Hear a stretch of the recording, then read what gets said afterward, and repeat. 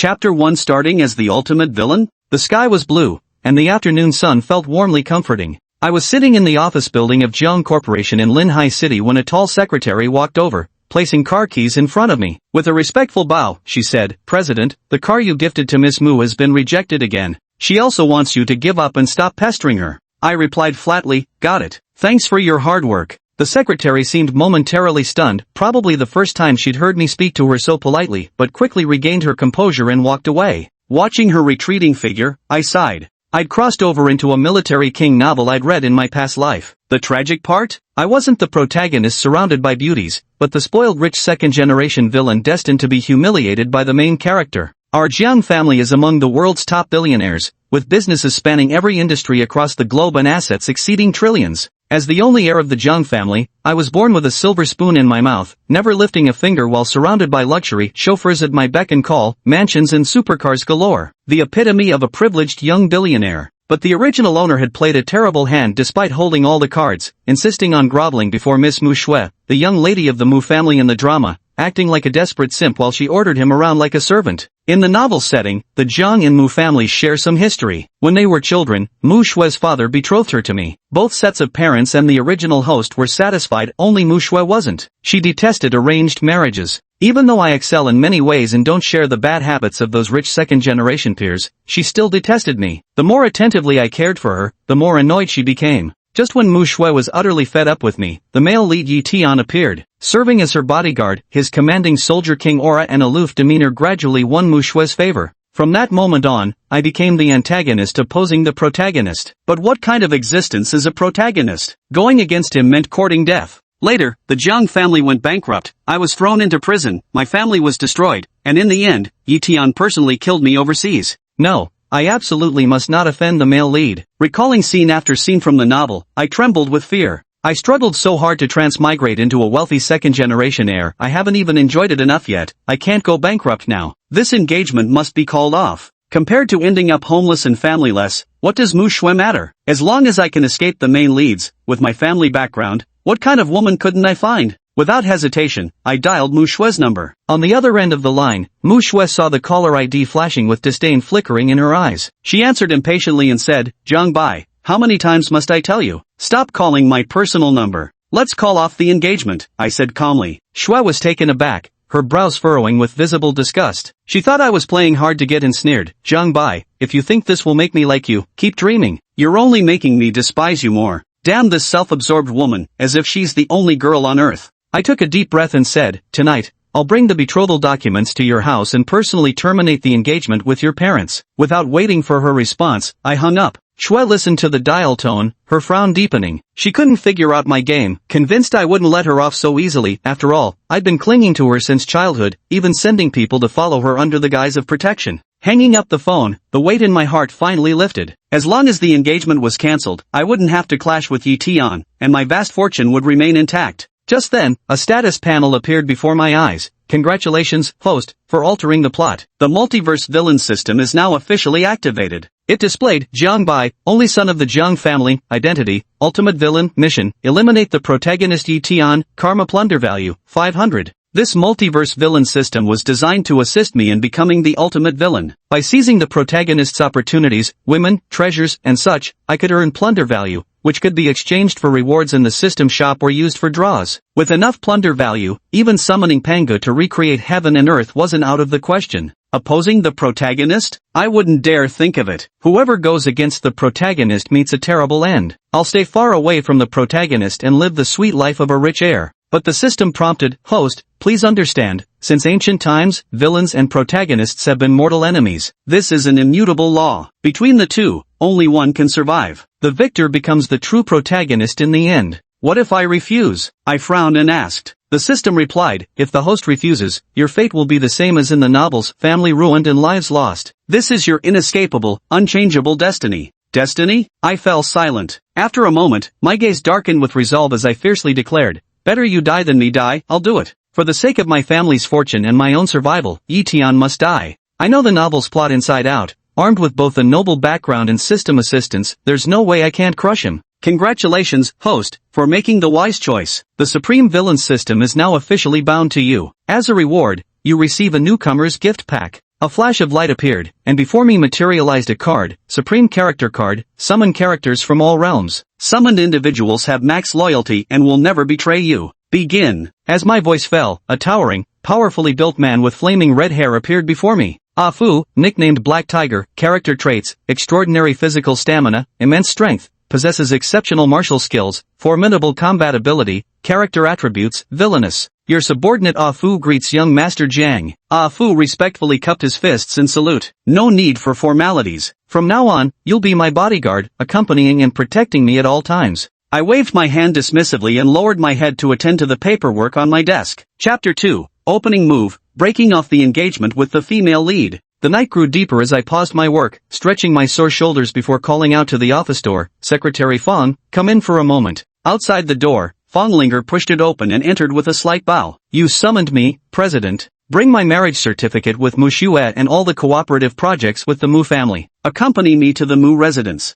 Understood. A flicker of gloom passed through Fonglinger's eyes as she turned to leave. Though curious about how Ah Fu had entered, she knew as a secretary what questions were appropriate to ask. The property prices in the affluent district of Linhai City were frighteningly high. The Mu estate covered more than 3,000 square meters, and a single house was worth 300 million yuan. After receiving my call, Xuemu returned home early to wait for me. Lying on the bed, she swayed her fair feet while muttering to herself, Zhang Bai, what schemes are you up to this time? Young mistress, young Master Jiang has arrived. The madam requests your presence to greet him, the housekeeper said outside the door. I'm coming, Xuemu replied as she got up from the bed, straightened her clothes, and walked out the door. In the past, she wouldn't have welcomed me, she'd have avoided me at all costs. But today, she actually wanted to personally ask what mischief I was up to. At the entrance of the Mu family villa, a spectacle was about to unfold. I pulled up in my little golden car, stepping out with Fonglinger and Ah Fu in tow, casually strolling through the main gate. The first thing that caught my eye was a woman standing gracefully, with both looks and figure to die for. Her flowing long hair framed skin like fine jade, with curves in all the right places, none other than Mu Xue herself.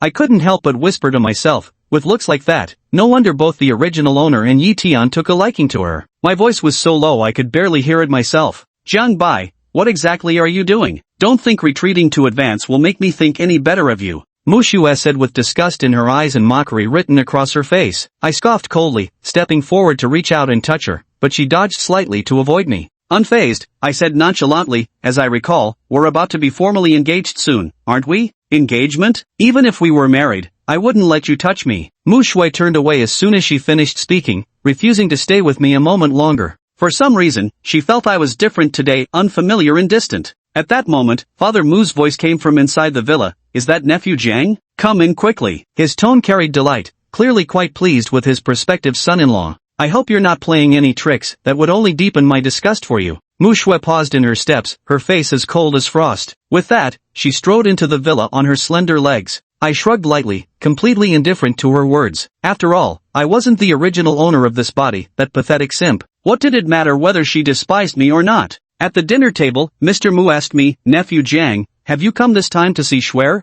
Mu Xue sat on her father's left side and Mu's mother on his right, while Fonglinger and Ah Fu instinctively took their places standing behind me on either side. Uncle Mu, I've come for two matters this time. Before I could finish speaking, Fonglinger bent down to place a document before me. Without glancing at it, I slid it directly across to Mu's father. Nephew Jiang, what is this? Mu's father eyed the document with puzzlement. Uncle Mu, you might as well open it and see, I said, gesturing with my hand. Curious, Mu's father flipped it open. Upon seeing the words marriage contract, he asked, Nephew Jiang, what do you mean by this? I'm here to annul the engagement, I said casually, shocking Father Mu and the other two. Annul the engagement. Nephew Jiang, you can't be serious, Mother Mu exclaimed loudly, her eyes filled with disbelief. Even Mu Xue looked at me incredulously. She never expected I'd actually come to break off the marriage. Her heart wavered between hope and fear, suspecting I was playing hard to get. A mocking smile curled her lips as her disdain for me grew. Father Mu closed the betrothal letter and asked sternly, Nephew Jiang, has Xue done something to wrong you?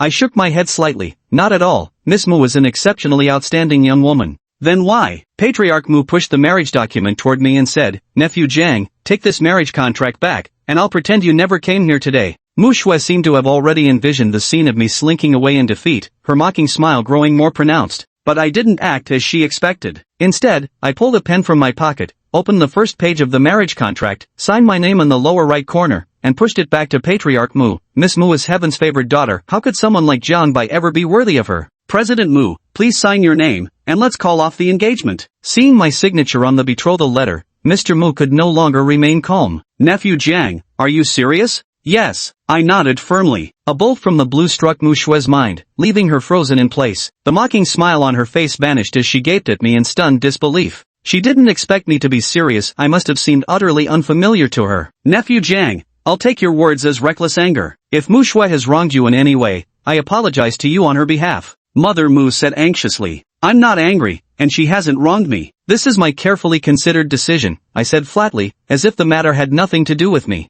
Nonsense. This marriage was arranged between us and your parents. How can you withdraw from it so casually? Mr. Mu slammed the table and stood up, flushed with anger. I watched him calmly, speaking neither warmly nor coldly. Marriage inherently advocates freedom. It's my misfortune, Jiang Bai, who is unworthy of marrying the esteemed Miss Mu. Moreover, I'm not here to discuss this with you, I'm here to inform you. Today, this engagement will be cancelled, whether you agree or not. Fine, fine, fine. Mr. Mu laughed in furious exasperation, his heart burning with nameless rage. Jiang Bai, have you thought this through? Once you break off the engagement today, don't even think about coming back to sign it later. Mu Shui glared furiously. Being rejected at her own home, she feared it would ruin her reputation if word got out. Breaking the engagement, isn't this what you've always dreamed of? What's wrong? Now that I'm granting your wish, you, Mu Shui, are backing down? I feigned innocence. Jiang Bai. Mu Shui was utterly enraged. Calling off the engagement was what she'd longed for in her dreams, but now that it was happening, she hesitated. Once she signs, she'll be completely free of me. President Mu, Miss Mu Changjin, sign here. After signing, let's discuss the second matter. I raised my hand to indicate. Jiang Bai, I'll ask you one last time, are you truly set on calling off this engagement? Mu Shui glared at me angrily, her eyes filled with resentment. I had been at her feet before, so my sudden request to break off the engagement made her feel humiliated. If anyone should end it, it should have been her decision. Absolutely. Unless, of course, you, the esteemed Miss Mu, are willing to sleep with me? I scrutinized her brazenly. Fine, I'll sign. The thought of sleeping with him made Mu Shue's stomach churn. She snatched the pen and hastily scrawled her signature on the marriage contract. Before her parents could intervene, it was already done. Just then, the system's voice chimed in my mind. Congratulations, host, for altering the plotline. Obtain 9,500 fortune plunder points. A faint smile played on my lips as I closed the marriage document and handed it to Fawn Linger. Then, I placed another file on the table and said, good. Now, let's discuss the second matter. Jiang Bai, what else do you want? Mu Shui glared at him, her eyes blazing with fury. After signing her name, she didn't feel relieved. Instead, a bitter ache settled in her chest. I ignored her and turned to Mu's father, pointing at the document. Chairman Mu, this development project was originally entrusted to your family by mine as part of the betrothal gifts. Now that the engagement is called off, shouldn't the project be returned to us? Return? Why should we return it? At this point, Mr. Mu dropped all pretense and openly turned against me. Just these projects alone are worth 1.5 billion. President Mu, are you trying to pocket them for yourself? My expression wasn't looking too good either. According to the plot, the protagonist Yi Tian couldn't have toppled the Zhang family without the Mu family's help. Those projects are set to appreciate to 5 billion in the future. There's no way I'm letting them aid Yi Tian's rise. Jiang Bai, Schwer has been with you for so long. Isn't it about time that your Zhang family made some kind of gesture? Consider these projects as compensation for Schwer. Mr. Mu shamelessly declared, provoking a cold laugh from me. Ha, I sneered with a mocking smile. Let's not even mention that I never so much as laid a finger on her from start to finish. Even if I had, what of it? Is Mu Shui studded with diamonds that she'd be worth 1.5 billion?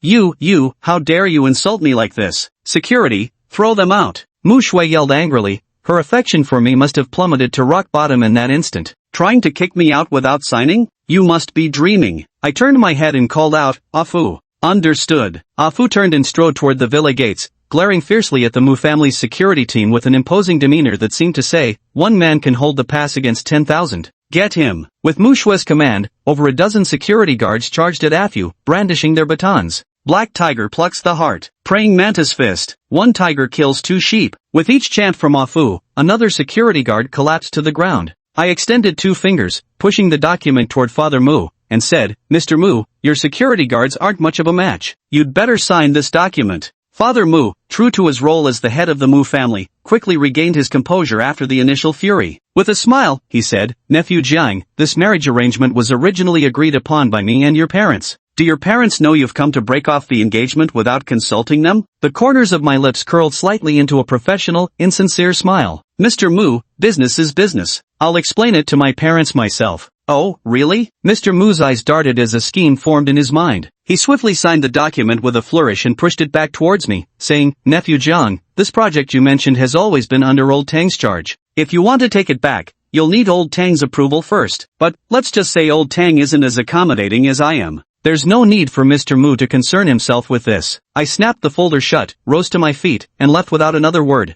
As long as Mr. Mu had signed, I was confident about reclaiming the development project. A Fu, let's go. Yes, young Master Jiang. Ah Fu ceased his attacks and flanked me alongside Fong Linger, one on each side, as we walked toward the villa's main entrance. Hold it. After assaulting someone, you think you can just walk away? Before I could step out of the villa, a sharp reprimand rang out behind me. I paused mid-step and turned to see a rather ordinary-looking young man eyeing the three of us with amusement. And what do you propose to do about it? I sneered, striding resolutely toward the exit. A flash of anger crossed the young man's face as he quickly closed the distance behind me, reaching out to grab me. You hit someone and think you can just walk away? Stay right here, he said. Watch out, young Master Jiang, the lobster claw. Ah Fu turned to intercept the young man. With a loud bang, the two clashed and instantly separated. Skilled fighter. The same thought flashed through both our minds. Just then, Father Mu's voice rang out from behind. Yi Tian, what are you doing? Who gave you permission to act on your own? I jerked my head around in shock, thinking, Yi Tian? So this is Yi Tian? My eyes darkened as a fleeting murderous intent crossed my heart. This is just a novel. I've never actually seen what Yi Tian looks like. Kill him, I said coldly. Yes, young Master Jiang, Ah Fu responded, taking the lead to attack Yi Tian. His moves were diverse, two dragons playing with a pearl, flying crane catching shrimp, soaring dragon in the sky, flying skyhammer, and flying monkey snatches the treasure box. I turned to Fong Linger behind me and said, go, fetch me a stool. Yes, Fong Linger replied respectfully, bringing over a chair. Once I sat down, she obediently stood behind me. I'm a bit tired, massage my shoulders for me. I let Fong Linger's little hands rest on my shoulders, squinting my eyes as I watched the duel between Ah Fu and Yi Tian. Black tiger passes the bald eagle, horsetail swats the fly. Yi Tian, worthy of being the protagonist, still appeared effortless under Ah Fu's fierce attacks. If only I had a gun right now, I thought to myself. With a gun, I could just shoot Yi Tian dead. But the thought was quickly dismissed from my mind. If Yi Tian was that easy to deal with, the original owner wouldn't have lost so miserably. Ah Fu and Yi Tian fought with increasing frenzy, smashing much of the villa's interior decor in the process, making Father Mu's heart ache with every destruction. Alright, that's enough. Do you really think my home is a duel arena? Father Mu shouted with a darkened face. Ah Fu, stop. Let's go. I stood up from the chair and said expressionlessly, Humph, I'll let you off this time. Next time, I'll definitely kill you. Ah Fu threatened Yi Tian viciously, only to be met with Yi Tian's disdainful smirk. I said with complete sarcasm, Director Mu, today I finally understand the Mu family's way of treating guests. Attacking from behind, what an impressive move. With that, I turned and strode out of the villa. Old man Mu's lip twitched as he surveyed the smashed furniture and the security guards lying on the floor. It was hard to tell who the real victim was after all. His renovation costs and medical bills would be anything but cheap. Congratulations, host. You have obtained 5,000 points of luck plunder. Outside the villa, the mechanical voice of the system echoed in my ears. With a faint smile, I got into the Rolls-Royce and drove off. Young Master Jiang, I apologize. I failed to kill that guy, Ah Fu said with his head lowered in the car. It doesn't matter. If he were so easy to kill, he wouldn't be called Yi Tian in the first place. I spoke casually, unfazed. Ah Fu's failure to kill Yi Tian was within my expectations. If the protagonist could be taken down so easily, would they even be called the protagonist? That's just an extra. President, where should we go next? Fong Linger asked. Where to? I eyed Fong Linger's curvaceous figure, lifting her chin with a playful smirk. Do you know what a spoiled rich kid really is? I don't know. Fong Linger stammered nervously. Change into the most seductive outfit you can find and come drink with me. The golden car stopped in front of a clothing store, and Fong Linger got out. After a while, Fong Linger emerged wearing a form-fitting uniform. Under the admiring gazes of many men and the envious looks of women, she boarded the Rolls-Royce and drove off in style. The golden car pulled up in front of a bar. Come on, you're joining me for drinks, I declared without waiting for an answer, dragging Fong Linger out of the car and into the bar. Amid the deafening noise and dim lighting, Fong Linger instinctively furrowed her brows. Mr. President, do we really have to drink here? What did you say? I can't hear you, I shouted over the din. And never mind. Fong Linger quickly shook her head. She was just a secretary. Wherever the boss took her, she would follow. I handed a black card to the attendant and said, Give me your most expensive package, with the prettiest girls you've got. The attendant moved quickly, and before long, several scantily clad women were seated beside me. I stretched out my arms and pulled the two nearest ladies into my embrace, asking, "See the drinks in front of you? Whoever drinks the most tonight gets a big red envelope from me." "Boss, how big is that red envelope of yours?" The woman nestled against my right side squirmed coquettishly as she asked. "How big?" I smirked rakishly. "At least $1 million, no upper limit." "For real?" "For real." Hearing my confirmation, all the women's hearts fluttered. They couldn't wait to raise their glasses and gulp down the liquor. As for me ultimately going back on my word and not giving them the red envelopes, that possibility didn't trouble them in the slightest. Never mind what kind of place this was Tang Long Old Man Tang's bar. Just by virtue of the liquor in front of them, each bottle cost tens of thousands. A single sip was a bargain, and every extra bottle was pure profit. "Waiter, bring the drinks." One by one, I placed the bottles on the table. My playboy persona couldn't have been more perfectly displayed. Fong Linger sat by, furrowing her brows as she silently calculated her entire year's wages wouldn't even cover this single expenditure of mine. Ha ha! A carefree smile spread across my face. Not far from where I was seated, a man glanced at me before turning and walking away. After the man left, I released the girls and waved my hand, saying, "You can go now." "Boss, where's our red envelope?" one of the girls asked bluntly. "Later, you can get it from the front desk yourself," I replied impatiently, waving them off. "Humph." The girls glanced reluctantly at the drinks on the table, swaying their slender waists as they left. I turned to Afu and asked, "Have all the tails in the shadows left?" Afu glanced around, stood up, and said, "Young Master Jiang, I'll go check." "Go ahead." After Afu left, only Fong Linger and I remained at the booth. Fong Linger looked at me, hesitating to speak. President, if you have something to say it quickly," I said. Fang Linger pursed her lips and made up her mind. "President, if you're feeling frustrated, you can come to me. I'm willing to do anything." As soon as the words left her mouth, as if fearing I might misunderstand, she quickly waved her hands. "Don't worry, President, you won't be held responsible." "Is that so?" A smirk curled at the corner of my lips as I pointed at the array of liquor before us. "Then drink all of these for me." Fanglinger stared at the dozen or so bottles in front of her, hesitating. She had never touched alcohol before, let alone in such a situation. "What's wrong? Didn't you say you could do anything? A few bottles of alcohol and you're already backing out?" I looked at her with mockery in my eyes. With a thud, Fanglinger opened a bottle and tilted her head back, chugging it down. As the first bottle went down, I watched her silently. Thud, a second bottle was emptied, and Fanglinger began to feel the effects of the alcohol. Still, I didn't utter a word to stop her. Thud, the third bottle was gone, and her eyes grew bleary. Just as she was about to drink the fourth, I reached out and grabbed her wrist, smiling as I said, "These bottles are expensive. If you finish them all, what will I have left to drink?" "President, I can do anything," Fanglinger said with a dazed look in her eyes. "I know you can do anything. I understand your feelings," I replied, pulling Fanglinger into my embrace. "What a silly girl." As I caressed Fanglinger's delicate body, I couldn't help but recall her storyline from the original plot. In the original story, after the Jiang family went bankrupt, all my friends and relatives abandoned me. I wandered from place to place, with nowhere to call home.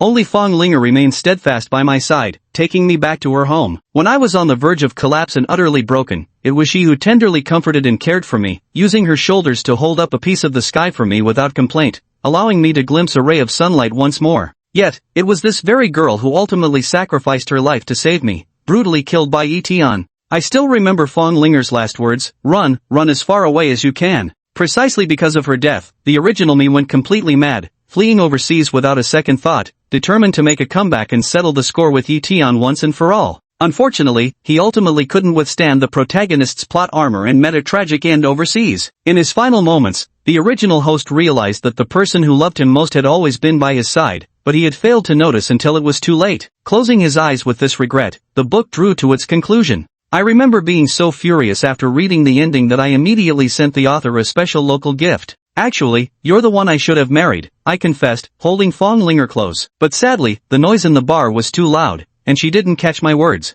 Meanwhile, Mr. Mu listened to the report in disbelief. "You're saying Jiang Bai went to a bar and ordered a bunch of women?" "Yes, I saw with my own eyes young Master Jiang groping those women left and right." "That's strange. Jiang Bai never drinks or smokes, so why would he go to such an entertainment venue?" Father Mu frowned. "What's so strange about that?" Mother Mu stepped forward and said, "On the surface, the Jiang family's eldest cancelled the engagement with us, but in reality, he couldn't bear to part with Mu Xue, so he drowned his sorrows in drink. With just a little trick up her sleeve, the eldest son of the Jiang family would surely fall right back into her grasp." "I hope so." Father Mu shook his head and turned to leave. Looking at Fong Linger, slightly intoxicated in my arms, I couldn't hold back any longer and leaned down to plant a gentle kiss. An ambiguous atmosphere rose in the booth. Fong Linger stared at me with wide, disbelieving eyes, but her body didn't resist me. Just then, a sinister-looking man strode toward me aggressively, shouting, "Which boss just promised our girl a red packet for drinking?" His words shattered the moment between Fong Linger and me. I raised my head,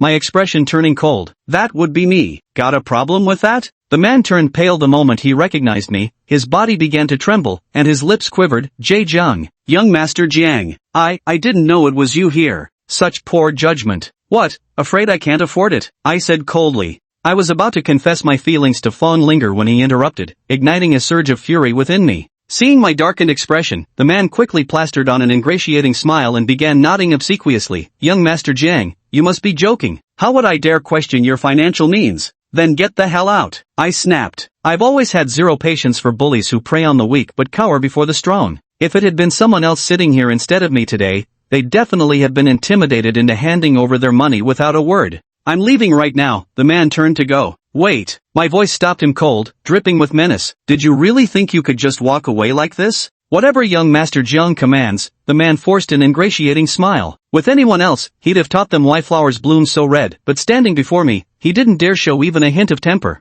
"Help me pass a message to Tang Long, tell him I'll be waiting for him here tomorrow night," I stated bluntly. Thud, the man's legs gave way, and he collapsed to the ground, pleading, "Young Master Jiang, please let me go. A heavyweight like old Tang isn't someone and nobody like me can just meet." I strode over to the man, patted his cheek, and said flippantly, "That's your problem to figure out. I only want the outcome I desire. Otherwise, this bar of yours won't be staying open." The man shook his head rapidly, wearing a bitter smile. "Young Master Jiang, even if you killed me, I wouldn't dare go." "Killing you? Fine by me." I turned toward the MC and snatched the microphone from his hand. "Ladies and gentlemen, I apologize for interrupting your enjoyment, but today, I have some personal business here. This bar, I'm taking it over for the night. Who the hell do you think you are, saying you'll rent out the whole place?" A wealthy young man dressed in expensive clothes shouted angrily. His companion quickly covered his mouth, trembling with fear. "Are you insane? That's young Master Jiang, the sole heir of the Jiang Corporation." "Hiss," the rich second-generation heir gasped sharply, instantly breaking into a cold sweat. Comparing his family's assets to the Jiang family's was like measuring an ant against a dinosaur.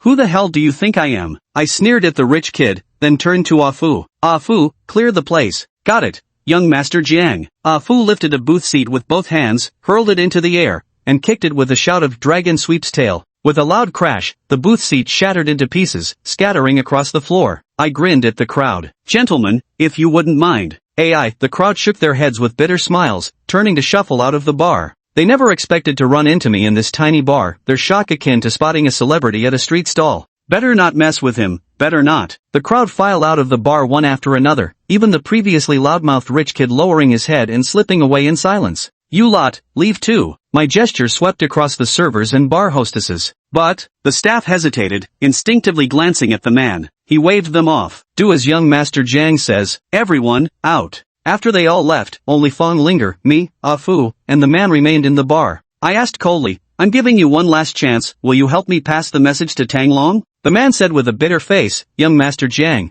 it's not that I don't want to help you, but I really don't dare. If old Tang finds out, he'll kill me." "Fine, you're really something," I nodded in dissatisfaction, then reached for a bottle of red wine and bang, smashed it over the man's head. The crimson wine and bright red blood spilled out instantly. "Young Master Jiang, even if you beat me to death, I won't deliver your message," the man said defiantly. I flashed a thumbs up in front of him. "How admirable, what backbone. Let me give you a like." "Humph, I'll teach you to have backbone." With that, I kicked him hard, then turned and scooped up Fonglinger, who was slightly drunk, calling to Afu, "Let's go." "Young Master Jiang, please go safely," the man managed to say as he struggled to rise from the ground. "No need to escort me. Tell Tang Long I'll be waiting for him here tomorrow afternoon. If he doesn't show up, he'll face the consequences." Without turning my head, I walked out of the bar and got into the Rolls-Royce, saying, "To the Shangtian Grand Hotel." "Yes, young Master Jiang." The driver stepped on the accelerator, and the Rolls sped away. In the car, Fonglinger asked me with bleary eyes, "President, are you really needing Tang Long tomorrow? Is there a problem?" I countered, "CEO,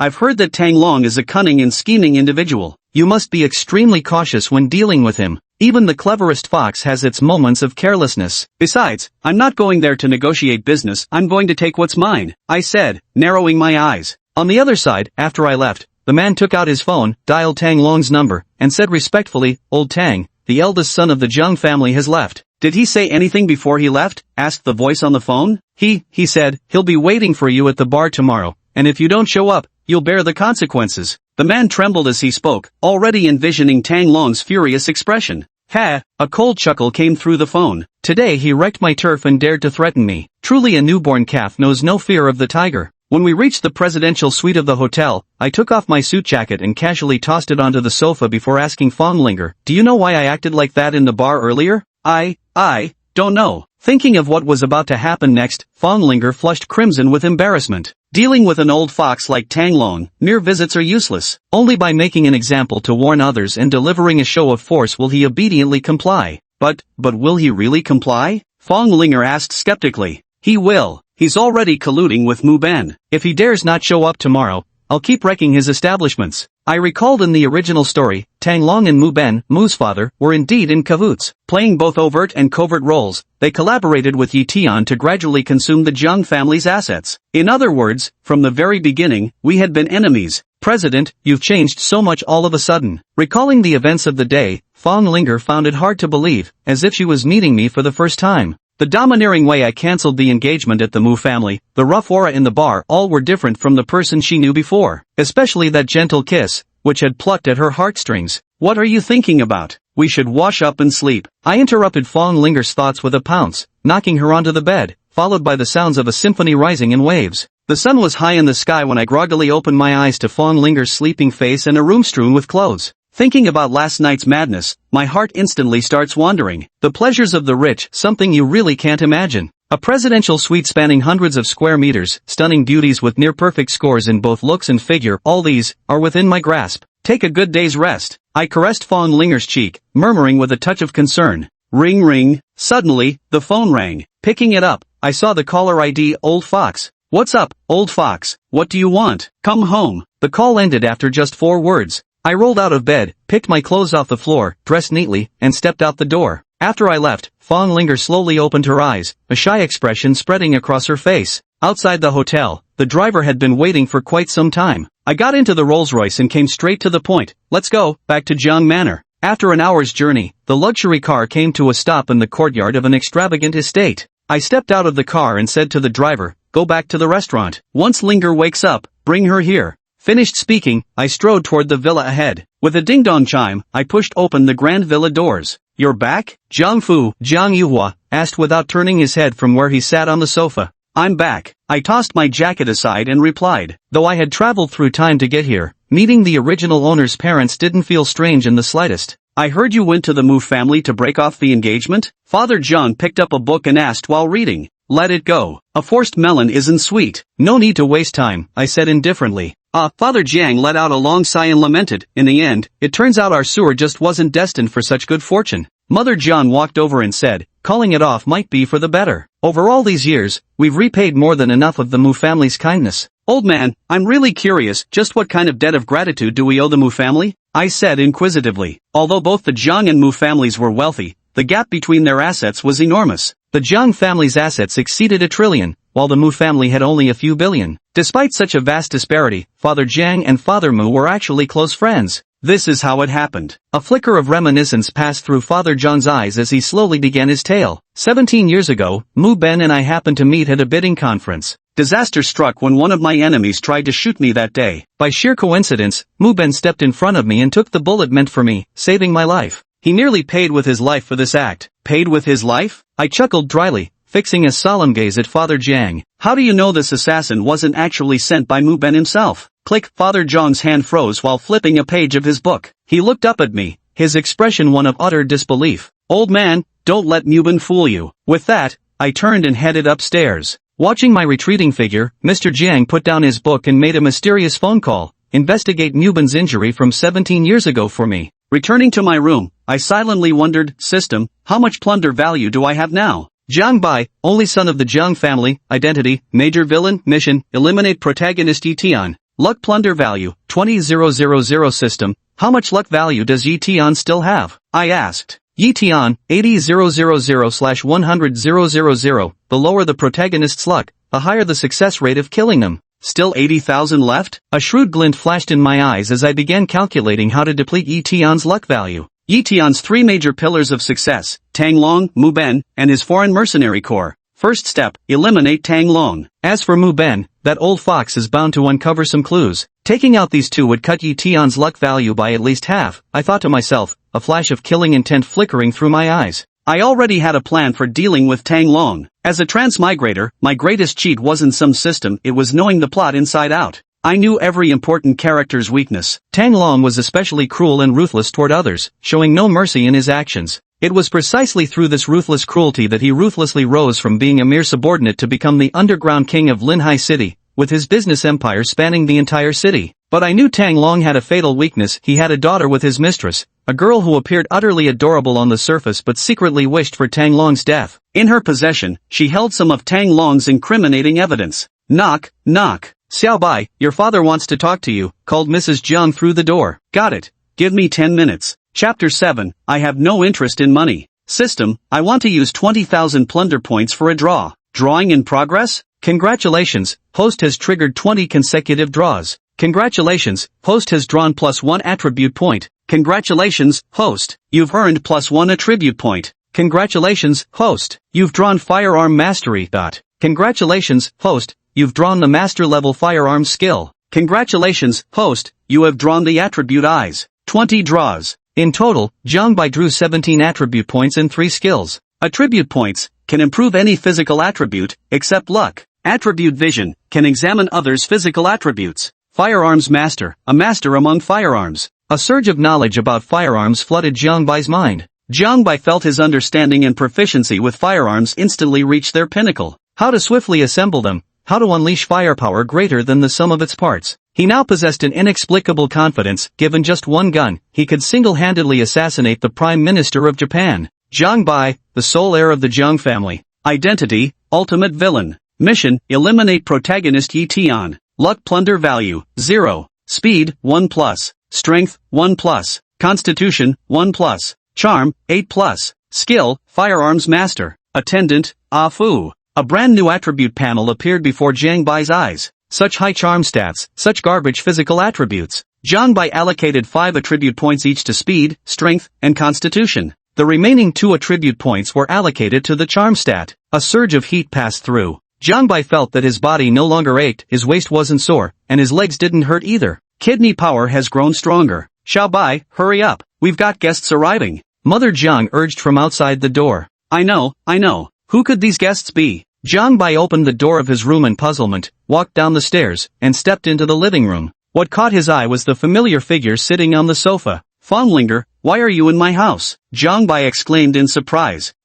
President. Fonglinger heard the voice behind her and instinctively stood up. Didn't I send a driver to pick you up? How did you get here so quickly? Jiang Bai walked over to the sofa and sat down before asking. I'm the one who asked her to come. You're not the only one with a driver. Father Jiang chimed in. Old fox, are you having me followed? Jiang Bai asked indignantly. Spying on you? Jiang's father recalled certain incidents, and his anger flared up instantly. He snapped irritably. Next time you take a girl to a hotel, can you use your own card? If I hadn't been home all last night, your mom would have thought I was taking some girl to a hotel. What a damn ripoff. A crow seemed to fly over Jiang Bai's head. Yesterday when he checked into the hotel, he'd apparently swiped his father's credit card. Alright, dinner's ready. Everyone come eat. Mother Jiang's voice called from the dining room. Eat first. After dinner, I have something to tell you. Father Jiang stood up and walked toward the dining room. Let's go. We should eat. Jiang Bai reached out to help Fonglinger up as he spoke. Fonglinger twisted nervously, restraining her tension as she said, President, I shouldn't go, should I? If I say you're coming, then you're coming. Sooner or later, the plain bride must meet the in-laws.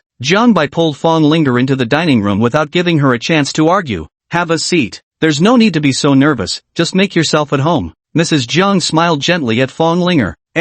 Madam. Fonglinger grew increasingly nervous. Perhaps it was the nervousness an employee feels when facing their superior. Or perhaps it was fear of Jiang's mother discovering her relationship with Jiang Bai. If I say sit, then sit. Jiang Bai pressed Fonglinger down onto the seat. He then sat down beside Fonglinger. Fonglinger watched Jiang Bai's figure, feeling an inexplicable sense of reassurance in her heart. Here, try this. It's steak made from wild yak. Jiang Bai thoughtfully placed a piece of steak onto Fonglinger's plate. Zhang's mother watched from the side, a faint smile appearing on her face. The meal went through 3 rounds, gradually drawing to a close. Fang Linger herself didn't know how she managed to finish this meal. She only felt tense and nervous throughout. You and Mu Shui are about to have your engagement ceremony. I've already sent out all the invitations. At this critical moment, you're calling off the engagement. Have you considered how you'll explain this to all the guests? Mr. Jiang set down his bowl and chopsticks, asking with an indifferent tone. Zhang Bai kept his head down, focused solely on the feast before him, and replied carelessly. No explanations needed. The ceremony will proceed as scheduled. It's just a matter of changing the leading lady, that's all. Is it this secretary beside you? Mr. Jiang asked, turning his gaze toward Fang Linger. Yes, why not? President, Fang Linger was instantly frozen in her seat, staring at Zhang Bai in disbelief. What? Are you unwilling? Zhang Bai looked at Fang Linger with an impassive expression. Fang Linger began to stammer. For a moment, she found herself at a loss for words. The disparity between her and Zhang Bai's status was too great, so suddenly hearing that Zhang Bai wanted to get engaged to her, the shock in her heart lingered for a long time, unable to fade away. Have you really thought this through? If you're willing, any wealthy heiress in the world would be yours for the choosing. Even a president's daughter wouldn't be out of the question. Father Jiang asked with solemn seriousness, his eyes fixed intently on Zhang Bai. I've made up my mind, I'm going to marry her. Zhang Bai's large hand grasped Fang Linger's small one, presenting them to his parents with a gesture. Got it. Father Jiang uttered a single word and fell silent. Tick, tock. Tears welled up in Fang Linger's eyes, stubbornly flooding every corner of her heart. I'm done eating. I'll go back to my room first. Zhang Bai set down his chopsticks and led Fang Linger away from the dining table, walking back to their room. As Zhang's father had said, with the financial power of their Zhang family, he could have his pick of any socialite from around the world, all eager to marry into the Zhang clan. He could even force Shui to marry him, thereby plundering Yi Tian's protagonist aura. But that was not what he desired. He felt particularly sympathetic toward Fang Linger's plight while reading the novel. A girl who devoted her entire heart to Zhang Bai, yet never even received a simple I love you in return. President, I truly don't deserve you. You should have better options. Inside the room, Fang Ling hesitated before finally speaking these words. What? Are you unwilling? Zhang Bai's face suddenly turned cold. No, that's not it. Fang Linger quickly waved her hands and said, President, I'd be more than happy to marry you. It's just that our statuses are too far apart. Zhang Bai reached out and pulled Fang Linger into his embrace, saying, money, when you think about it, is really just a number. I'm not interested in money at all. In fact, I dislike it the most. Fang Linger's mouth twitched involuntarily. She leaned quietly against Zhang Bai's chest. Time passed by minute. The sky gradually darkened. Zhang Bai glanced at Fang Linger sleeping soundly in his embrace and gently shifted his body to rise, then strode out of the room. Ready to go find Tang Long? Need any help from me? Father Jiang asked while sitting on the sofa. No, I can handle it myself. Wait, there is one thing where I could actually use your help. Zhang Bai retracted his foot that was about to step forward. Chapter 8, a head-to-head confrontation with Tang Long. I need you to send someone to find a student named Tang Yu. She's Tang Long's illegitimate daughter and has a USB drive recording his crimes. Where is she? Mr. Jiang set down the book in his hand and asked. Dragon Bay Community, Building 11, Unit 302. After speaking, Zhang Bai turned and walked out of the villa. Outside, Ah Fu had been waiting for a long time. Let's go meet Tang Long. Zhang Bai got into the golden car and headed straight for the bar from yesterday. They made their way there at a steady, unhurried pace. The golden statuette halted at the bar's entrance. The bar now stood completely unrecognizable from its state the previous night. Not a single car remained parked out front, and all surrounding shops had their lights extinguished. Even along the entire street, scarcely a passing vehicle could be glimpsed. Young Master Jiang, something's not right here, A Fu said with a grave expression. I know. Zhang Bai turned to the driver and said, remember, no matter who asks you to move the car later, don't budge an inch. Don't worry, young Master Jiang, I understand, the driver replied solemnly. All right. Zhang Bai nodded and said to Ah Fu. Ah Fu, let's go meet this so-called underground emperor of Linhai City. The two pushed open the bar's door and strode straight in. Inside the bar, guards were positioned at every few steps. Both sides of the aisle were lined with Tang Long's bodyguards. One of the bodyguards stretched out his hand to stop Zhang Bai, saying, Master Jiang, please wait a moment. We need to conduct a routine inspection. Beep beep beep. The bodyguards proceeded to scan Zhang Bai and Ah Fu thoroughly. After verifying that neither of them carried any dangerous items, he gestured to them and said,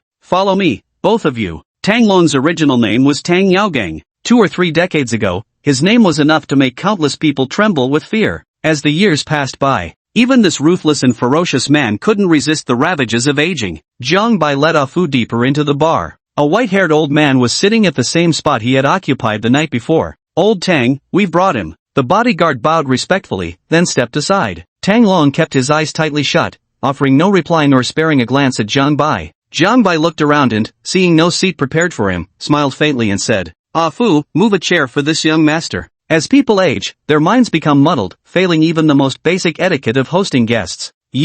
Tang Long's bodyguards, upon hearing Jiang Bai's sarcastic remarks, immediately stepped forward. Ah Fu refused to back down, stepping forward to shield Jiang Bai behind him, his eyes glaring menacingly at the bodyguards. "Ah Fu, don't mind them. Remember, dogs that bite don't bark. Go help this young master move some chairs instead." Jiang Bai gazed mockingly at Tang Long. Ah Fu snorted coldly, turned around, and moved a chair to place it behind Jiang Bai. Jiang Bai plopped down onto it and, imitating Tang Long's posture, closed his eyes. The atmosphere fell into silence for a while. Tang Long remained silent, and Jiang Bai was in no hurry either. With his enhanced constitution, he could go without sleep for 3 days without issue. He refused to believe that Tang Long, at 60 or 70 years of age, could withstand drowsiness. Time passed bit by bit. At last, Tang Long couldn't hold back any longer. He opened his eyes and fixed his gaze on Jiang Bai. Slowly, he spoke, "The young master of the Jiang family truly has remarkable courage. After destroying my turf yesterday, you still dare to show your face before me tonight." Jiang Bai shrugged lightly and smiled. "Mr. Tang flatters me. You're still in remarkable shape for your age. A moment ago, I thought you couldn't resist drowsiness and had fallen asleep." "Kid, watch your mouth when you speak." A tattooed man by Tang Long's side couldn't help but snap a warning. "Old Tang, your men seem to be overstepping their boundaries." Jiang Bai stared directly at Tang Long. With a wave of his hand, Tang Long silenced the tattooed man. At that moment, he cast aside all feelings of underestimation toward Jiang Bai. In just a few words, he realized Jiang Bai was even more troublesome than he had imagined. "Youth is wonderful. When I was young, I was just like you, a newborn calf unafraid of tigers. That's how I achieved my current status. Here, I must admonish young Master Jiang Bai. While youthful vigor is commendable, excessive arrogance invariably leads to calamity." Tang Long gazed at Jiang Bai with an intimidating presence, a glint of malice flashing in his eyes. Jiang Bai chuckled lightly and responded dismissively, "Then I must thank Elder Tang for the warning. But if a young man isn't bold and brash, can he truly be called young?" If old Tang had been a bit more timid back then, he'd probably have been chopped to death on the streets long ago, and would never have enjoyed such glory today. "Ha ha ha." Tang Long let out a cold laugh, reaching up to rub his nose. Those familiar with him knew this was the telltale sign of his impending fury. "Old Tang, do you think I'm right?" Jiang Bai pressed anxiously. "Yes, young Master Jiang is absolutely correct. But this old man has eaten more salt than the rice you've consumed. I merely wish to offer a well-meaning reminder to the young master. There's always someone greater beyond a great man, and skies beyond skies. If the young master offends those he shouldn't, the Jiang family may face imminent ruin. Does that group include you, Elder Tang?" Jiang Bai said with a mocking smile, not giving Tang Long the slightest bit of face. "Ha ha ha." Tang Long let out a hearty laugh. "Interesting, very interesting. It's been years since I last met a young man as interesting as young Master Jiang." No. Jiang Bai shook his head, placed the development project documents on the table, and said with a solemn expression, "Old Tang, the truth is you don't really want to see me, because I'm here to collect a debt. These are the development project documents under your responsibility. Today, I'll leave them here. I hope you can return them to me after signing." With that, Jiang Bai rose to leave before Tang Long could respond. He had barely taken a few steps when his footsteps paused, turning his head back to add, "Oh, and I should remind you as well, Old Tang. There's always someone beyond someone, a sky beyond the sky. Some people aren't others you can afford to offend." "You?" The tattooed man was furious at Jiang Bai's arrogance. Watching Jiang Bai's retreating figure, Tang Long narrowed his eyes, his authoritative presence radiating without anger. "Young Master Jiang, you wrecked my place yesterday, and now you dare to threaten me today. Do you really think this place is a fucking marketplace where you can come and go as you please?" Several bodyguards ahead heard this and immediately blocked Jiang Bai's path. Jiang Bai turned his head with a contemptuous smirk. "Ah Fu." "Understood, young Master Jiang." Ah Fu took a step forward, grasped the wrists of the two bodyguards, and with a crisp snap, "Ah!" The two bodyguards let out a cry of pain. The remaining bodyguards immediately launched an attack on Ah Fu. Meteor Fist Mountain. Tiger Strike Style. Elephant Fist. Elephant Kick. In movies, although Ah Fu never beats Jackie Chan. But when it comes to Tang Long's bodyguards, he's more than capable. In no time, a group of bodyguards were lying on the ground. "Old Tang, your bodyguard skills are a bit lacking." Jiang Bai smirked disdainfully and lifted his leg to walk out of the bar. Halt, take one more step forward, and don't blame me for firing my gun. The tattooed man's voice rang from behind. Jiang Bai turned back to look. The tattooed man was holding a pistol, its barrel pointed straight at him. Chapter 9, If youth isn't reckless, what's the point of being young? Ha! The smile vanished from Jiang Bai's face in an instant. He turned around and walked fearlessly towards the tattooed man. Only when he stood face to face with the tattooed man did he stop, exuding a murderous aura as he spoke. Go ahead, shoot. Let me see you pull that trigger. The moment that gun fires, every single person here will die, including your families. Old Tang, wouldn't you agree with what I'm saying? Jiang Bai maintained his calm expression as he looked at Tang Long, his words dripping with the utmost threatening intent. Huanan, holster your gun. Tang Long commanded with unquestionable authority. The tattooed man looked at Tang Long unwillingly. Boss, I told you to put that gun away. Tang Long shouted with rising anger. Yes, boss. The tattooed man reluctantly holstered his weapon. A sharp slap rang out. Jiang Bai stepped forward and delivered a stinging slap, his tone dripping with disdain. If you don't have the guts to shoot, why bother pointing a gun? You. The tattooed man instinctively reached for his gun, but a glare from Tang Long made him freeze. Ah fu, let's go. Watching the departing figures of Jiang Bai, Tang Long's eyes flashed with murderous intent. After Jiang Bai and his companion had completely left, the tattooed man asked in confusion. Boss, that kid insulted you like that. Why wouldn't you let me shoot him? Tang Long glanced at the tattooed man and said expressionlessly, can't shoot. Jiang Bai is the only heir of the Jiang family. If you fired at him, it would thoroughly ignite the Jiang family's fury. The wrath of a top global aristocratic family isn't something we can afford to bear right now. Some matters require careful consideration over time. Tang Long spoke while taking out his phone to dial Muban's number, saying, Old Mu, perhaps we ought to rein it in a bit. Rein it in? Muban scoffed on the phone. We don't need to hold back. I've already contacted the world's top mercenary group, the leader of the Divine Soldiers Battalion. The Divine Soldiers Battalion? Tang Long exclaimed in shock, his hand holding the phone beginning to tremble. Can it be true? He asked in disbelief. Old Mu, are you talking about the legendary Divine Soldiers Battalion? Exactly right. Muban looked at Yi Tian sitting before him, swelling with pride as he spoke. Marshal Yi, you must be exhausted. Let me give you a massage to help you relax. Mu Shui eagerly fawned over him. She placed both hands on Yi Tian's shoulders and began gently massaging them. Unlike the look of disgust she gave Jiang Bai, her gaze at Yi Tian was filled with adoration. She was deeply captivated by Yi Tian's figure during the fight. She had never seen such a handsome man before. Yi Tian wore an expression of pure enjoyment under Mu Shui's massage. He spoke with solemn assurance, don't worry, I'll help you settle the matter between you and Jiang Bai. Chairman, here are the items you requested. At the Jiang residence, a man dressed in black placed an iPad in front of Mr. Jiang. A video was playing on the iPad. It was the confrontation between Jiang Bai and Tang Long in the bar. Not even Jiang Bai knew that his every move was being watched by his father. His actions are too aggressive, bordering on recklessness. Father Jiang turned off the video and muttered to himself. President, Mr. Chairman, is the CEO alright? Fong Linger sat rigidly upright nearby, asking nervously. No problem. Tang Long wouldn't dare touch the heir of our Jiang family. As for you, how many years have you been by Jiang Bai's side? Father Jiang turned his head and retorted. 7 years, a full 7 years. Fong Linger replied hesitantly. 7 years already. Father Jiang looked up at the ceiling, lost in thought. Time passed in the quiet atmosphere. Fong Linger sat to the side, hardly daring to breathe. After a while, Father Jiang suddenly spoke. If you're willing, I'll hold an engagement ceremony for you and Jiang Bai in just 1 week. There's one saying that's absolutely correct. When power reaches a certain pinnacle, political marriages can no longer change anything. Fong Linger, upon hearing this, felt her heart quake violently as she stared at Father Jiang in utter disbelief.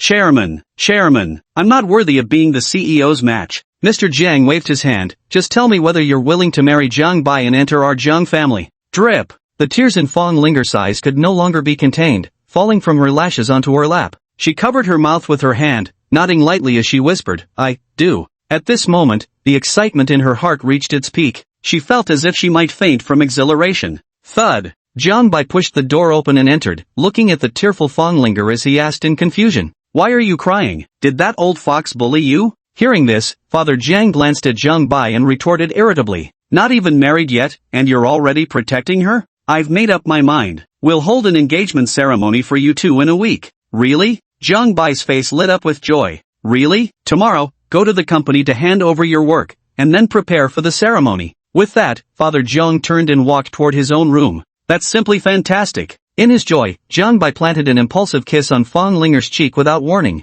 Currently reading a novel. He particularly adores the character Fong Linger, just like how many netizens wish they could replace Yin Shiping. President. Fong Linger shyly lowered her head. Call me husband. Jiang Bai scooped Fong Linger into his arms and carried her towards the room. Soon after, sounds of joy filled the air. The next morning, Jiang Bai walked downstairs with Fong Linger, both looking refreshed and radiant. Father Jiang had been waiting in the dining room for a long time. Looking at the two of them, he said, "You're up. Come down and eat, then." Okay. As Jiang Bai led Fong Linger to sit down, Father Jiang suddenly asked, "What do you think of Tang Long?" Though fierce, the tiger is aging, Jiang Bai replied without hesitation. If he weren't old, do you think you could have returned safely after yesterday's bold words? Tang Long was right about one thing, being too young and impetuous brings no good fortune. Father Jiang said with earnest persuasion. There was no lack of concern for Jiang Bai in his words. Jiang Bai felt a warm surge in his heart, a faint smile tugging at the corners of his lips. Old fox, I also have a word for you, and that is, if the young aren't reckless, what's the point of being young? At the dinner table, silence fell. The two of them remained silent. Fong Linger didn't dare breathe a single word. After breakfast, Jiang Bai took Fong Linger by the hand and headed outside the villa, the office building of the Jiang Corporation, the most iconic structure in the locality. The entire building soared 66 stories high. At 9 a.m., thousands of white-collar workers begin their workday in the office building. A short-haired girl glanced around, ensuring no managers were watching, then whispered to her colleagues nearby, "Hey, have you guys heard? At 7 o'clock, the chairman assigned Manager Li to take over Manager Zhang's duties." "We know that." Director Li already notified everyone in the employee group chat. The colleagues around remained unfazed. "Do you know why, then?" the short-haired girl promptly followed up. "Why?" The colleagues' faces betrayed their curiosity. "Let me tell you." The short-haired girl glanced around once more before whispering. "This morning, I happened to overhear Director Li on the phone. Apparently Chief Jiang is getting engaged." Engaged? The surrounding colleagues became even more curious. A long-haired girl spoke up. "Is President Jiang finally going to get engaged to Miss Mu? But I heard that Miss Mu doesn't like President Jiang. Isn't that true?" Chapter 10 The Buffoon. No.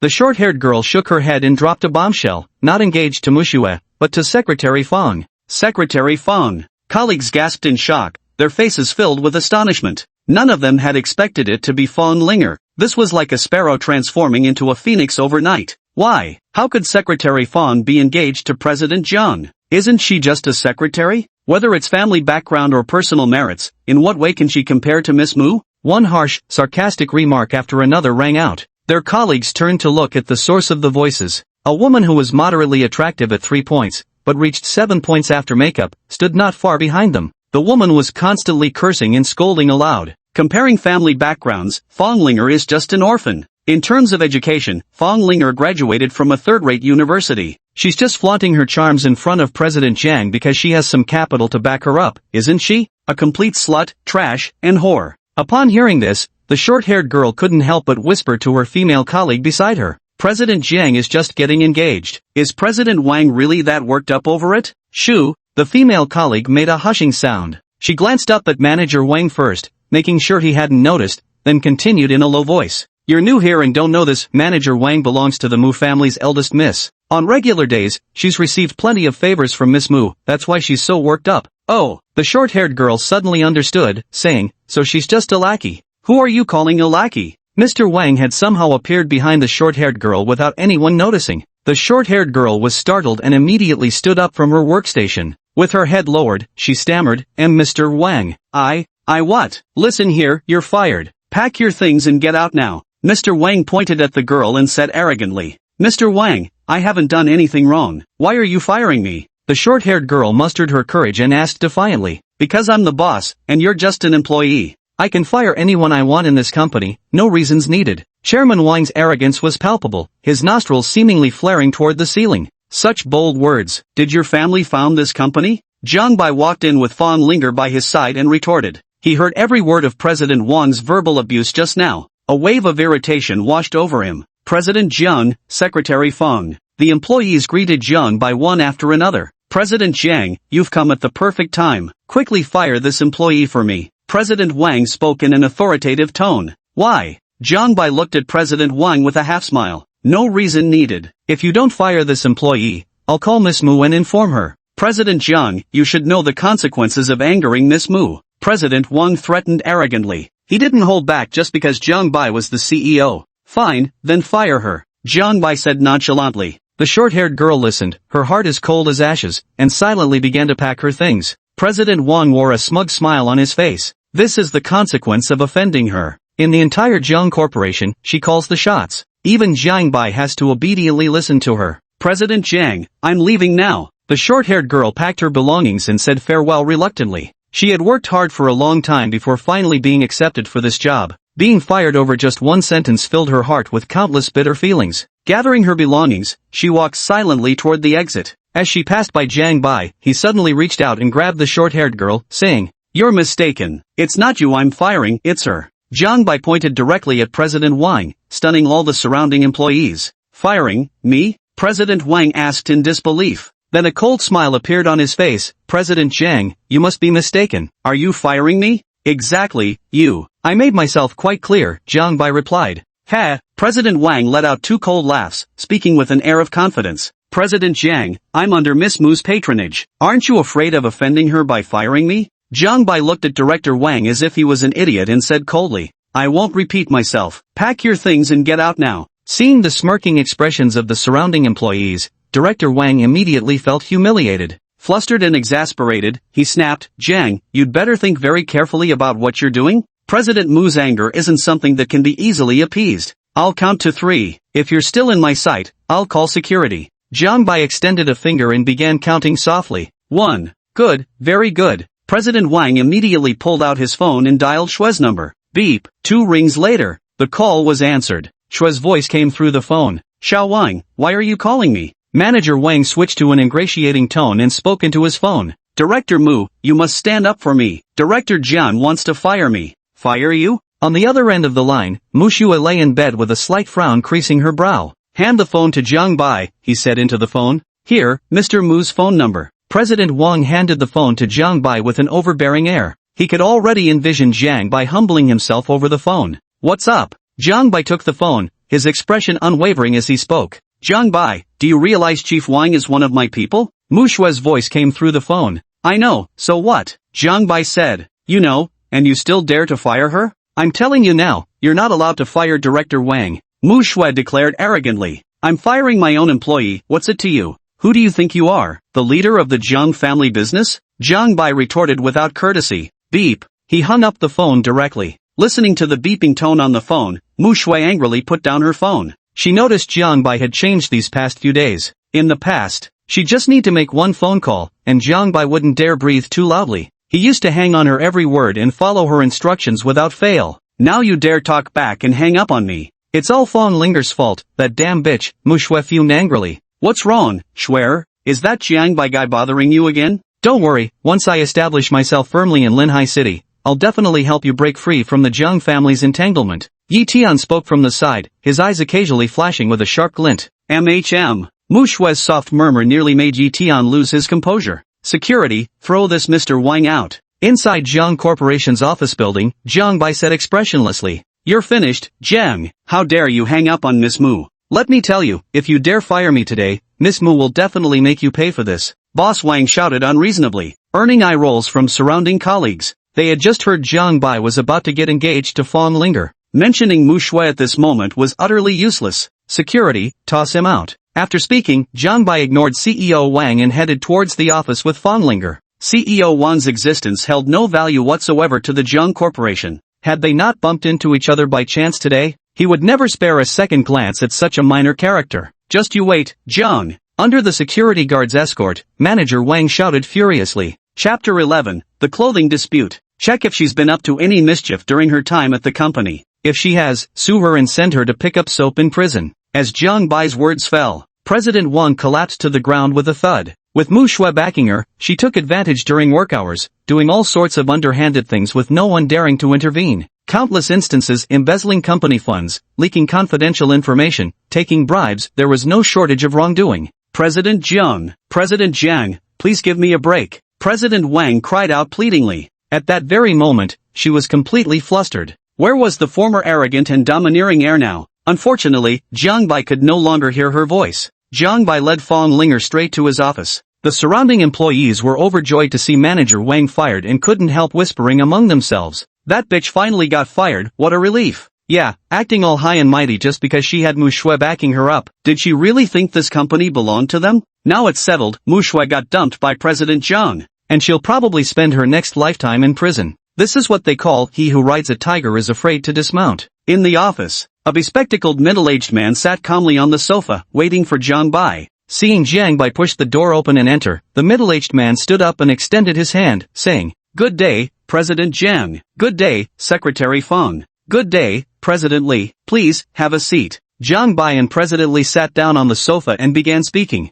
"President Li, since you've already received the notice, I'll get straight to the point. For the coming period, due to some personal matters of mine, you'll temporarily take over the position of General Manager. If there's anything you can't decide, feel free to call me anytime, President Li." "I understand, President Jiang." Mr. Li stood up, shook hands with Jiang Bai, and then turned to leave. After Mr. Li left, Jiang Bai turned his gaze toward Fonglinger. Under his gaze, Fonglinger felt puzzled and asked, "President, is there something on my face?" "There's nothing, but have you heard this saying before?" Jiang Bai smirked mischievously. "What saying?" Fonglinger asked curiously. "Official business for the secretary, and personal business with the secretary." Amid Fonglinger's startled cry, Jiang Bai scooped her up in one swift motion, placing her atop the desk. Then came the sharp yipe of tearing fabric. "President, you tore my stockings, how am I supposed to wear them now?" Afterwards, Fonglinger said helplessly, "Then don't wear it. Looking at the clothes you're wearing, they're all old styles from a couple of years ago. Come on, I'll accompany you to buy some new designs."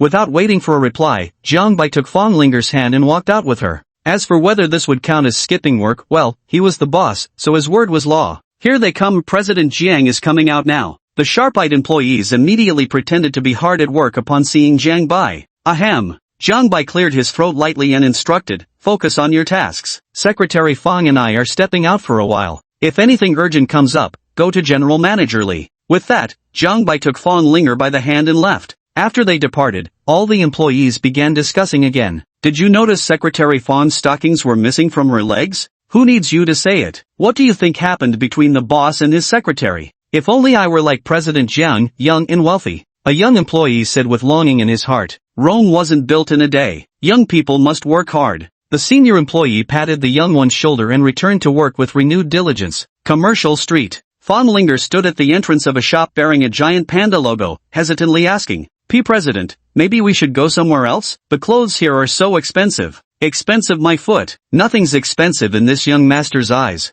With an imperious wave of his hand, Jiang Bai directly pulled Fonglinger into the shop. No sooner had he entered than Jiang Bai found himself captivated by a purple cheapao dress on display. Pointing at the cheapao, he declared to the sales assistant, "Take this set down, I'll have it." Seeing Jiang Bai's finely dressed appearance that screamed wealth and status, the shop assistant didn't dare hesitate for even a moment. Quickly taking off the cheapao, she handed it to Jiang Bai and said, "Sir, please pay first before trying it on." "All right." Jiang Bai tossed the cheapao to Fonglinger and said, "Go change into it, I'll settle the bill." Fonglinger picked up the cheongsam and walked toward the fitting room. Jiang Bai followed the sales assistant to the checkout counter. Under the expectant gaze of the sales assistant, Jiang Bai pulled out a gold card. Beep. A computerized voice sounded from the cash register. "Boss card recognized." "BB boss." The sales assistant and cashier stared at Jiang Bai in stunned disbelief. They could never have imagined that the boss, who had never shown his face all this time, was actually this young. "Shoo." Jiang Bai turned his head towards the fitting room and, seeing Fonglinger hadn't come out yet, said to the two,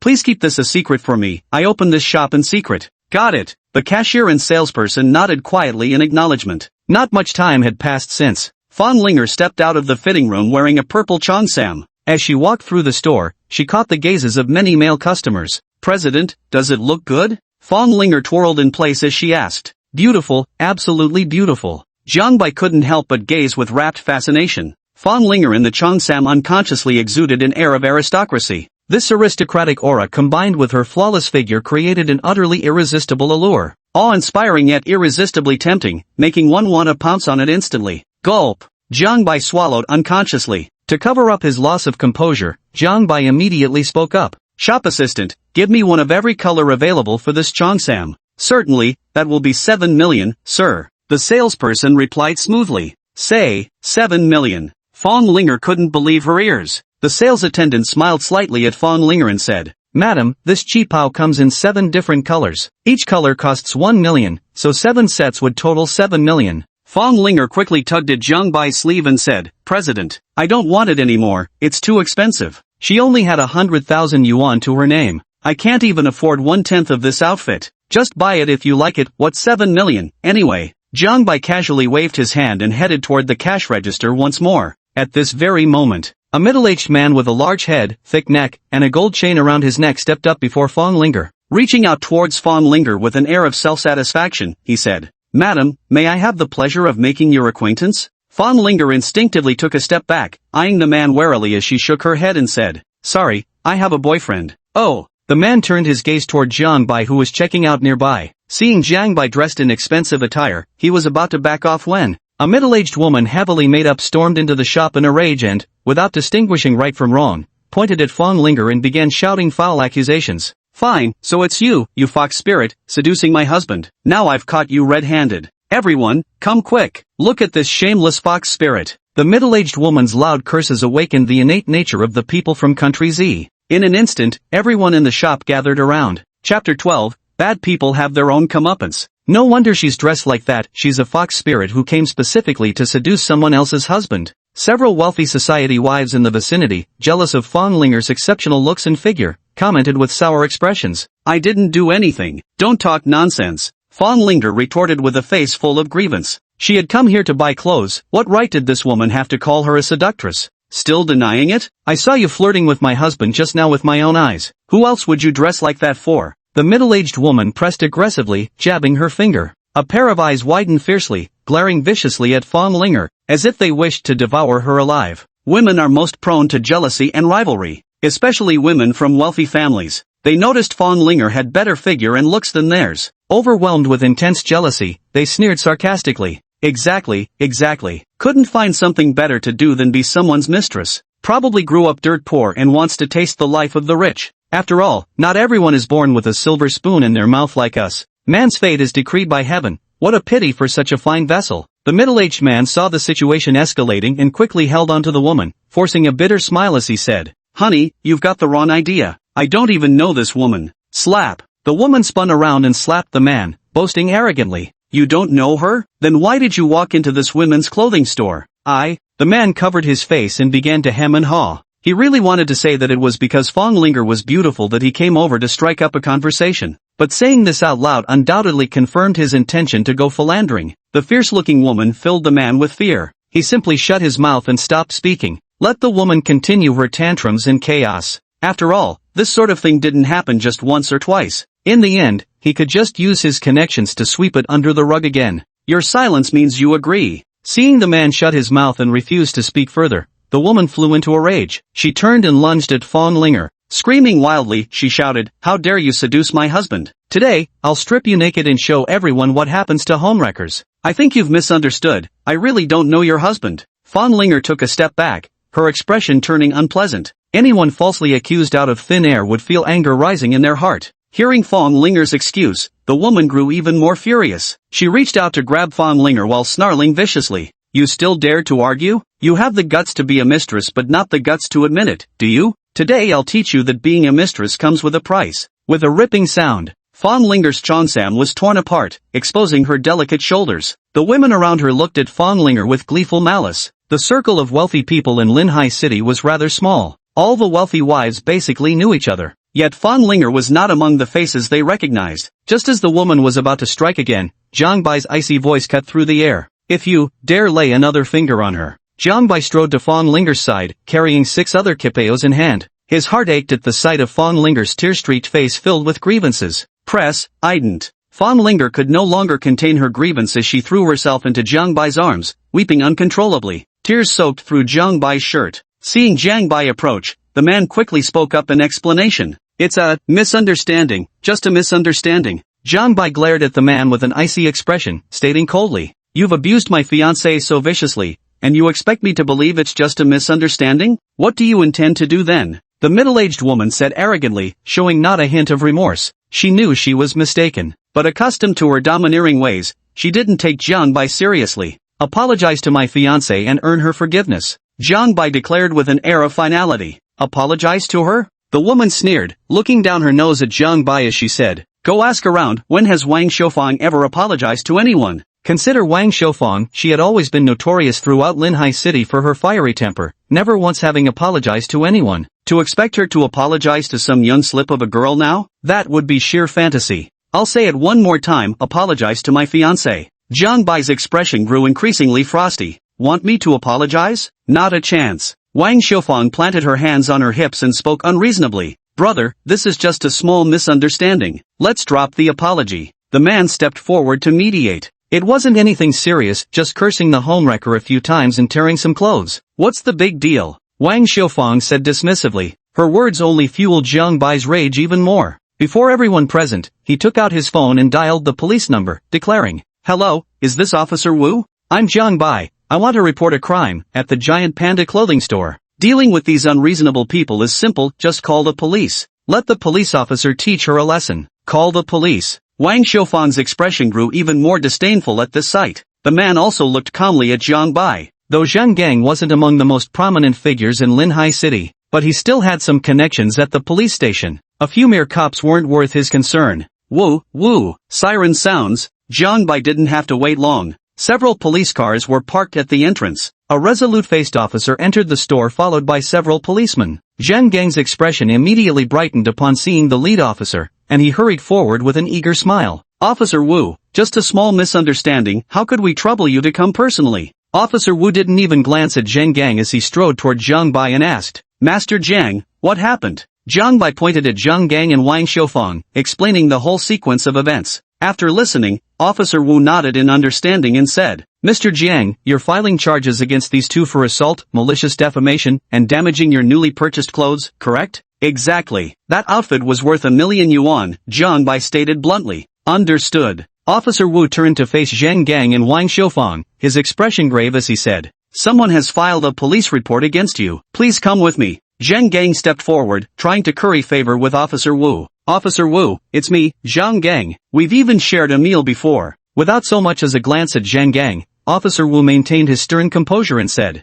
"I don't care if you're Zhang Gang, Wang Gang, or Li Gang, you're coming with me now. If the accuser's allegations are true, you'll be facing imprisonment of up to 3 years. It's over." Zhang Gang saw Officer Wu's strictly by-the-book demeanor. It suddenly became clear he had provoked someone he shouldn't have. "I'm not going." Wang Xiufang waved her hand dismissively, showing not the slightest regard for Officer Wu as she brazenly declared, "Officer Wu, my husband Zhang knows your police chief personally. If you dare arrest me, I'll have old Zhang call your bureau chief and make your life miserable." Slap. Zhang Gang turned around and struck Wang Xiufang across the face with a backhanded slap. He roared furiously, "This is all because of you, you damn busybody." Wang Xiufang stood rooted to the spot in dazed silence. It had never crossed her mind that Zhang Gang would dare to strike her. For a moment, she was utterly bewildered. "Brother, look, this is all just a misunderstanding. Could you perhaps let Officer Wu leave first?" Zhang Gang pleaded with Jiang Bai in a cowering, submissive tone. At this moment, he no longer dared to underestimate Jiang Bai. Jiang Bai didn't even glance at Zhang Gang, addressing Officer Wu instead. "Officer Wu, regarding this matter, I'll have our company's lawyers follow up throughout the entire process." Officer Wu understood Jiang Bai's implication that he had no intention of letting Zhang Gang off the hook and waved his hand dismissively. "Take them away." Several police officers escorted Zhang Gang and Wang Xiufang out of the store. "Let go of me, let me go.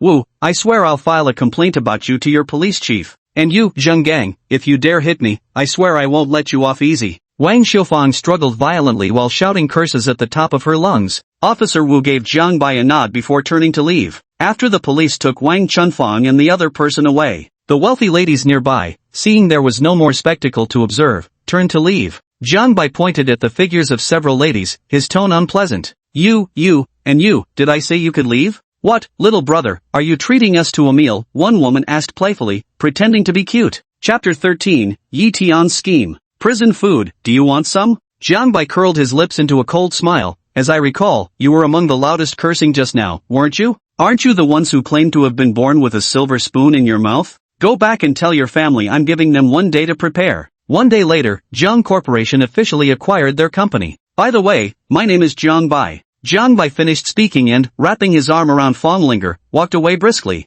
After their figures disappeared from sight, a wealthy lady with blonde hair curled her lips scornfully and said, "Acquire our company? Who the hell do you think you are? That name Jiang Bai, why does it sound so familiar?" Another wealthy woman murmured to herself. Suddenly, a flash of insight struck the wealthy woman's mind. She froze in place instantly. Remembering who Jiang Bai was, she shivered and stammered, Jiang Bai, heir to the Jiang Corporation. With a thud, the wealthy matron's legs gave way beneath her, collapsing onto the floor as she murmured blankly, "It's over, it's all over now. How could we have offended someone like this?" The Jiang Group's heir, the Jiang Group. All the wealthy ladies in the shop instantly turned pale with fright. They knew they had messed up. Each hurriedly called their families. Inside the police car, Zheng Gang asked with fawning flattery, "Officer Wu, what's the background of that young man? How come filing a police report managed to alarm even you, sir?" "The only son of the Jiang Group, Jiang Bai," Officer Wu replied impassively. Splash! Zhang Lon's vision went black as he instantly collapsed onto the seat.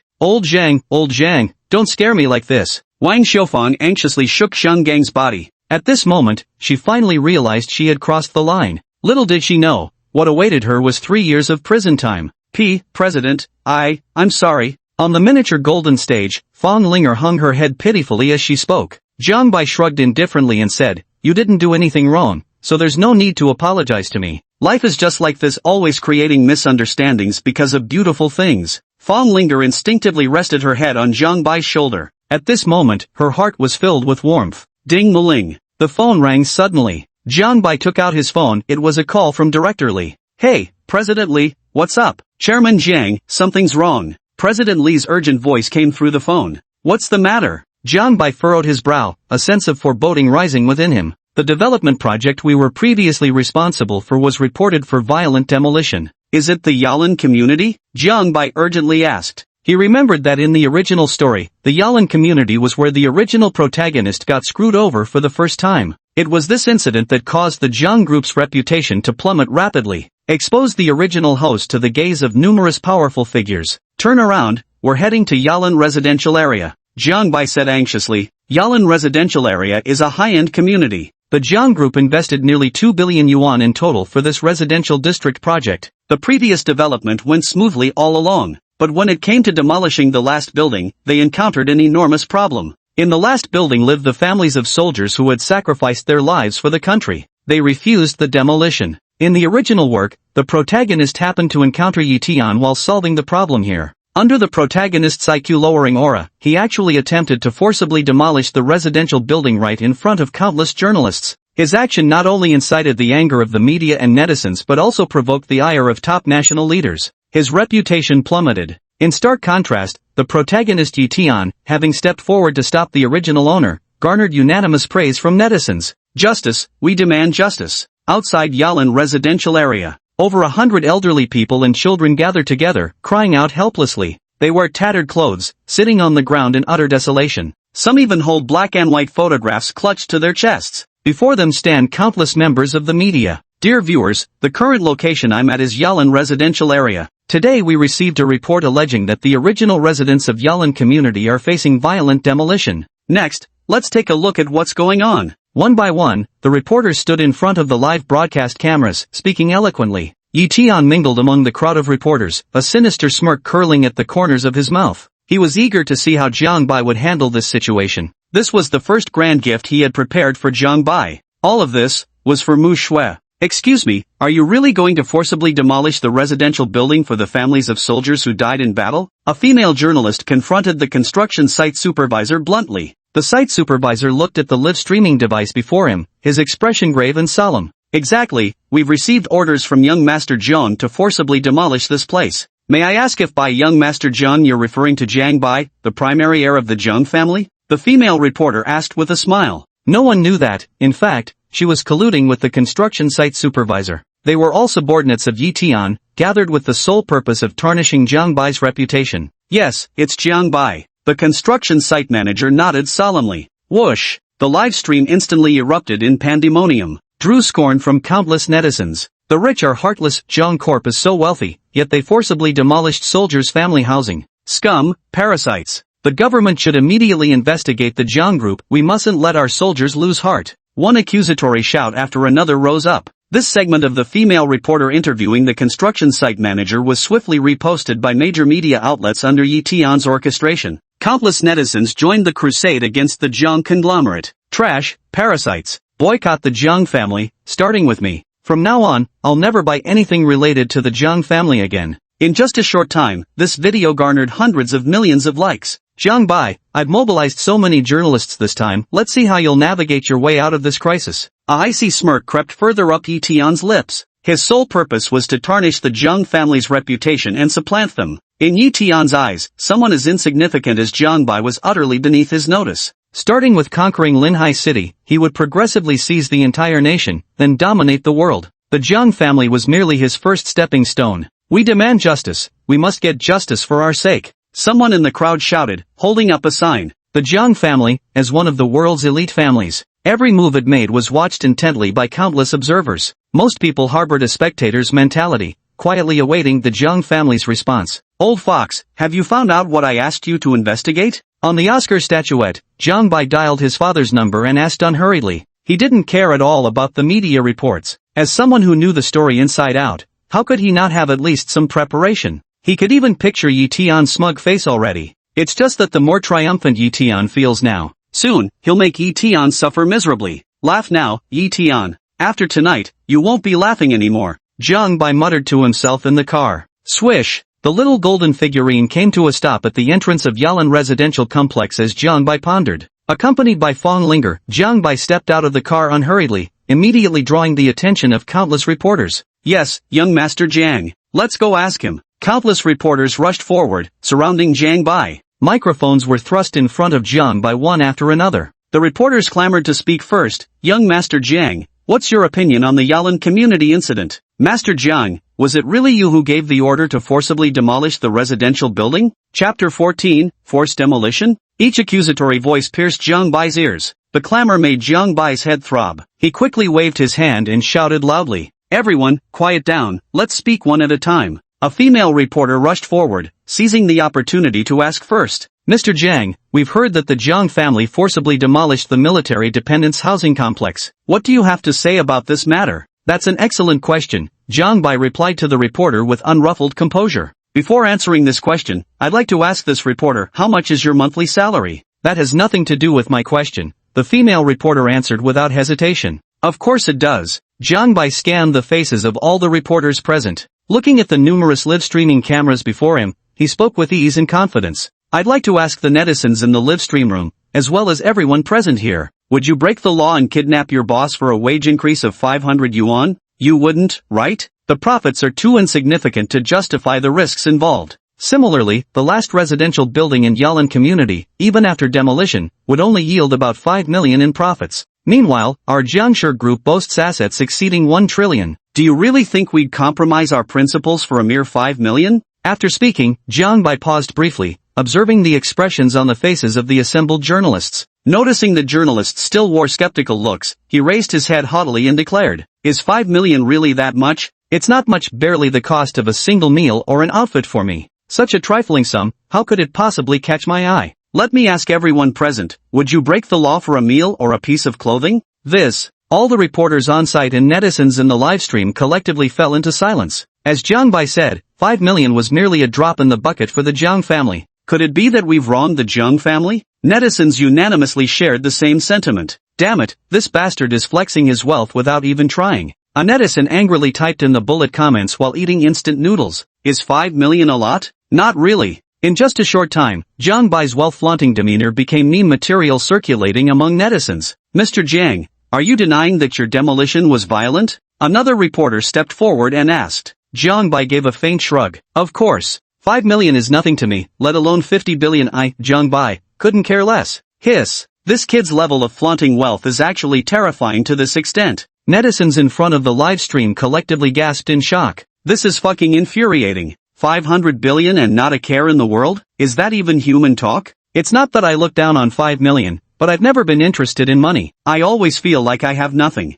Jiang Bai once again stunned everyone with his words. Viewers in the live stream and all the reporters present instantly lost their composure. Looking down on 5 million. Not interested in money. Having nothing. Bastard. Young Master Jiang, you refuse to admit to the violent demolition, don't you? Words without evidence mean nothing. Since I've never done it, why should I admit to it? Jiang Bai retorted. According to the construction site manager's testimony, he only began the forceful demolition after receiving your orders. How do you explain this? The reporter pressed aggressively with pointed questions. It seemed they wouldn't let Jiang Bai off easily. Site supervisor? What site supervisor? Jiang Bai put on an unknowing face and replied. He's the person in charge of the Yalan residential project. The reporter took out their phone and played the video of an interview with the construction site supervisor. After the video finished playing, the reporter pressed further. Young Master Jiang, what's your take on this matter? I'm watching it standing up. Jiang Bai replied with calm composure. So, Mr. Jiang, are you admitting that you instructed the person in charge to carry out the violent demolition? After the female journalist finished speaking, Jiang Bai quickly waved his hand and said, No, I don't know this person at all. I never get involved in investments under 5 billion.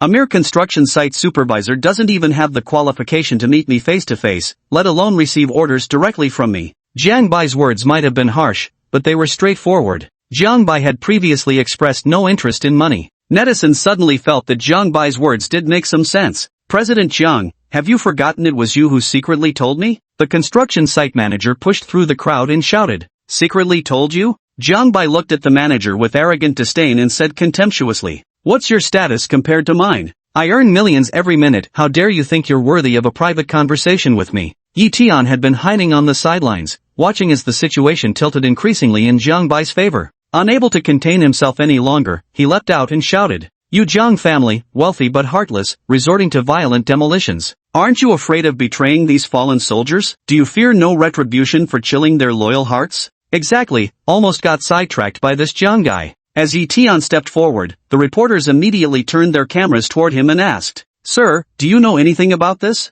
Yi Tian wore an expression of righteous indignation as he protested angrily. The Jiang Corporation, as a large enterprise, lacks even a shred of responsibility. For mere millions, they resorted to violent demolition, disregarding the families of those who died in battle. Such vile acts are truly beneath contempt. Today, I will expose them. In the original story, it was precisely because Yi Tian stepped forward that he lowered the protagonist's IQ, leading to a series of idiotic incidents. Sir, if you intend to expose the Jiang family, do you have any evidence in hand? The female reporter arranged by Yi Tian cooperatively inquired. Of course there is. Look, what's this? Yi Tian pulled out a document bearing the official seal of the Jiang Corporation. What is this? The reporter's live cameras all focused on the document in unison. These are the documents of Jiang's violent demolitions, enough to serve as evidence. Yi Tian vowed confidently. Jiang Dashao, with both witnesses and physical evidence present now, what else do you have to say? The reporters turned their gazes toward Jiang Bai once again. A smug grin tugged at the corner of Yi Tian's lips as he watched Jiang Bai with malicious glee. He could already picture the scene that was about to unfold. Sigh.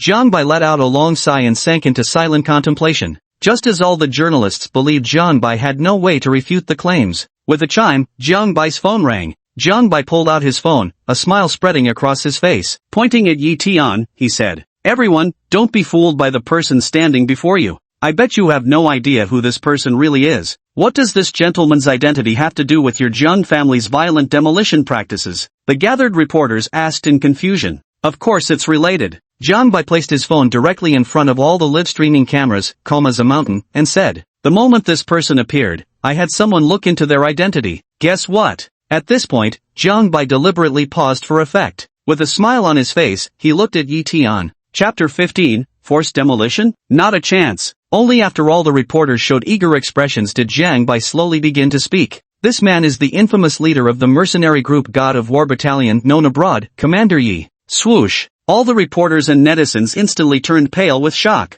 They stared at Yi Tian with astonished eyes. Even Yi Tian himself was plunged into astonishment. He hadn't expected Jiang Bai to see through his disguise. After the initial shock, Yi Tian put on an innocent expression and pointed toward the families of the fallen soldiers. Master Jiang, we're discussing your violent demolition tactics here. Please don't change the subject. I know your Jiang family has vast wealth and influence that reaches the heavens, but I'm just a solitary figure, insignificant and powerless. But when the path is unjust, someone must step forward. Though I stand alone and weak, I'm willing to expose your atrocities. At this moment, Yi Tian seemed about to transform into pure light. In the eyes of countless netizens and journalists, it magnified infinitely. Young Master Jiang must be talking nonsense. Why would the leader of the Divine Warriors Battalion appear here? What a waste that I almost believed young Master Jiang earlier. Every penny he spends on meals probably comes from exploitation. Rich yet heartless, absolutely heartless. The netizens quickly switched sides without principles, now standing firmly with Yi Tian,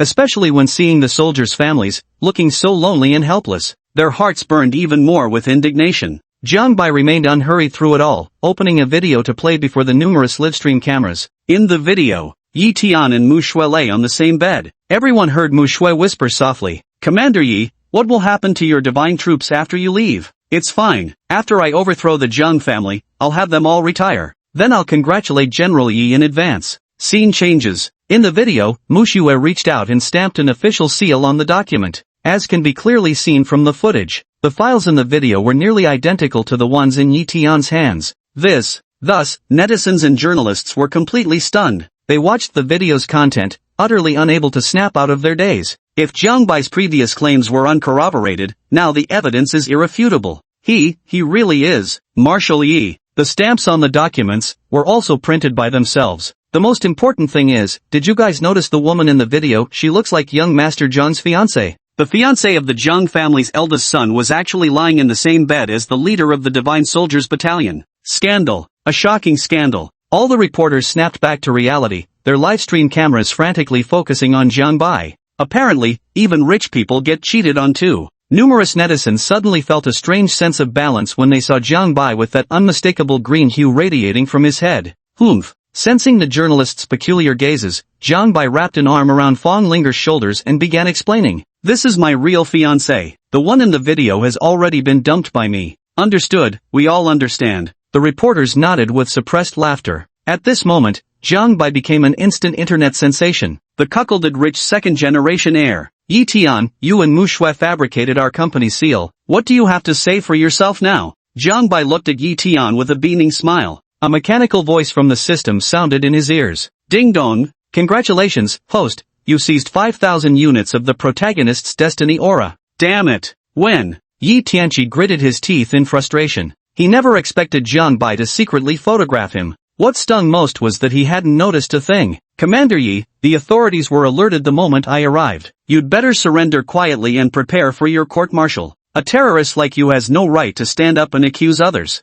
Jiang Bai declared with righteous indignation. "You bastard." Yi Tian was boiling with rage. He had meticulously laid out a scheme with plenty of backup plans yet to be revealed. Who would have thought Jiang Bai would directly pull the rug out from under him, exposing his true identity to the public? "It's over. It's over." The distant wail of police sirens could be heard. Clang! Countless armed police and SWAT officers disembarked, surrounding Yi Tian with weapons drawn. Faced with Yi Tian, a top-tier special forces king, not a single officer dared lower their guard. "Commander Yi, please come with us." An officer stepped out of the car, his expression grave as he spoke. Looking at the medals on his shoulders, he was clearly a major. "Good to see you, Major Bai. Yi Tian is in your hands now." Jiang Bai stepped forward with a smile and greeted them. Unlike Jiang Bai, Yi Tian faced dozens of gun barrels and reluctantly raised his hands. He allowed the two soldiers to handcuff him without resistance. "Take him away," Major Bai said sternly without a trace of humor. After Yi Tian was escorted into the vehicle, Major Bai turned his gaze to Jiang Bai and said with clear hostility, "Mr. Jiang, I hear you're planning to forcibly demolish our servicemen's family housing by violence?" "Nothing of the sort." Jiang Bai quickly waved his hands, his face full of respect as he said, "I, Jiang Bai, have always held soldiers in the highest esteem. How could I possibly do such a thing?" To further convince them, Jiang Bai scanned the faces of the reporters around him. In front of all the reporters, he raised his right hand and declared, "As the president of the Jiang Corporation, I represent the Jiang Group in assuring the entire nation. We, the Jiang Group, would absolutely never resort to forcibly demolishing the residential buildings of fallen soldiers' families. On the contrary, we will assist them in renovating their homes. Not only that, we, the Jiang Group, will exempt all their expenses, utilities, property fees, everything." "All right." A roar of cheers erupted from the crowd. Seeing Jiang Bai's genuinely sincere expression, Major Bai, convinced he wasn't lying, spoke up, "I hope you'll keep your word. Let's go." Major Bai waved his hand, and the armed police and SWAT team began escorting Yi Tian off the scene. After they had left, the police chief stepped forward and asked sternly, "Jiang Bai, we received a report alleging violent law enforcement here. Care to explain what's going on?" Jiang Bai straightened his expression. "Officer, the Yalan residential complex is a 2 billion yuan project funded by our Jiang family. This project has always been entrusted to the company where Mr. Mu Ben serves as CEO. Today, they inexplicably accused our Jiang Corporation of forced demolition, and I'm baffled. After all, this project isn't under our company's responsibility." As he spoke, Jiang Bai put on an innocent expression. "It's a conspiracy, must be a conspiracy." Suddenly, this message popped up across all major live streams. Before most netizens could react, The whole incident was already summarized by some sharp-eyed netizens. Miss Mu from the Mu family was engaged to young Master Jiang, but she was caught having an affair with Yi Tian. So the Mu family, fearing the Jiang family would find out and vent their anger on them, deliberately designed this entire scheme to bring down the Jiang family. Once the Jiang family fell, Miss Mu could openly be with Yi Tian. What a show, truly a magnificent show. We almost got fooled by Yi Tian. Yes, we owe the Jiang family an apology. The online outcry grew louder and louder. Public opinion rapidly shifted in Jiang Bai's favor. Many onlookers thought about it and realized there seemed to be some truth in that. They all joined the ranks of condemning the Mu Corporation. Mu Shui and Yi Tian were branded as the modern-day Pan Jinlian and Shimansheng. Chapter 16, Jiang Bai bows in respect. Little did they know, all of this was intentionally orchestrated by Jiang Bai. In this world, there exists a mercenary troop called the Water Army. Their sole purpose is to steer narratives. Hiring them is as simple as paying up. With enough money, you can turn black into white. Besides, Jiang Bai was innocent to begin with, and money was the last thing he lacked. Exactly as Jiang Bai said, how much money can one building really make? There was no need for them to risk the wrath of the country just for a forced demolition. Poverty breeds wicked schemes, while wealth nurtures conscience. Before all the reporters, Jiang Bai walked up to the families of the fallen soldiers and said with sincerity, "On behalf of the Jiang family, I apologize to you. Rest assured, today before so many witnesses, I give you my solemn promise. As long as I remain with the Jiang Corporation, we will never forcibly demolish your buildings. If you ever encounter difficulties in the future, feel free to come to me. I will surely do what little I can to help. I'm sorry." Jiang Bai bent at a perfect 90-degree angle, bowing deeply to the gathered family members. A minute passed. 2 minutes passed. Jiang Bai still hadn't risen from his seat. Crunch crunch. The journalists swiftly pressed their shutter buttons to capture this moment. I suddenly feel this young Master Jiang isn't so detestable after all. Yeah, maybe those online analyses were right. Nation's husband. He's handsome, wealthy, and most importantly, refined and cultured, completely lacking the spoiled arrogance you'd expect from a rich second-generation heir. Don't stop me. I want to marry young Master Jiang. The internet user's online girlfriend went crazy. Wealthy, handsome young heirs like him are indeed a rare sight. They had mostly only seen such scenes in movies and TV dramas. Young Master Jiang, please rise. How can we elderly widows and weaklings possibly accept such grand courtesy from you? An elderly woman trembled as she extended both hands to help Jiang Bai up. Her weather-beaten face was etched with deep wrinkles. The skin on her hands was rough and withered, like tree bark. Several thick calluses had formed on her palms. Clearly, she had done no small amount of strenuous labor in her daily life. Grandma. Gazing at the elderly woman's weathered face, Jiang Bai felt a sudden stirring in his heart. The tip of his nose tingled with a sour ache. Whose mother was she? Whose wife had she been? Young Master Jiang, the reason we're stopping your demolition is we're afraid our son won't find his way home when he returns. This old woman begs you, I plead for more time, just to wait for our good-for-nothing son. This is where he grew up. As she spoke, tears poured down the old woman's face like rain. She knew her son would never return. Her eyes lingered on a dilapidated old building not far behind her. There lay traces of her son's existence. She gazed at this aged structure. She seemed to glimpse the figure of her son playing downstairs in his childhood, so happy, so carefree. Jiang Bai supported the old woman with his hand, his gaze sweeping over the faces of all the family members present. They showed no distinction between young and old, their faces filled with expressions of helplessness and despair.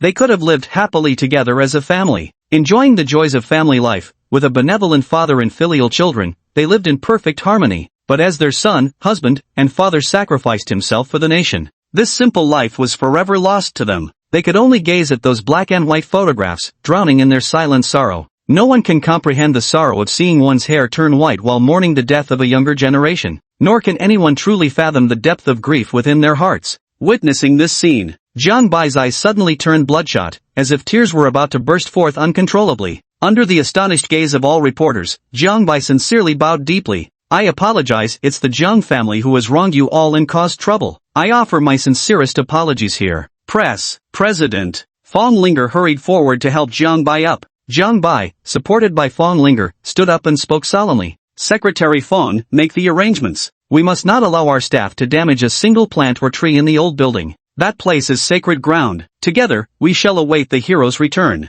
Fong Linger nodded solemnly. I understand, President. She had never seen Jiang Bai wear such a grave expression before. Granny, don't worry. We won't demolish your building. Jiang Bai patted the old woman's hand and spoke with sincerity. The old woman's heart was deeply moved, her eyes brimming with tears as she said, thank you so much, old woman that I am. As she spoke, the old woman began to kneel before Jiang Bai. How could Jiang Bai accept such a gesture? He hurriedly supported the elderly woman, saying, "Mother-in-law, this is what I ought to do. Your son, he is a hero. A hero must not be tarnished." Moving, deeply moving. Several sentimental female journalists wiped away the tears in their eyes. Under the influence of Jiang Bai's lofty charm, they suddenly realized Jiang Bai was truly a good person. No developer would ever abandon a property already within their grasp, nor would any merchant willingly relinquish their own interests. Jiang Bai's action completely moved countless netizens in the live stream, especially those netizens who had experienced violent evictions or family members of fallen soldiers.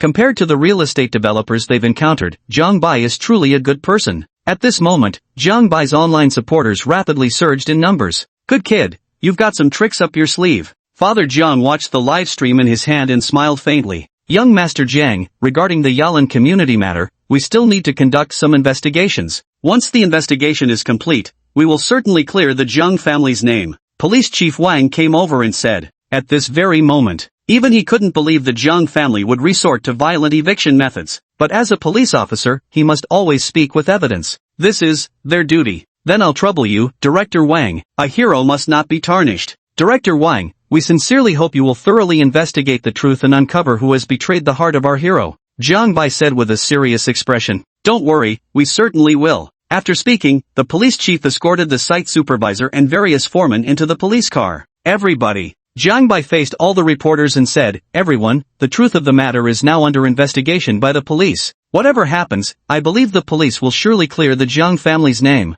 I assure you once again that the Jiang family would never engage in anything immoral, illegal, or against our conscience. We believe you." Under the influence of charm, the reporters all felt an inexplicable fondness for Jiang Bai. Click, click, the sound of shutters echoed repeatedly. With the shutter sounds, the matter came to its conclusion. Jiang Bai personally escorted all the family members home. Only after ensuring they were properly settled did he return to the Jiang group. "President Jiang, your bow of deference not only perfectly resolved the situation but also caused Jiang Enterprises stock to skyrocket. I'm impressed, genuinely impressed." In the office, President Li raised his thumb in flattery. Jiang Bai shot Manager Li an icy glance. "What, you think my bow was just for show?" Manager Li instantly realized his misstep and hastily smoothed things over with an ingratiating smile. Not at all, Director Jiang. Please don't misunderstand. I have some things to take care of. I'll step out for now." "Go ahead." Jiang Bai waved his hand absent-mindedly, visibly troubled. After Manager Li left, he took out his phone and dialed his father's number, saying, "Old fox, get dinner ready. In the evening, let's have a drink together." Chapter 17, The Mu Family's Treachery. Nighttime. Jiang's father and Jiang Bai sat on the rooftop terrace of the villa. Fong Linger and Afu stood behind Jiang Bai. Gazing at the dazzling city lights ahead, Jiang's father sighed. "Tell me, what's the purpose of a person's life?" Jiang Bai didn't respond, draining his beer in one gulp. "Thank you so much today. If it weren't for you sending someone to monitor Yi Tian, I wouldn't have handled it so easily." Father Jiang waved his hand dismissively and pulled out a bill, saying, "To help you monitor Yi Tian, I specifically spent $10 million to purchase top-tier surveillance equipment. With this set of equipment, I was able to keep track of Yi Tian's every move. You'll have to reimburse me for the cost." Jiang Bai took the bill without even glancing at it and shoved it straight into his pocket. "Reimbursement? Over my dead body would I ever get reimbursed?" Changing the subject, he asked, "By the way, has Tang Yu been found yet?" Father Jiang wasn't fooled by Jiang Bai's little trick. He spread his hands and said, "Lotus Pond Tower B, I've arranged for someone to meet her there." "Thank you." Jiang Bai set down his wineglass and stood up immediately. He understood perfectly well, though Yi Tian had been taken away by the military now.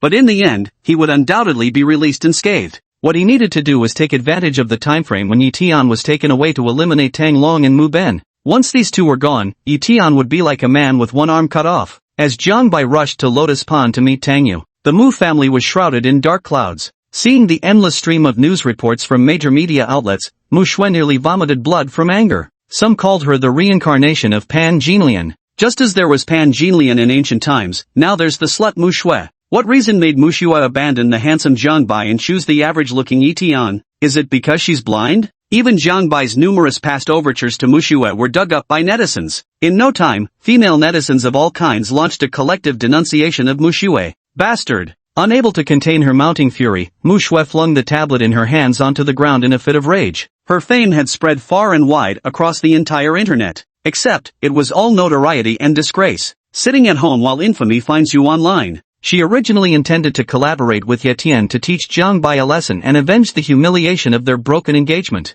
But now the opposite has happened. She's picked up a rock only to drop it on her own foot. Jiang Bai's reputation remained untarnished, while hers had completely rotten. Thud, thud. Mu Shui, you come out right now. Accompanied by the knocking, Mu Ben's furious voice erupted. What's going on? Mu Shui had just opened the door. A loud slap rang out. Mu Ben struck Mu Shui across the face with a vicious slap, snarling angrily. Look what you've done. I told you to cling tightly to Jiang Bai's coattails, yet you deliberately pretended to be above it all, sneaking around behind my back with that Ye Tian. Wonderful news, your little scheme with Jiang Bai has been exposed. The entire internet is boycotting our Mu Corporation, all thanks to your brilliant work. Mu Ben grew angrier as he spoke, raising his hand to strike Mu Shui again. Mu Shui covered her stinging cheek, her face full of grievance. Wasn't I just following your orders when I did that before? Why is everything my fault now? How dare you talk back? Mu Ben struck Mu Shui across the face with another resounding slap. Seeing this, Mu's mother quickly stepped forward to hold Mu Ben and persuaded him. Ye Tian has already been taken away by the military and can't even protect himself. Now our only hope lies with Jiang Bai.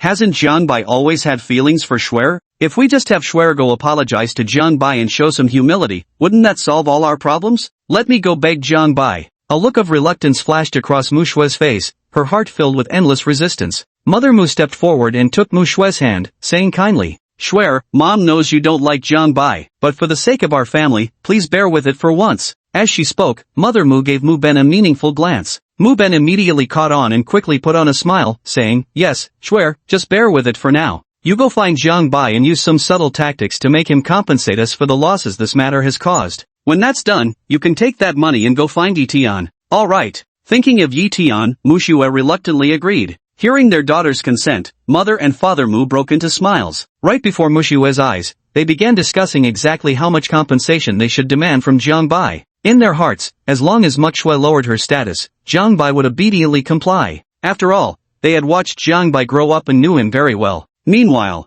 Jiang Bai was unaware that the Mu family was plotting against him. Under the driver's guidance, they took Fong Linger and Ah Fu to the Lotus Pond. In front of Lotus Pond Building B, several bodyguards were already waiting for Jiang Bai. Seeing Jiang Bai's little golden figure come to a halt, a bodyguard walked up to the car and respectfully opened the door for Jiang Bai. Is Tang Yu inside? Jiang Bai stepped out of the car and asked. Master Jiang, Miss Tang is inside. The bodyguard gestured forward with a please. Take your time. Jiang Bai waved his hand and said, first, go ahead and help me block all signals within a 100-meter radius. He knew all too well how troublesome Tang Yu could be. In the original work, Tang Yu was the only person who had ever given Ye Tian a hard time. She was cunning, sly, and incredibly clever, adept at playing people without them even noticing. Even Ye Tian repeatedly fell victim to her schemes. However, she ultimately couldn't escape the protagonist's halo and was brought into Ye Tian's harem as one of his conquests. As for Tang Yu, Jiang Bai had long since devised a plan to deal with her. With the bodyguards blocking the signals, they brought Ah Fu and Fong Linger to Tang Yu's room door. Knock, knock. Miss Tang, are you inside?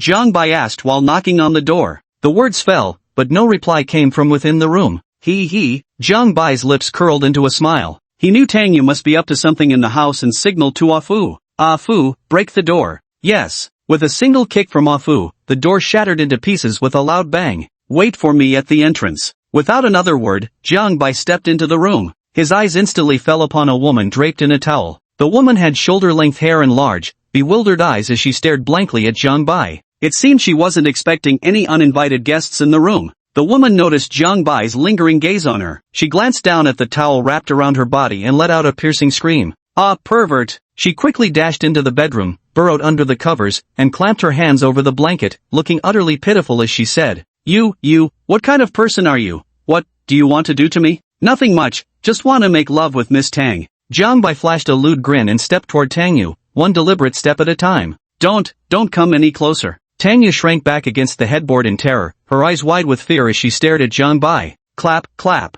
Jiang Bai suddenly halted his steps and began applauding, a look of regret crossing his face as he said, Miss Tang, your acting skills are quite impressive. It's a shame you're not pursuing a career as an actress. Just who are you? What do you want with me? Tang Yu appeared genuinely frightened, her gaze trembling as she stared at Jiang Bai. Her body began to shake uncontrollably. Alright, Miss Tang, stop pretending and hand over the evidence of Tang Long's crimes. Jiang Ling stretched out his hand and got straight to the point. Chapter 18, Tang Yu's Special Condition. What evidence? I don't know what you're talking about. Tang Yu pretended to be clueless as she spoke. Yet inwardly, she was jolted with shock. Her gaze instinctively became evasive. The fact that she possessed Tang Long's criminal evidence was known only to herself. Where did Jiang Bai learn this from? At this moment, she was full of vigilance towards Jiang Bai. This eldest son of the Jiang family seemed far more complicated than she had imagined. AI. Too clever by half. Jiang Bai sighed and said helplessly. Under Tang Yu's shocked gaze, he reached out and yanked the quilt off Tang Yu's body onto the floor. Tang Yu's captivating springtime beauty was left exposed to the open air. Don't,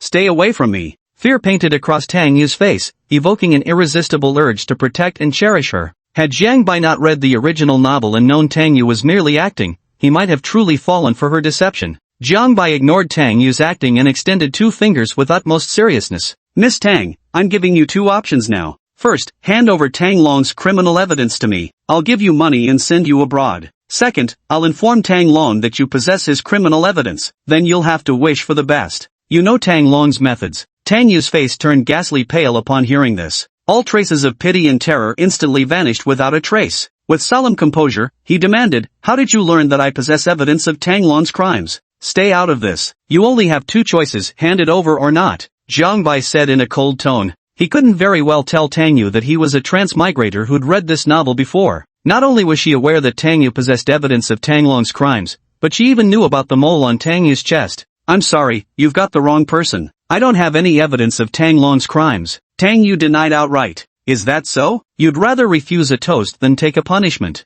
Jiang Bai sneered coldly. Before Tang Yu could react, he was pinned down on the bed. Let go of me. What are you doing? Tang Yu thrashed violently in bed. Some very dark thoughts crossed my mind. Jiang Bai pressed Tang Yu down, his face twisted with menace. I'm giving you one last chance, hand over the evidence of Tang Long's crimes, or I'll have my men take turns with you. Ha ha ha. Tang Yu ignored Jiang Bai's threat, sneered a few times, and mocked. So the mighty young master of the Jiang family would resort to such despicable means to intimidate a girl. I just wonder what kind of uproar it would cause if this spread outside. Are you threatening me now? Jiang Bai asked without changing his expression. And what if I did? Tang Yu shouted without fear. She had already prepared a backup plan before Jiang Bai arrived. Quietly, she installed a pinhole camera in the room. Everything that happens here will be secretly recorded by the camera, and automatically saved to the cloud account she set up. If Jiang Bai dares to force himself on her, she will release the secretly recorded video to the public. By then, Jiang Bai will surely be utterly disgraced. Do you realize that even if I raped and killed you here, no one would ever know? Threatening me? Are you trying to die faster than you already are? Jiang Bai demanded sharply. He was somewhat annoyed by Tang Yu's threat, but not particularly concerned. He was well aware of Tang Yu's backup plan. Within this room, the only possible tactic was secretly filming, covertly recording his every word and action. Young Master Jiang, you're welcome to try. Trading my life for yours, I'd be getting the better end of the deal, Tang Yu declared with steely resolve. She carried herself with the undaunted air of one who has nothing left to lose. You're too smart for your own good. Jiang Bai gave a contemptuous smile, released Tang Yu, and stood up from the bed. He took out his phone from his pocket, holding it in front of Tang Yu to make a point. Before I arrived, the signal here had already been blocked by me. None of your secret photos or recordings can be uploaded to the internet. You'd better obediently hand over Tang Long's criminal evidence. Impossible. Tang Yu raised her head in disbelief, staring at the no-signal notification displayed on Jiang Bai's phone. She hastily pulled out her own phone to verify. No signal. Really no signal. Tang Yu instantly felt a surge of panic, her heart sinking halfway. Just as Jiang Bai had said. No signal, she couldn't upload the secretly recorded video at all. He posed no greater threat to Jiang Bai. Unless Jiang Bai was a fool, he'd never let her walk away with the video footage openly. But is Jiang Bai a fool? Clearly not. Jiang Bai looked at Tang Yu, who was clearly flustered, and said calmly, So, have you given up now? Your so-called reliance means nothing in my eyes. Even if I really did something to you, the police wouldn't even receive your call for help. What do you want? Tang Yu reacted as if facing a formidable enemy, eyeing Jiang Bai warily. Instinctively, she crossed her arms over her chest, terrified that Jiang Bai might take advantage of her vulnerability. I don't want anything. Jiang Bai approached Tang Yu, staring straight at her with mocking eyes, and jeered. I'll give you 2 choices. First one, I'll have my men take turns with you. Second, hand over the evidence of Tang Long's crimes. So what's your choice? How will you choose? The 5 words echoed loudly in Tang Yu's mind. Tang Yu's heart tightened abruptly as he began calculating gains and losses. Time ticked by minute by minute. Jiang Bai didn't hurry Tang Yu either. There's no way a duck that's already at your lips could fly away. He was confident that given Tang Yu's intelligence, she would hand it over. Of course, if Tang Yu refused to relent and continued resisting, he wouldn't mind arranging for someone to take turns with her. After all, he is a major villain. After a long while, Tang Yu finally made up her mind, looking at Jiang Bai with determination as she said, I can give you the evidence of Tang Long's crimes, but I have one condition. Woman, you should understand, you have no bargaining power with me. It's simply a matter of whether you'll give it or not. Jiang Bai spoke icily, leaving Tang Yu no room for negotiation. I want you to sleep with me. Is even that condition unacceptable? Tang Yu bit her lip, gazing at Jiang Bai with pitiful, pleading eyes. No way. Absolutely not. Jiang Bai flatly refused. He admitted that Tang Yu was very beautiful. Shoulder-length hair, a cherry-like mouth, and a pair of affectionate eyes. She's a beauty with overall looks scoring above 95. But this woman has too many schemes up her sleeve. Who knows if sleeping with her might bring unnecessary trouble. As a top-tier rich second generation, Jiang Bai knew exactly which women were fair game and which were strictly off-limits. Losing control of his carnal desires would only invite disaster upon himself. Who knew if some woman might try to conceive his child just to blackmail him later? Especially for someone like him, who had mortal enemies lurking in the shadows. One wrong step leads to many more. Am I not pretty enough? Why won't you even touch me? Tang Yu asked indignantly. Her pouty lips added a touch of charm to her expression. Chapter 19, The crackdown on Mu Corporation begins. Don't waste your efforts. I won't touch you. Jiang Bai spoke coldly. Why? Tang Yu asked with reluctance. In terms of looks and figure, she considered herself second to no woman. This was no exaggeration. With just a slight beckoning of her finger, countless men would swarm around her, falling at her feet. Jiang Bai said with an indifferent expression, no reason needed. I won't give you the slightest chance to rise, nor will I show you any mercy. Any connection between us is limited to Tang Long's criminal evidence. Ha! A self-deprecating smile tugged at the corner of Tang Yu's lips. At this moment, she was utterly defeated. Even what she had smugly considered her attractive figure and face meant nothing in Jiang Bai's eyes. Tang Long's criminal evidence is hidden beneath the bathroom floor tiles in my house. Tang Yu said nothing more after speaking. Understood. Jiang Bai uttered these words before turning and leaving without another glance. He didn't even glance at Tang Yu. Perhaps in others' eyes, Tang Yu was a peerless beauty, but in his eyes, Tang Yu was merely a pile of bones. Young Master Jiang. Several bodyguards bowed respectfully to Jiang Bai at the doorway. Jiang Bai scanned the group and assigned tasks one by one. Aifu, go to room 302, building 11 of Dulong Bay Residential Complex. Retrieve a USB drive hidden beneath the bathroom floor tiles. The rest of you guard Tang Yu closely. She doesn't leave without my direct order. Also, arrange a different room for Tang Yu. Conduct a thorough search of this room. Find every hidden camera Tang Yu planted in here for me. Yes, young Master Jiang. All the bodyguards began to move in an orderly manner. Jiang Bai reached out and wrapped his arm around Fong Linger's slender waist, turning to lead her towards another room. Though he didn't particularly like Tang Yu, he was still a man after all. When he had pressed Tang Yu down on the bed moments ago, their skins had inevitably come into contact. A fire of desire had already been kindling in his heart. Fong Linger knew what was coming next, her face flushing crimson. Linger, seize the day and enjoy the moment. With Jiang Bai's triumphant cry, Fong Linger was stripped completely bare. Heave ho, heave ho. The next day, the morning sunlight streamed into the room. Jiang Bai felt something tickling his nose and groggily opened his eyes. Fong Linger was teasing the tip of his nose with her long hair. Let's go get a short haircut later, Jiang Bai said domineeringly. Mum. Fong Linger's eyes dimmed slightly as she nodded with some guilt. Ding-a-ling. The phone started ringing. Jiang Bai answered the phone, hearing his father's voice through the receiver. Jiang Bai, come home. There are many people looking for you. Who's looking for me? Jiang Bai asked in confusion. The heads of major corporations, saying they've come to apologize to you. Jiang's father's voice faded away. With a beep, the call ended. What a toilsome fate. Jiang Bai grumbled as he pulled on his clothes. The dressing process inevitably involved some scenes not suitable for children. By the time Jiang Bai stepped out of the lotus pond, it was already high noon.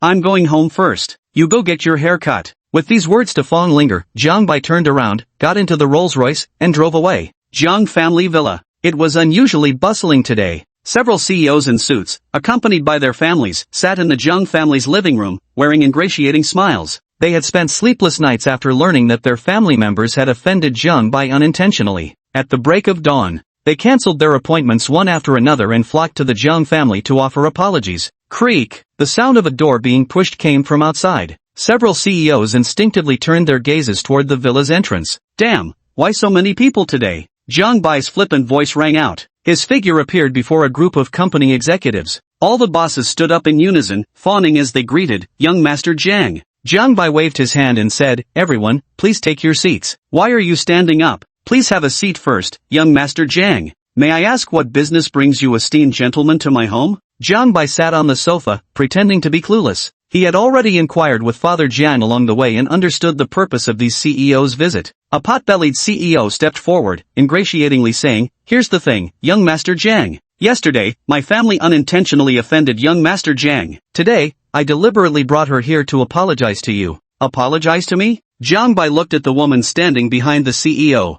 She was one of the wealthy ladies who had mocked Fong Linger at the clothing store yesterday. His expression darkened instantly, and he sneered coldly, "You're too modest, CEO. These ladies were born with silver spoons in their mouths. How could someone like me ever be worthy of their apologies?" Beads of sweat instantly broke out on the boss's forehead as he lowered his posture even further, forcing an ingratiating smile. "Young Master Jiang, our family members failed to recognize Mount Tai and offended you. We sincerely beg for your forgiveness. How dare we claim to be noble in young Master Zhang's presence?" With that, the boss subtly signaled the woman with his eyes. The woman shed her haughty demeanor from yesterday, speaking in a meek and submissive tone. "Lord Jiang, we were blind yesterday and failed to recognize your esteemed identity. We sincerely apologize here. As a man of great magnanimity, please grant us this one mercy." "That's right. Yes, young Master Jiang, a great man like you does not bear grudges against small fry. Please calm your anger." A group of billion-dollar CEOs all wore ingratiating smiles as they spoke. "I have no choice but to accompany you.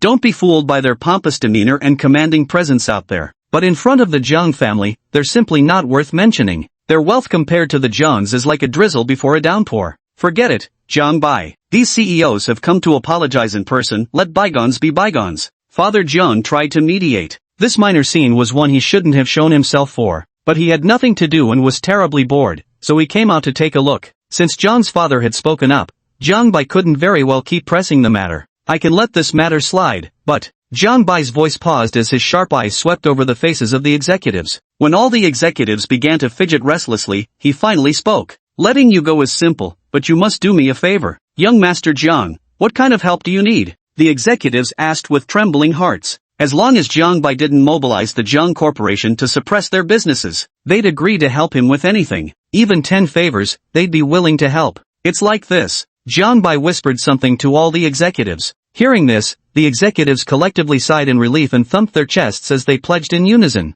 "Young Master Jiang, rest assured. From this day forward, we will absolutely not conduct any business with the Mu Group." "That's right. All you need to do is say the word, young Master Jiang, and we'll immediately terminate all cooperation with the Mu family." "Very good." Jiang Bai nodded in satisfaction. Now, Tang Long's criminal evidence is in his hands, no longer a cause for concern. As for the Mu family, with these conglomerates helping to suppress them, their downfall is only a matter of time. By the time Yi Tian was released, everything would likely have changed beyond recognition. It's no longer possible to rely on the Mu family or Tang Long to soar to great heights and pose a threat to the Jiang family. "May we all enjoy a fruitful collaboration," Jiang Bai said with a beaming smile. "Happy collaboration." The executives echoed with forced smiles. Then they left the Jiang family villa, thoroughly satisfied. This visit, not only did they successfully resolve the matter, but they also managed to establish a connection with Jiang Bai. It was truly a double blessing. As for whether the Mu Corporation would go bankrupt as a result, what concern was that of theirs? It's not like their conglomerate is going bankrupt. Are you really planning to take action against the Mu family? After all the executives had left, Father Jiang asked with unruffled calm. No. Jiang Bai shook his head lightly and said, "The Mu Group being besieged by other corporations, what does that have to do with me?" "You little fox, shameless," Father Jiang scolded. "Takes one to know one, after all, we're both the only heirs," Jiang Bai retorted defiantly. Chapter 20, The Shameless Mu Family. "Ha!" With a light chuckle, Father Jiang turned and left. Only Jiang Bai remained on the sofa. Ding-a-ling. The phone rang. Jiang Bai frowned slightly at the caller ID displayed on the screen. It was someone he detested, Mu Shui. With a beep, Jiang Bai didn't even answer, directly hanging up the call. Did they really think he was the original owner's lovesick fool? At their beck and call? Beep beep. Listening to the busy tone in her ear, Mu Shui felt a surge of disappointment. Before, Jiang Bai would never hang up on her. "Any luck? Did you get through?" Mu Shui's mother asked softly from the side. Mu Shui shook her head slightly and said, "He didn't answer." "Silly child, keep calling. Don't you want to find Yi Tian anymore?" Mother Mu said anxiously. "Oh." Mu Shui dialed the number once again. Ring ring. Why isn't this ever going to end? Jiang Bai glanced at Mu Xue's incoming call, answered impatiently, and asked coldly, "What do you want? Don't call my private number unless it's important." I wanted to ask you out for a meal." Mu Xue hesitated as she spoke. "Eating? This young master has no time for that." With a beep, Jiang Bai hung up the phone. "Eating? Should I just let him keep being a simp?" Listening to the busy tone sounding in her ear once again, Mu Xue felt increasingly uncomfortable. It felt like something was clogging her heart. "Mu Xue, listen to me. If you can't get through to Jiang Bai today, don't even think about coming back." Mu Ben sat nearby, speaking coldly. "Try calling one more time. As long as you appeal to his reason and emotions, Jiang Bai will surely come out." Mother Mu coaxed persuasively. "Ding Noling. How relentless." A surge of anger rose in Jiang Bai's heart. He answered the call, ready to unleash a torrent of curses. But what came through the phone was a burst of sobbing. "Jiang Bai, could I meet you for a meal? Why are you crying now?" A flicker of confusion arose in Jiang Bai's heart as he instinctively replied, "Sure." He was curious to see what trick Mu Xue was trying to play. "Really?" On the phone, Mu Xue's tears turned to laughter. "Wait for my notice tonight." With that, Jiang Bai hung up the phone. "See? I told you Jiang Bai still likes you." Mu's mother couldn't conceal her delighted smile. Even Mu Ben couldn't help grinning from ear to ear. In their minds, as long as Jiang Bai agreed to step forward, Mu Xue would undoubtedly win him over. After all, they had watched Jiang Bai grow up and were quite familiar with his temperament. Little did they know, Jiang Bai had already been replaced by another person. This Riverbank White is not that Riverbank White. Ding Noling. Jiang Bai's phone rang for the fourth time. This time, Jiang Bai didn't start cursing. Ah Fu's voice came through the phone. "Boss, the USB drive is in hand. I just noticed that Tang Long's people seem to have been keeping an eye around Tang Yu's home. Has he noticed something?" Jiang Bai frowned deeply upon hearing this. If Tang Long knew about the USB drive's existence, Tang Yu wouldn't have survived till now. Then why did he send someone to watch Tang Yu's house? Was it to protect Tang Yu? Fresh mysteries flooded Jiang Bai's mind. "Ah Fu, leave everything else for now. Immediately make a copy of the USB drive and deliver it to the police station. Remember, you must make a copy, and it has to be done quickly." "Remember what I said," Jiang Bai reminded over the phone. "I understand, young Master Jiang." With a beep, Ah Fu hung up the phone. Time passed minute by minute. The sky gradually darkened. Jiang Bai sat on the sofa, not moving an inch all afternoon. He was pondering what to do next. During this time, he received a call from Fong Linger, who said she was getting her hair permed. Seeing that the time was about right, Jiang Bai dialed Mu Xue's number and went straight to the point. "Shanghua Grand Hotel, first floor. Wait for me." "Got it." Hanging up the phone, Mu Xue felt an indescribable bitterness in her heart. Before, it had always been her who treated Jiang Bai with indifference. In her eyes, Jiang Bai was just a rich simp, someone who paid her bills and carried her bags. If she ever got upset, she would take it out on this love-struck fool. But one day, she suddenly noticed the fool stopped doting on her. Instead, he began growing increasingly distant. He even started biting back at her. A sense of apprehension lingered in Mu Xue's heart. She subconsciously changed into her favorite outfit. She hurriedly made her way to the Shang Tian Grand Restaurant, afraid of being late and angering Jiang Bai. Shang Tian Grand Restaurant. A Rolls-Royce ignored the security at the gate and drove straight to the entrance of the restaurant. Jiang Bai stepped down from the golden statue, dressed in a light blue suit. He tossed the car keys to the security guard nearby and said, "Get this parked properly." Tonight, he came alone. To be honest, the first time driving a little Rolls-Royce felt pretty great. "Jiang Bai, you're here." Mu Xue stood at the entrance of the restaurant, dressed in a light blue dress, waiting for Jiang Bai. The face that had never shown Jiang Bai a smile before now unexpectedly wore one tonight. "What did you call me here for?" Jiang Bai asked with a cold expression. His mood didn't improve just because Mu Xue smiled at him. "Jiang Bai, let's go inside to talk." As she spoke, Mu Xue reached out to entwine her arm with Jiang Bai's. Jiang Bai dodged with a quick sidestep and said expressionlessly, "I don't like being touched by any woman other than my fiancée." Upon hearing this, Mu Xue felt a tumult of mixed emotions. Her outstretched hand hovered awkwardly, neither withdrawn nor fully extended. When she first received the news of Jiang Bai and Fong Linger's engagement, she had actually been quite happy, because she had freed herself from Jiang Bai's entanglement. Soon after, her heart grew emptier still. Even with Yi Tian by her side, it couldn't mask her emptiness. "Nephew Jiang is here, come in quickly." Mu Ben walked out with a smile on his face, reaching out to pull Jiang Bai. Jiang Bai cast a disgusted glance at Mu Ben, taking a step back as he said, "President Mu, please address me as President Jiang. Let's not get overly familiar. After all, your status isn't worthy enough to cozy up to me." Mu didn't feel embarrassed either, rubbing his nose as he said, President Jiang, please come in. I've already prepared a banquet for you inside. No need for the banquet. Why did you call me here?" Jiang Bai turned to ask Mu Xue.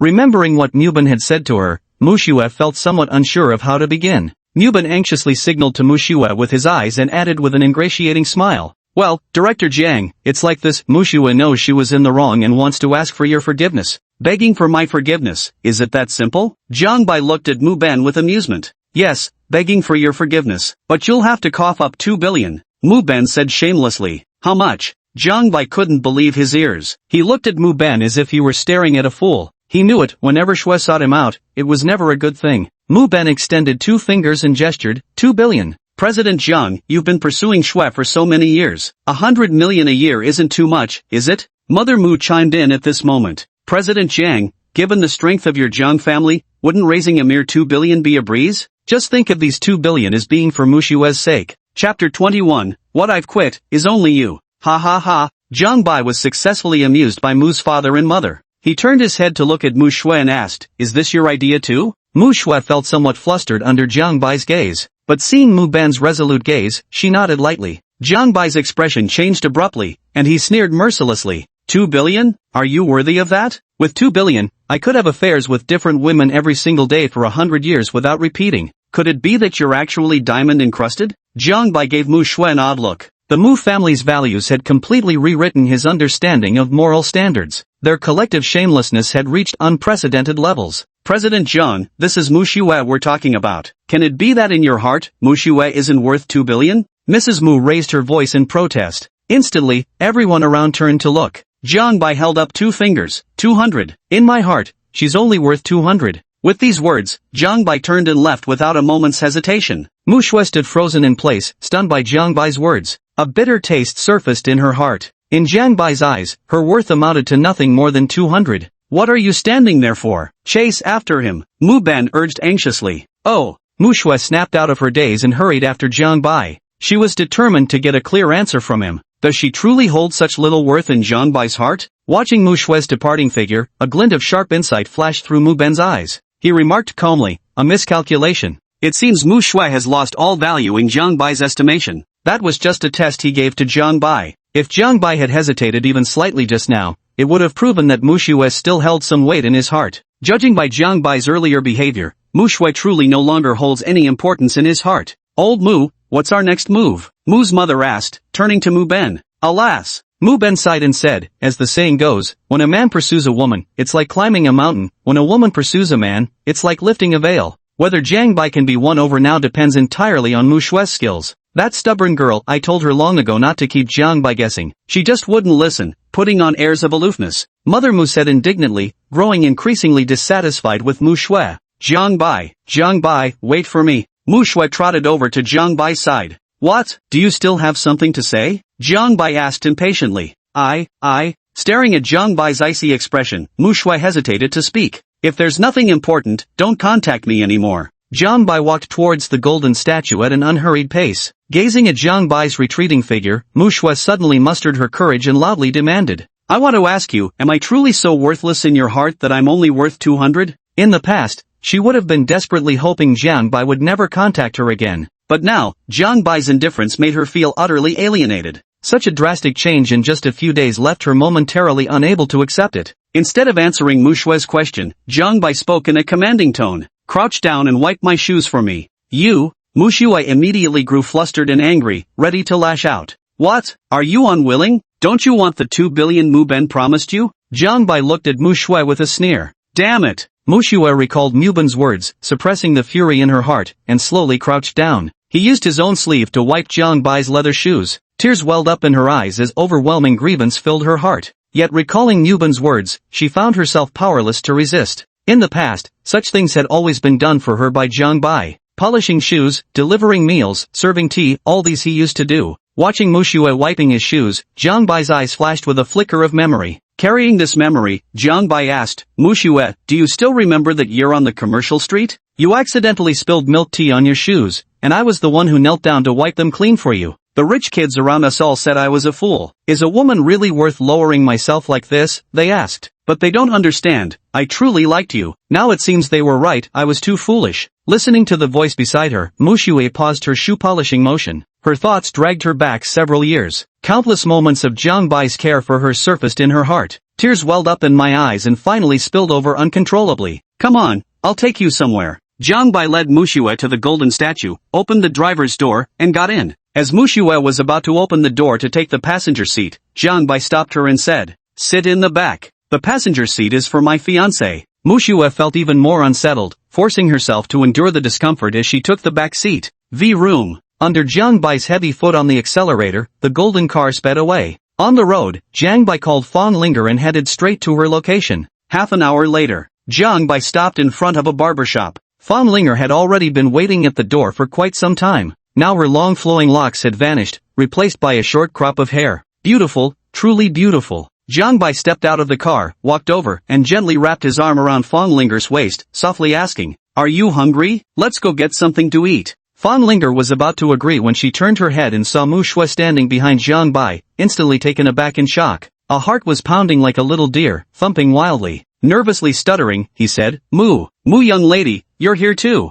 I brought her here. Come on, let's go eat." Jiang Bai took Fong Linger's hand and headed towards the barbecue stall at the street vendor. They randomly found a clean spot to sit and loudly called out, "Boss, 5 kidneys, 5 bottles of beer, and 20 pork skewers." "Got it." Mushue frowned slightly as she surveyed the messy surroundings of the street stall. In her recollection, Jiang Bai had never eaten at such places before. But now when she observed Jiang Bai again, he showed no signs of discomfort eating in this kind of environment. Even Fong Linger beside her didn't react either. "Here's your beer, handsome. The barbecue will still need some time to grill." The boss placed the beer in front of Jiang Bai and said, "Thank you." Jiang Bai didn't stand on ceremony either. Popping the cap off, he downed the bottle in one go. A bottle of wine went down. Jiang Bai let out a belch and said, "Now this is the kind of place that really hits the spot." Mushue couldn't help asking, "Jiang Bai, I remember you never used to drink beer or eat at places like this. Can time really change everything about a person?" Jiang Bai smiled faintly and shook his head. "Actually, I've never changed," he said. "You said you didn't like drinking, so I quit. You said you didn't like smoking, so I quit that too. Every dislike of yours, I could give up. But in the end, I realized I didn't like you anymore, so I quit you." Jiang Bai's words stabbed at Mushue's nerves like daggers. Mushue didn't know how she made it back to the Mu family home. All along the way, her mind replayed Jiang Bai and Fong Linger eating at that street food stall. Every single phrase Jiang Bai had uttered echoed with crystalline clarity in her mind. Gulping down skewers and guzzling beer. Was I really wrong? Suddenly, an intense wave of regret surged within Mushue's heart. Perhaps she had genuinely made a mistake. Chapter 22, Newbin holds press conference. "Are you all ready?" At the police station, Chief Wang looked at the officers below and asked with a solemn and grave expression. In the afternoon, they suddenly received evidence of Tang Long's criminal activities. The evidence contained records of Tang Long's various smuggling transactions. After thorough verification, they discovered the evidence was unexpectedly genuine. This was absolutely unacceptable. After an afternoon of discussion and planning, they decided to arrest Tang Long immediately. "Ready to go, move out now." At Chief Wang's command, dozens of police vehicles began mobilizing in secret. Their movements, however, did not escape the notice of Tang Long's spies. Tang Long sat on his sofa at home, listening to the tattooed man's report, his brow slightly furrowed. With an air of quiet authority, he asked, "What on earth brings so many police officers here in clandestine operation? Flower boy, have you found out why the police are taking action?" The tattooed man shook his head, bending down to reply, "Reporting boss, nothing at all. No matter how hard our people tried to find out, not a single clue could be uncovered. Not a single trace of information?" A sense of foreboding suddenly rose in Tang Long's heart. He fixed the tattooed man with a stern gaze and said, "Flower boy, are you sure you haven't heard any news at all?" "Boss, I'm certain," the tattooed man replied respectfully. With a sudden whoosh, Tang Long stood up urgently and said, "Quick, contact our people to retreat, they're coming for us." "Coming for us?" The tattooed man was just about to voice his confusion when he noticed Tang Long's solemn expression. He immediately shut his mouth without another word and turned to make arrangements. Elsewhere, after Mu Shui left, Jiang Bai and Fong Linger didn't return to the Jiang family. Instead, after reuniting with A Fu, they arrived on a rooftop not far from Tang Long's home. Watching Tang Long hastily evacuate below, Jiang Bai couldn't help but feel a wave of emotion. That Tang Long had managed to survive until now was no simple feat. With just fragments of scattered words, he had actually deduced that the police were coming for him. "Mr. Jiang, should I go down and stop them to buy some time for the police?" Ah Fu rubbed his hands together and inquired eagerly. Jiang Bai waved his hand and said, "No need. It's best we don't get involved in this matter. Let's go, it's time for me to leave too." With those words, Jiang Bai turned and walked downstairs. The three of them boarded the Rolls-Royce and vanished from the vicinity without a whisper. Before they knew it, the third day arrived. There are only 4 days left until Jiang Bai's engagement. A piece of news spread across all industries in Linhai City. According to police, they intercepted a smuggling case last night involving up to 100 contraband items. The smuggling ringleader was identified as Tang Long, originally named Tang Yaogang, known in the underworld as Old Tang. Currently, this person is on the run with a man named Hananeo, and the public is advised to remain vigilant, though the report downplayed the situation, as locals of Linshur City and many influential figures were stunned. They knew exactly who Tang Long was and the immense power he wielded behind the scenes. As the underground ruler of Linhai City for over 20 years, to think he could be put on the wanted list just like that. Old Tang is actually on the wanted list now. Mu Ben found the news somewhat hard to believe when he received it. "Do you think Jiang Bai might have been behind this?" Mu's mother asked from the side. "Are you saying Jiang Bai used his connections from above?" Father Mu frowned. "It's not impossible, is it?" Mother Mu said. "Regardless, Old Tang leaving isn't good news for us." As Mu Ben spoke, a gleam flashed through his eyes. A plan sprang to mind, and suddenly he thought of a way to save the Mu Corporation. Turning to Mrs. Mu, he said, "Go make arrangements for a press conference this afternoon." The Jiang residence. Jiang Bai sat on the sofa, smiling slightly upon hearing the news report. Tang Long's possible escape route was crystal clear in his mind. He wanted Tang Long to flee indeed. The farther the better, preferably abroad. Unlike foreign countries, Nation Z was a society governed by the rule of law. If Tang Long had remained in the country, with that damning evidence, the worst he'd face would be a life sentence. But the opposite was true. The moment Tang Long stepped beyond Z country's borders, that would be when he'd take Tang Long's life. Killing a man abroad, buying a gun, those things were all too common, especially in some remote regions of the country. Run away, where can a stray dog even flee to? Jiang Bai got up and walked back to his room. There, a beautiful woman was waiting for him. Afternoon. With Tang Long being wanted, Mu Ben urgently held a press conference in the Mu Corporation's meeting room. Surveying the gathered journalists below, Mu Ben smiled and said, "Ladies and gentlemen, thank you for taking time out of your busy schedules to attend my press conference. Today, I am here to clarify one matter. I'm aware that due to the violent demolition incident at Yalan community the day before yesterday, some netizens have misunderstandings about our Mu Corporation. Today, I want to reveal the truth behind this incident here to prove our Mu Corporation's innocence." As Mu Ben's voice faded, numerous journalists grew perplexed.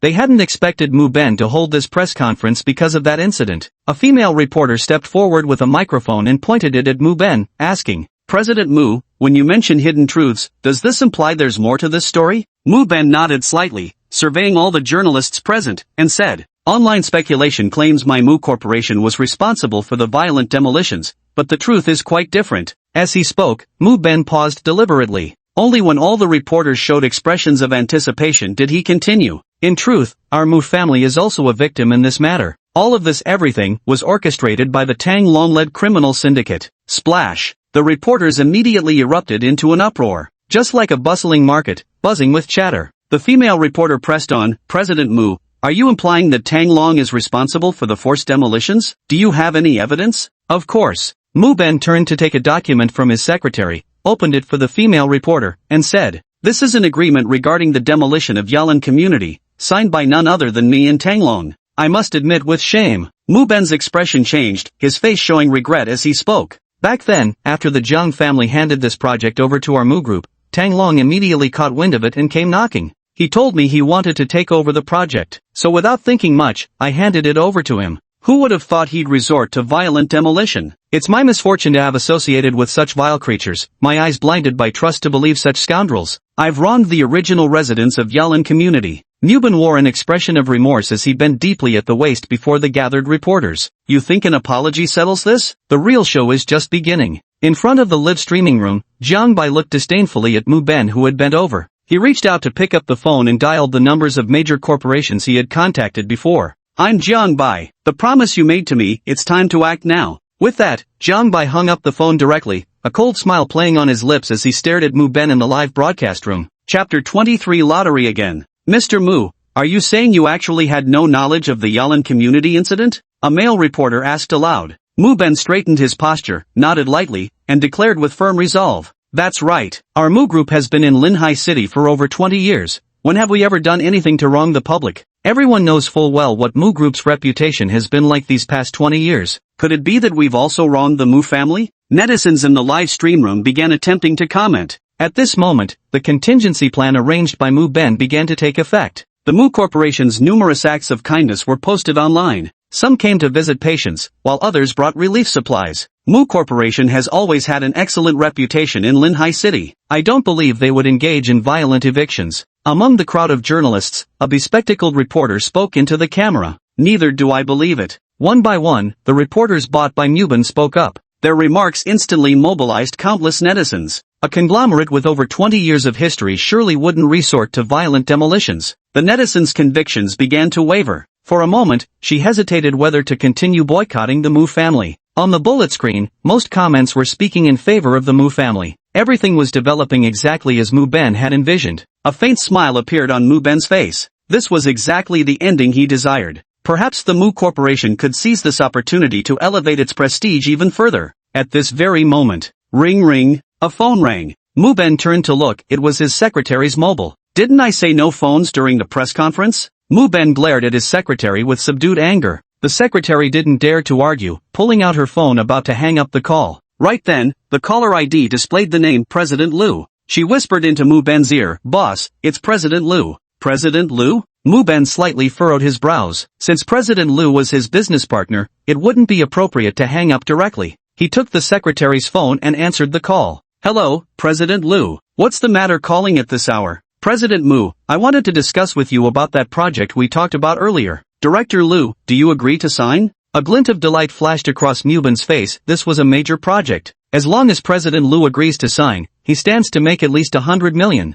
Today is truly a double celebration. He could not only pin the blame for the violent demolition on Tang Long, he could also secure a huge deal. Just as Mu Ben was overwhelmed with joy, beaming with a smile, Chief Liu slowly spoke on the phone. "Director Mu, let's forget about that project. I will no longer cooperate with the Mu Group in the future." Mu Ben's heart suddenly tightened, and he hurriedly spoke up. "No, that's not. President Liu, didn't we already agree on this?" Beep, beep. The phone emitted nothing but a dial tone. Holding the disconnected call, Muban's heart plummeted from heaven to hell in an instant. Ring ring, ring ring. The phone ringtone rang again, leaving Mu Ben no extra time to think. Seeing the caller's name, Mu Ben put on a smile and answered the call. "Hello, President Wang, what can I do for you?" "President Mu, let's not mention our cooperation anymore." The phone gave a cold, abrupt beep as the call was mercilessly terminated. Ring, ring, ring. "Hello, Director Zhang. The cooperation is cancelled." "Hello, President Li." The phone kept ringing incessantly.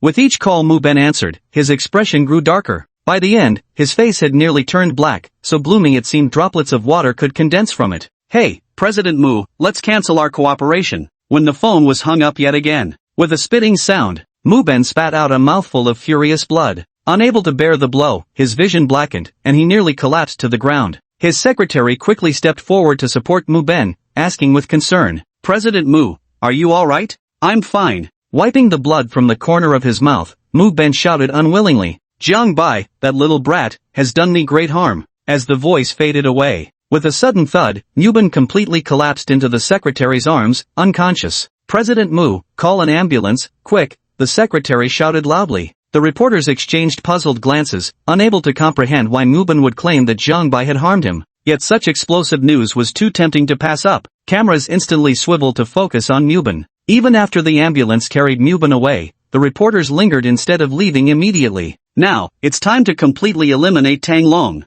Jiang Bai closed the live stream and smiled faintly. Yet within that smile lurked a chilling intent to kill. "Do you want to kill Tang Long? Need my help?" Father Jiang appeared silently behind Jiang Bai's back and asked casually. "No need, I can handle it myself." Jiang Bai replied indifferently, then stood up and walked toward his room. "Don't you want to know where Tang Long escaped to?" Jiang's father said lightly. "I know where he went, no need for you to concern yourself." Jiang Bai waved his hand and stepped into his room. He remembered he still had 5,000 loot points left unused. "System, give me 5 consecutive draws." "Drawing in progress?" "Congratulations, host, for performing 5 consecutive draws. Congratulations, host, you've drawn a bonus attribute point +1. Congratulations, host, you've drawn light as a feather.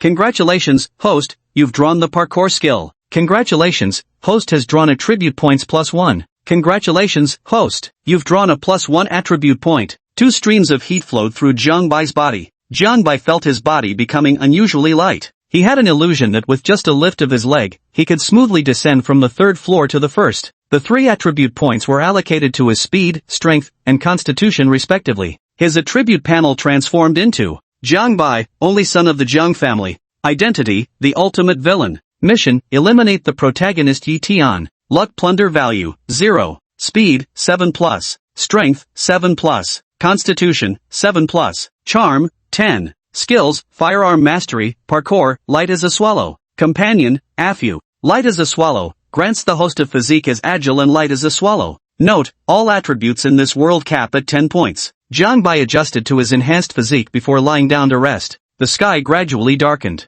Jiang Bai rose from bed, tidied himself up, and walked into the living room. Do you really not need my help? Jiang's father asked casually as he sat on the sofa. No, I want to handle this myself, Jiang Bai replied. It's just some nobody Tang Long. Why are you so determined to do it yourself? Couldn't you just send a couple of people? Dad asked with deep concern, his voice tinged with a hint of confusion. I wouldn't feel at ease if anyone else went. Jiang Bai had one sentence left unspoken to his father. As someone from the protagonist's faction, who knows if anyone would step in to save Tang Long when his life hung by a thread? He couldn't afford to lose Jingzhou through carelessness. Sending a bunch of underlings would just be handing experience points to the protagonist's faction. Only by personally witnessing Tang Long's death would he feel truly at ease. Alright then, be careful on your journey. John's father threw down a single sentence before turning and retreating to his room. Chapter 24, Collapse of Mu Ben. That very night, a small Rolls-Royce drove out of the Jiang family villa. Inside the car, there were only 3 people, Jiang Bai, Afu, and the driver.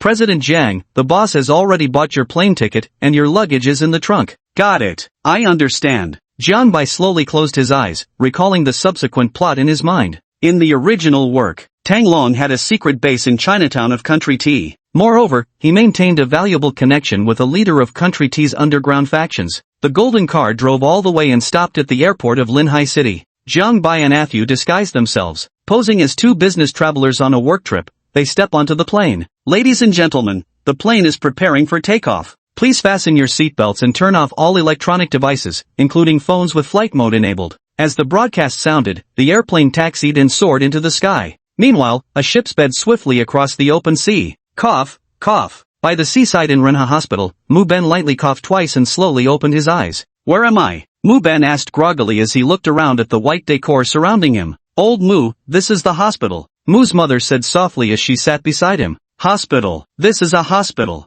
Mu Ben struggled to sit up, only to be quickly restrained by his mother, who said, Old Mu, the doctor said you need to rest properly and recover. Recover? Who has time to recover? How's the company doing? Mu asked anxiously. The company was his life, blood. He absolutely couldn't let anything happen to it. Sigh. Old Madame Mu sighed as if wanting to say something but stopped, lowering her head in silent contemplation. Mu Ben's heart sank with a bad premonition as he grasped his mother's shoulders, asking anxiously, Tell me quickly, what's really happening with the company? The company is about to go bankrupt. Mother Mu hung her head, finding the words difficult to say. We're about to go bankrupt. A thunderbolt struck Mu Ben's mind. His grip on Mother Mu's hand loosened as he froze in shock. His eyes grew vacant, pupils unfocused, his entire person appearing dazed as he muttered to himself. Bankrupt. The company is going bankrupt. During your hospitalization, various corporations have been calling to terminate contracts with us. Our funding chain and industrial chain have completely collapsed, Mother Mu said with deep concern. She was also feeling extremely distressed inside. Just days ago, she was still the chairman's wife of the Mu Group in Linhai City, with a net worth of billions. In the blink of an eye, their company was on the verge of collapse, and she too would be left penniless. Jiang Bai, how heartless you are, snarled Mu Ben through gritted teeth. He is not a fool. To make so many companies collectively terminate their contracts with the Mu family. Apart from the colossal Jiang Corporation, who else could possibly wield such power? Old Mu, what should we do next? Mrs. Mu anxiously asked from the side. Mu Ben turned his head, glaring at Mrs. Mu with furious, gritted teeth, and roared in utter frustration. What can we do? All of this is thanks to your precious daughter. Jiang Bai, as the heir to the Jiang family, has countless wealthy young ladies dreaming of marrying into his status. But your daughter, she thinks too highly of herself, deliberately looking down on Jiang Bai. Does she really think she's some young mistress? She's just a stray girl we picked up off the streets. Now that the Mu family has gone bankrupt, let's see how you and your daughter will manage. As he spoke, Mu Ben coughed up another mouthful of blood. Mu's mother hurriedly grabbed a cloth to wipe it away, comforting him. Old Mu, don't get worked up. Focus on recovering first. Mu Ben shoved his mother away, his face twisting into a hideous snarl as he shouted. How can I not be furious? The company is my life's work, I sacrificed everything for it. Now, all my lifelong efforts have been wasted because of some stray girl I picked up. If I had known earlier, I shouldn't have brought Mu Shui back, should have let her freeze to death in the snow. Clang! As Mu Ben's voice faded, the sound of a food tray hitting the floor echoed at the hospital room door. Mu Shui gazed at Mu Ben and her mother with tear-filled eyes, trembling in shock. Every word Mu Ben had just said had reached her ears with perfect clarity. Because of her, the company was about to face bankruptcy. And she turned out not to be Mu's mother's biological daughter, but someone Mu Ben had picked up. Schwer, don't listen to your father's nonsense. He was just angry and spouting nonsense in the heat of the moment. Mother Mu anxiously pleaded. Tears silently streamed down Mu Shui's face as she shook her head and replied in a choked voice. I've heard enough, stop lying to me. The company's impending bankruptcy is all because of me, and I'm just some stray child you picked up off the streets. It's my fault you're suffering. I'll go find Jiang Bai right now and beg him to spare you. After speaking, Mu Shui covered her mouth and ran out of the hospital. Mother Mu was about to get up and chase after her when Father Mu grabbed her arm and said, let her go. Maybe there's still a glimmer of hope for the company. Beep. Sorry, the number you dialed is powered off. On the road, Mu Shui wept incessantly while repeatedly dialing Jiang Bai's number. No matter how many times she called, all she heard was the monotonous voice announcing his phone was powered off. Have you really abandoned me? As memories of their shared moments with Jiang Bai flooded back, Mu Shui's heart ached with regret and sorrow. Crouching by the roadside, she hugged her knees and burst into helpless sobs. Meanwhile, Jiang Bai had already turned off his phone after boarding the plane and fallen asleep. Sir, the plane will be landing shortly. A beautiful flight attendant stepped forward to wake Jiang Bai down. Thank you. Jiang Bai groggily opened his eyes and patted his cheeks to rouse himself further. The plane is now landing, please remain seated with your seatbelts fastened. Under the broadcast announcements on the plane, the aircraft smoothly landed at T Country's airport. Jiang Bai stepped out of the airport with Ah Fu in tow. Seeing Ah Fu in his oversized hat and formal suit, Jiang Bai still felt somewhat unaccustomed. Outside the airport, a slender man spotted Jiang Bai and his companion, approached them respectfully, and said, Young Master Jiang, the boss has already given instructions. Please come with me. Jiang Bai and the other man followed the fellow and boarded a rundown Jetta, leaving the airport behind. On the way, the man asked, Young Master Jiang, what do you need? I'll prepare it for you. A gun. Get me a sniper rifle. After acquiring the firearms master skill, Jiang Bai had never actually handled a gun before. My heart couldn't hold back any longer, eager to give it a try. Understood. The Jetta sped all the way, stopping in front of a curtained shop. Young Master Jiang, come with me. The man opened the door and led the two of them into the basement of the room. At a glance, the basement walls and floor were densely covered with firearms. Mr. Jiang, feel free to pick any. These guns have all been modified. No need, this one will do. Jiang Bai picked up an AWM sniper rifle from the wall. He had used this gun in the game before, all too familiar. Chapter 25, The Sniper's Target, Tang Long. Mr. Jiang, aren't you considering that Barrett? The man extended his finger toward another wall. You even have a Barrett? Jiang Bai turned his head to toss aside the AWM and picked up the Barrett instead. This firearm was also deeply familiar to him. Back in the day, he relied on this Barrett rifle to achieve illustrious military feats. He crushed the enemies into complete submission, forcing them to surrender in defeat. Such glorious days they were. In the end, he got permanently banned because someone reported him for cheating. Young Master Jiang, this is what the boss asked me to give you. The man pulled out a tablet and handed it to Jiang Bai. On the tablet was a map with a route marked in red. That old fox works fast, even planned my escape route for me. Jiang Bai smiled slightly and tossed the tablet to Ah Fu. The man chimed in with an ingratiating smile. The boss is doing this entirely for young Master Jiang's safety. Jiang Bai raised a hand to stop the man's words and said, Alright, enough with the nonsense. Lead the way. You should know where Tang Long is, right? I know. The man grinned, packed everything up, and drove off in his beat-up Jetta, disappearing into the distance with Jiang Bai. Chinatown. People come and go amidst dazzling lights and vibrant nightlife. Even the night cannot conceal its bustling prosperity. The residents here are predominantly of Chinese descent. Countless foreigners also come to experience the culture of Chinatown. The man parked his car in front of a high-rise building and pointed at a club ahead, saying, Young Master Jiang, according to information gathered by our men, that place is Tang Longshin's current hideout. It's just that at this hour, Tang Long hasn't arrived yet. No matter, a cooked duck won't fly away. Jiang Bai scanned his surroundings, searching for a suitable sniper spot. The most ideal location was the tall building right in front of him, but the building's position was far too conspicuous. Once he took the shot to assassinate Tang Long, it would be easy for his position to be exposed, making a swift withdrawal difficult. A dilapidated old building on the side street suddenly caught Jiang Bai's attention. The old building was situated directly to the right front of the clubhouse. Between the two, there stood a two-story building separating the two streets. Let's go to that old building. Jiang Bai pulled out the Barrett from the car, wrapping it tightly in a black cloth. He strode toward the old building. The four-story building was an ordinary residential complex.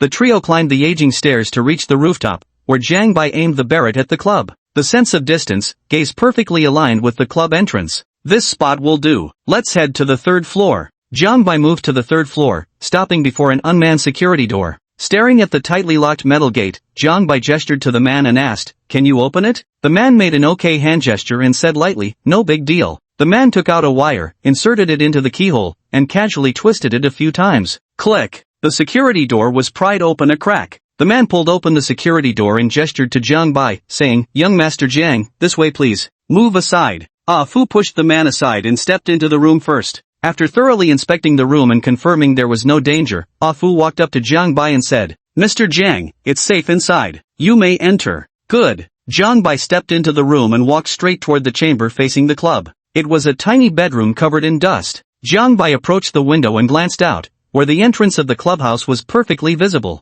Moreover, the height of the third floor was sufficient to allow him to quickly withdraw after sniping Tang Long. "This is the place." Jiang Bai waved at the man, who then pulled out a pair of earphones and handed them to Jiang Bai. Then he spoke up, "Young Master Jiang, I'll go bring the car over to pick you up." "Go ahead." Jiang Bai casually waved his hand as he put the earpiece in his ear. He then propped the Barrett rifle against the window, waiting for Tang Long to appear. The man laughed and went straight to the car. He opened the car door and got in. Time passed unnoticed. While Jiang Bai waited for Tang Long to arrive, Mu Shui also came to the Jiang family's gate. Staring at the Jiang family's gate, Mu Shui halted her steps, hesitating uncertainly. In the past, she would have stepped inside without hesitation to confront Jiang Bai directly. Yet today, she wavered, unwilling to take even a single step forward. She was no longer the Jiang family's daughter-in-law, now she was here to beg Jiang Bai for mercy. She didn't know how to face Jiang's father and Jiang's mother, feeling an inexplicable ache in her heart. "Miss Mu, since you're here, why don't you come in?" Fan Linger appeared behind Mu Shui at some unknown time and asked. I. Mu Shui looked at Fan Linger, the woman who had replaced her position, momentarily at a loss for words. She wasn't even sure if she hated Fan Linger for taking Jiang Bai away from her. "Come in, Miss Mu. Otherwise, when the CEO finds out, he'll scold me again." A cunning glint flashed through Fan Linger's eyes. She never liked what Mu Shui had done before. She always felt indignant on Jiang Bai's behalf in her heart. "Jiang Bai, are you home?" Mu Shui mustered up the courage to ask. Her gaze, brimming with anticipation, lingered on Fan Linger, hoping to hear exactly the word she longed for. Fan Linger shook her head and said, "The CEO isn't here. He hasn't returned all night." "Oh, my apologies for disturbing you." Mu Shui's eyes instantly clouded with disappointment as she turned and walked away. Her once graceful figure now appeared utterly desolate. "When I see the CEO, I'll have him come find you." Fan Linger called out to Mu Shui's retreating figure before stepping through the Jiang family's gate. "Thank you." Mu Shui left behind a single sentence, her silhouette stretching longer and longer under the lamplight. The sky gradually brightened. Jiang Bai waited silently by the window, anticipating Tang Long's arrival. As a sniper, one must possess immense patience. Haste was never an option. He did this very well. Vroom, vroom. In the distance, the roar of car engines suddenly echoed through the streets. A man's voice came through the earpiece. "Young Master Jiang, Tang Long and his crew have arrived." "Got it." Jiang Bai's gaze instantly turned sharp. The Barrett's muzzle quietly aligned with the club's entrance, poised and ready. SSSSS. The screech of brakes pierced the air. Several off-road vehicles came to a halt outside the club entrance. A dozen underlings disembarked, scanning their surroundings for potential threats. Then Jiang Bai's old rival, the tattooed armed man, stepped out from one of the vehicles. The tattooed man glanced around and, after confirming there was no danger, opened the door of the central SUV. Tang Long's aged figure came into Jiang Bai's view. Jiang Bai pulled a piece of chewing gum from his pocket, popped it in his mouth, and began chewing. He had prepared this in advance. After all, it was his first time carrying out an assassination, so some nervousness was unavoidable. The chewing gum provided just the right outlet for him to relieve his tension. "After you, boss." Tang Long had no idea death was reaching out to him. Following the tattooed man's lead, he walked into the club. Wind speed normal, temperature normal, clear for a headshot. Jiang Bai subconsciously licked his lips. Aligning the muzzle with Tang Long's head, he gently squeezed the trigger. Bang came the sound. A bullet mercilessly pierced Tang Long's head. Before anyone could react, Tang Long was shot dead instantly. Blood and brains splattered across the ground. The lifeless body collapsed to the floor. Chapter 26 Shue's Invitation. Boss. The tattooed man let out a startled cry, his eyes wide with astonishment as he took in the scene. For a moment, his mind slipped into a daze. Congratulations, host. You have obtained 10,000 looting points. All done, let's wrap it up. Alfred, let's retreat. Jiang Bai was quite satisfied with the outcome of his first gunshot. Leaping from the third floor with A Fu in tow, utilizing nimble lightness and escape skills to land smoothly on the ground. Young Master Jiang, get in the car quickly. A man parked a Jetta in front of Jiang Bai and urged anxiously. Bang! 2 car doors slammed shut in succession. The Jetta sped away as the man floored the accelerator. Search, you must find that sniper for me. After a brief moment of daze, the tattooed man roared in fury. Alas, by the time he regained his senses, it was already too late. The trio led by Jiang Bai had long disappeared into Chinatown, following Old Man Zhang's escape route. Jiang Residence, Linhai City. Father Jiang sat in the study, watching the video before him with a slight frown as he said, "When did that kid learn marksmanship? How come I didn't know about this?" Behind him, a black-clad bodyguard bent forward. "Boss, judging by young Master John's gun handling technique just now, and the presence he displayed when firing, I conclude that young Master Zhang's shooting skills are no less impressive than any veteran who's handled a gun for 10 years. If we're using international standards, young Master John's firearms proficiency is at least at the elite level. The only thing lacking is killer instinct. This kid's been keeping more secrets from me than I realized." Father Jiang muttered to himself as he flipped the video off with a backhanded gesture. Turning his head towards the black-suited bodyguard, he exuded authority naturally without raising his voice. "Clean up all the loose ends. I don't want anyone suspecting our Jiang family." "Understood, boss." The black-suited bodyguard turned and left Mr. Zhang's study. "The plane is landing. Please remain seated with your seatbelts fastened." With Tang Long's death, Jiang Bai returned to Linhai City once again. The only difference was that when he left, his hands were clean. When he returned, he carried an extra life on his hands. Beneath his imposing aura of wealth and status, an intangible trace of murderous intent now lingered. Jiang family villa. Fong Linger spotted Jiang Bai's figure and eagerly threw herself into his embrace. Unable to contain her joy, she asked, "CEO, you're back." A day without him felt like 3 years apart. Not long after she had been intimate with Jiang Bai, his image filled her heart completely. Jiang Bai lowered his head and whispered softly into Fong Linger's ear. "What? It's only been a day since we last met, and you already miss me?" With these words, Jiang Bai scooped Fong Linger up in his arms and carried her toward the bedroom. Fong Linger naturally knew what was coming next, her delicate face flushing crimson. Passion ignited between them. Beyond the witch's cloud lies no true mountain. After the affair, Linger lay in Jiang Bai's arms when Mi Shue's figure suddenly flashed through her mind. She looked up at Jiang Bai with tender affection and said, "President, Miss Mu came looking for you last night." "Don't mind her," Jiang Bai said nonchalantly. He knew what Snow was looking for him about. It was simply that the Mu Group was on the verge of bankruptcy under his relentless suppression. She wanted to beg him to spare the Mu family. If he were still the lovesick fool from the original story, he would surely agree. But he wasn't. He was determined to crush the Mu family, leaving Yi Tian with no foothold in Linhai City. But I promised Miss Mu that I would go find her after you returned." Fong Linger opened her innocent white eyes and spoke. "Ugh." Jiang Bai suddenly felt at a loss for words. Didn't Fong Linger know that Mu Shui was her love rival? "President, please just meet with Miss Mu once. Her desolate figure looks truly pitiful." Fong Linger spoke with reluctant compassion. A sharp glint flashed in Jiang Bai's eyes as his thoughts returned to the original storyline. In the original work, Mu Shui showed no mercy towards him or Fong Linger. While enjoying the resources provided by Jiang Bai, she simultaneously helped Yi Tian grow. In the end, she even betrayed him, stabbing Jiang Bai in the back. At that time, Mu Shui showed no mercy or hesitation out of any past affection. "Is it okay, President?" Fong Linger asked in a coquettish tone. She disliked Mu Shui, but even more, she couldn't bear witnessing Jiang Bai in distress. "All right." Jiang Bai hugged Fong Linger and nodded. In this world, apart from his father and mother, Fong Linger was the only person he truly trusted. Time slipped away as the two lingered together, until dusk arrived. Only then did Jiang Bai remember his phone had likely remained off since boarding the plane. Taking out his phone and turning it on, he was immediately greeted by over a dozen missed calls. Without exception, they were all from Mu Shui. "It seems the Mu Group's situation is even more urgent than I imagined." Jiang Bai smirked disdainfully and was about to toss his phone aside. Ding-a-ling, the phone rang. "It's connected, finally connected." On the other end of the line, Mu Shui cried tears of joy, overwhelmed with emotion. She had been calling Jiang Bai every hour without fail. Every time, the call went straight to voicemail. After more than 10 hours, heaven finally rewarded her persistence. The call went through. Hello? Didn't I tell you before? Don't call my personal number. Jiang Bai's impatient voice came through the phone. Mu Shui wiped the tears from the corners of her eyes and said in the gentlest tone, Jiang Bai, can I meet you alone? Don't worry, it'll just be me this time. Jiang Bai was about to say he was busy when Fong Linger tugged at his sleeve. With a sigh, he reluctantly replied, Alright then, send me the location once you've decided on a spot. Alright. Mu Shui smiled through her tears. After hanging up, she began to dress up carefully. Linger, aren't you afraid that if you make me see Mu Shui, I might revert to my old self and leave you? Jiang Bai tossed his phone aside and asked with a serious expression. Yet a hint of playfulness in his eyes betrayed his true feelings. I'm not afraid. Hurry up and get ready, don't keep Miss Mu waiting. Fong Linger urged him. Her words showed not the slightest concern that Jiang Bai might reject her. Then I'm ready to go. Jiang Bai had just finished dressing and was walking downstairs when Mu Shui's location pinged through.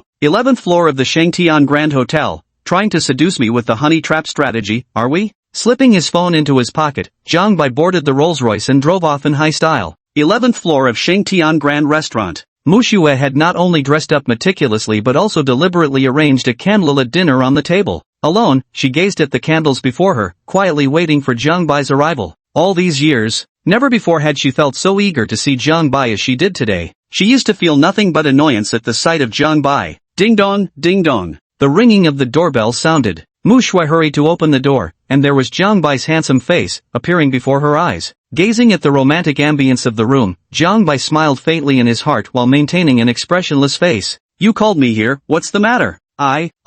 Mu Shui nervously stammered, unsure how to explain herself to Jiang Bai. Are you trying to invite me to a candlelit dinner? Jiang Bai leaped past Mu Shui and walked up to the dining table to ask. Chapter 27, The End of the Mu Corporation. Some matters, it's about time they were completely settled. Yes, I prepared this for you with my own hands. Mu Shui suppressed her inner nervousness and stepped forward to reply. What an honor, truly an honor. After all these years of being your simp, this is the first time I've had such an honor. Jiang Bai said with a smile. Reaching out to pull out the chair, he unceremoniously took a seat. With a self-deprecating smile, Mu Shui opened 2 bottles of red wine. After pouring a glass for Jiang Bai, she sat across from him and asked, Would you like to have a drink with me? Of course. Jiang Bai gave a slight shrug and raised his glass in a gesture toward Mu Shui. Mu Shui's lips curled into a smile as she clinked glasses with Jiang Bai before downing her drink in one gulp. A cup of wine goes down. Mu Shui promptly poured herself a second cup, then a third. Throughout the entire process, she remained silent, drinking alone.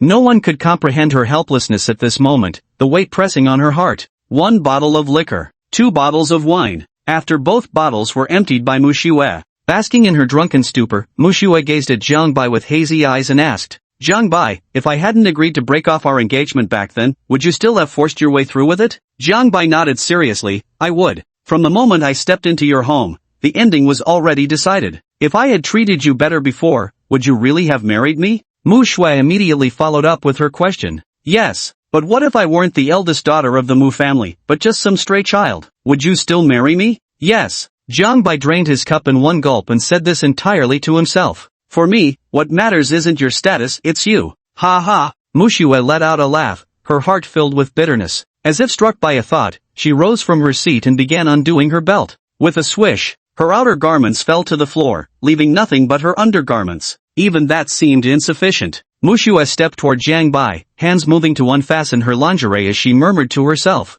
Jiang Bai, you've pursued me for so many years, and I never even let you touch my hand. Tonight, I'm willing. You can do whatever you want. Jiang Bai slightly shook his head, utterly indifferent to Mu Shui's striking beauty. His eyes fixed solemnly on Mu Shui's face as he spoke with utmost seriousness. Do you remember what you said to me in front of your doorstep back then? You said, even if we got married, you wouldn't let me touch you once. Today, I'll tell you this. The old you wouldn't give me the time of day. Today's me is someone you can't even reach. With that, Jiang Bai stood up and started heading towards the door. Mu Shui threw her arms around Jiang Bai from behind, her voice choked with sobs as she said, Give me one more chance, okay? I was wrong before. I shouldn't have treated you like that. I shouldn't have given you the cold shoulder. I truly know I was wrong. As she spoke, Mu Shui burst into tears. Her words seemed to stir memories in Jiang Bai. Jiang Bai tilted his head back and gazed at the ceiling, a flicker of recollection passing through his eyes. With resolute determination in his voice, he said, No, you're not wrong. I was the one who was wrong, so I let go. Some people, once missed, are gone forever. Turning back won't recapture that same feeling again. With these words, Jiang Bai pried Mu Shui's hands away and walked out of the room without looking back. The sound of the door slamming shut with a resounding thud echoed in her ears. At last, Mu Shui could no longer suppress the bitterness in her heart. Kneeling on the ground, she burst into uncontrollable sobs. Master Jiang. Back to the Jiang family. Under the towering Sheng Tian restaurant, Jiang Bai boarded the golden sedan chair and headed straight for the Jiang residence. This would be his final visit to meet Mu Shui. The next time they meet, they will be strangers. The golden figure dashed all the way and came to a halt before the Jiang family villa. Jiang Bai got out of the car and turned to walk into the villa. Jiang's father had long been waiting on the sofa for Jiang Bai. Seeing Jiang Bai enter, he pointed to the documents on the coffee table and said, "One last chance, do you really intend to destroy Mu Corporation and marry Fondlinger?" "Of course." Jiang Bai shrugged and said firmly, "Since you've made up your mind, take this." Jiang's father turned his head, picked up the documents on the table, and handed them to Jiang Bai without looking back. "What is this?" Jiang Bai casually flipped through the files, his face revealing an expression of shock. Raising her head, she gazed at Father Jiang with disbelief in her eyes and said, "Did you really find evidence that Mu Ben sent assassins to kill you 17 years ago?" That day he just said it casually, never expecting it to be true. "If you've truly made up your mind to give up on Mu Shui, then submit this evidence to Director Wang." John's father still couldn't believe Jiang Bai would truly give up on Mu Shui. "A woman you've pursued for years, how could you just give up on her like that?" But he underestimated Jiang Bai's determination. Jiang Bai took out his phone and dialed Director Wang's number, speaking bluntly. "Director Wang, I want to accuse Mu Ben of hiring a hitman to kill 17 years ago." This time, it was Jiang's father who was shocked, staring at Jiang Bai with strange eyes. "You actually called the police?" Father Jiang said in disbelief. No one understood his son better than he did. For over a decade, he had witnessed how much his son had sacrificed for Shui. Though these past few days of transformation had admittedly made him re-evaluate his judgment. But he always thought it was just childish anger between kids, feeling somewhat embarrassed and resentful. He never imagined Jiang Bai was going to get serious. Wah. Jiang Bai didn't have to wait long. Director Wang arrived at the Jiang family's villa with a team of police officers. As he reviewed the evidence listed in the documents, his expression turned grave, and he declared solemnly, "Chairman Jiang, rest assured, if these pieces of evidence are authentic, we will undoubtedly apprehend Mu Ben. Then we'll leave it in your capable hands, Director Wang." Father Jiang nodded and personally escorted Director Wang to the door. Watching Director Wang's departing figure, Jiang Bai knew the Mu group was finished. Next, he would have to deal with Yi Tian's War God Battalion. A mercenary group thousands strong, renowned far and wide overseas. Forget it, let's just have the wedding first. Day after day, the time passed by. There was only one day left until Jiang Bai and Fong Linger's engagement ceremony. At the Jiang family villa, all sorts of engagement necessities were neatly arranged in perfect order. Jiang Bai and Fong Linger tried on outfit after outfit. Everything was proceeding in an orderly manner. Meanwhile, Mu Shui walked into the hospital in a daze. She knew there was no longer any possibility between her and Jiang Bai. She accidentally lost the one who cherished her the most. Gazing at Mu Ben lying on the bed and observing Mu's mother growing visibly more haggard each day, Mu Shui could no longer bear the weight of the emotions pressing down on her heart. With a thud, he knelt on the ground and said dejectedly, "I'm sorry, I've let you all down." "What happened? Did Jiang Bai refuse to let the Mu group off?" Mu Ben asked anxiously. Mu Shui shook her head gently. Thud. Mu Ben's heart tightened, instantly plunging him into stunned silence as he murmured to himself, "It's over, the company is finished, completely finished. It's all because of this wild brat. I'll kill you." Mu Ben couldn't bear the shock and frantically threw himself off the bed, reaching out to strangle Mu Shui's neck. Chapter 28, Jiang Bai's Fierce Wife Protection. "Old Mu, calm down first." Just as Mother Mu was about to step forward to stop Mu Ben, Director Wang entered the ward with several police officers. Staring at the frenzied Mu Ben, Director Wang spoke coldly. "Mu Ben, you are suspected of hiring assassins for murder. Now, in the name of the police station, I formally arrest you. Take him away." At Director Wang's command, the officers behind him began escorting Mu Ben out. Mother Mu anxiously stepped forward and asked, "Director Wang, could there be some misunderstanding here?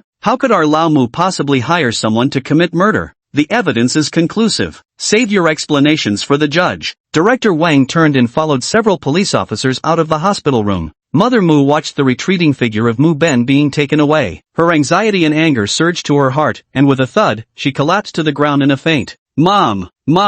Doctor! Time slipped by in a flash. Today was the day Jiang Bai and Fong Linger got engaged. Shengtian Grand Hotel was filled with guests. Wealthy individuals and nobles from around the world put aside their affairs to attend the couple's wedding. In the back hall, Jiang Bai looked at Fong Linger in her wedding dress and praised her sincerely. "Linger, you look so beautiful today."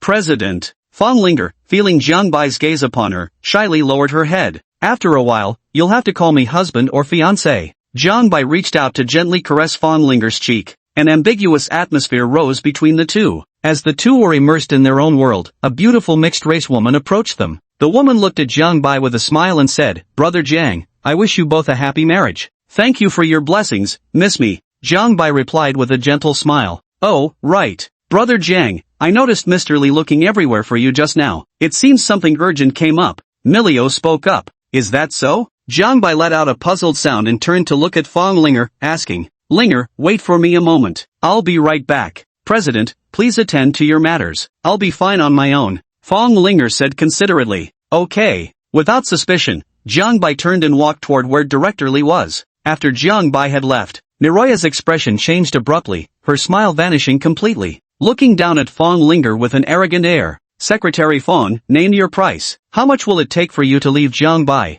"Miss Me, what are you talking about? I don't quite understand," Fong Linger asked, feigning ignorance. Miroya extended 5 fingers, 50 million. Fong Linger lightly shook her head without speaking. 500 million. Fong Linger still shook her head, remaining silent. Rejected twice by Fong Linger, Miroya's face showed signs of displeasure. Looking at Fong Linger with arrogance, she said, "Secretary Fong, don't be ungrateful. 500 million is money you could never earn in your lifetime." Fong Linger shook her head and said firmly, "Miss Me, there's no need to say more. No matter how much you offer, I will never leave the president." Seeing Fong Linger's resolute expression, Miroya gritted her teeth and said, 1 billion. "I'll give you 1 billion to disappear from Jiang Bai's sight." Before Fong Linger could refuse, Miroya quickly added, "Secretary Fong, you need to understand that you're not worthy of Jiang Bai. In terms of family background, you're just an orphan. Jiang Bai is a top-class heir from a global elite family. In terms of education, you graduated from a third-rate university. Jiang Bai graduated from a world-class institution. Dreaming of a common sparrow transforming into a phoenix by perching on a high branch is pure fantasy. I advise you to abandon such foolish hopes immediately."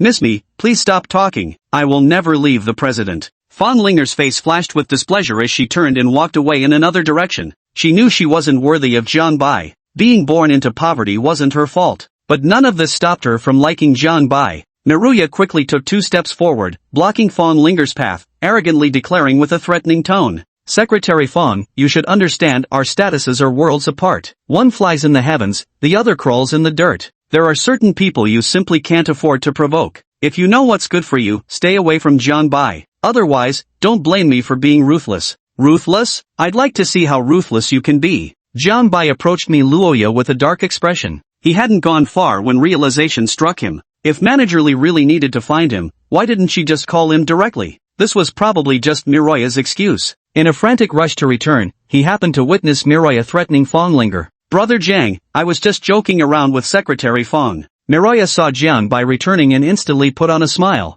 "Miroya, do you take me for blind or stupid? You bullied my fiancé on our engagement day. Do you really think Jiang Bai is someone to be trifled with?" Jiang Bai's gaze was like 2 sharp knives, fixed unwaveringly on Miroya. His eyes seemed to spit fire. Miroya felt a chill run down her spine under Jiang Bai's piercing gaze, her body involuntarily shivering. "It's all right, President. Miss Me was just joking with me." Fong Linger, knowing Jiang Bai's temperament, quickly stepped in to mediate the situation. "It's not worth offending a conglomerate's young lady over such a trivial matter of hers." Fong Linger should have kept quiet. Her speaking up instantly made me Luoya feel humiliated. When had she, the esteemed young lady of the Mi family, ever needed some insignificant secretary to plead on her behalf? "Secretary Fong," she snapped sharply on the spot. "When did it become your place to interrupt while I'm speaking to Brother Jiang? Don't forget, you're just a secretary." "Enough!" Jiang Bai roared with fury, his icy gaze fixed squarely on Mirolo. "Miroya, if you're here for my wedding, you're welcome. If you're here to cause trouble, don't blame me, Jiang Bai, for being impolite to you." "The Mi family? You're not even worth a glance from me." With that, Jiang Bai took Fong Linger's hand and walked off into the distance, not even sparing a glance at Miroa. The Miro family was just a small clan. It's not like Jiang Bai couldn't afford to offend them. Staring at Jiang Bai's receding figure, Miroa suddenly felt wronged, her eyes brimming with tears as she shouted, "Jiang Bai, are you really going to marry some secretary, just like that? You'd rather marry a secretary than me?" She had fancied Jiang Bai for quite some time. Before, Jiang Bai had devoted all his heart to Mu Shui, leaving her no chance to intervene. And now that Jiang Bai didn't want Mu Shui anymore, he was going to marry a secretary of all people. How could she possibly accept it all at once? How could she, the dignified young lady of the Mi family, be inferior to a mere secretary? Her heart was filled with unbearable resentment and unwillingness. Miss me, remember this, nothing forced ever turns out sweet. Jiang Bai spoke indifferently, turning his head away as he no longer paid Maloa any attention. What a thrilling love triangle, truly a splendid performance. A flippant voice suddenly rang out. Jiang Bai turned his head toward the sound. A slovenly young man was watching the three of them from not far away. Judging by the man's figure and facial features, there seemed to be something excessive about him. Seeing the three looking at him, the man swaggered over to Miroya's side. With a disdainful expression, he asked, Miss me, every playboy worldwide knows Jiang Bai is famously a simp. What exactly do you like about him? Is it because he knows how to lick? As he spoke, the man stuck out his tongue and licked his lips. Chapter 29, The Mu Corporation collapses completely. Zhao Wuji, who gave you permission to come here? Jiang Bai asked with an icy expression. Zhao Wuji, the young master of the Zhao Corporation on T Island. Arrogant and dissipated, he wasted his life on idle pleasures. Among all the young masters worldwide, he was the one who clashed most fiercely with Jiang Bai. Their ideologies clashed. Zhao Wuji had always looked down upon Jiang Bai. He believed that Jiang Bai, as a top-tier rich second-generation heir, groveling before Mu Shui was utterly disgraceful to wealthy heirs. And Jiang Bai had never spared Zhao Wuji a proper glance either. Just a lazy good-for-nothing who's content to dawdle through life. Miss me, why not consider me instead? Zhao Wuji paid no heed to Jiang Bai's words and turned to ask Miluoya instead. You? Miroya gave Zhao Wuji a once-over, his face full of disdain. With that toothpick of yours, are you even capable? The three words, are you even capable, stung Zhao Wuji sharply. Zhao Wuji pointed at Jiang Bai indignantly and retorted, if I'm not capable, does that mean this lapdog of his is? Zhao Wuji, I advise you to watch your words, or you'll face the consequences. Jiang Bai said with a cold expression. Zhao Wuji ignored Jiang Bai's threat and stepped closer to him. He extended a finger, poking Jiang Bai's chest, and declared arrogantly, take the consequences yourself? What exactly does that mean? You want this young master to see for himself? This is what it means. Jiang Bai reached out and grabbed Zhao Wuji's finger. A resounding slap landed squarely on Zhao Wuji's face. You dare strike me? Zhao Wuji covered his right cheek, uttering in disbelief. Slap. Jiang Bai delivered another slap, this time across Zhao Wuji's left cheek. Here comes one fair and square. After delivering the blows, Jiang Bai released Zhao Wuji's finger with a look of contempt and said, I'll tell you this, Zhao Wuji, someone like you isn't even qualified to prance around in front of me. With me Luoya witnessing it all, Zhao Wuji had been publicly slapped twice by Jiang Bai. His pride was utterly shattered. Pointing at Jiang Bai, he seethed with rage and said, Fine, damn you, Jiang Bai, how dare you hit me? When I return to the Zhao family, I'll terminate all cooperation with your Jiang Corporation. I'll make sure your Jiang enterprises never set foot on T Island again. T Island? Jiang Bai gave Zhao Wuji a disdainful glance and said nonchalantly, Go ahead and cancel the cooperation now if you dare. Do you really think T Island is so great? You're just deceiving yourself. Moreover, you shouldn't forget I'm the sole heir of the Zhang family. And you? You're nothing more than a bastard son of the Zhao family. Even if I hit you, in the end, it'll still be you, Zhao Wuji, who apologizes. Because your Zhao family can't afford to mess with our Zhang family. You're no match for me, still wet behind the ears. As he spoke, Jiang Bai reached out and lightly patted Zhao Wuji on the face. He didn't spare Zhao Wuji even the slightest bit of face. People who stick their faces out asking to be punched are quite rare these days.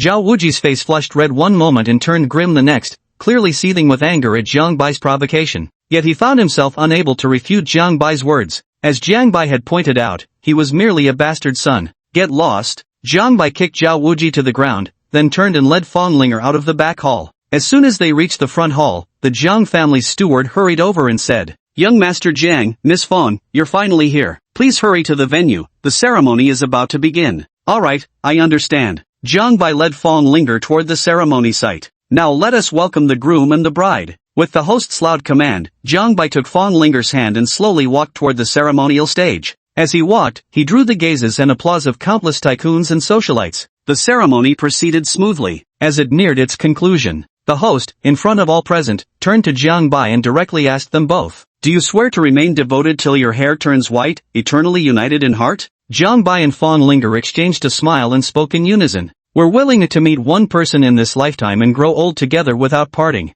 Click, click. Countless camera shutters snapped, capturing this beautiful moment. While Jiang Bai was basking in the joy of his engagement, Mu Shui in the hospital, however, was struck by one shocking piece of bad news after another. Her father had gone mad. Unable to bear the blow of bankruptcy and impending imprisonment, he had completely lost his mind. Her mother was diagnosed with terminal liver cancer. In an instant, Mu Shui felt as if her entire world had collapsed. She didn't know how she left the hospital or made it home. Staring at the empty villa, Mushua finally couldn't hold back anymore and burst into tears. Miss, please stop crying. Pack your things and leave. This villa no longer belongs to us, it's been mortgaged to pay off debts. The Mu family's housekeeper took one last look at the villa before turning to walk out. Leave? But where could I possibly go? Mushua looked at the villa's decorations, and suddenly, Yi Tian's figure flashed through her mind. She immediately took out her phone and dialed Yi Tian's number. Yi Tian, where are you? I miss you. From today onward, you must call me husband. Inside the room, Jiang Bai caressed Fong Linger's delicate body as he spoke. Clearly, they hadn't been up to any good before. Husband. Fong Linger's shy call made Jiang Bai's fingers twitch with desire. Just as Jiang Bai was about to take things further. Ring ring. The ringing of a phone broke his peaceful reverie. Hello, what's up? Jiang Bai answered the call with undisguised irritation in his voice. Young Master Jiang, according to our informants, Mu Ben seems to have gone mad. Has Mu Ben gone mad? Jiang Bai exclaimed in shock, immediately sitting up from his bed. Congratulations, host. You have obtained 10,000 looting points. The system's voice sounded, undoubtedly confirming that Mu Ben had truly lost his mind. He could no longer pose any threat to Jiang Bai. He's gone mad. Moreover, our sources report that Yi Tian has been expelled from the military and deported. Alright, I understand. Jiang Bai promptly hung up the phone and resumed his previously interrupted operation. With a cry of awe, heaven and earth burned. The two gained the deepest understanding of each other. Time passed in the blink of an eye. A week had already passed. Jiang Bai and Fong Linger gradually resumed going to work. On the 66th floor of the Jiang Corporation, inside Jiang Bai's office, Fong Linger placed a pure gold invitation card in front of Jiang Bai and said, President Jiang, the Kingdom of Art has invited you to attend an auction 3 days from now. The Kingdom of Art? Staring at the invitation before him, Jiang Bai's mind flashed back to the storyline from the original novel. In the original novel, the auction in the Kingdom of Art was no ordinary event. Here lay hidden an enormous fortune, and this fortune originally belonged to its true owner. Yet, under Mushua's deception, the naive owner foolishly handed over the wealth to Yi Tian. This propelled Yi Tian to soar into the sky, unstoppable in his ascent. President Jiang, are you planning to attend this auction? Should I go ahead and cancel it for you? Fong Linger noticed Jiang Bai spacing out and couldn't help but ask, breaking the silence. Oh, no need. Tell the Art Kingdom, I'll be there on time in 3 days. Jiang Bai interrupted the memories in his mind and spoke. Understood, President Jiang. Fong Linger gave a respectful bow and turned to leave. Wait. Jiang Bai suddenly stopped Fong Linger, his face displeased as he said, How many times have I told you? From now on, you must call me husband. Yes, President Jiang. Fong Linger simply smiled faintly before turning and stepping out of Jiang Bai's office. Chapter 30 The Arte Auction. Alas! Watching Fong Linger walk away, Jiang Bai let out a helpless sigh. He had told Fong Linger many times before there was no need to call him President Jiang. But every time Fong Linger would agree verbally, she'd still call him President Jiang the next time, calling it a matter of principle to separate public and private affairs. System, give me 20 consecutive draws. Congratulations, host has drawn +1 attribute point. Congratulations, host has drawn 1 sanitary pad. Congratulations, host, you've drawn a piece of candy. Congratulations, host, you've drawn level 1 ancient martial arts. Congratulations, host, you've drawn skill point +1. 20 consecutive draws granted Jiang by a total of 9 attribute points, 8 skill points, and 1 ancient martial arts technique. The remaining 2 items, Jiang Bai truly didn't wish to mention them again. Following his usual practice, Jiang Bai allocated all 9 attribute points equally between speed, strength, and constitution. Jiang Bai, the sole heir of the Jiang family. Identity, ultimate villain. Mission, eliminate protagonist Yi Tian. Luck plunder value, 0. Speed, 10. Strength, 10. Constitution, 10. Charm, 10. Skills, Firearms Master, Parkour, Light as a Feather, Level 1 Ancient Martial Arts. Attendant, Ah Fu. Light as a Feather, increases own speed by 10 points. Ancient Martial Arts Level 1, Flowery moves with embroidery legs, fragile and vulnerable, can be upgraded with skill points. Note, in this world, all attributes and skills have a maximum level of 10. System, allocate all skill points to Ancient Martial Arts. In his previous life, Jiang Bai had always relished the sensation of fist-meeting flesh, but lamented his lack of martial arts training. This time he must shout, I can take on 10 at once. Skill points allocated. Current Ancient Martial Arts level, 9. A clear stream flowed through, filling Jiang Bai's mind with numerous kicking and punching techniques, all in the briefest instant. He transformed from a martial arts novice into a master of ancient combat techniques. System, check Yi Tian's protagonist aura. Querying in progress. After a few seconds, Yi Tian's attribute list appeared before Jiang Bai's eyes. Yi Tian, the King of Soldiers.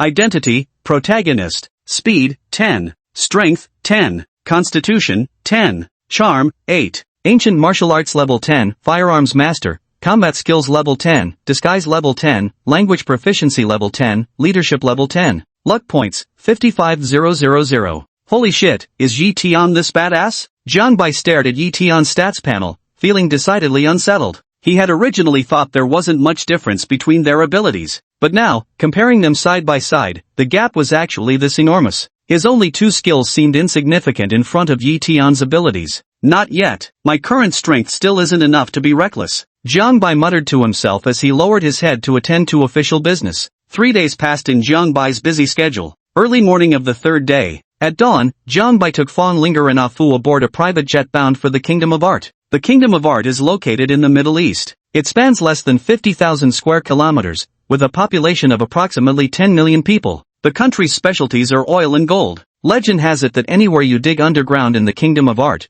you'll strike massive amounts of gold. This auction event is being hosted by Prince Atra of Art. He has invited top-tier billionaires and conglomerates from around the world to participate. B-boss, what should we do? I'm feeling a bit nervous. Inside the private jet, Fong Linger whispered while wiping the sweat from her palms. She'd previously been just a lowly secretary, never had she attended such a globally significant gathering before. To tell the truth, every participant in this auction is a heavyweight in their own right. Any one of them could send shockwaves through a regional economy with just a move. Why are you nervous when we haven't even arrived yet? Jiang Bai remarked without the slightest hint of tension. But I'm genuinely nervous. Fong Linger's voice started trembling at the thought of so many big shots being present. Sweetie, don't be nervous. You're attending as the future board director's wife of Jiang Corporation. The Jiang Group is your strongest backing. Jiang Bai patted Fong Linger's hand reassuringly. The plane landed at the capital airport of the Atrus Kingdom without anyone realizing it. Jiang Bai escorted Fong Linger and Ah Fu off the plane.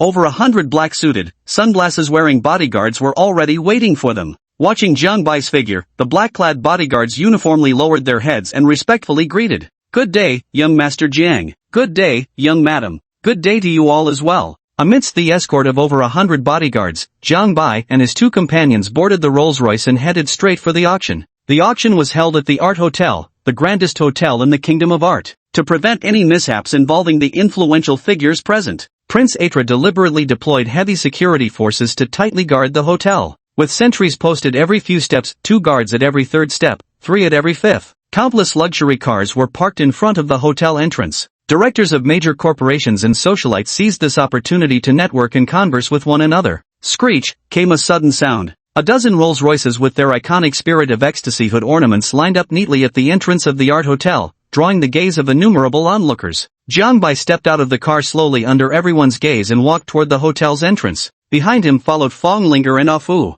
Just as they reached the hotel entrance, a soldier suddenly reached out to stop the three of them, pointing at Ah Fu and saying, "Sir, please wait a moment. Your attire is inappropriate, you can't enter." Jiang Bai turned to look at Ah Fu, who was wearing a blue tank top and bright red shorts. Most strikingly, he sported a flaming red chamade hairstyle. What kind of eccentric dresses like this to attend an auction? A wealthy heir nearby couldn't help but taunt. His remarks drew giggles from several socialites in the vicinity. "Sir, please dress properly before coming again," the soldier said meticulously. What counts as being properly dressed? Jiang Bai shot an unhappy glance at the rich second-generation heir while pulling out a golden invitation from his pocket. Golden invitation. The second-generation rich kids and the socialites around them couldn't hide their astonished expressions. The invitations are divided into 3 tiers, white, red, and gold. Only the most elite corporations worldwide would receive the golden invitation from Prince At. It symbolizes the highest respect and sincerity. Are our outfits presentable? Jiang Bai waved the golden invitation and asked.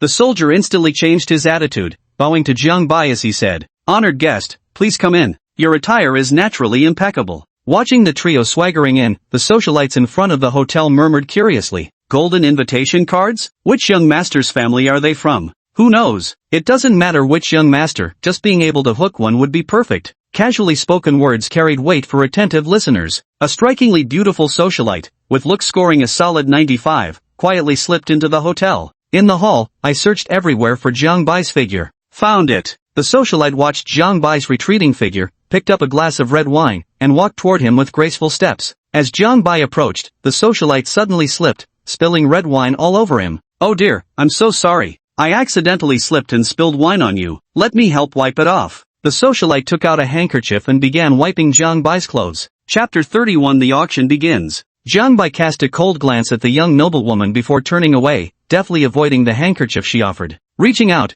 he took off the wine-stained suit jacket and tossed it to Fong Linger, saying, "Find a place to throw it away." With that said, Jiang Bai strode toward the second floor of the hotel. The entire time, he completely ignored the socialite. Fong Linger wasn't a fool. How could she not tell the socialite was doing it on purpose? She tossed her coat to the socialite and said, "Toss this for me." Following Jiang Bai closely up to the second floor. "Damn it!" The socialite stared at the coat in her hand, seething with resentment. Well, if it isn't our lapdog Jiang Bai, the great young Master Jiang? What's wrong? Has young Master Jiang finally stopped fawning over your fiancé today? As Jiang Bai reached the second floor, a mocking voice rang out. Jiang Bai turned toward the sound. A young man who bore some resemblance to Zhao Wuji stood there, sneering at him with undisguised ridicule. "I thought it was some dog barking, but turns out it's you, Zhao Wudan," Jiang Bai retorted without backing down. Before Zhao Wudan could counter, Jiang Bai pressed on with another question. "By the way, Zhao Wudan, did your father give you that name because you really don't have one? Pity. A man who actually lacks such a thing." Jiang Bai showed a look of pity, as if feeling sorry for Zhao Wudan. Those around them barely suppressed their laughter upon hearing this, but fearing to offend Zhao Wudan, he could only painfully suppress his laughter. Just as Zhao Wudan was about to lose his temper, his gaze suddenly fell upon Fong Linger beside Jiang Bai. His eyes gleaming mischievously, he sneered. "Well, isn't this the great young Master Zhang's secretary? I heard young Master Jiang got engaged to his secretary? What's the matter? Couldn't young Master Jiang lick Mu Shui's boots, so he's settling for licking a lowly secretary now? Ha ha ha." Zhao Wudan burst into unrestrained laughter. Fong Linger's mood involuntarily turned somewhat somber upon hearing it. Her identity was her greatest pain. She knew her status could never match Jiang Bai's. Jiang Bai noticed Fong Linger's unusual behavior and reached out to hold her hand in comfort. He looked arrogantly at Zhao Wudan and declared, "When I get engaged, I never consider the other person's family or background. Because few women can be wealthier than me. As for you, Zhao Wudan, you'd better be careful. If you ever die on a woman's belly someday, I won't have money to buy you a funeral wreath." "You?" Zhao Wudan instantly flushed crimson with anger from Jiang Bai's words, just about to retort when Jiang Bai continued. "People from Z country have an old saying, you are what you eat." Linger, after the auction, arranged for someone to send Zhao Wudan a few baskets of eggs to replenish his losses. "Oh, and make sure not to send too many. After all, we're poor compared to the wealthy Zhao clan of T Island. Our family is poor." These 4 words struck like a hammer, hitting the hearts of all the wealthy and socialites present. They couldn't help but curl their lips in disdain. Is the Jiang family really poor? If the Jiangs are considered poor, then what does that make them? Destitute? Jiang Bai. Zhao Wudan gritted his teeth in fury. He had initially intended to mock Jiang Bai a few times, to vent Zhao Wuji's anger. Never did he expect Jiang Bai to be so quick-witted in retort. It gave him the feeling of having dropped a rock on his own foot. "What's wrong, brother Wudan? Could it be that you think a few baskets of eggs are too few? Not enough to make up for it? It's not that I'm unwilling to give you more. I'm just afraid you'll get used to eating eggs, and T Island won't be able to afford it." Jiang Bai looked at Zhao Wudan with an innocent expression. Without waiting for Zhao Wudan to respond, Jiang Bai led Fong Linger and Afu straight up to the 3rd floor. Compared to the 2nd floor, the 3rd floor wasn't somewhere just anyone could access. Those who could enter the 3rd floor were all big shots whose net worth started at 100 billion. "Master Jiang! Master Jiang!" As he walked by, various tycoons greeted Jiang Bai warmly. "What time does the auction begin?" Jiang Bai turned his head and asked Fong Linger. "At 8 o'clock. There are still 2 hours to go. Let's go, wait in our private booth." Jiang Bai steadily ascended to the 4th floor and entered the Jiang family's reserved booth. Just as Jiang Bai stepped into the booth, a familiar figure entered through the 1st floor. Mu Shui glanced at the socialites gathered on the ground floor, her eyes briefly clouding with melancholy. Her heart swelled with boundless hatred toward Jiang Bai. If not for Jiang Bai, she would still be the esteemed young lady of the Mu family. It was Jiang Bai who robbed her of everything. The clock ticked inexorably onward. As the time until the auction's commencement grew shorter, various influential figures and tycoons began entering the Arte Hotel one after another.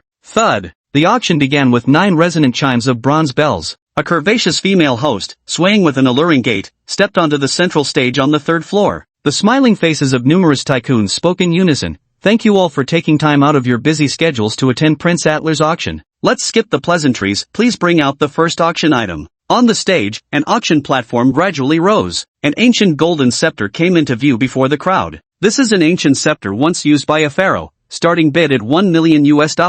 Wealthy merchants on the 1st floor began raising their bids. 1.1 million, 1.5 million. No one on the second floor or above made a bid. 2 million. 2 million, going once. 2 million, going twice. 2 million third. I bid 3 million. Just as the auctioneer was about to finalize with the gavel, Jiang Bai's voice came from the private box on the fourth floor. 3 million, first call. 3 million going twice. Anything higher than 3 million? The host scanned the room, reluctantly holding back the gavel. Never thought the illustrious heir of the Jiang family would bid on a mere scepter. In that case, I'll reluctantly offer 3,010,000. Zhao Wudun's vile voice rang out from the third floor. Jiang Bai smiled faintly, a glint of malice flashing through his pupils as he called out expressionlessly. I'll bid $30 million. Brother Wudun, feel free to continue if you dare. The Jiang family may lack many things, but money isn't one of them. Alas! Some wealthy individuals who had hoped to bid let out helpless sighs upon hearing Jiang Bai's offer. One after another, they set aside their bids and turned their gaze to Zhao Wudun, waiting for him to make his move. 30 million for the first time.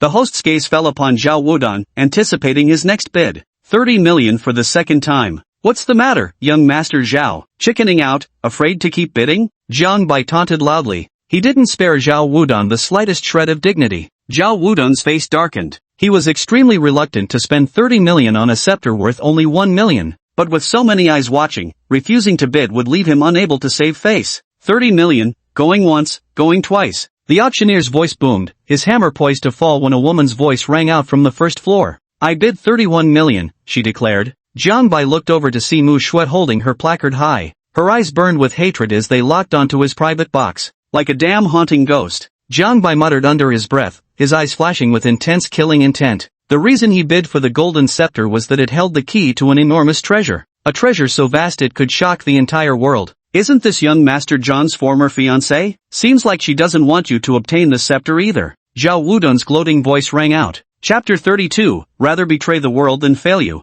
You spineless bidder, how dare you make such a racket here? I'll bid 35 million. Jiang Bai shouted coldly. Zhao Wudun remained unmoved by Jiang Bai's insults and said with a smile, it seems this golden scepter is quite important to you. I'll raise it to 36 million. I'll bid 37 million, Mu Shui promptly called out. I offer 50 million. If you intend to keep bidding, I'll have to withdraw. Jiang Bai declared in a calm tone. His words left Zhao Wudun utterly unconvinced. Zhao Wudun raised his placard and swore solemnly, I bid 51 million. Damn it. Mu Shui glared indignantly at Zhao Wudun's private booth. Her funds only amounted to 50 million. I originally thought a golden scepter wouldn't cost much money. Who could have expected Zhao Wudun would come stir up trouble? First call at 51 million. Second call at 51 million. Is there any higher bid? The host's hammer-wielding hand began to tremble. A scepter originally priced at 1 million had been driven up to 51 million against all expectations. The world of the ultra-rich was truly beyond her comprehension, and her gaze involuntarily drifted towards Jiang Bai and Mu Shui.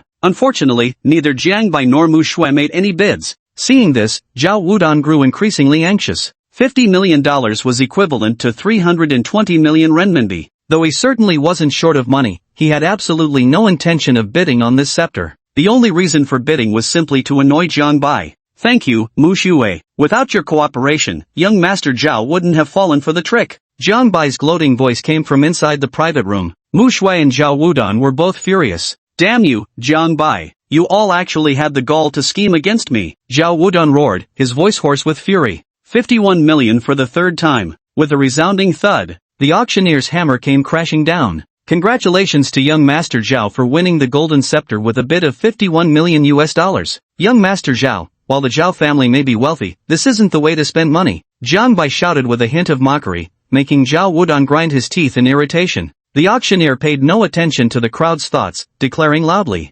next, please welcome the second auction item. After make the arrangements. Once Zhao Wudun leaves the hotel, retrieve the golden scepter for me dead or alive. Inside the private booth, Jiang Bai spoke expressionlessly. His tone was saturated with killing intent. Understood, young Master Jiang. Ah Fu rolled up his sleeves eagerly. Husband. Fong Linger gazed at Jiang Bai, hesitating to speak. Are you wondering why I handed the golden scepter over to Zhao Wudun, only to send someone to steal it back? Jiang Bai asked without turning his head. Fong Linger nodded her head, let out a faint and asked with puzzled innocence. Honey, if you really like the golden scepter, you could just bid for it, there's no need to steal it. Jiang Bai shook his head, his fingers gliding over the VIP rooms on the fourth floor as he said, I can't keep bidding anymore. The golden scepter is fine, but its current bidding price has exceeded its actual worth. No matter how much one likes an item, there's always a limit to it. I might bid high once, or twice. If I make a third bid, they'll start suspecting there's something peculiar about this golden scepter. They'll become curious and begin bidding for it. By then, obtaining the golden scepter would be far more troublesome than simply snatching it from Zhao Wudan. Besides, why should I spend my own money when someone else is paying for me? But, stealing is against the law. Darling, why would you break the law for just a golden scepter? Fong Linger grew increasingly perplexed. In her view, although the golden scepter was valuable, it wasn't worth resorting to illegal means. Jiang Bai turned his head, gazing profoundly at Fong Linger as he said, Linger, you need to understand that this world isn't as beautiful as it appears. Major corporations, including Jiang Corporation and myself, have all employed unscrupulous tactics for profit behind the scenes. But, just as Fong Linger was about to speak further, Jiang Bai extended his right index finger to her lips and softly whispered, Shoo. Then he gently caressed Fong Linger's face and asked with deep affection, if one day you discover my methods aren't quite so honorable, but rather that my hands are stained with blood, what would you do? Would you turn me in, or stay by my side no matter what?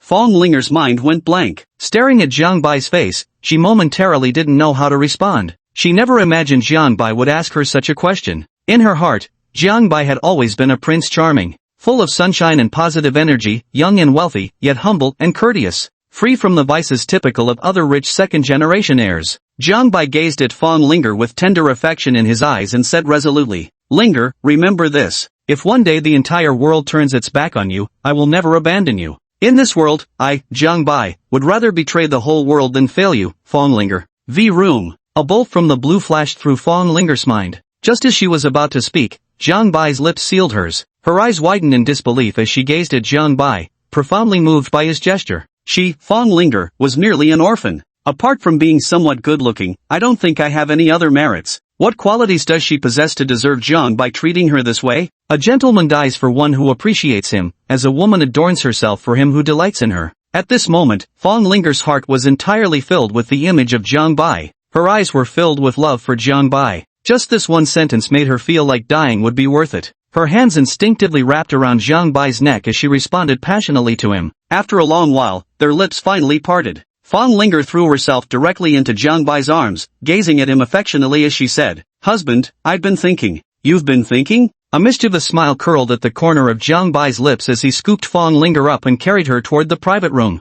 Fu wisely retreated from the private room to make arrangements for seizing the golden scepter. He. Inside the room, Fong Linger enthusiastically cooperated with Jiang Bai. The two no longer paid any attention to the auction. On the other side, Zhao Wudan looked at the golden scepter in his hand, seething with anger. He had spent over 50 million, only to end up with this piece of junk. To make matters worse, while it was called a golden scepter, it was actually just a heap of brass. Damn Jiang Bai and Mu Shui. In his fury, Zhao Wudan threw the scepter directly onto the ground. With a loud clang, a bronze block fell off from the top of the scepter. Seeing this, Zhao Wudan grew even more infuriated. With a kick, he sent the copper block flying and cursed vehemently. Damn junk, ripped me off over 50 million. At the same time, Mu Shui also walked out of the auction and dialed Yi Tian's phone, saying, Yi Tian, the golden scepter was auctioned off by Zhao Wudan. My mission has failed. Let it go. It's just a worthless scepter anyway. I don't know why the old man insisted on finding it in the first place. Yi Tian's indifferent voice came through the phone.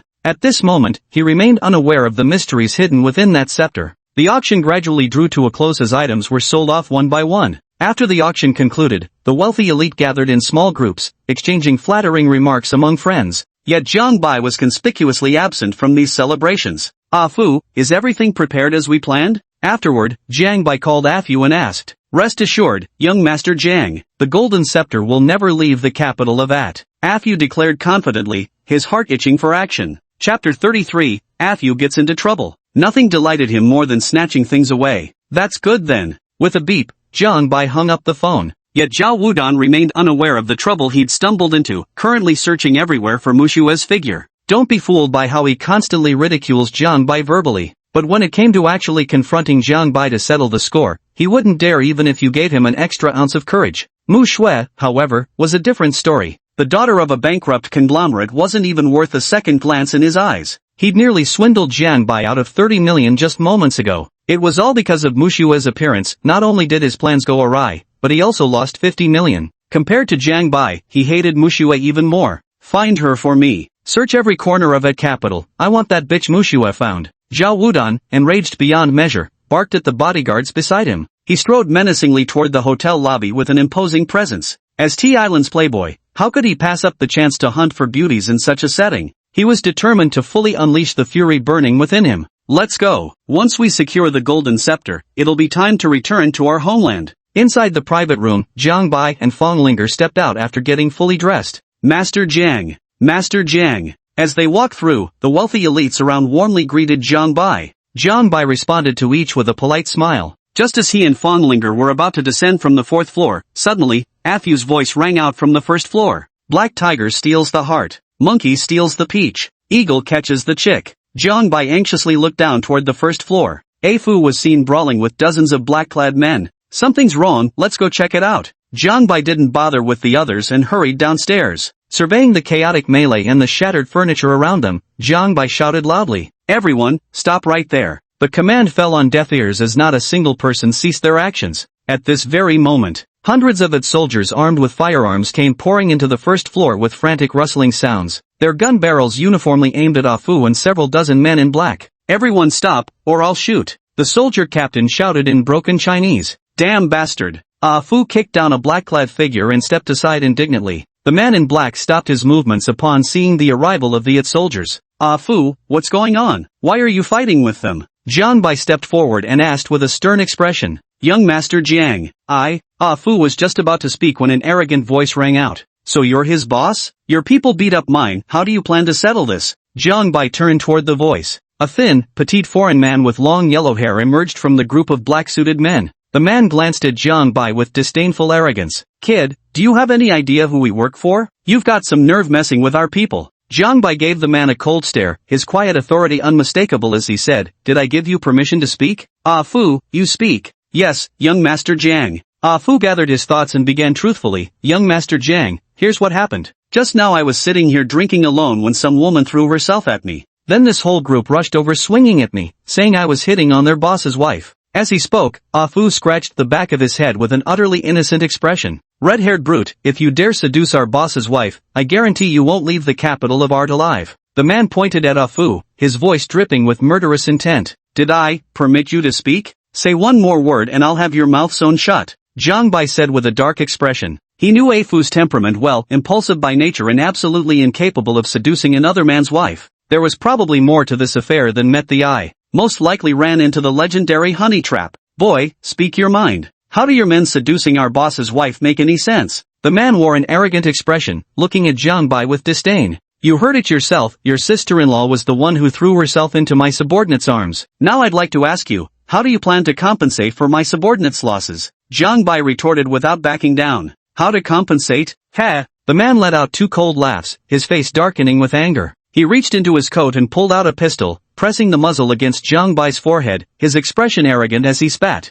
Kid, you know how to write the character for death? With the gun pressed to his head, Jiang Bai's pupils contracted sharply, his face impassive as he replied. I don't know how to write death, but I'm very familiar with the two characters for crippled. The words had barely fallen. Jiang Bai reached out and clamped onto the man's wrist. A crisp cracking sound. With brutal force, Jiang Bai twisted the man's wrist until it snapped, sending the pistol clattering helplessly to the ground. Ah! The man let out a howl of pain. The other black-clad men were about to make their move, only to find themselves staring down the barrels of the its soldiers' guns. Jiang Bai released the man, his gaze turning to Afu as he arrogantly declared. Afu, cripple him for me. Yes, young Master Jiang. Just as Afu was about to strike, the soldier captain swiftly aimed his gun at Afu and shouted a warning. I'm warning you, no more fighting. This is the auction hosted by our prince, and only distinguished guests are in attendance. If you continue to disrupt the auction, I'll have no choice but to take action against you. You're welcome. I'd love to see how unpolite you can be.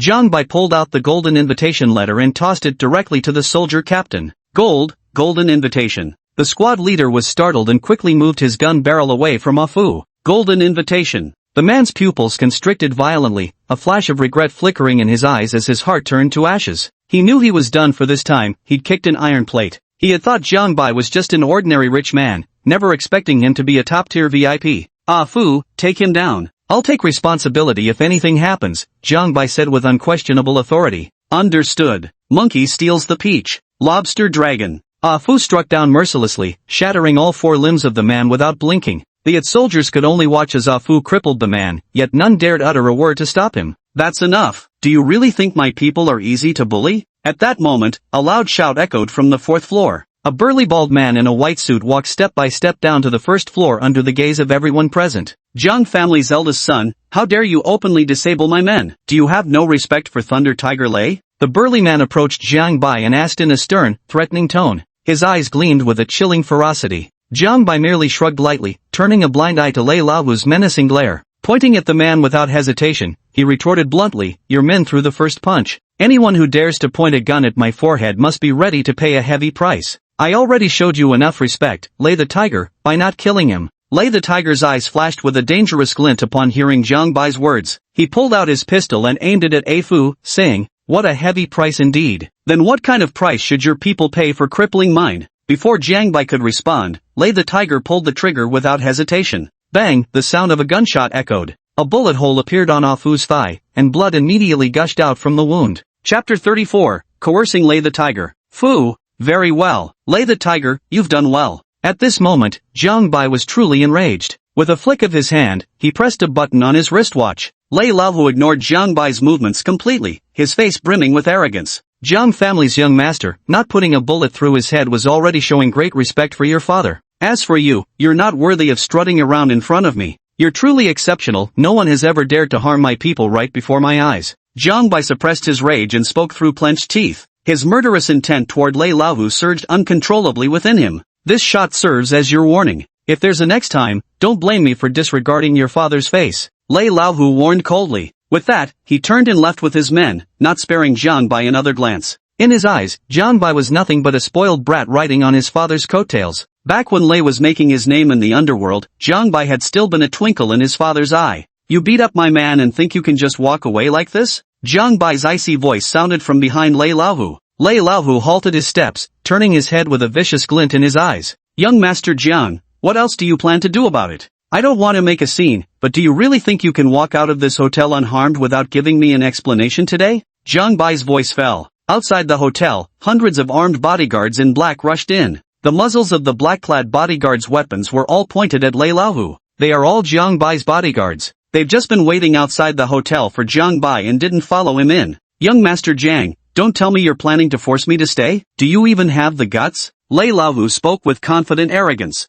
Facing hundreds of pitch-black gun barrels, he showed no fear. Feel free to test whether I'm bluffing or not. Jiang Bai's pupils gleamed with chilling intent as he spoke. As his words faded, click, clack, the sound of bullets being chambered echoed. The atmosphere on the scene instantly became charged with tension. Seeing the situation turn dangerous, the wealthy elites on the first floor hastily rushed out of the hotel, not willing to stay a moment longer, terrified of being caught in the crossfire. The soldier captain, seeing the situation escalating out of control, quickly reported to Atra. Time passed minute by minute. Neither Jiang Bai nor Lei Tiger spoke first. Seeing Jiang Bai's unyielding expression, Lei Tiger felt uncertain about his stance. But with so many wealthy elites present, Lei Tiger couldn't bear to lose face. Listen carefully, young Master Jiang, the voice thundered ominously. I advise you to think this through. Some things, once set in motion, are hard to undo. I suggest you order your men to lower their weapons, lest you bring unnecessary trouble upon the Jiang family. Oh, Jiang Bai smirked contemptuously, his expression darkening as he glared at Lei Laohu.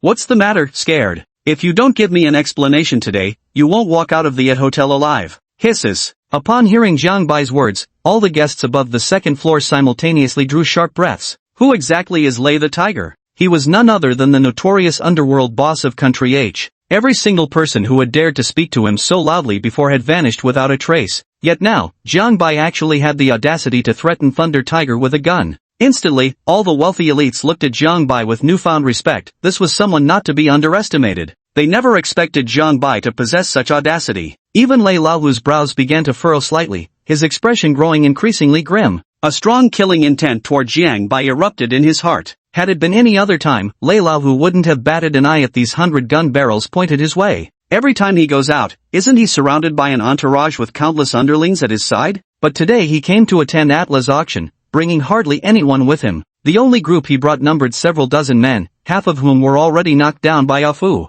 And it wasn't just him. All the wealthy individuals attending the auction wouldn't bring many people with them. After all, the art hotel has gathered global elites and is under the strict protection of art soldiers. No one would be so ignorant as to cause trouble here. Young Master Jiang, what kind of explanation do you want? Let me remind you, leave some room for maneuver today, and we'll meet again tomorrow. I, Lei the Tiger, am not someone to be trifled with either. Lei the Tiger spoke with sinister malice, his words dripping with threat. Meet again tomorrow, you say? Jiang Bai curled his lips in disdain, his heart filled with contempt. He raised his leg and walked up to Lei the Tiger, lowering his voice as he spoke. I remember you have a hidden son, don't you? I just don't know if you still want to see him or not. Thump. Lei Laovu's heart skipped a beat, though outwardly he remained composed as he spoke. I, Lei Laovu, have no children in this lifetime. Young Master Jiang, you've threatened the wrong man. Oh, Jiang Bai's expression grew increasingly disdainful as he said with a smile. In that case, Boss Lei, please take your people and leave. Put away your guns. Let Boss Lei go. Jiang Bai shouted to the 100 or so bodyguards. The wealthy on the higher floors revealed knowing smiles at the sight. They had been certain Jiang Bai wouldn't dare to confront Thunder Tiger in earnest. Just as they predicted, Jiang Bai was merely hot-headed with youth. In the end, he still had to bow his head, needlessly losing face. Jiang Bai was unaware of what everyone was thinking. He extended his hand in a gesture of invitation, smiling at Lei Laovu. After you, Boss Lei. However, if you dare step outside this hotel, I can't guarantee nothing will happen to certain people. You, Lei Laovu couldn't tell whether Jiang Bai's words were genuine or not. He indeed had a secretly hidden son, sent abroad to study in country Z since childhood. That was a son he had begged for with immense difficulty. For this, he had sacrificed too much of his heart and soul. But this secret of him having a son was known to him alone. All others who knew about his son had already been silenced by him. By the way, his name was Lei Long, wasn't it? Jiang Bai remarked casually. Lei Laovu's pupils abruptly constricted, his eyes blazing with murderous intent. At this moment, he finally realized Jiang Bai wasn't joking with him. He truly knew he had a son. His hands clenched and unclenched in restless cycles. Finally, faced with his son and the demand for an apology, Lei Tiger made his choice. He couldn't afford to gamble. In front of all the wealthy individuals present, Thunder Tiger openly apologized to Jiang Bai. Young Master Jiang, I'm sorry. What? All the tycoons in attendance showed shocked expressions, unable to believe their ears. The renowned Thunder Tiger actually bowed his head to Jiang Bai. This scene absolutely astonished everyone. What did you say? I didn't hear you? Jiang Bai dug at his own ear and asked loudly. You? Lei the Tiger gritted his teeth with hatred towards Jiang Bai, but circumstances left him no choice. He shouted at the top of his lungs. Young Master Jiang, my apologies. I, Lei the Tiger, sincerely apologize to you. A smile spread across Jiang Bai's face as he spoke with amiable kindness. Had you acted this way sooner, certain lives might have been spared, no? An apology alone won't cut it, you'll need to show some real sincerity.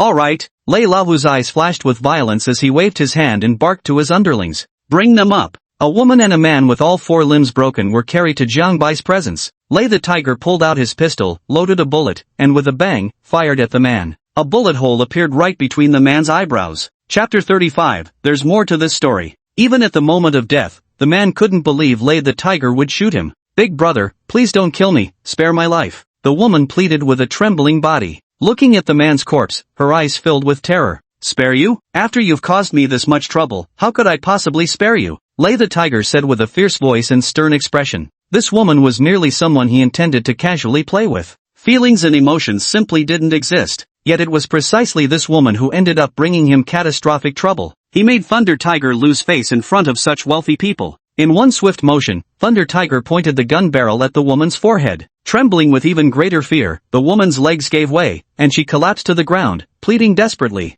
Big brother, please spare me. Lei Laovu remained unmoved by the woman's words and was about to pull the trigger when a pair of hands stopped him. Jiang Bai intervened, saying, Enough, spare her for now. This woman still has some use to me. Oof. With murderous intent in his eyes, Lei Laovu glared at the woman before lowering his gun. If it weren't for this woman, why would he have clashed with Jiang Bai? He lost face in front of so many wealthy people for no reason. Alright, everyone calm down. Can't we sit down and talk things over? A man wearing a white hat with a full beard stepped forward to mediate. Prince Atra. The soldiers surrounding them immediately saluted upon seeing the man. Mr. Jiang, Boss Lei, how about doing me a favor? Let's just let this small misunderstanding pass. What do you say? Atra asked with a smile on his face. He had witnessed the entire incident clearly from the fourth floor. Of course. Faced with Atra's proposal, Lei the Tiger couldn't easily refuse and responded with a forced smile. I don't have any problem with it either. Jiang Bai replied with a professional, insincere smile. He clearly understood what Atra was thinking. It was simply about seeing that his matter with Lei the Tiger would soon be resolved. taking advantage of the situation to do them a favor,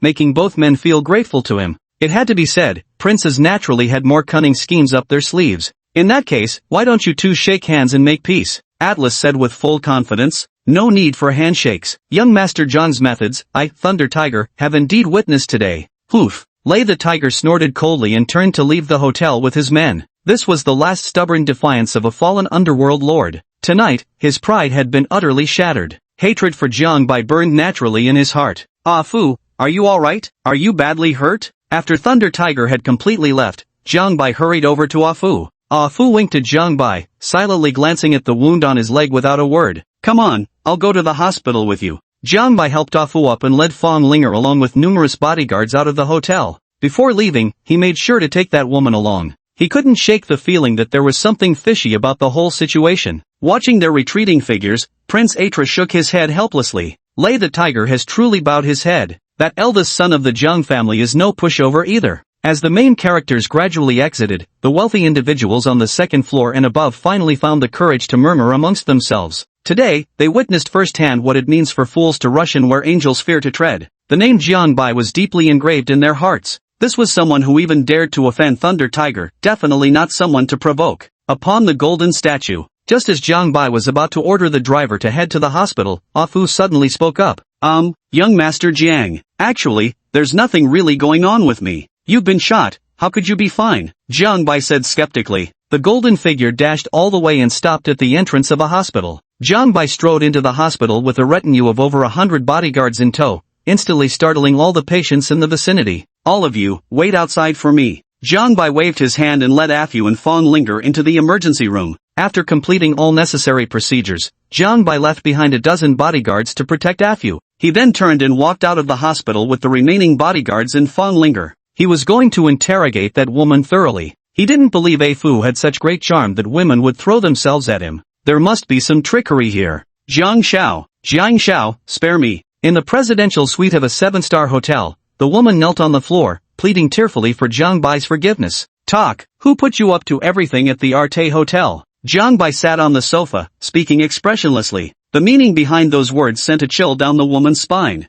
Mr. Jiang, no one really sent me, I beg you to let me go. The woman pleaded pitifully. Looking at the group of black-clad bodyguards surrounding her, her heart trembled with fear. Jiang Bai didn't believe a word she said and asked nonchalantly. One last chance, give me the name of who sent you. Otherwise, I'll make your life a living hell. No, truly nobody put me up to this. A flicker of hesitation flashed in the woman's eyes as she spoke with an evasive gaze. Her gaze didn't escape Jiang Bai's notice. Jiang Bai waved at the surrounding bodyguards and said, hand this woman over to Lei Laohu. Tell him I'm done with her. The woman was instantly terrified, her whole body beginning to tremble as she screamed in panic. No, please, I beg you to let me go. She knew exactly what Thunder Tiger was capable of. If she fell into Thunder Tiger's hands, even if she didn't die, she'd surely be skinned alive. Especially because of her matter, which caused Lei Laohu to lose face significantly. Lei Laohu would undoubtedly be furious beyond measure, making her life a living hell. Take her away. Jiang Bai waved his hand impatiently. He didn't care at all whether the woman survived or died after handing her over to Thunder Tiger. He only wanted to know what he was after.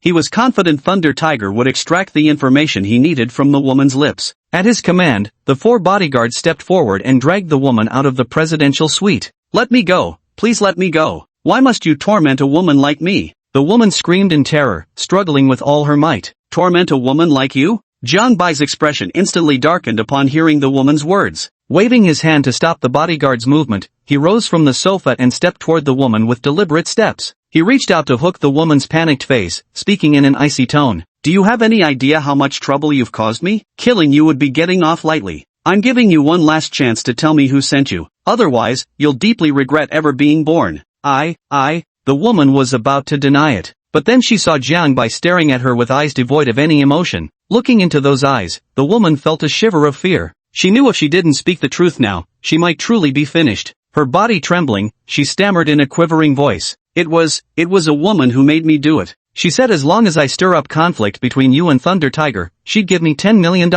A woman? Jiang Bai slightly furrowed his brows. He had known this matter wouldn't be so straightforward. How could a socialite who moved in high society openly flirt with Afu in front of everyone? Even if Afu appeared strong and robust, the setting was entirely inappropriate. Chapter 36, Zhao Wodun is dead? I'll ask you one more time, what did that woman look like? Jiang Bai glared at the woman with an imposing aura that required no words. Suddenly, the image of Mu Shui flashed through his mind. Among all the women present at the auction hall, Mu Shui was the only one who held a grudge against him. After all, he had personally orchestrated the downfall of the Mu Corporation and driven Mu Ben to madness. At this thought, Jiang Bai quickly pulled out his phone, opened a photo of Mu Shui, and showed it to the woman, asking, "Was it this woman who instructed you?" The woman gazed at the photo of Mu Shui and nodded frantically, saying, "It's her, it was definitely her. She told me to throw myself into that red-haired giant's arms, promising me $10 million after the job was done. So it was her after all." A flash of killing intent passed through Jiang Bai's eyes. He had already shown Mu Shui mercy once back in the country. After all, the situation at home is different from abroad.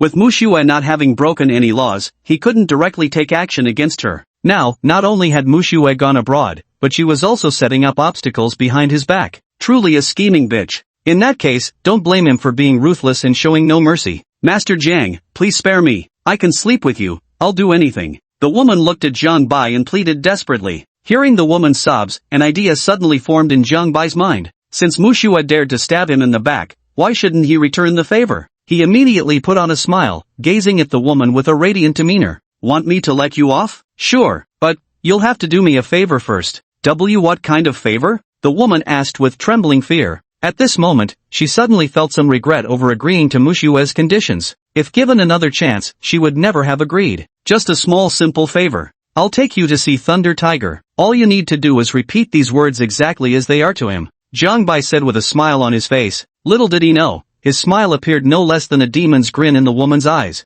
The woman shuddered at the thought of Lei the Tiger's brutality, shaking her head in fear as she said, "Let me go, please let me go. I don't want to see Thunder Tiger, he'll definitely kill me." The smile on Jiang Bai's face instantly vanished, his expression turning hostile as he said, "Go, and I'll make sure nothing happens to you. Stay, and I'll have my bodyguards take turns with you." As he spoke, Jiang Bai gestured toward the dozens of bodyguards behind him. Fan Linger stood to the side, watching the woman's pitiful state with some unease in her heart. But she knew what questions were appropriate and which ones shouldn't be asked. The scenes that unfolded tonight completely overturned her understanding of society. The ruthless cruelty of Lei the Tiger, killing without mercy. The expressionless face of Jiang Bai as the man's limbs were broken by Afu. These scenes flooded her mind, impossible to shake off. She had thought all this was far removed from her life. It only existed in movies and TV dramas. Yet now, all of this was unfolding before her very eyes in reality. She couldn't help but recall Jiang Bai's words. "This world is far from being as beautiful as you imagine. Linger, remember this. I, Jiang Bai, would rather betray the entire world than fail you, Fong Linger." Recalling these words, Fong Linger's lips curled into a silly smile, her heart brimming with sweetness. Time passed unknowingly. Jiang Bai looked at Fong Linger, who was grinning foolishly, and waved his hand in front of her with a bewildered expression, saying, "Linger, Linger, what are you grinning about? Linger, Linger." Jiang Bai called out 3 times before Fong Linger finally snapped out of her daze. Staring at Jiang Bai, who was inches from her face, Fong Linger flushed instantly. "Linger, what are you giggling about?" Jiang Bai asked in confusion. He noticed that Fong Linger seemed to have changed, becoming somewhat dazed. Could she be pregnant? Jiang Bai instinctively looked at Fong Linger's belly. Fong Linger's face turned even redder as she asked shyly, "Husband, what are you looking at?" "I'm checking if you're pregnant." Someone who can giggle for 10 minutes straight must be. It couldn't possibly happen that fast. Fong Linger shyly turned her head away, refusing to look at Jiang Bai anymore. "No? Then let's try again." That very night, Jiang Bai diligently resumed his crop sowing efforts. The sky gradually brightened. The new sunshine spilled across the ground. Before Jiang Bai could get out of bed, ding-a-ling-a-ling, the phone rang once again. "Hello? What is it? Really now?" Jiang Bai asked impatiently. "Jiang, young Master Jiang, Zhao Wudan has been murdered." Speaking fearfully on the phone, he said in a trembling voice. "What?" Jiang Bai let out a startled cry and immediately sat up in bed. All traces of sleepiness vanished from his mind. "Husband, what happened?" Fong Linger, awakened by Jiang Bai's disturbance, asked groggily through half-lidded eyes. "Zhao Wudan has been murdered." Jiang Bai turned his head and spoke to Fong Linger with a serious expression. "Zhao Wudan is dead." A look of shock appeared on Fong Linger's face. Zhao Wudan had been perfectly fine last night. How could he suddenly be killed like this? Is human life really so worthless? No, the Art Kingdom is no longer safe. Little Ling, you must return to our homeland as soon as possible. Jiang Bai hung up the phone and hastily began arranging a private jet for Fong Linger. Zhao Wudan's death gave him a sense of impending crisis. This was a feeling he had never experienced before. In the original work, Although Zhao Wudan ultimately died, it was not in the kingdom of At. It could only be said that his arrival altered the fates of some characters. Husband, are you coming back to our country with me? Fong Linger asked. Jiang Bai shook his head and said, I still have some unfinished matters to attend to. You should go back ahead by yourself. If you're not going back, then I won't go back either, Fong Linger said with unwavering determination. Through Zhao Wudan's death and Jiang Bai's reaction, she could tell that the art kingdom didn't seem very safe. But precisely because of this, she must not leave. She would stay by Jiang Bai's side, to face the dangers together with Jiang Bai. Linger, even Zhao Wudan, as the legitimate eldest son of the Zhao family, was killed. Your staying would only bring additional danger. Return home immediately. This isn't up for discussion, Jiang Bai stated unequivocally. But, Fong Linger was just about to voice her objection when, ding-ling-ling, the sound of a phone ring broke the silence. Jiang Bai answered the call. Prince Atra's icy voice came through the phone. Master Jiang, the Zhao family from Ti region has accused you of killing Zhao Wudan. We kindly request you and your wife to come to the At Hotel for a discussion. Before Jiang Bai could speak, with a beep, Atla unilaterally hung up the phone. Bloody hell! Jiang Bai threw the phone onto the bed, shouting furiously. He wasn't angry about Zhao Wudan's death. Rather, he was angry because things had slipped beyond his control. Zhao Wudan's death proved to him that even the original storyline wasn't immutable. No, I need to speed up and eliminate Yi Tian. Thinking about this, Jiang Bai picked up his phone and dialed his father's number. Beep. After 3 rings, the call was answered. Old fox, I need some personnel. I won't be able to leave the At Kingdom anytime soon. Let Manager Li keep an eye on the company in the meantime. No problem. With just 4 brief words, Father Jiang ended the call. Chapter 37, Framing the Innocent. Linger, this time you won't be able to return home even if you want to. Jiang Bai looked at Fong Linger and said helplessly. Fong Linger smiled, wrapping her arms around Jiang Bai's waist and said, if we can't go back, then we won't go back. Wherever you go, I'll follow you. Sigh. Jiang Bai let out a long sigh. In the presidential suite 404 on the 4th floor of the 8A Grand Hotel, a group of people frowned as they gathered around a corpse. Before the body, a young man wailed uncontrollably over the deceased. Big brother, how could you die like this? It must be Jiang Bai, he sent someone to kill you. Zhao Wuji cried out loudly, his eyes brimming with intense hatred. Zhao Wuji, whether Jiang Bai killed Zhao Wudan or not, we still need evidence. We cannot falsely accuse others without evidence, Prince Atra said with a dark expression. No matter who killed Zhao Wudan, it happened within their country's borders. Moreover, Zhao Wudan was his invited guest attending the auction. He had already envisioned the adverse impact that the news of Zhao Wudan's death would have on their country. Tycoons and billionaires worldwide would come to believe that their Atriites' kingdom lacked proper security measures. They couldn't even protect their special invited guest. Consequently, investments in their Atriites' kingdom would decrease. It must be Jiang Bai, no doubt about it. Jiang Bai sent people to kill my brother because he took the golden scepter he liked. Zhao Wuji roared hoarsely. His words made Prince Atra frown slightly. The only person who had a conflict with Zhao Wudan during the entire auction was Jiang Bai. Jiang Bai was also the only one with a motive for murder. But would killing Zhao Wudan over a mere scepter really be worth it? Prince Atra felt a surge of doubt and turned to the captain of the guards beside him to ask. Has the cause of Zhao Wudan's death been determined? The soldier captain frowned, saluted, and said, shot dead, a single bullet to the head. Where are the surveillance cameras? Did the surveillance catch who did it? Prince Atra continued to inquire. No, the surveillance is all normal. Just saw Zhao Wudan walking in with a woman in his arms, the soldier captain said with a solemn expression. As they were speaking, the sound of footsteps came from outside the door. Jiang Bai entered the room with Fong Linger, followed by dozens of fully armed bodyguards. At the first sight of Jiang Bai's arrival, Zhao Wuji rushed forward like a madman. His right hand clenched Jiang Bai's tie as he demanded fiercely. It was you. You sent someone to kill my brother, didn't you? Jiang Bai shoved Zhao Wuji's hand away, his face expressionless as he said, what status does your brother hold, that he'd warrant me sending assassins after him? It has to be you. Zhao Wuji reached out again to grab Jiang Bai's tie, only to be kicked to the ground by Jiang Bai. He detested those who falsely accused him without reason. For people like Zhao Wuji, he never bothered to show them any kindness. Jiang Shao, Zhao Wuji has accused you of sending assassins after Zhao Wudan. What do you have to say about this? Prince Atra stared sternly at Jiang Bai. He wished more than anyone to quickly find the true culprit. In response to Atra's questioning, Jiang Bai shrugged slightly and replied, Prince Atra, you know my character, I've always been kind to others. How could I possibly be the one who assassinated Zhao Wudan? Ugh! Prince Atra couldn't help but twitch his lips when he heard Jiang Bai's words. The scene where Jiang Bai intimidated Lei the tiger last night was still vivid in his mind. If Jiang Bai always acted kindly towards others, then he must be a saint for 10 lifetimes. Jiang Bai, it's you. Besides you, my brother has never offended anyone else. Zhao Wuji lay on the ground, roaring furiously. His words caused Jiang Bai to slightly furrow his brow, yet his expression remained unchanged as he said, Zhao Wuji, you can eat whatever you want, but you can't say whatever you want. Everything must be backed by evidence. If you make accusations without evidence, I can report you to the United Nations for defamation and use the Jiang group to suppress your Zhao group. Zhao Wuji stammered, a flash of fear flickering in his eyes. He was guilty. The consequences Jiang Bai mentioned were beyond his ability to bear.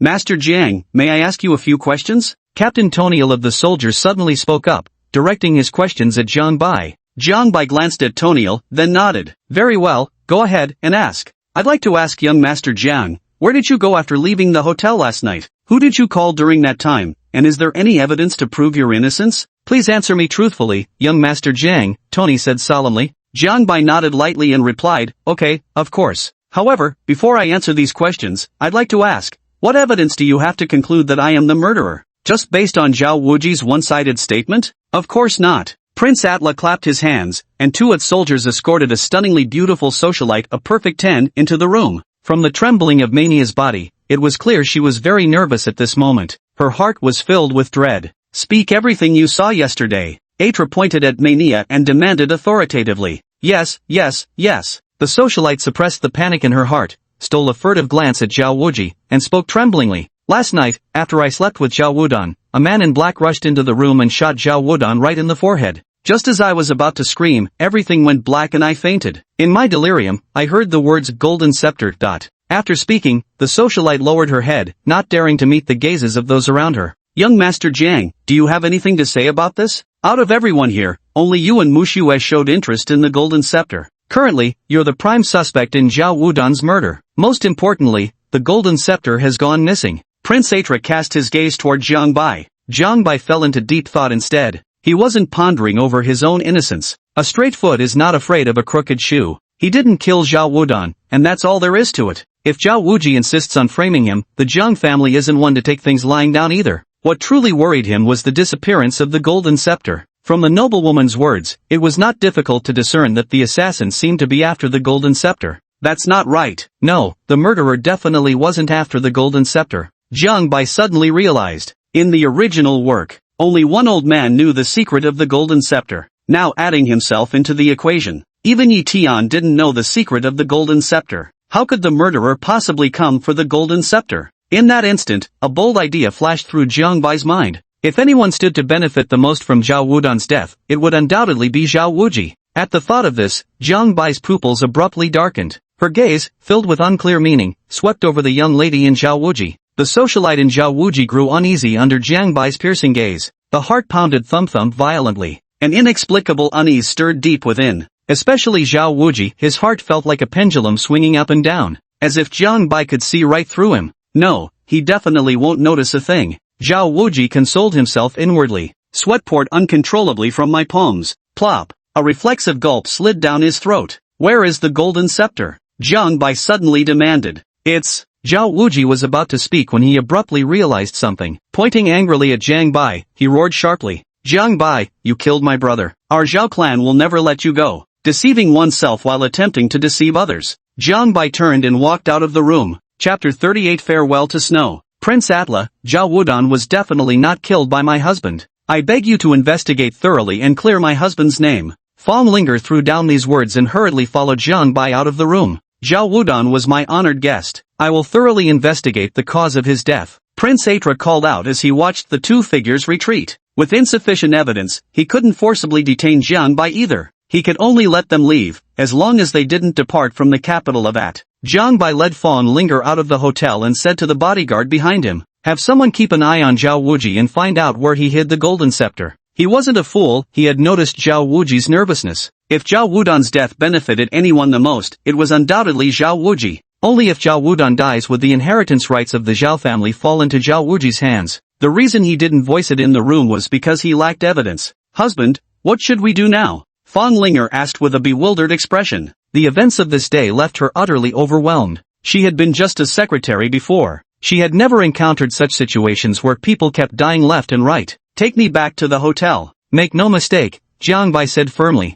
The golden figurine sprinted all the way and stopped at the hotel entrance. Jiang Bai led Fong Linger into the suite, waved off the bodyguards behind him, took out his phone, and dialed a number, saying, "Help me look into the cause of Zhao Wudan's death, and also, I want to know where Mu Shui is now." With that, Jiang Bai hung up immediately. Time passed slowly. Night gradually fell. Ding-ling, Jiang Bai's phone rang. A map appeared on Jiang Bai's phone. It marked the current location of Mu Shui. "Come on, accompany me to meet an old friend." Jiang Bai got dressed, took Fong Linger out of the hotel, and boarded the Rolls-Royce heading straight for Mu Shui's hotel. An ordinary hotel room. Mu Shui lay alone on the bed. Scenes of her time with Jiang Bai surfaced in her mind. Her eyes involuntarily welled up with tears. She asked herself honestly, did she really not like Jiang Bai? Probably not. After all these years, one would develop feelings even for a pet cat or dog. How could she and Jiang Bai not have developed feelings? If only she hadn't accidentally lost Jiang Bai. Had she offered Jiang Bai a little warmth back then, perhaps the ending would have been different. Her foster father wouldn't have gone mad.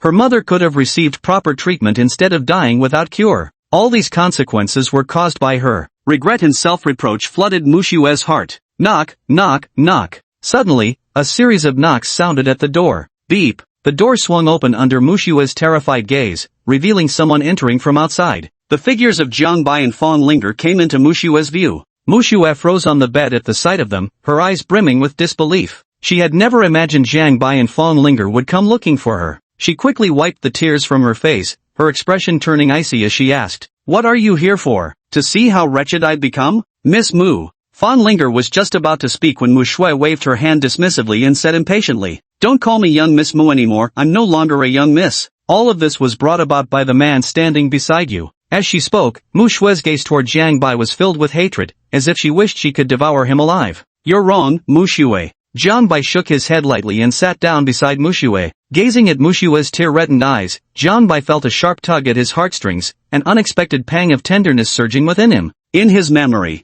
he and Mu Shui grew up together, eating and playing side by side. However, as time passed, the distance between them grew wider and wider, especially after Mu Shui learned she was betrothed to Jiang Bai. From then on, she never gave Jiang Bai a single kind look. All of this is fate. Jiang Bai unconsciously reached out his hand, gently caressing Mu Shui's face. This was the same face he had kissed as a child. How happy they had been back in their childhood days. Unfortunately, their roles in the book were different, their stances opposed. The system's words echoed once more in her mind. The protagonist and the villain are born adversaries, this is your inescapable fate. Mu Shui allowed Jiang Bai to caress her without the slightest resistance. The sensation of Jiang Bai's touch was something she hadn't experienced in a very long time. She couldn't recall whether the last time Jiang Bai had caressed her was 5 years ago, or perhaps even 10. So long ago. Then so long that she nearly forgot. Fong Linger stood silently to the side, quietly watching the two of them. She knew this would be Jiang Bai's final meeting with Mu Shui. On the way, Jiang Bai had specially prepared a gift for Mu Shui.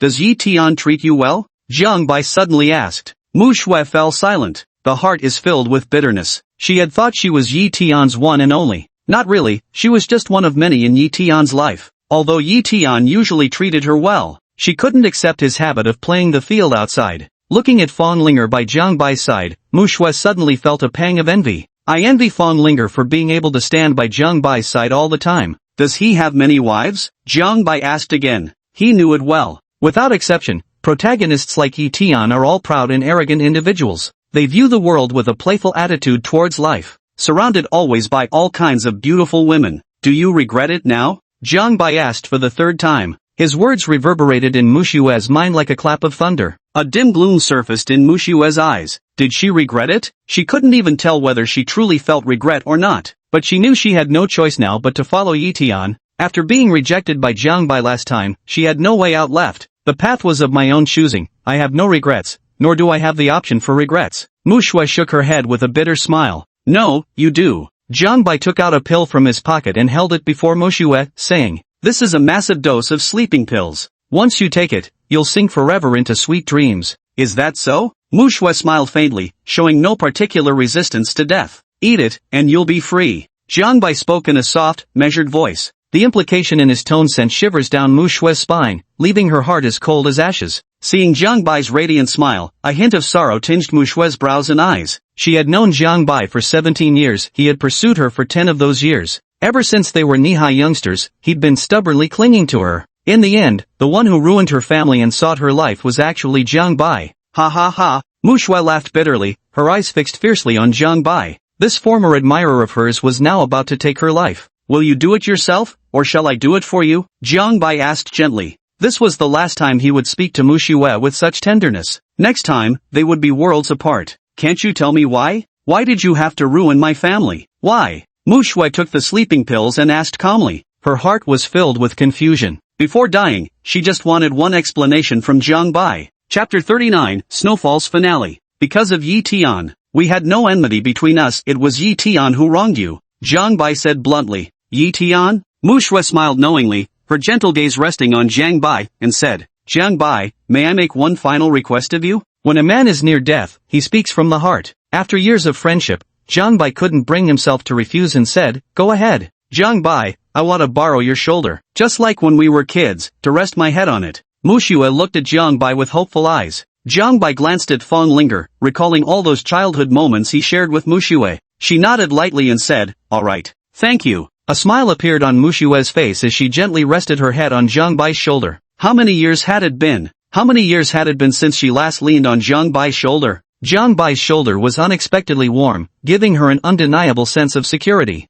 At this moment, Mu Shui felt utterly at peace and completely relaxed. Without hesitation, she reached out and slipped the sleeping pills into her mouth. Do you remember when we got scolded in your backyard as kids? Mu Shui raised her eyes to look at Jiang Bai's profile, so strikingly handsome. I remember. Jiang Bai's thoughts drifted back 10 years. That year, on the swing in his family's garden, a girl rested her head on a little boy's shoulder. Just like him and Mu Shui now. Watching butterflies fluttering through the garden, the little girl asked the boy with childlike innocence, will we stay like this forever? We can be together every day, eating together, studying together, playing together. The little boy patted his chest and declared, of course we can. My dad always says, hold my hand and grow old with me. When I grow up, I'll go propose to your father, so we can be together forever. Then let's pinky promise. The little girl extended her pinky finger to the little boy. Pinky swear, hang by the neck, 100 years none shall break. Mu Shui stretched out her pinky finger toward Jiang Bai. Jiang Bai's eyes turned red as she hooked her little finger with Mu Shui.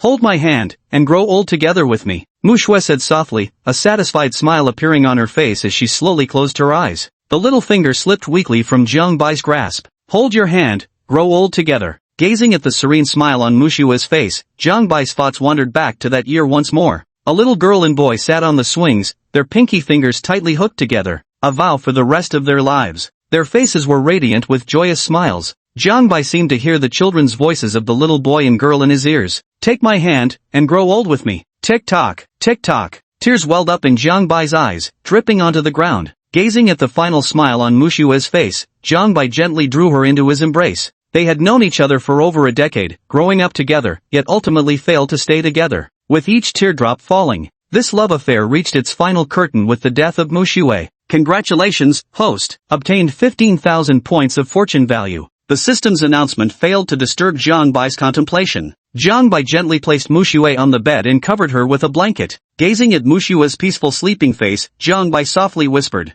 sleep now, may we meet again in another lifetime. With these words, Jiang Bai walked out of the room without looking back. His heart, after all, was made of flesh and blood. Even though he knew Mu Shui would ultimately bring ruin to his family. But the moment Mu Shui closed her eyes for the last time, his heart ached. He felt a tinge of reluctance and sorrow. At that moment, his heart truly softened, and the thought of sparing Mu Shui arose. CCO, wait for me. Fong Linger called out as she chased after him. Why must you call me CEO again? A faint smile forced its way onto Jiang Bai's face. I still think calling you CEO feels more natural. After all, in my heart, you've always fit the domineering CEO image. Fong Linger unconsciously lowered her head, a faint blush rising to her cheeks. Books like The Domineering CEO Falls for Me, she'd read those kinds of stories before. It's easy to see the novel's male lead overlapping with Jiang Bai. As you wish. Jiang Bai draped an arm around Fong Linger's waist, guiding her step by step away from the hotel. Mr. President, where should we go? Would you like me to accompany you for a few drinks? Fong Linger tentatively asked, a flicker of concern in her eyes. All right then. Jiang Bai led Fong Linger along with several dozen bodyguards straight to the bar. The moment they stepped inside, they immediately caught the attention of the bar manager.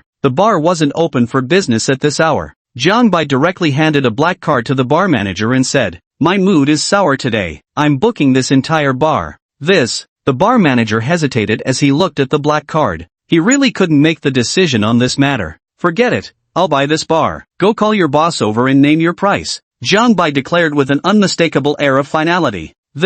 Cold sweat broke out on the bar manager's forehead. I rushed to the boss's office without a moment's delay. Which wealthy young master is this? He merely hesitated for a moment, yet he actually wanted to buy the entire bar. Before long, the bar owner approached Jiang Bai. Upon seeing the black card in Jiang Bai's hand, the bar owner immediately became obsequiously respectful. So you're the owner of this bar? Name your price, I'm buying this place, Jiang Bai said impassively. The bar owner cautiously extended a single finger. 100 million? Jiang Bai slightly furrowed his brows, his gaze turning somewhat unfriendly. Did they really take him for a sucker? The dozen or so bodyguards behind him sensed the change in Jiang Bai's gaze and instantly formed a protective circle around their boss. $1 million. The boss stammered, his body trembling. Deal. Without another word, Jiang Bai flung the black card directly at the bar owner. The boss held the black card and processed the transfer procedures at the fastest speed. After all the formalities were completed, people gradually started walking into the bar. The DJ's music began to play inside the bar. Fan Linger and Jiang Bai sat on the most central VIP sofa, drinking glass after glass of alcohol. Looking at the dancing crowd around him, Jiang Bai suddenly got a whim and beckoned to the bar manager, whispering in his ear. Go on, tell everyone. Tonight, all drinks are on me. Yes, boss. The bar manager couldn't help but feel a twinge of embarrassment. He turned around, grabbed the microphone, and shouted, Tonight, all drinks are on young Master Jiang. These words instantly provoked dissatisfaction among a group of rich second-generation heirs. Suddenly, 5 wealthy heirs with 6 female companions stood up and strode aggressively towards the bar manager. The leading heir grabbed the microphone from the bar manager and shouted loudly, Who's this great young Master Jiang? Step forward, who asked you to foot the bill? Right here. Jiang Bai rose confidently and waved casually at the 5 rich second-generation heirs. The 5 heirs tossed aside their microphones and marched straight toward Jiang Bai, seating themselves rudely across from him as they sneered. Who the hell are you? Who asked you to pay for us? Who do you think you're looking down on? Ha! Jiang Bai gave a light chuckle. In his heart, he knew these were just spoiled rich kids pampered by their families. Little did he know, his smile came across as mockery in the eyes of these second-generation heirs. Instantly flared up in great anger. Chapter 40, Competing in Wealth? I'm dead serious. Darling, it seems like he's looking down on you, a lightly made-up female companion said while nestling in the arms of the leading rich second-generation heir. The second-generation rich guy suddenly felt his pride was stung, and he pointed at Jiang Bai with arrogance as he asked, Kid, do you dare to compete with me? This young master has never lost when it comes to money. Sure, how do we compete? Jiang Bai's previously gloomy mood was lightened by the antics of these 5 rich heirs. A mischievous thought arose in his mind to tease them a bit. Hearing Jiang Bai's challenge, the young master from a wealthy family, trying to save face, shouted to the bar manager, Get this young master a bottle of liquor worth 300,000. The bar manager cast a sardonic glance at the group of wealthy heirs, sizing them up with amusement. Just now, Jiang Bai's extravagant demeanor when purchasing the bar was still vividly etched in his memory. A cool $10 million swiped without the slightest hesitation. Comparing wealth with this golden patron would be like competing with the birthday star to see who lives longer. Hurry up! What are you standing there for? The second-generation rich kid saw the bar manager standing still and urged loudly, I'll be on my way. The bartender turned and walked away. Darling, you're incredible. Ordering a $300,000 bottle of wine just like that. The woman companion looked at the rich second-generation heir with admiration in her eyes. The privileged young man raised his head smugly and declared, just a measly 300,000 yuan. When it comes to money, I never lose. You're amazing, darling. The woman planted a kiss on the rich second-generation's face. His vanity instantly piqued as he glanced arrogantly at Jiang Bai and said, Now, it's your turn to order. Great. Jiang Bai waved his hand, calling over a waiter and said, Tell your manager, bring me 10 bottles of the liquor this young master just ordered. 10 bottles? Yeah, keep bragging. The 5 wealthy heirs and their female companions listened, then looked at Jiang Bai with disdain. Especially when they noticed the cheap liquor on Jiang Bai's table, their gazes grew even more scornful. Fan Linger sat beside Jiang Bai, a smile playing on her lips. She knew these pampered young masters were about to be played by Jiang Bai. Gentlemen, your wine. The bar manager was quick, carefully placing a bottle of red wine in front of the second-generation rich kid. The spoiled heir cocked an eyebrow smugly at Jiang Bai, as if to say, Where's yours? Oh dear, I just heard someone was planning to order 10 bottles of wine. Each bottle costs 300,000. If certain people can't afford it, they shouldn't be boasting. Another wealthy heir's female companion, snuggled in his arms, remarked sarcastically. Her words struck a chord with several other young heirs. Talk big all you want, but don't strain your tongue doing it. The rich second-generation heirs looked down their noses at Jiang Bai with utter contempt. They could already picture Jiang Bai slinking away in disgrace. Their vanity swelled uncontrollably, especially with their female companions watching. At this very moment, 2 waiters carried 10 identical bottles of liquor and placed them before Jiang Bai, saying, "Young Master Jiang, your liquor. Open them all." Jiang Bai said carelessly. Bang, bang, bang. All 10 bottles of wine were opened. The smiles on the faces of the wealthy second generation instantly vanished. More than a dozen pairs of eyes stared at Jiang Bai in disbelief. All opened. "Honey, you're amazing. 3 million at the first move." Fang Linger imitated the demeanor of those spoiled rich second-generation girlfriends, nestling into Jiang Bai's embrace and planting a kiss on his face. Jiang Bai raised his head with an arrogant expression and declared, "A mere 3 million is nothing. When has this young master ever spent less than 1 million? Anything below 1 million doesn't even count as money." Slap slap. The 5 heirs to fortunes felt as though Jiang Bai had slapped them hard across the face. Slap after slap, painful as hell. For a moment, I actually felt utterly ashamed. It hurt. It really did. "What's the matter, young masters? Does a mere 3 million scare you?" Jiang Bai's eyes sparkled with amusement as he glanced at the heirs, his tone dripping with undisguised mockery. "How could I possibly lose? It's just 3 million yuan, pocket change for someone like me." The ringleader rich kid ran the numbers in his head,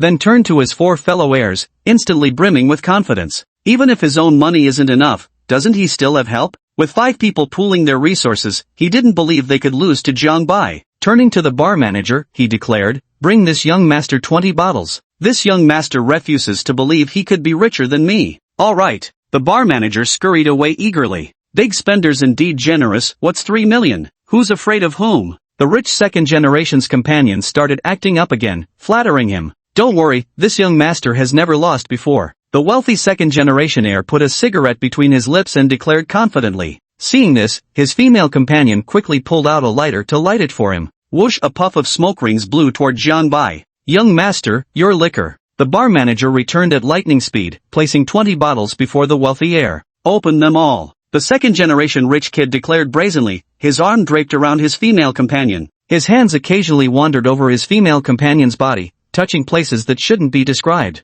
Bang, bang, bang, bang. All 20 bottles were opened in quick succession. The table was completely covered with an array of alcoholic beverages. Their commotion finally drew the attention of the surrounding crowd. Rows of eyes fixed intently on Jiang Bai and the rich second-generation heirs. Even the sexy dancers on stage couldn't divert their gaze. "How about that? Young master here never loses when it comes to money," the rich second-generation heir said with an air of triumph. Their gaze toward Jiang Bai once again turned dismissive. Sigh. Jiang Bai finally understood these spoiled rich kids were seriously messed up. Just who did they think he was? He's the owner of the bar, after all. When spending at his own bar, how could he possibly lose? Yelling at the bartender, "Bring this young master another 20 bottles. Ka-ching, ka-ching, ka-ching. Another burst of gunfire sounded. The leading rich second generation was feeling a bit uneasy inside. His entire fortune adds up to no more than 10 million, and that's after saving his allowance for a whole year. Now that over 6 million had already been spent, the remaining money was only enough for 10 bottles of wine.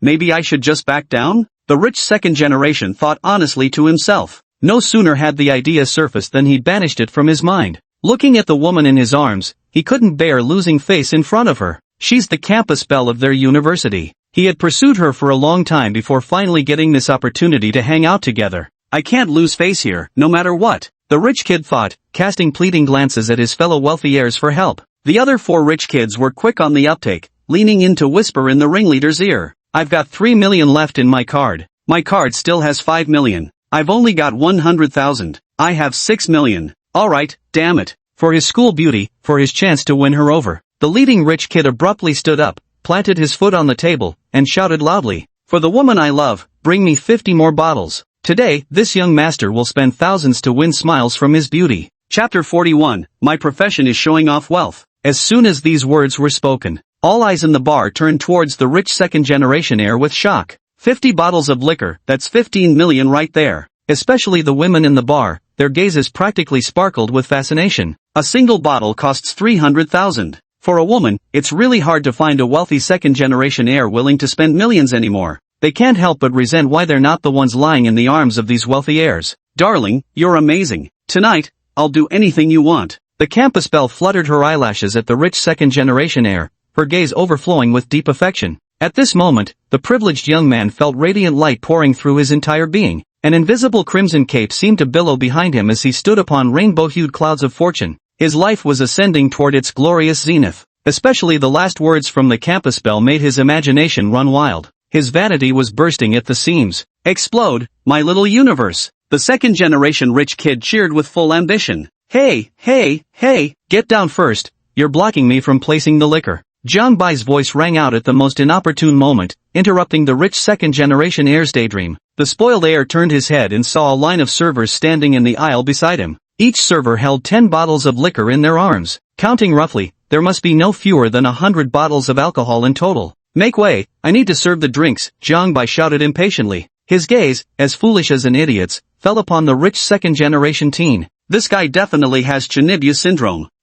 The rich second-generation heir looked at the drinks in front of Jiang Bai and suddenly found the campus bell beside him less enticing. Hey, are you still competing or not? You call yourself a rich second-generation heir? With just this little money, you dare claim that title? Jiang Bai declared with a triumphant expression. A pair of eyes squinted at the rich second-generation heir. The spoiled heir gaped dumbfounded at the waitress in the hallway. A wave of regret welled up in his heart. He was no fool. He finally realized that Jiang Bai was actually a hidden boss. They were being utterly foolish to compete with the boss in terms of wealth. It was pure lunacy. Are you still going to compete? Jiang Bai asked with a mischievous grin. The 5 wealthy second-generation heirs instinctively shook their heads. No more competition? Since you're not competing, then return all the alcohol, Jiang Bai said indifferently. The waiter in the aisle was about to return with the drinks in his arms. This move left the rich second-generation heirs utterly dumbfounded. Wait, refund our drinks too. Another rich heir snapped out of it and hurriedly shouted. The bar manager gave the rich heir a cold glance and snapped impatiently. Your alcohol can't be returned. Why can his order be refunded but ours can't? The spoiled heirs immediately lost their temper, standing up in fury. Jiang Bai smiled faintly and said, because I'm the bar owner. If you return the drinks, how am I supposed to make money?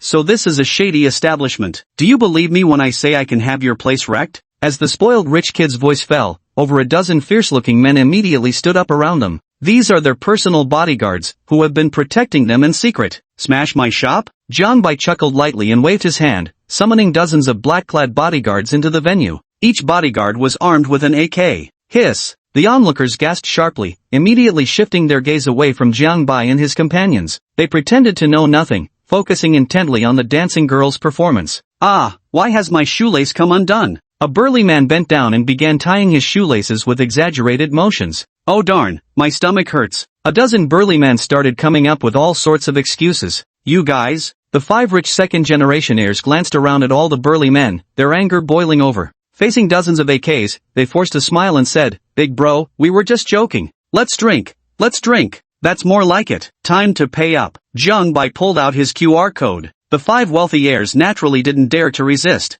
Jiang Bai heard a few beeps, and tens of millions had already been transferred into his hands. Enjoy the drinks, order more if you're still thirsty. Jiang Bai stepped forward and patted the leading wealthy heir on the shoulder before walking out of the bar with Fonglinger. After these 5 wealthy second-generation heirs pulled their stunt, his mood visibly lifted. The most important thing in life is to live in the present moment and cherish what's before you. Let the past drift away with the wind. President, the body of Miss Mu. On the road, Fonglinger cautiously asked, fearful of touching upon the sore spots in Jiang Bai's heart. Regardless, Mu Shui was still Jiang Bai's former fiancée. Leaving her body discarded in the hotel like that just wasn't right. You don't need to worry about her body, someone will take care of it. Jiang Bai had asked himself this question more than once in his heart. What would happen if he snatched Mu Shui away from Yi Tian? This way he could not only gain plunder points, but also capture a beautiful woman. But in the end, he dismissed the idea. Mu Shui's status was different from other women's. She was the female lead in the novel and the original antagonist's fiancée. Her very existence was meant to help Yi Tian bring down the Zhang family. The character's persona had long been established by the author. He could alter a person's life or death, but not their nature. A leopard cannot change its spots. Even if he spared Mu Shui, her heart would never belong to him. One day, she would surely help Yi Tian deal with the Zhang family. Rather than waiting for the day his clan was ruined, it was better to give Mu Shui a proper farewell now. After Jiang Bai left, the 5 wealthy heirs stared at the drinks on the table, their faces clouded with gloom. Since they had paid for these drinks themselves, they had to finish them, however reluctantly. Inside the 7-star hotel, Jiang Bai and Fonglinger left the bar and came straight back here, sitting on the sofa. With a wave of his hand, he summoned the bodyguards to bring in the woman who had been detained at the hotel. Looking at the woman whose face had turned ashen and whose mind was clearly unsettled, Jiang Bai spoke indifferently. So, have you made up your mind? My patience has its limits. Mr. Jiang, please spare me. Tiger Lei will really kill me. The woman cried out in sheer terror. The mere thought of Thunder Tiger's method sent shivers down her spine. Asking her to lie to Thunder Tiger? She wouldn't dare even if beaten to death. He can kill you, but do you think I can't?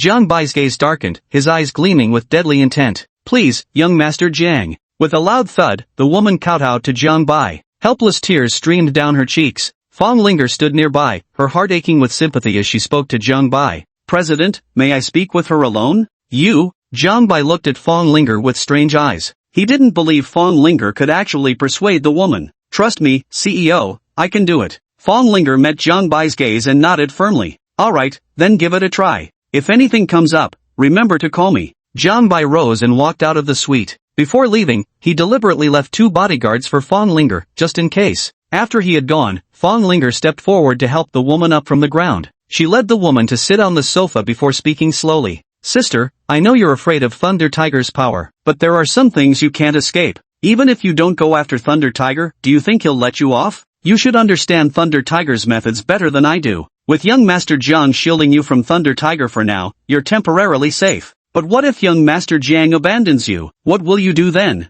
Chapter 42, Character Summoning Cards of the Myriad Realms. The woman began stammering. Her heart was filled with regret. She knew Big Tiger Lei would never let her off. It was all her fault, just a moment of greed brought this trouble upon her. Lingerfong extended 2 fingers, speaking calmly. Sister, you've only got 2 choices here. Rule 1, cooperate with young Master Jiang, and he'll protect you. Rule 2, piss off young Master Jiang, and you'll be handed over to Lei the Tiger. Sister, you should understand. Once a woman falls into the hands of dark forces, you know what fate awaits her. Especially someone as beautiful as my sister. The woman trembled with fear all over her body upon hearing this. She knew all too well what fate awaited her if she fell into Thunder Tiger's hands. Her mind conjured up scenes of the various torments Thunder Tiger would inflict upon her. Cream pies, gang rape, whippings. These scenes lingered incessantly in the woman's mind. The woman shivered in extreme terror and screamed like a madwoman. No, I don't want to fall into Lei the Tiger's hands. Please, save me. Don't hand me over to Thunder Tiger. The woman reached out both hands, gripping Fong Linger's shoulders and shaking her violently. Seeing this, the 2 bodyguards quickly pulled the woman away, forcefully pressing her down onto the sofa. Sister, only you can save yourself now. As long as you agree to young Master Jiang's terms, I guarantee he will protect you. Fong Linger said to the woman with a charming smile. She had never threatened anyone like today, to become the villainess in others' eyes. But for Jiang Bai, she was willing. As long as she could help Jiang Bai, she was willing to do anything. The woman gradually calmed down and raised her head to look at Fong Linger. Fong Linger showed a kind smile and spoke in a gentle tone. Sister, trust me. I'm also a woman, and women don't lie to women. I understand how you feel, but helping young Master Jiang is your only way out now. The woman fell silent. I pondered in my heart whether I should trust Fong Linger's words. Fong Linger wasn't in a hurry either, sitting quietly by the side, waiting for the woman to speak. The atmosphere fell into silence for a moment. 5 minutes passed. 10 minutes passed. The woman's eyes regained a glimmer of vitality as she stared intently at Fong Linger, saying, Are you absolutely certain you're not lying to me? He will protect me?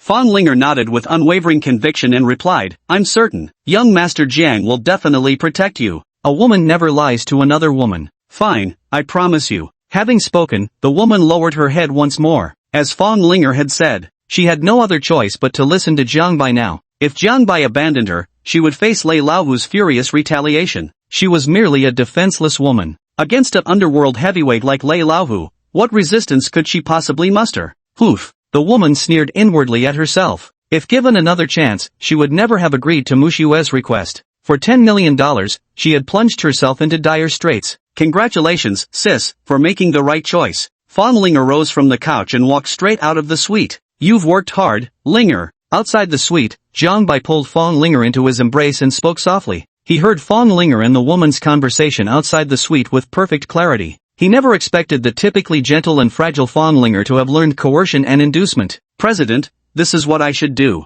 Fong Linger smiled lightly, revealing 2 dimples on her face. Although her actions just now went against years of her upbringing, yet she felt truly happy to have helped Jiang Bai. Thanks for your effort, but leave such matters to me in the future. Jiang Bai patted Fong Linger's back reassuringly before turning to enter the suite. Looking at the woman sitting on the couch, her face filled with helplessness, Jiang Bai let out a silent sigh. No matter when or where, darkness will always exist. When ordinary people encounter underworld bosses like Thunder Tiger, they have no choice but to resign themselves to fate. There's simply no other way. Since you've made up your mind, go get some proper rest. As long as you follow my instructions tomorrow, I guarantee you'll come out unscathed. Jiang Bai tossed out these words before turning to walk toward one of the side rooms. Hearing this, a glimmer of hope shone in the woman's eyes. She lifted her head and silently watched Jiang Bai's retreating figure. This night was destined to be sleepless. The woman lay in bed, tossing and turning, unable to sleep all night. The thought of meeting Lei the Tiger tomorrow filled her with overwhelming dread. Meanwhile, Jiang Bai and Fan Linger began their one-to-one marching drill.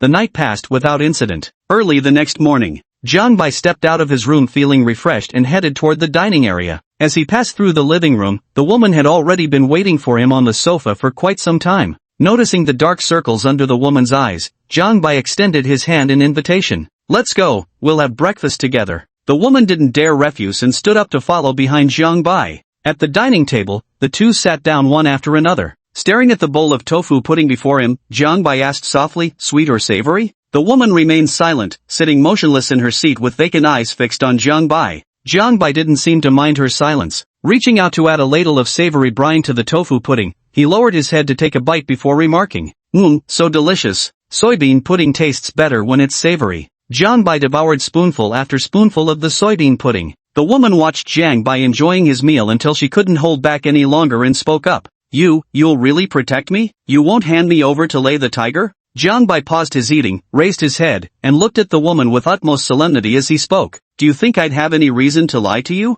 Lei the Tiger may be formidable, but this isn't H country. Even if he's a real tiger, he'll have to crouch before me. Hearing this, the woman seemed to set her heart at ease. She reached for a bowl of tofu pudding and began eating gingerly. By the way, what's your name? Did you remember all the words I taught you to say? Jiang Bai asked while eating tofu pudding. The woman paused slightly before speaking slowly. My name is Baihua, 100 flowers. When my blossoms bloom, all other flowers perish. The city is clad in golden armor. Flowers in bloom, that's a lovely name. Jiang Bai muttered to himself, bowing his head as he silently resumed eating his tofu pudding. Just as he was about to finish, Fan Linger arrived unhurriedly, settling beside him before reaching over to take a bowl of tofu pudding for herself. Seizing this momentary pause, Jiang Bai called out to the system. System, give me 15 consecutive draws. Drawing in progress. Congratulations, host, you've received a skill point +1. Congratulations, host, you've drawn the advanced chef skill. Congratulations, host, you've earned +1 attribute point.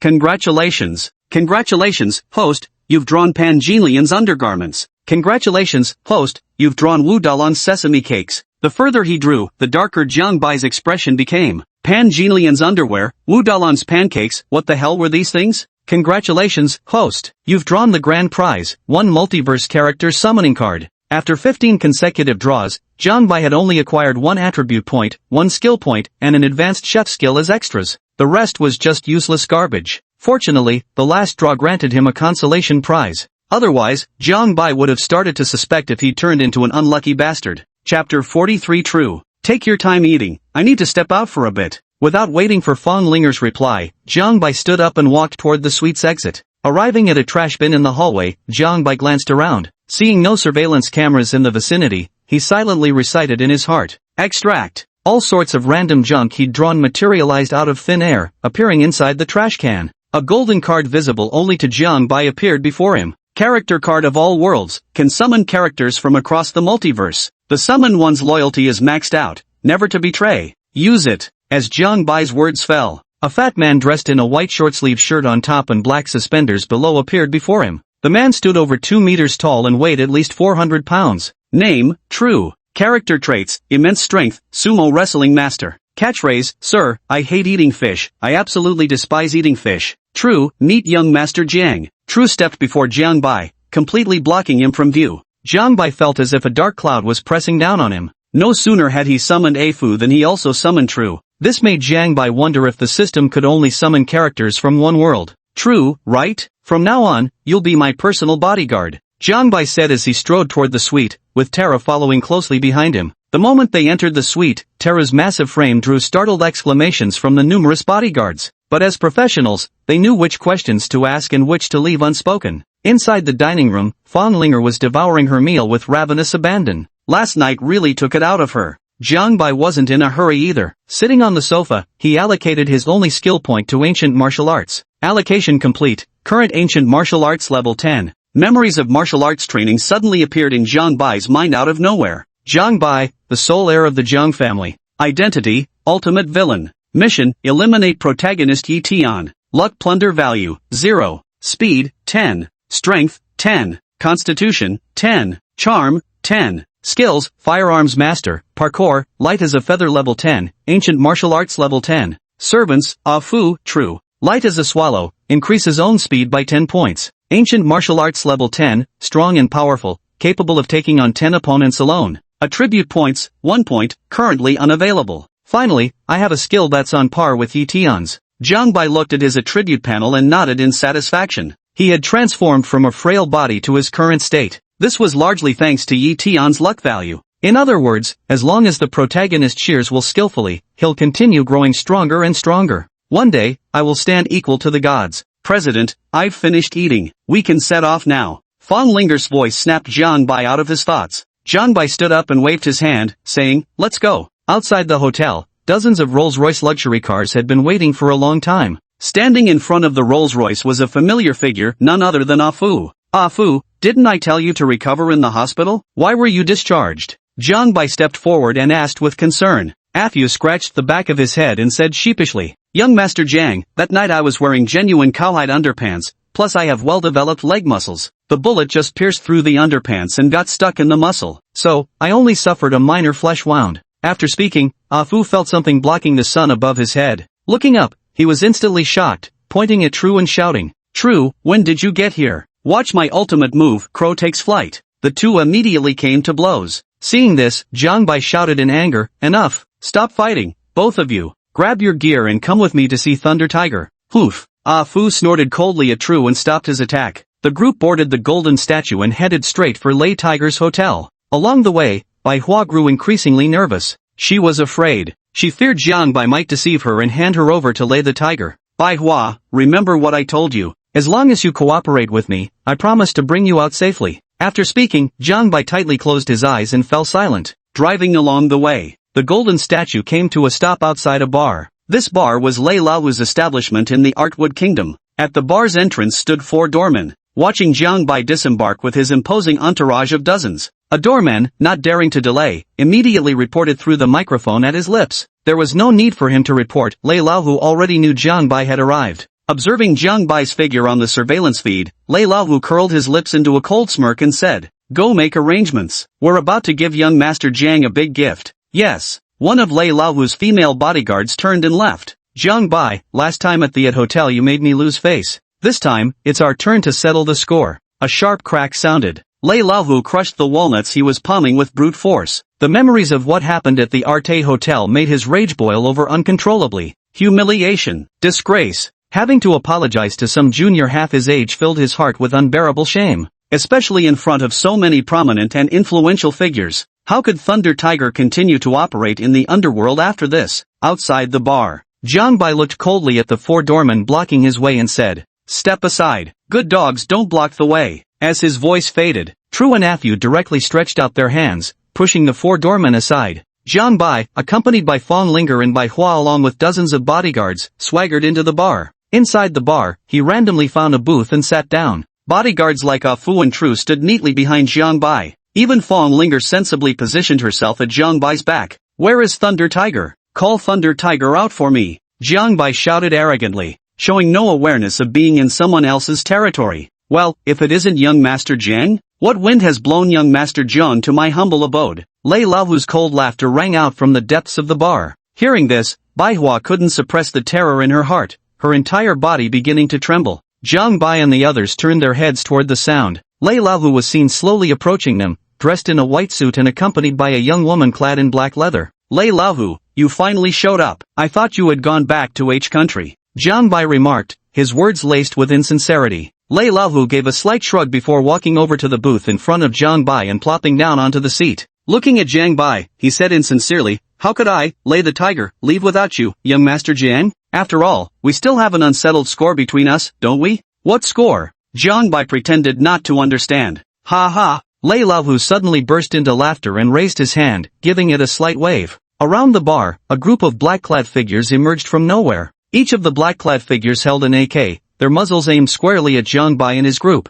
Chapter 44 Farewell to Thunder Tiger. Ever since our last meeting at the Art Hotel, I haven't been able to get young Master Jiang out of my mind. I still bitterly resent how young Master Jiang forced me to bow my head at gunpoint. Today, I heard young Master Jiang is coming, so I prepared a generous gift especially for him. How does it feel to have so many gun barrels pointed at you, young Master Jiang? Lei Laohu said with a beaming smile. He felt an indescribable sense of satisfaction. The wheel of fortune turns. Today, it was finally his turn to regain face. He refused to believe Jiang Bai wouldn't bow his head with a gun pointed right at him. However, he had no intention of letting Jiang Bai off easily. He was determined to humiliate Jiang Bai thoroughly, crushing his arrogance to vent his own pent-up resentment. If possible, he would even like to record Jiang Bai admitting defeat on video, to prove to the global big shots that Thunder Tiger isn't just a paper tiger. Unfortunately, despite being outnumbered with guns pointed at them, not a single person on Jiang Bai's side showed any fear. Even the bodyguards behind Jiang Bai wore mocking smiles as they stared at Thunder Tiger. Alas! Jiang Bai let out a long sigh, ignoring the guns pointed around him, and shook his head gently as he said, Lei Laohu, why must you do this? I came here to talk things over with you. Why do you insist on forcing me to resort to violence? Master Jiang, do you still have the right to resort to force? Today isn't at the Art Hotel. Lei Laohu grinned as he looked at Jiang Bai and spoke. Those who know Lei the Tiger well understand that the brighter his smile, the sharper the blade that follows. Once Thunder Tiger cracked a smile, the unlucky soul facing him either ended up dead or skinned alive. Whether I'm qualified to use force, Lei Laohu, won't you know once you see for yourself? As Jiang Bai's words fell, the bodyguards behind him simultaneously opened their suit jackets. Rows of high-explosive bombs came into Lei Laohu's view. Lei Laohu's eyes instantly widened as he drew a sharp breath, staring at Jiang Bai in shock. He never expected Jiang Bai to play such a ruthless move. This was no negotiation, it was clearly a suicide mission meant to take them both down. A single bomb on any one of them could reduce everyone in this bar to ashes. And I have dozens of them here, Lei Laohu. Can we finally have a proper conversation this time?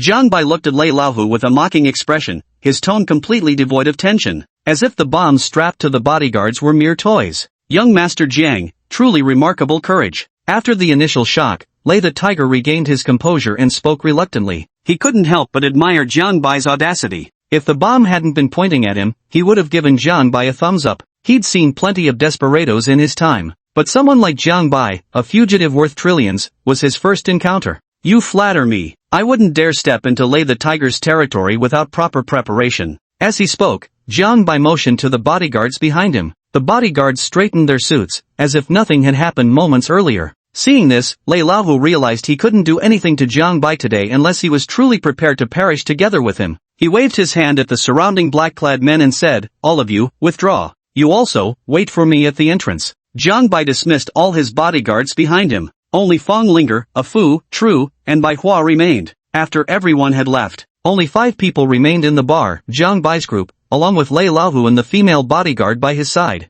Gazing at Jiang Bai, who stood as steady as Mount Tai, Lei Laohu was the first to speak. Master Jiang, what brings you here today? Could it be that you came to see if I have the guts to perish together with you? Jiang Bai smiled faintly and pointed at the 100 flowers behind him, saying, I'm here to clear up the misunderstanding with you. Oh, Lei Laohu looked at Bai Hua's face, a flash of killing intent passing through his gaze, as he sneered sarcastically. Young Master Jiang, the deed is already done. Isn't it a bit late for you to come and resolve the misunderstanding now? Not late at all. Jiang Bai waved his hand and said, at the Art Hotel, the reason why we had this misunderstanding was entirely because of this woman. Now that I brought her here, it's specifically to clear up the misunderstanding with you. It's better to resolve grudges than to keep them. There are no permanent friends, only permanent interests, isn't that right? Upon hearing Jiang Bai's words, Bai Hua immediately turned pale with fright. Just as she was about to speak, A Fu tightly covered her mouth from beside her. She could only glare at Jiang Bai with hatred in her eyes. Before coming, he had promised her that he wouldn't hand her over to Lei the Tiger.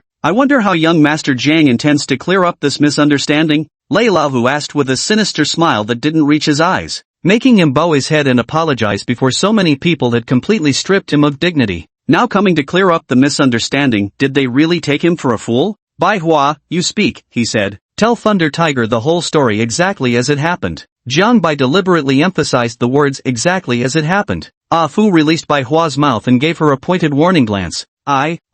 Bai Hua looked at Thunder Tiger timidly, stammering and not knowing how to begin. She still didn't know how best to speak. Should she truthfully tell what happened, or follow Jiang Bai's instructions? Sister, speak boldly about the cause, urged Thunder Tiger. The president and Mr. Lei certainly won't make things difficult for you. Fong Linger grasped Bai Hua's hand and comforted her softly. I'll tell. Bai Hua suppressed the fear in her heart and spoke with a trembling body. The reason I threw myself into Ah Fu's arms is because someone ordered me to do it. She wanted me to provoke a conflict between Boss Lei and young Master Jiang. If I succeeded, she promised to give me $10 million. Ha. Lei Laohu let out a cold sneer, staring at Jiang Bai with hostile eyes. Zhang Daxiao, do you think I'd believe a word from a whore? Jiang Bai shrugged slightly and replied, Lei Laohu, you don't have to believe it. But I do. The one who ordered her is named Mu Shui, my former fiancé. We grew up together, childhood sweethearts. But, as he spoke, Jiang Bai's eyes suddenly flashed with a look of hatred. His eyes brimmed with fury as he glared at Thunder Tiger, grinding his teeth in resentment. But she's dead. Took an overdose of sleeping pills, killed herself. Lei Laohu casually shrugged his shoulders and said indifferently, Young Master Jiang, your ex-fiancé is dead, what has that got to do with me? Of course it does. Jiang Bai roared in fury, pointing at Bai Hua as he shouted, You. She was following Mu Shui's orders, here to sow discord between you and me. Don't you want to know who's pulling Mu Shui's strings behind the scenes? You should know. What happened at the art hotel was no accident. Behind this conspiracy, there's a hidden mastermind pulling all the strings. He can manipulate you into clashing with me, just as easily as he can orchestrate a conflict between you and Prince Atra. Don't you want to drag this puppet master into the light? Or will you just let him keep setting traps for you from the shadows? Chapter 45, Dark Web Bounty on Yi Tian. Lei Laohu fell silent. He pondered Jiang Bai's words internally. The atmosphere instantly turned deathly quiet. Neither side spoke a word. Time ticked by minute by minute. No one knew how much time had passed. Lei Laohu suddenly began clapping with loud pops. Fine acting skills. Young Master Jiang not only has great courage, but also such remarkable acting talent. The global cinema industry owes you, young Master Jiang, an acting trophy. Lei Laohu, what do you mean by this? Jiang Bai fixed Lei Laohu with a frosty stare. Lei Laohu rubbed his shiny bald head and replied casually. It's meaningless. Just feels like a shame young Master Jiang didn't become an actor. With a loud smack, Jiang Bai slammed the table and stood up, flushing with anger as he shouted. Lei Laohu, do you think I'm putting on an act with you? Otherwise? Lei Laohu met Jiang Bai's gaze without flinching. Young Master Jiang, I've eaten more salt than you've eaten rice. Don't embarrass yourself by pulling such shoddy tricks. Lei the Tiger finished speaking, stood up, and was about to leave. Wait. Jiang Bai called out to stop Lei the Tiger and began calculating something with his fingers. If we calculate based on his average daily food intake of 2 kilograms, 1 month equals 60 kilograms, 730 kilograms annually. Lei Laohu's age is roughly 50 years old, calculated as 50 by 730. The final total amounts to 36,500 kilograms. After conversion, that comes out to 36.5 tons. Lei Laohu, you've eaten 36.5 tons of salt in your lifetime, aren't you afraid of choking to death? Jiang Bai spoke bluntly. A crow seemed to fly over Lei Laohu's head. His once composed demeanor suddenly became somewhat uncertain. A pair of shoulders began to tremble slightly. That remark he made was nothing more than Jianghu rhetoric, meant to mock Jiang Bai for being too young. Who would have thought Jiang Bai would actually take the time to calculate it for him earnestly? A surge of anger rose in Lei Laohu's heart. He turned his head and spoke in an unpleasant tone. If young Master Jiang has come here to do my math for me, then please leave. Alright, I'm actually here to discuss cooperation with you, Jiang Bai said with a slight shrug. What kind of cooperation? Lei Laohu grew curious and turned back, sitting down on his seat once more. Jiang Bai extended his hand toward Fong Linger and said, Linger, bring it out. Yes, President. Fong Linger took out a photo of Yi Tian from her pocket and handed it to Jiang Bai. Jiang Bai didn't even glance at the photo, directly placing it on the table and sliding it towards Lei Tiger as he said, I want you to put a bounty on this man's life on the dark web. Lei Laohu picked up the photograph, studying Yi Tian's ordinary and unremarkable features with a slight furrow of his brow. He couldn't comprehend what extraordinary qualities Yi Tian possessed that would compel Jiang Bai to post a bounty on the dark web. After all, the dark web was the shadowy underbelly of the world. Within the dark web, gathering assassins, mercenaries, fugitives, and underworld forces from around the globe. Most of these people were ruthless and unscrupulous souls who would sell their own mothers for profit. Once placed on the blacklist, anyone without the backing of a major power is undoubtedly doomed. What's in it for me? What benefits can I get? Lei Laohu put down Yi Tian's photo and asked solemnly. All under heaven stir for profit. As long as Jiang Baikai's offer was enticing enough, he wouldn't mind lending Jiang a helping hand. True, go fetch that thing from the car, Jiang Bai said with full confidence. Tello turned and walked away. Not long after, he returned carrying a black leather suitcase and approached Jiang Bai. Young Master Jiang, the items you requested. Good. Jiang Bai reached out to take the suitcase, placing it on the table, then turned to Lei Laohu and said, this is a 10 million deposit. Once the job is done, there will be another 10 million as payment. Lei Laohu glanced at the suitcase and signaled to the female bodyguard behind him with a look. The female bodyguard stepped forward and tore open the leather suitcase with a ripping sound. Inside was a suitcase filled to the brim with US dollars. A glint flashed through Lei Laohu's eyes as he calmly closed the suitcase and asked, how much reward is young Master Jiang offering for this person? Jiang Bai slowly extended a single finger. 10 million? Lei Laohu asked uncertainly. Jiang Bai gently shook his head. 100 million? Lei Laohu followed up with another question. 100 million pounds, Jiang Bai stated with absolute certainty. Hiss. Lei Laohu gasped in shock, staring at Jiang Bai in disbelief. 100 million pounds roughly equals nearly 1 billion RMB or 159 billion Korean won. At this moment, Lei Laohu suddenly realized the gravity of the situation. The briefcase in his hand began feeling uncomfortably hot to the touch. Although he didn't recognize the man in the photo, Jiang Bai was offering an exceptionally high reward for him. This clearly indicated that the person in the photo was anything but ordinary. Lei Laohu found himself weighing whether to accept Jiang Bai's proposal. Reading Lei Laohu's hesitation, Jiang Bai spoke up with conviction. Lei Laohu, you should understand. If our Jiang family weren't constrained from posting bounties on the dark web, I wouldn't have come to you. Just help me post one bounty, and $20 million is yours. When there's money to be made, why refuse? Besides, your H country is controlled by chaebols anyway.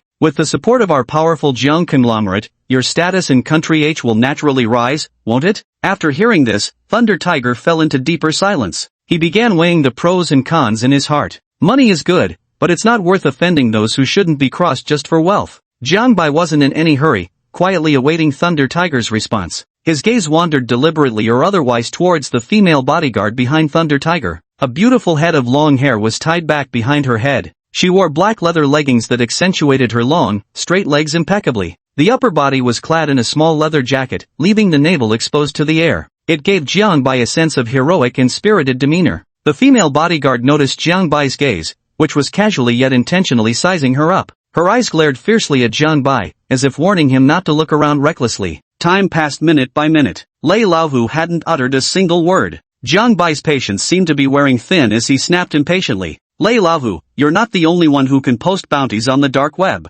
Since you don't dare to help me post the bounty, then I'll have to find someone else. True, pick up the case, let's go. With that, Jiang Bai stood up to leave. True stepped forward and was just about to reach for the suitcase when a hand pressed down on it. Lei Laohu fixed his eyes intently on Jiang Bai, his expression grave as he declared, I can agree to your terms. But you must tell me, what extraordinary trait does the person in this photograph possess that warrants such an exorbitant bounty from the mighty young Master Jiang? Alright, no problem. Jiang Bai gave a slight shrug and settled back into his seat. Looking at Lei Laohu, he said with earnest sincerity, this man's martial arts are extraordinary. I've never seen anyone who could fight better than him. Even the female bodyguard by your side, he could take on 10 of her single-handedly. As soon as these words were spoken, the female bodyguard beside Lei Laohu immediately took offense. As a bodyguard, the worst fear is having others doubt your abilities. Before Lei Tiger could speak, the female bodyguard cut straight to the point. How tough is he? I refuse to believe he can take on 10 of me at once. Chapter 46, The Conflict Sparked by the Tattooed Man.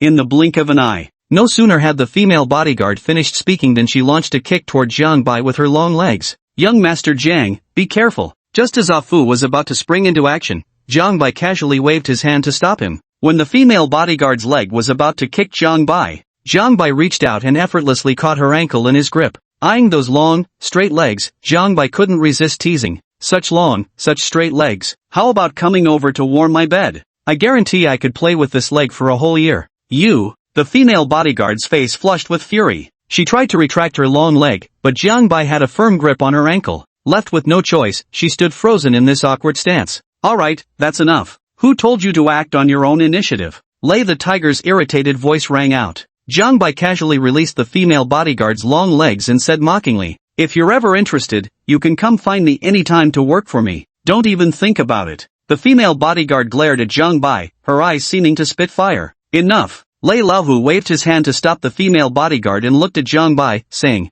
Master Jiang, I can help you post the bounty, but after the deed is done, I want $30 million.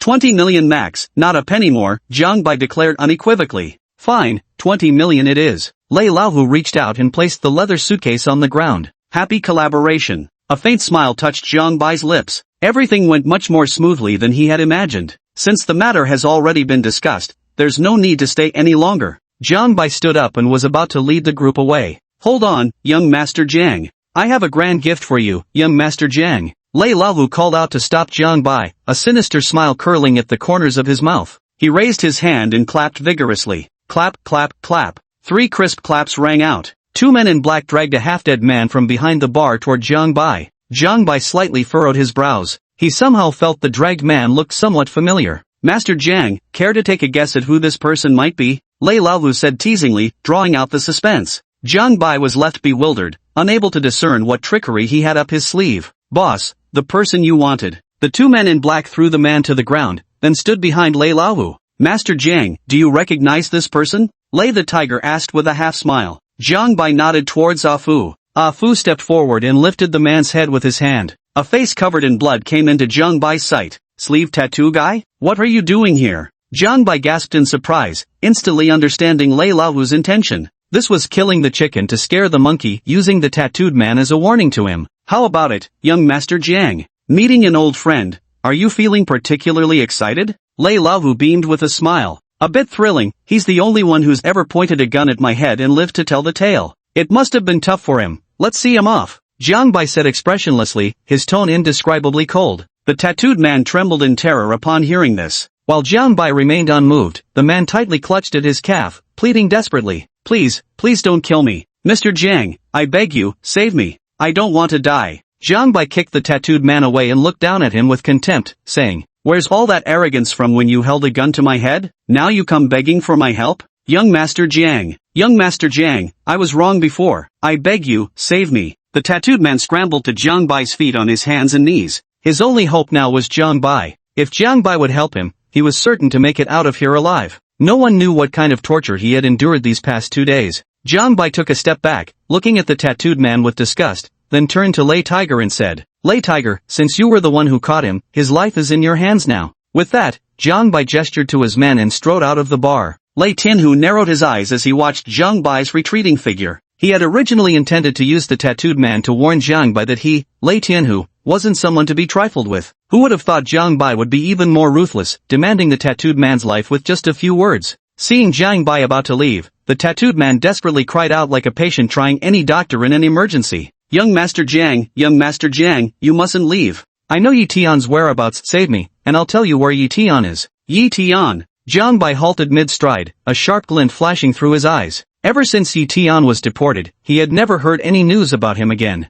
As for where Yi Tian was now or what he was doing, he had no idea at all. Even the novel's storyline he was familiar with had changed following the death of the Mu Corporation and Tang Long. Now, all he could rely on were the major events in the book and his familiarity with Yi Tian's opportunities. The tattooed man saw Jiang Bai stop in his tracks, a glimmer of hope rising in his eyes. He swallowed nervously and said, Jiang Shao, just save me, and I'll tell you where Yi Tian is. Where is Yi Tian? Jiang Bai turned his head and asked coldly. The tattooed man pressed his lips tightly shut, remaining silent. He knew all his hopes rested on this one message. It was also his only way to survive and escape. Jiang Bai was perfectly aware of the tattooed man's thoughts. He turned and looked at Lei Laohu, saying, Lei Laohu, I'm taking this person with me. Any objections? A glint of sharp intelligence flashed through Lei Laohu's eyes. He was no fool. He understood perfectly, the tattooed man was talking about Yi Tian, who clearly meant a great deal to Jiang Bai. Perhaps this could become leverage for him to manipulate Jiang Bai. Immediately, he put on a reluctant expression and slowly spoke. Jiang Dashao, normally if you wanted to take someone away, I naturally wouldn't object. However, this person still has some use for me. I'm afraid I can't let you take them away. Lei Laohu. Jiang Bai's face darkened. How could he not know Lei Laohu was trying to drive a hard bargain? Lei Laohu ignored Jiang Bai's expression, innocently rubbing his bald head as he said, Young Master Jiang, if there's nothing else, you should leave now. Oh, by the way, the woman you brought with you today, she used to be mine too. I'll reluctantly let her stay with young Master Jiang then. With that, Thunder Tiger waved his hand, and 2 black-clad men escorted the tattooed man away. Lei Laohu, you're playing with fire. Ah Fu, detain them for me. As Jiang Bai's words fell, Ah Fu darted forward towards the 2 black-clad figures. Dragon Twister destroys parking lot. The female bodyguard beside Lei Laohu wanted to step forward to stop Ah Fu. but considering Lei Laohu's safety, she suppressed the impulse and held back. Zhang Dashou, are you still trying to forcefully take someone away from my place? Lei Laohu's expression darkened. With a wave of his hand, a dense crowd of black-clad figures emerged from behind the bar. The more Jiang Bai wanted to take the tattooed man away, the more it proved the man's importance. Lei Laohu couldn't possibly let Jiang Bai take him away. This person would become his crucial bargaining chip against Jiang Bai. Chapter 47, Capturing Thunder Tiger, a display of skill. Thunder Tiger, are you truly intent on stopping me from taking this man away? Jiang Bai's pupils turned frigid, his gaze radiating intense killing intent. My apologies, young Master Jiang, but this man still has some use to me. Lei Laohu stood his ground without backing down. Ha! A cold smile curled at the corner of Jiang Bai's lips as he advanced step by step toward Lei Laohu. His icy gaze fixed on Lei Laohu as he uttered, Lei Laohu, insatiable greed makes the snake try to swallow an elephant. Sometimes, the price paid for wrongdoing isn't small. Lei the Tiger dismissed it with contempt, saying, Young Master Jiang, are you threatening me? Believe it or not, with just one word from me, none of you will walk out of this bar alive. You're welcome to try, Jiang Bai replied, his face frost-cold. Get them all, he commanded. Lei Laohu waved his hand, and a dense crowd of black-clad men charged toward the 5 companions of Jiang Bai. None of them carried weapons in their hands. Clearly, even Lei Laohu didn't dare to use this opportunity to eliminate Jiang Bai. A fierce battle was about to erupt. Trey, take good care of Linger, Jiang Bai shouted as he charged straight towards Lei the Tiger. He understood the principle of, to catch bandits, first catch the kingpin. If you want to touch my boss, you'll have to get through me first. The female bodyguard stood protectively in front of Lei Laohu, glaring fiercely at Jiang Bai. She hadn't forgotten how Jiang Bai had flirted with her earlier. With old grievances and fresh resentment boiling inside her, her right leg lashed out in a ruthless side kick aimed straight at Jiang Bai's face. There was a faint suggestion of giving Jiang Bai a makeover. You're no match for me. Jiang Bai dodged the female bodyguard's attack with a sidestep, then seized the moment to grab her ankle with his right hand. With a forceful twist, he spun and threw the bodyguard onto the couch behind him, charging straight toward Lei the Tiger. Lei Laohu turned pale with fright when he saw the female bodyguards fail to stop Jiang Bai's advance, and he immediately turned to flee. Spotting this, Jiang Bai quickened his pace and dashed forward in pursuit. With his right hand, he swiftly seized Lei Laohu by the back of his collar and yanked him back forcefully. Lei Laohu, why are you running? Jiang Bai looked at Lei the Tiger with a mocking expression. Sigh. Lei the Tiger let out a long sigh. He never expected Jiang Bai's skills to be this formidable, taking out his bodyguard in a single move. Call off your men. Jiang Bai held Thunder Tiger in his grasp as effortlessly as clutching a chick. Thunder Tiger didn't follow Jiang Bai's command to make his men stand down. Instead, he tilted his head and looked at Jiang Bai with brazen defiance, saying, Young Master Jiang, I underestimated you, but do you really dare to lay a hand on me? Do you think I wouldn't dare? Jiang Bai narrowed his eyes, his gaze filled with murderous intent. If you touch me, you won't leave this bar alive. Why don't we sit down and talk it over? Ha! A cold smile curled at the corner of Jiang Bai's lips. He reached out and flicked a loud knock on Thunder Tiger's shiny bald head with a thunk. So I dared to touch you, what can you do about it? As he spoke, Jiang Bai flicked it again. Thud, thud, like tapping on a watermelon. It reminded Jiang Bai of that classic line. Boss, are these melons guaranteed to be ripe? Jiang Bai, do you really think I won't dare to kill you? Lei Laohu shouted with burning rage.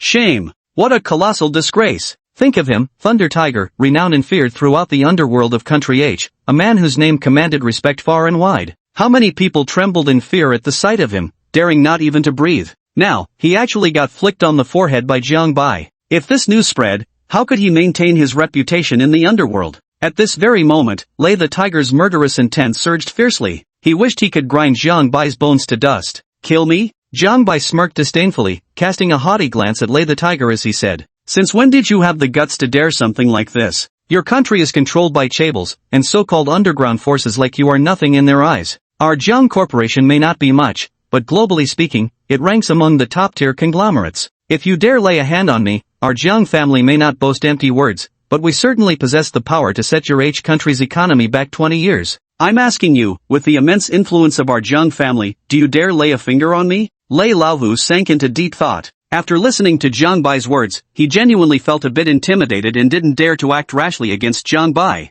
If he were to lay a hand on Jiang Bai and provoke the wrath of the Jiang family, the consequences would be beyond what he could bear. He would be scorned by the people of H country, and ultimately lose the status he currently holds. There are times when one should know their place. Some thoughts are better left unthought. Don't you agree, Lei Laohu? Jiang Bai sneered. He saw right through Lei Laohu's intentions. All they wanted was to find some leverage on him, to use it as a threat. But how could he possibly let Lei the tiger have his way? Anyone who dared threaten him would face but one fate, his wrath. With this thought, Jiang Bai drew his gun from his waist and fired 2 shots at the ceiling. Bang! Bang! Then, pointing the barrel at Lei Laohu, he shouted loudly to the crowd, "Everyone, stop right now, or I'll shoot him dead." Lei Laohu's men, Afu, and Tello all stopped their attacks upon hearing this, turning their gazes towards Jiang Bai. "Boss!" The female bodyguard shouted anxiously, her body tense with the urge to intervene but not daring to make any rash moves, fearing that Jiang Bai might shoot Lei Laohu dead in a fit of rage. "Nobody move." Jiang Bai dragged Lei Laohu along as he advanced step by step toward Fong Linger. Right then, the sound of numerous footsteps came from the bar's entrance. Jiang Bai's personal bodyguards, alerted by the commotion, swiftly rushed inside. Seeing the bar packed with a dense crowd, the bodyguards immediately drew their pistols and formed a protective barrier around Jiang Bai. "Afu, grab the tattooed guy, we're pulling out," Jiang Bai said with undaunted confidence. Afu ignored Tiger Lei's men surrounding them and strode over to the tattooed man. He reached out, lifting the tattooed man with one hand, then turned to walk back toward Jiang Bai. No one stepped forward to stop the entire process. Even Thunder Tiger kept his mouth shut, pretending he hadn't seen anything. Who told him to be Jiang Bai's hostage now? Last time at the Arte Hotel, he was held at gunpoint by Jiang Bai's men due to a staff shortage. This time, on his own turf, he was once again held at gunpoint by Jiang Bai. Lei Laohu felt an overwhelming sense of helplessness rising within him. He couldn't figure out which part had gone wrong, leading to him being threatened by Jiang Bai twice. "Let's pull out." After Afu hauled the tattooed man over, Jiang Bai turned and walked out of the bar. "Put down our boss." The female bodyguard quickened her pace and shouted loudly.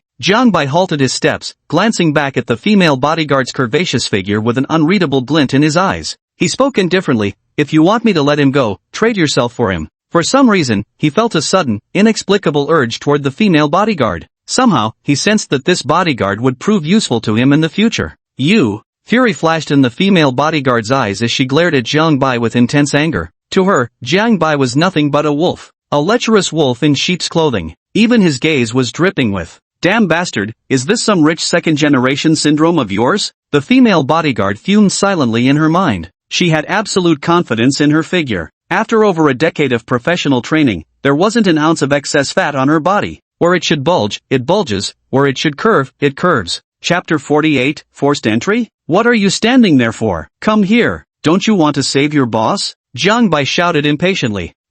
The rage in the female bodyguard's eyes grew even fiercer. She wished she could tear Jiang Bai apart with just her glare. "So it seems you don't want to save Lei the tiger. Okay, no problem." Jiang Bai made a gesture and turned to leave with Lei Laohu, his action showing not the slightest hesitation. The female bodyguard watched Jiang Bai's retreating figure, bit her lip, and in her heart made a fierce resolve. "Wait, I'll change." Under everyone's gaze, the female bodyguard stepped toward Jiang Bai, 1 foot at a time. "Tie her up," Jiang Bai said mockingly. Tello pulled out a rope and walked straight toward the female bodyguard. "You!" The female bodyguard glared at Jiang Bai indignantly, her eyes seeming to shoot flames. "Cooperate a little." True moved quickly. In just a few moves, he bound the female bodyguard's hands behind her back and brought her to Jiang Bai's side. "Your bodyguard here is quite good, loyal enough." Jiang Bai released Lei Laohu and led his men out of the bar. From the very beginning, he had never intended to do anything to Lei Laohu. Even Lei Laohu himself thought the same. When wealth reaches their level, they rarely engage in serious confrontations unless there are significant conflicts of interest.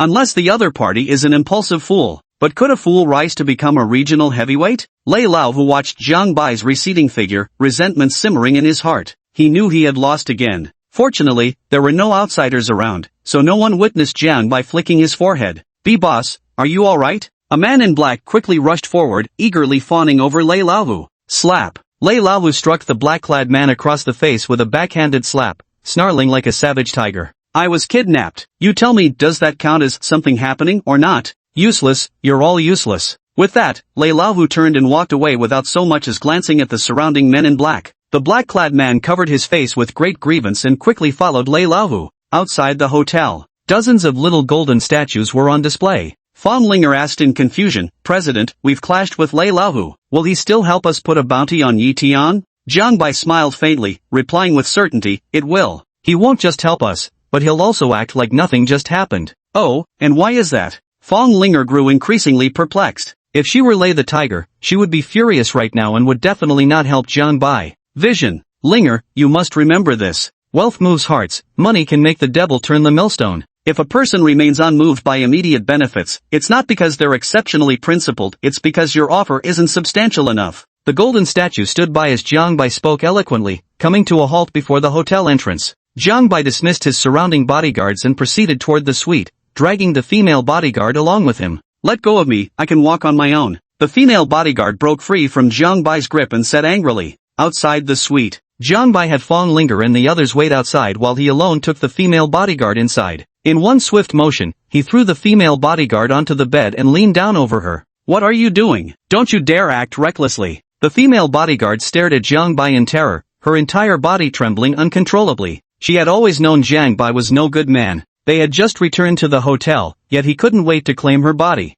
I warn you, if you dare to break in, I'll kill you. The female bodyguard roared with eyes wide in fury. Turn around. Jiang Bai turned the female bodyguard around, making her face away from him. Bastard, how dare you try such a disgraceful position? The female bodyguard said through gritted teeth. Her delicate face turned crimson, though whether from anger or bashfulness remained unclear. Your mind is so filthy. I was just helping untie you. Jiang Bai looked at the female bodyguard with a smile in his eyes, then reached out to untie the ropes binding her. He admitted that the female bodyguard indeed had a great figure and looks, but she wouldn't let him force himself on her. The female bodyguard flushed crimson in an instant. Thinking about what I just said, I instantly felt utterly ashamed. I wished I could find a hole to crawl into. Blushing with anger, I immediately slapped Jiang Bai across the face. Gritting my teeth, I yelled viciously, "You bastard!" Jiang Bai reached out and grabbed the female bodyguard's wrist, forcefully pushing her onto the bed. With a solemn expression, he said, "If I'm not mistaken, your real name is Su Wanner, isn't it?" "You, how did you know?" A flash of hostility crossed Su Wanner's eyes as she stared at Jiang Bai in shock. She didn't remember knowing Jiang Bai before. Moreover, the name Su Wanner hadn't been used by her for a long time. No more than 3 people in the world knew that name. So it really is you, Su Wanner, Jiang Bai said with a serious expression. From the moment he first laid eyes on Su Wanner, he felt there was something familiar about her outfit. At the time, he didn't think much of it after all. Don't all female bodyguards dress the same way, in skinny pants and leather jackets? The more he looked at Su Wanner, the more familiar she seemed. His mind couldn't help recalling a female character from the book, That Very Su Wanner. If Fan Linger was the first supporting female character to meet a bad end in the novel, then Su Wanner was undoubtedly the second. In the original story, Su Wanner had a ridiculously impressive older brother, Su Daxiang. This Su Daxiang was truly a formidable man. He was the leader of Panther Mercenary Group. In the global mercenary group rankings, his group held the position immediately below Yi Tian's God of War Battalion. The Divine Soldiers Battalion ranks first. The Black Bear Mercenary Corps comes in second. Discontent with being overshadowed by the Divine Soldiers Battalion, the relationship between the Black Bear Mercenary Corps and the Divine Soldiers Battalion grew increasingly strained. Finally, by chance, both sides received the same mission. The argument escalated into a fierce fight. The two mercenary groups erupted into war. In the end, the Black Bear Mercenary Corps could not withstand the protagonist's plot armor and was crushed at Yi Tian's hands. Su Daqiang was personally slain by Yi Tian. Upon learning the cause of her brother Su Daqiang's death, Su Wanner sought vengeance but perished by Yi Tian's hand as well. Would you be interested in working by my side? Jiang Bai hesitated for a moment before posing his question to Su Wanner. The enemy of my enemy is my friend. Don't even think about it. Su Wanner glared at Jiang Bai with loathing, her eyes brimming with wariness. Don't be so quick to refuse. However much Lei the Tiger is paying you, I'll triple it, Jiang Bai declared with absolute certainty. Su Wanner felt a slight stirring in her heart. Lei Laohu had offered her an annual salary of $1 million. If she accepted Jiang Bai's proposal, her yearly earnings would rise to $3 million. If triple isn't enough, how about I give you 5 times that amount? Jiang Bai smiled as he watched Su Wanner, waiting for her response. He knew Su Wanner would agree. Because she was short on money. Don't think that just because her brother ranked second globally as a mercenary leader, she was wealthy. On the contrary, they were very poor. As a mercenary group, they needed substantial funds to purchase equipment and gather intelligence. Just purchasing gear alone is a massive gold sink, not to mention situations where team members die or get injured during missions. All of these require a substantial amount of money. In the original work, Yi Tian returned to the city precisely because he was short on money. Using the Mu Corporation, he gradually drained the Zhang family's resources to strengthen the Divine Warrior Camp. Chapter 49, Yi Tian makes his appearance. 5 times at most, not a penny more. If you ask for any more, you'll have to sleep with me. Seeing Su Wanner hesitate to respond, Jiang Bai said with a flirtatious grin. Fine, I agree to work for you, with 5 times the standard pay. After a moment's consideration, Su Wana readily agreed.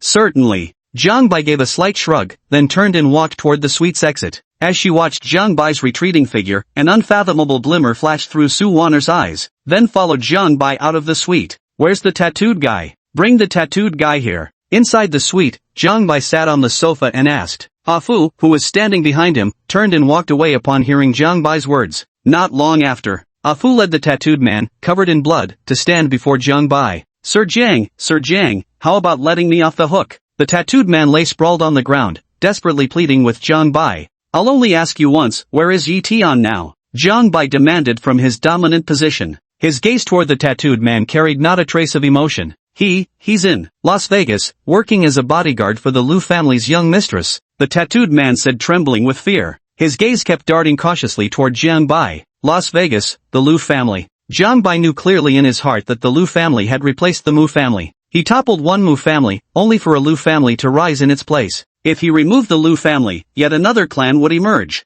As long as Yi Tian remained alive, the Jiang family's crisis would never be resolved. In all novel settings, those associated with the protagonist ultimately face only two outcomes. The first, joining the protagonist. Women join his harem, men become his lackeys. Second, the family is ruined, and not a trace of the bodies remains. There's no other path to choose but this. Yi Tian, it's time to meet you again. You want to ride the Lu family's coattails to success, but I won't let you have your way. Jiang Bai narrowed his eyes, honestly contemplating. President, are you planning to go to Vegas? Fan Linger sensed Jiang Bai's intention and asked with some uncertainty. Jiang Bai nodded lightly, a troubled expression crossing his face. The thought of Zhao Wudan's death filled him with profound helplessness. Even the best-laid plans go awry. His original intention had been to seize the golden scepter. Who could have predicted that before Zhao Wudan could even exit the Alt Hotel, someone would murder him? The golden scepter was consequently lost. Truly a wretched fate. Then go, I'll hold things here. Fan Linger looked at Jiang Bai and spoke with unwavering determination. She's no pretty face, on the contrary, she's quite intelligent. The fact that she went from being a graduate of a third-rate university to becoming Jiang Bai's personal secretary proves her cleverness. She could even guess a thing or two about what was on Jiang Bai's mind. Jiang Bai looked at Fan Linger somewhat uncertainly. Fan Linger nodded firmly and said, President, you can rest assured. By the time you return from the casino city, I will definitely get the golden scepter into your hands. Jiang Bai fell silent. He pondered whether he should leave Fan Linger alone in the capital of art. President, I'm not just a pretty face. I can definitely do this. Fan Linger saw Jiang Bai hesitate and said with unwavering determination. Jiang Bai did not respond immediately. The atmosphere fell into silence. After a long while, after careful consideration, Jiang Bai nodded and said, All right, your safety comes first. I'll leave Ah Fu and Tai Lu here to protect you. Fan Linger's face blossomed with a flower-like smile. She was overjoyed at being able to help Jiang Bai. That afternoon, a private jet departed from the capital of art, flying directly to the gambling city. I can definitely do it. On the ground, Fan Linger gazed at the distant plane, silently cheering herself on. She will surely find the golden scepter for Jiang Bai. Let's go, young mistress. Tru and Afu stood on either side of Fan Linger like silent sentinels. It wasn't that Jiang Bai couldn't find female bodyguards for Fan Linger. Rather, apart from Tru and Afu, he trusted no one else. Not even Su Wanner, who followed him everywhere, earned his trust. You can't judge a person's heart by their face. No one can truly know what's in another's mind. The private jet flew on, and by the time it landed at the casino city's airport, dusk was already approaching. Let's go, my bodyguard. Jiang Bai spoke expressionlessly to Su Wanner as he stepped off the plane. Outside the aircraft, a motorcade had long been waiting for Jiang Bai. Facing more than a dozen Rolls-Royce vehicles with their iconic Spirit of Ecstasy hood ornaments, Su Wanner stood frozen in shock. Private jets, dozens of luxury cars. Is this the power of capitalism? Let's go, don't just stand there. We'll head straight to the Lu family. While Jiang Bai was on his way to the Lu residence, the Lu family was hosting a grand banquet. The arriving guests were all high society figures from the gambling city. Yi Tian wore a security guard uniform, his eyes boldly scanning each socialite. A predatory glint flickered intermittently in his gaze, as if searching for prey. Yi Tian, our Lu family will be receiving a distinguished guest shortly. Go keep watch at the main gate for me. Miss Lu, the eldest daughter of the Lu family, Lu Ruyu, walked over and said, Very well, Ruyu. Yi Tian responded warmly. Though unwilling to go to the main gate in his heart, he still wore a smile on his face and strode toward the entrance. The chill wind whipped relentlessly at the main gate, a far cry from the lavish banquet hall where he watched elegantly dressed socialites come and go. But to win over Lu Ruyu, he had to force a smile and bear with it. Lu Ruyu surprisingly didn't mind Yi Tian's affectionate form of address. On the contrary, she even felt a flicker of secret delight in her heart. Yi Tian gave her a very good first impression. Though Yi Tian had an ordinary appearance, he carried himself with calm composure, his eyes shining brightly. Most importantly, he was reliable. An aura of dominance radiated from his entire being, making her feel exceptionally secure. Being with Yi Tian, Lu Ruyu felt exceptionally joyful. Gentlemen, later our Lu family will be receiving a distinguished guest.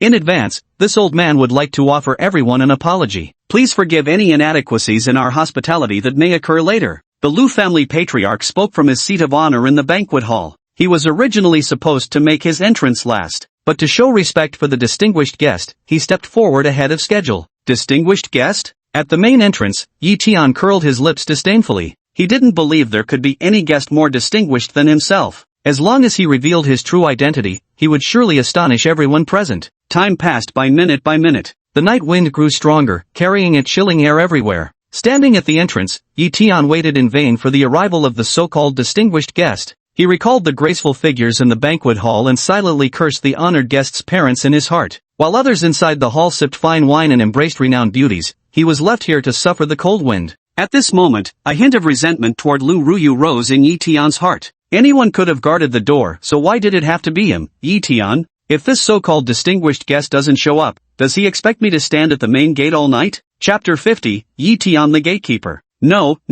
I must find a way. There are so many beautiful women waiting for me in the banquet hall. Yi Tian's eyeballs rolled rapidly in their sockets. His mind raced, strategizing how to escape through the main gate. At that moment, a procession of headlights appeared in the distance. A dozen Rolls-Royces with their iconic Spirit of Ecstasy hood ornaments pulled up in perfect formation towards the Lu estate's entrance. You're here, finally here. A smile crept across Yi Tian's lips. Watching the approaching fleet of vehicles, Yi Tian chose not to report immediately to Lu Ruyu. You made me wait so long, now it's your turn to wait a while. As these thoughts crossed Yi Tian's mind, he reached out to close the Lu family's gate and locked it securely. After finishing these actions, Yi Tian hid not far behind the door. He intended to wait until the people in the car grew impatient before coming back to open the gate. This was his revenge for making him suffer through the freezing wind in vain. As Yi Tian had anticipated, the motorcade came to a halt right before the Lu family's grand gate. A bodyguard stepped out of the car and frowned slightly as he observed the locked gate. Then, under Yi Tian's gaze, an astonishingly long and straight leg gracefully descended from the vehicle. So long, so perfectly straight, came the murmured appreciation. Yi Tian's eyes flashed with admiration as he fixed his gaze unwaveringly on the long, slender legs.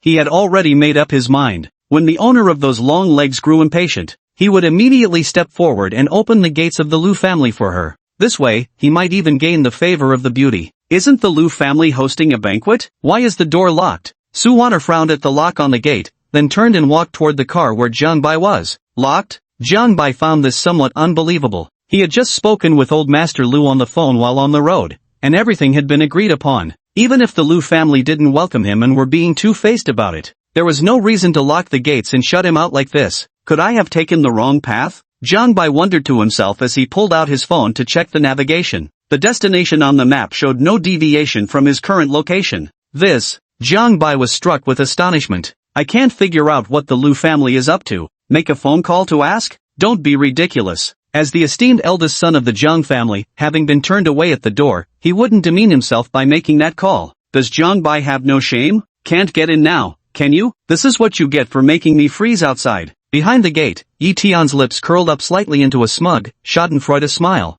Boss, what should we do next? Should we turn back and go home? Su Wan'er stood in front of the car and asked. Since the Lu family doesn't welcome us, let's head back home for now. Jiang Bai spoke with an expressionless face that betrayed neither joy nor anger. He had originally come to the Lu family to meet with Yi Tian. Since the master of the Lu family wouldn't let him in, he couldn't very well force his way through. Hearing this, Su Wan'er got into the carriage, and the convoy began to slowly turn around. Seeing this, Yi Tian knew it was time for him to make his entrance. He quickly leaped out from behind the door and shouted loudly. Are you here for the Lu family banquet? I'll open the gate for you right away. Boss, should we go into the Lu residence? Su Wan'er asked softly. Just as Jiang Bai was about to refuse, he suddenly realized the security guard's voice sounded strangely familiar. As the car lights illuminated the scene, Yi Tian's arrogant face came into his view. In Yi Tian's perspective, allowing the convoy to pass through by opening the gate was already an immense favor on his part. If he were any more malicious, he wouldn't even have opened the gate for the convoy.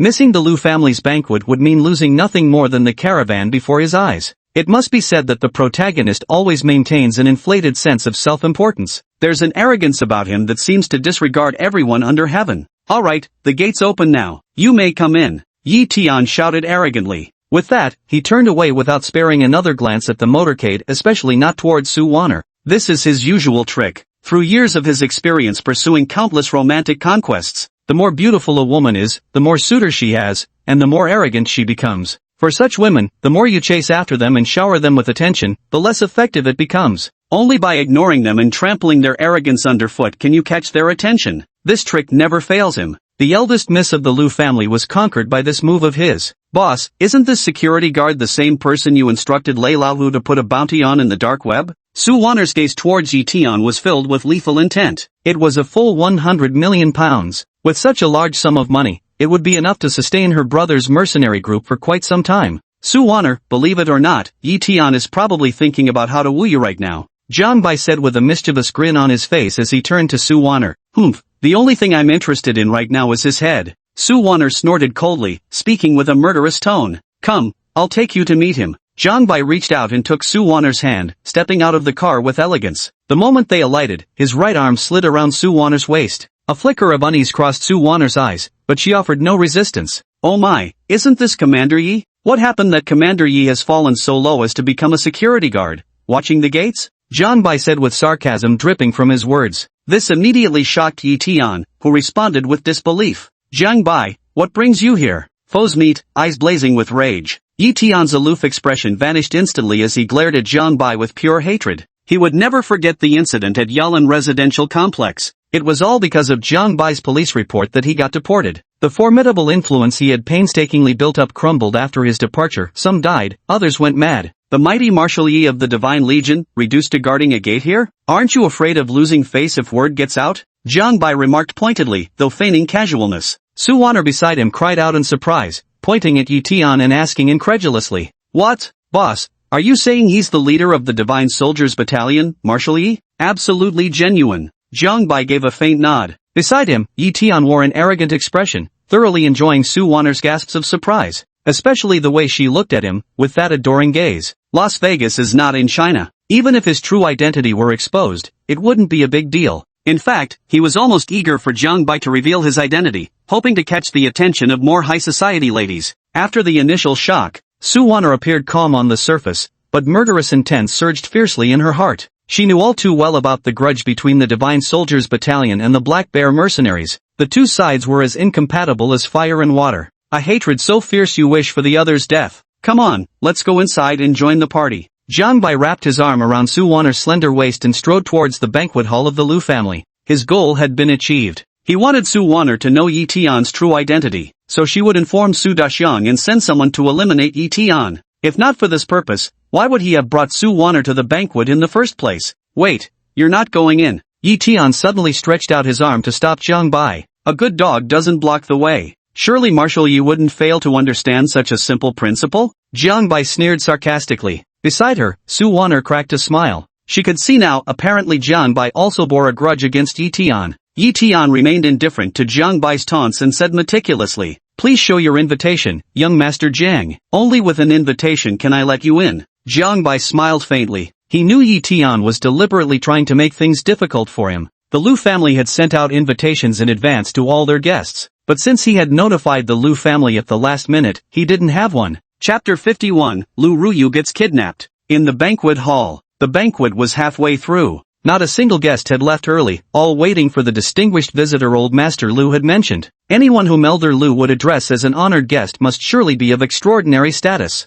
Time passed slowly. The assembled guests waited and waited, yet the honored guest never appeared. Finally, someone could bear it no longer, stood up, and asked Elder Lu, Old Master, where is this distinguished guest you mentioned? Could it be they're not coming? That's right, that's right. Guests whispered among themselves, murmuring and discussing in low voices. Old Master Lu furrowed his brows, glanced at his wristwatch, and muttered to himself, by time's reckoning, that Zhang lad should have arrived long ago. Could something have happened along the way? Old Master Lu couldn't fathom the reason no matter how hard he thought. Little did he know, the distinguished guest he'd been awaiting hadn't failed to come but had been intercepted by Yi Tian at the main gate. Yi Tian, adjust your attitude. Right now, your only title is security guard. As a security guard, stopping the master's esteemed guest could get your pay docked, Jiang Bai said with a smile. Yi Tian maintained his usual stern expression and reached out to stop Jiang Bai, saying, please show your invitation. If the circumstances had allowed, he would have gladly killed Jiang Bai. Okay. Jiang Bai could see it clearly, Yi Tian was dead set on not letting him in.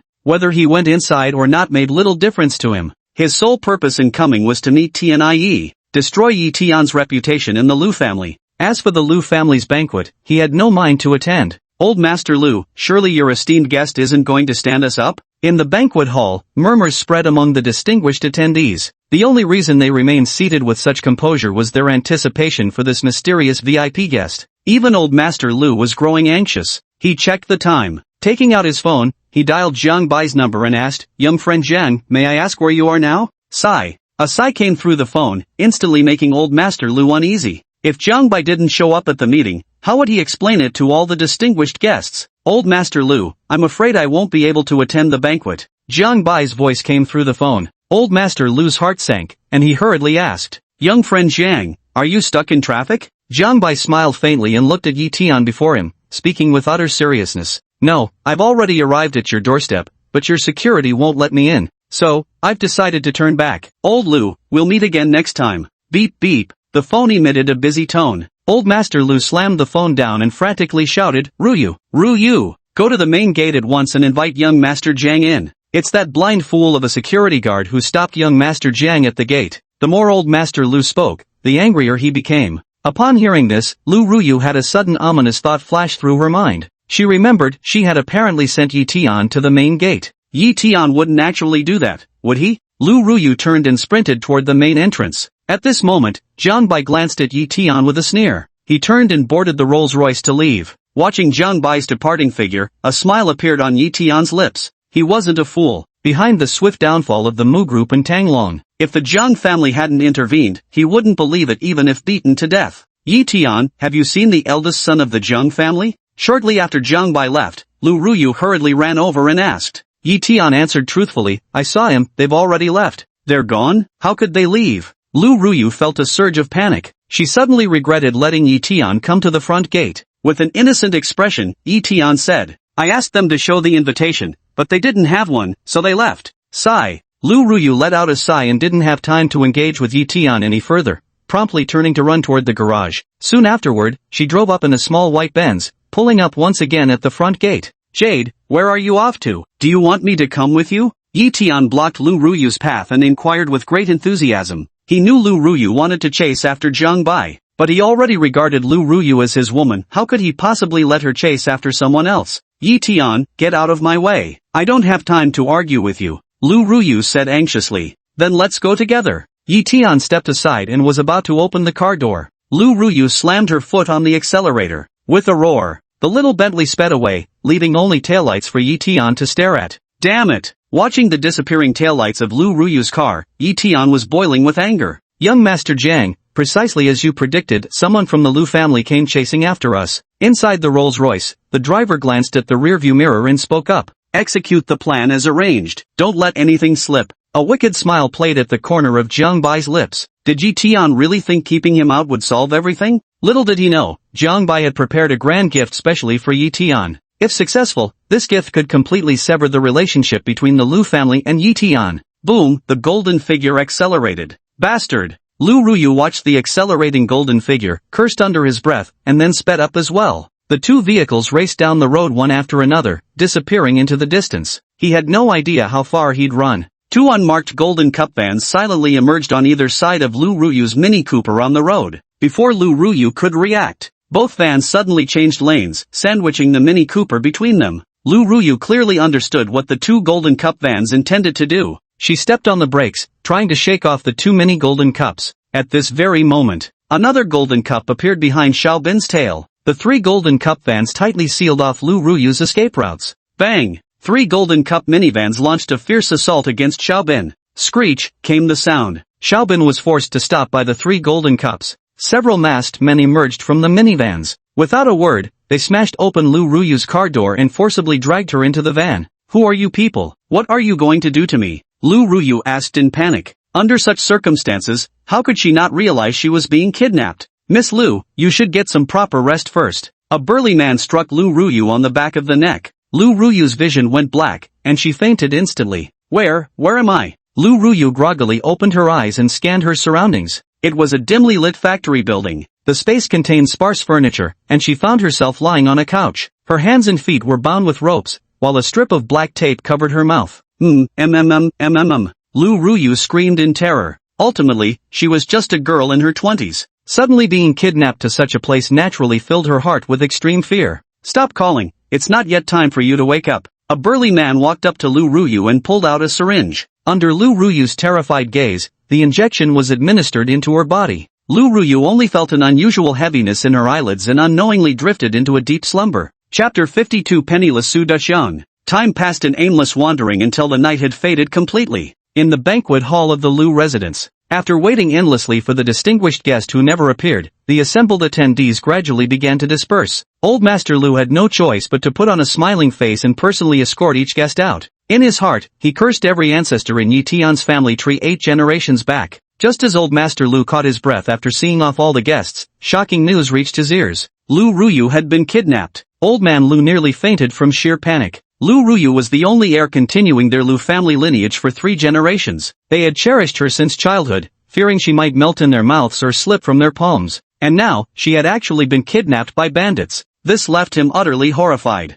His mind was thrown into chaos in an instant. It's all your fault. It's all because of you, this incompetent security guard, that Ruyu got kidnapped. As Ruyu's bodyguard, what exactly were you doing last night? And who gave you permission to block young Master Jiang at the door last night? Old Master Lu pointed at Yi Tian and swore loudly. All his fury was unleashed upon Yi Tian alone. If only Yi Tian hadn't taken matters into his own hands and barred Jiang by at the doorway, Lu Ruyu wouldn't chase after him, nor would she be kidnapped. The root cause of all this was entirely because of Yi Tian. Get out! Get the hell out of here! Listen to me, if anything happens to Ruyu, our Lu family will make sure you pay for it. Old Man Lu cursed in a fit of rage. Yi Tian's face turned dark as a thundercloud. As Marshal Yi of the Divine Warriors Battalion, when had he ever been insulted like this? Clenching his fists tightly, he roared. Enough! Do you think I wanted to see Ruyu get kidnapped? Lu Ruyu was kidnapped, and his mood wasn't great either. To woo Lu Ruyu, he had put in countless efforts. If anything happened to Lu Ruyu, all this hard work would go to waste again. The military god camp's finances were becoming increasingly tight, and he urgently needed funds to replenish them. And Lu Ruyu is his biggest financial backer. No matter what method you use, you must bring Ruyu back to me safe and sound. Otherwise, you can expect retaliation from my Lu family. Old Master Lu angrily threw down these words before turning and walking out of the banquet hall. He didn't have time now to argue with Yi Tian. He needed to mobilize all his connections to rescue his precious granddaughter. Who knew what humiliations the kidnappers might subject his beloved granddaughter to if he arrived even a moment too late? Damn it! Yi Tian's knuckles cracked loudly as he clenched his fists. Lu Ruyu being kidnapped was something he had never anticipated. Did you know? Inside the factory building, Lu Ruyu lay in a dazed state when the voices of 2 men reached her ears. This time, she didn't immediately open her eyes as she had done last time. Instead, she pretended to be unconscious and quietly listened to the conversation between the 2 men, hoping to gather some information from their talk. Hey, old Wang, you know what? When it comes to picking up girls, I still admire Brother Yi the most. A man spoke up. Shu, are you out of your mind? Old Wang quickly covered the man's mouth, then turned to look at Lu Ruyu and said, keep your voice down, we mustn't let Miss Lu hear. Otherwise, Boss Ye's entire plan will collapse. The man pried old Wang's hand away and scoffed, what's there to fear? We gave Miss Lu a sleeping shot, she won't wait till noon. It's better to be safe than sorry. Old Wang stood up and walked toward Lu Ruyu. Lu Ruyu heard the footsteps approaching her, her breath quickened and her heart pounded with nervousness. Just as she was about to break her act, the man grabbed Old Wang and said, Old Wang, what are you trying to do? This is Big Brother Ye's chosen woman. Old Wang impatiently shook off the man's hand and snapped, what are you thinking? I'm just checking if she's woken up yet. By the way, has Boss Yi mentioned when he's coming to rescue her? The man smiled faintly and said, don't worry, Brother Yi has already made all the arrangements. To thoroughly deal with Miss Lu, he had us lock her up for a day first. Tomorrow, when Miss Lu is on the verge of collapse, he'll choose noon as the perfect time to play the hero and save the damsel in distress. That's good. Old Wang let out a long sigh of relief. Every word of their conversation reached Lu Ruyu's ears without fail. Lu Ruyu's heart was filled with shock. If she wasn't mistaken,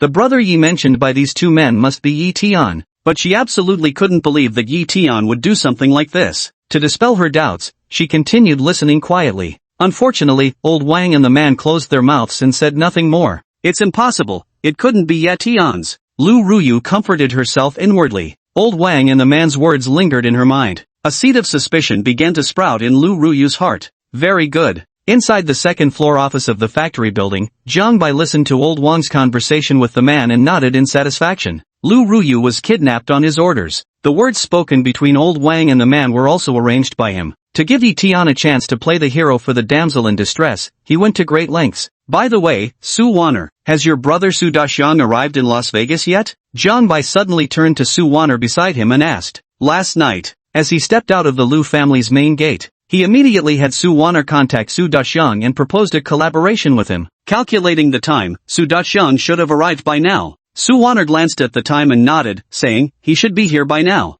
Let's go meet your elder brother. Yi Tian turned and walked out of the factory building without alerting Lu Ruyu the entire time. The red light district of the gambling city. This place reeks of various hormones. Prostitutes lined the streets. In a shabby small hotel, Su Daxiang sat quietly on the bed with his three brothers, waiting for Jiang Bai's arrival. Upon receiving Su Wanner's message about Jiang Bai's proposal to collaborate, he had rushed post-haste to the gambling city. Thump, thump. There was a knock at the door. Su Daxiang immediately grew wary, pulling out his gun as he cautiously approached the door. Big bro, it's me. Open up quick. Su Wanner's voice came from outside the door. Su Daxiang heaved a sigh of relief, reached out with a creak, and opened the room door. The faces of Su Wanner and Jiang Bai came into his view. Ah, my little sister is here, and the young man behind must be young Master Jiang. Please, come in. Su Daxiang let out a hearty ha and ushered the two into the house. Gazing at Su Daxiang's nearly 2-meter-tall frame and burly limbs, Jiang Bai stepped inside the room. The moment he entered, Jiang Bai furrowed his brows. The entire room was less than 20 square meters in size,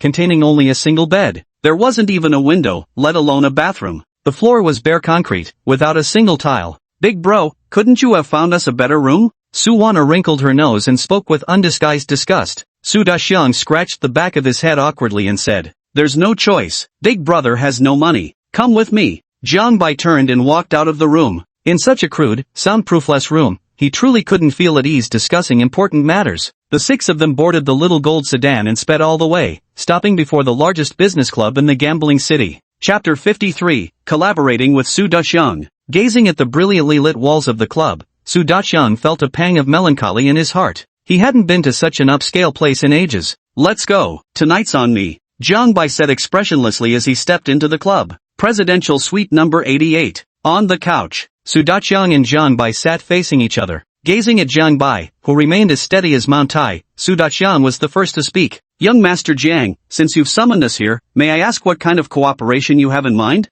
Jiang Bai didn't respond immediately. Instead, he pulled out a photo of Yi Tian and handed it to Su Daxiang, saying, do you know this man? Looking at Yi Tian's photo, Su Daxiang's face instantly twisted with hatred as he gritted his teeth and said, Yi Tian, the leader of the Divine Soldiers Unit. Even if this bastard turned to ashes, I'd still recognize him. I want you to help me take down the Divine Soldiers camp, Jiang Bai said expressionlessly. His words, however, gave Su Daxiang a huge shock. Take down the Divine Soldiers Battalion? Su Daxiang fell silent. He also wanted to eliminate the Divine Warrior Battalion. But every time they clashed with the War God Battalion, it ended in defeat for their Black Bear mercenary group. For this, he didn't know how many brothers he had lost, how much money he had squandered. If it weren't for providing settlement funds to these brothers, he wouldn't have been reduced to living in a shabby little hotel like this. Just agree to help me take down the Divine Soldiers Unit, and you can name any condition you want. Jiang Bai raised his hand, signaling to Su Daxiang. Ah! Su Daxiang let out a sigh, looking at Jiang Bai with a troubled expression.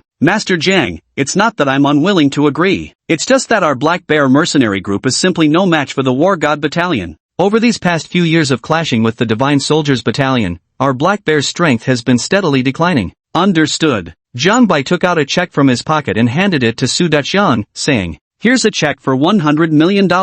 As long as you take down the Divine Warriors camp, our Jiang family will provide continuous support to your Black Bear organization from here on out. Su Daxiang stared greedily at the check before him, unconsciously swallowing hard. His heart was pounding wildly in his chest. He was tempted, desperately wanting to pocket the check. Taking down the Divine Soldiers Battalion would indeed be extremely difficult for them. He couldn't let his brothers die in vain. For a moment, Su Daxiang was torn with hesitation. On one side was a reward of over $100 million.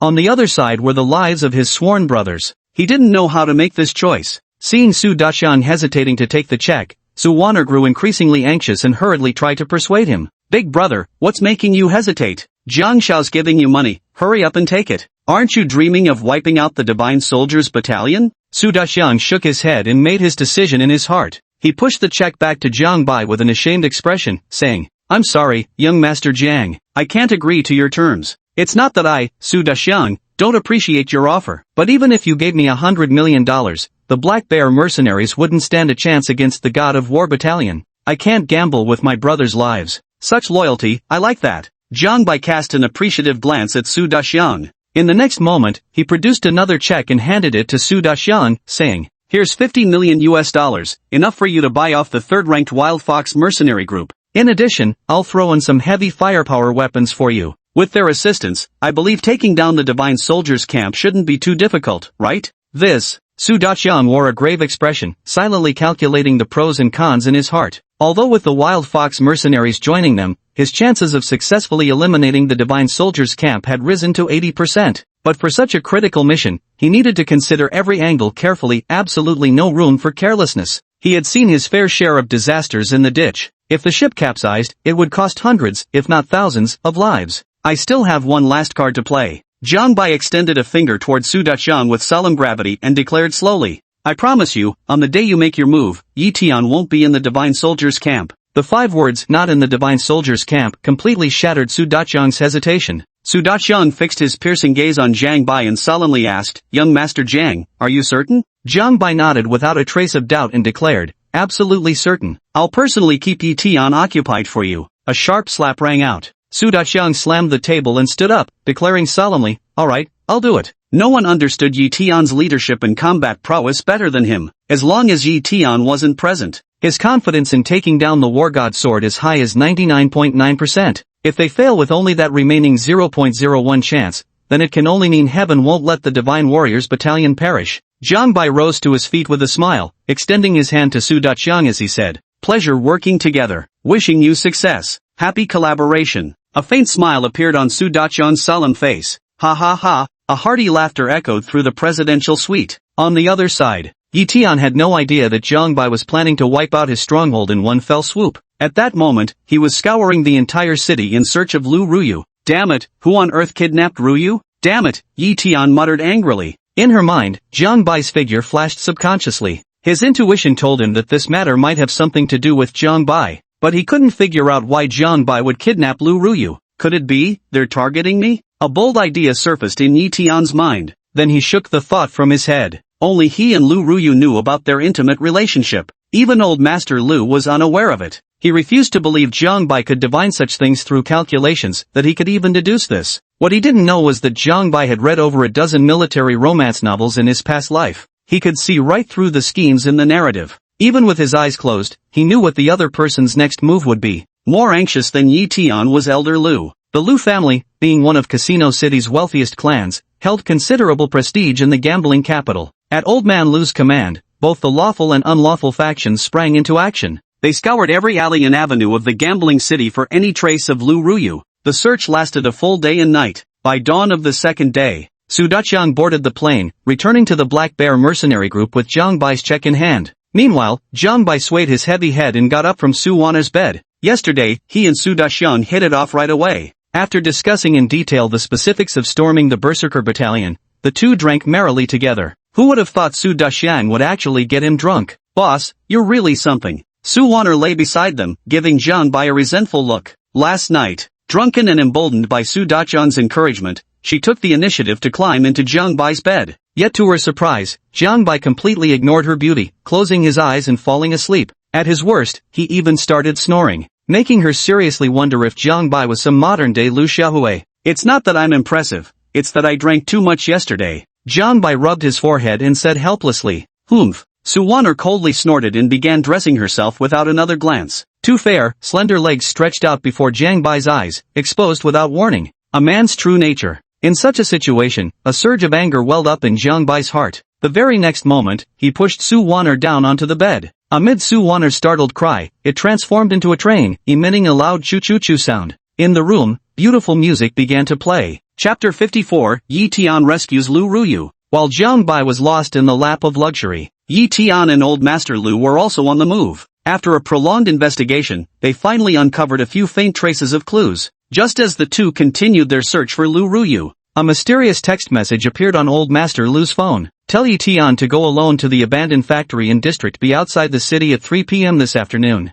Remember, he must come alone, no one else is allowed to accompany him. Otherwise, we'll kill Miss Lu. Old Master Lu trembled with rage as he stared at the message on his phone. My heart is filled with immense worry for Lu Ruyu's safety. Father, do you reckon these kidnappers might actually be targeting Yi Tian? Lu's father approached the elder Lu from behind with a tablet in hand and asked, what makes you say that? Old Master Lu turned his head to look at Father Lu. Father Lu handed the tablet to Old Master Lu, saying, Father, look, this is the dark web's bounty on Yi Tian. At first glance, Old Master Lu was immediately shocked and said in disbelief, 100 million pounds. Just who is this Yi Tian anyway, to have such an exorbitant bounty placed on his head? Father Lu stepped forward, swiping his fingers across the tablet. Information about Yi Tian appeared before Old Man Lu's eyes. Yi Tian, leader of the Divine Soldiers Unit. Old Master Lu stared at the tablet's introduction, his eyes narrowing thoughtfully. Glimmers of sharp insight occasionally flashed in his pupils. Father, do you think Yi Tian has some ulterior motive for concealing his identity to work as a bodyguard in our household? Father Lu frowned and asked. When he first investigated Yi Tian's background, he was also greatly shocked. He couldn't figure out why Yi Tian had come to their Lu family. Old Master Lu remained silent, not responding immediately. Time passed minute by minute. Just as Old Lu was growing impatient, the elderly Mr. Lu suddenly spoke up. Whatever his motive may be, the most important thing now is to rescue Ruyu. After Ruyu is rescued, we'll investigate why he came to our Lu family. Yes, Father. Father Lu turned and left to search for Yi Tian. Noon time. On the rooftop of a tall building not far from the dilapidated factory, Jiang Bai held the binoculars tightly, his gaze fixed on the factory building, and asked without turning his head, has Yi Tian set off yet? He has. Su Wan'er pouted as she spoke, her tone dripping with resentment. Recalling the madness of the morning, she felt both love and hate entwined within her. This man lacks emotion, utterly incapable of tender affection, his only mode is full throttle. Are the things I requested all prepared? Jiang Bai then asked. He paid no attention to Su Wan'er's resentment. All set. Su Wan'er lifted an equipment case and placed it before Jiang Bai. Jiang Bai set down the telescope and opened the case, revealing a brand new AWM sniper rifle. Caressing the AWM, Jiang Bai's aristocratic demeanor suddenly transformed, emanating an intense killing aura. Like a veteran soldier fresh from the battlefield. Enough to send chills down one's spine. At this very moment, boom, the roaring of engines could be heard approaching from the distance. Jiang Bai picked up his binoculars and looked into the distance. An off-road vehicle barreled recklessly toward the dilapidated factory. The fish has taken the bait. Have all our people pull back. A faint, inscrutably wicked smile curled at the corners of Jiang Bai's lips. Got it, boss. Su Wan'er pulled out the walkie-talkie and began speaking rapidly. Soon, several burly men emerged from the dilapidated factory building and silently slipped away from the premises. Buzz. The off-road vehicle came to a stop in front of the rundown factory under Jiang Bai's gaze. Then, Yi Tian's figure appeared within Jiang Bai's line of sight. Yi Tian surveyed the dilapidated factory building, a faint smile playing at the corners of his lips. Kidnapping and counter-kidnapping operations were hardly new to him, he'd been through them more than once or twice. As a top-tier special forces operative, no one understood better than him how to safely extract hostages in an industrial facility setting. On this matter, he possessed absolute confidence. He had already imagined the scene of Lu Ruyu's excitement after being rescued. Perhaps in that moment of passion, she might even offer herself to him. It wasn't beyond the realm of possibility. At this thought, the corners of Yi Tian's lips curled up even more. In his heart, he even felt somewhat grateful to these kidnappers. He was pondering how to get closer to Lu Ruyu. The kidnappers then handed him an opportunity to play the hero and rescue the beauty. With this thought in mind, Yi Tian took out his pistol and confidently stepped into the factory building. Watching Yi Tian's gradually disappearing figure, Su Wan'er asked in confusion. Boss, how did you know Tian Yi would come at noon to rescue Miss Lu? I remember we informed them it would be at 3 in the afternoon. Jiang Bai smiled faintly, turned his head, and confidently wrapped his arm around Su Wan'er's waist as he declared. Know yourself and know your enemy, and you shall win 100 battles. Often those who know you best are not your friends or family, but your enemies. He knew the original work thoroughly. In the original story, Yi Tian never liked playing by the rules and favored taking action precisely at noon. Under the guise of being a time when people easily feel drowsy, they called it midday fatigue. Yi Tian was unaware that Jiang Bai was secretly watching him. At that moment, he was stepping into the factory building one stride at a time. The deeper he went, the more his brows furrowed. Quiet. Too quiet. Along the way, he didn't catch a single glimpse of any kidnappers. No! A sense of foreboding suddenly rose in Yi Tian's heart. He immediately quickened his pace and stepped into the factory building. The sight of Lu Ruyu tied up appeared before his eyes. Whoa whoa, sobbing sounds. Staring at Yi Tian's figure, Lu Ruyu widened her eyes instantly and let out a soft whimper. Ruyu? Yi Tian glanced around, confirmed there was no danger, then quickly ran to Lu Ruyu's side. Reaching out to tear the tape off Lu Ruyu's mouth, he asked with concern. Yuru, are you alright? Lu Ruyu stared at Yi Tian's anxious face, and suddenly, the conversation she had secretly overheard flashed through her mind. Big brother Yi will come to rescue her at noon.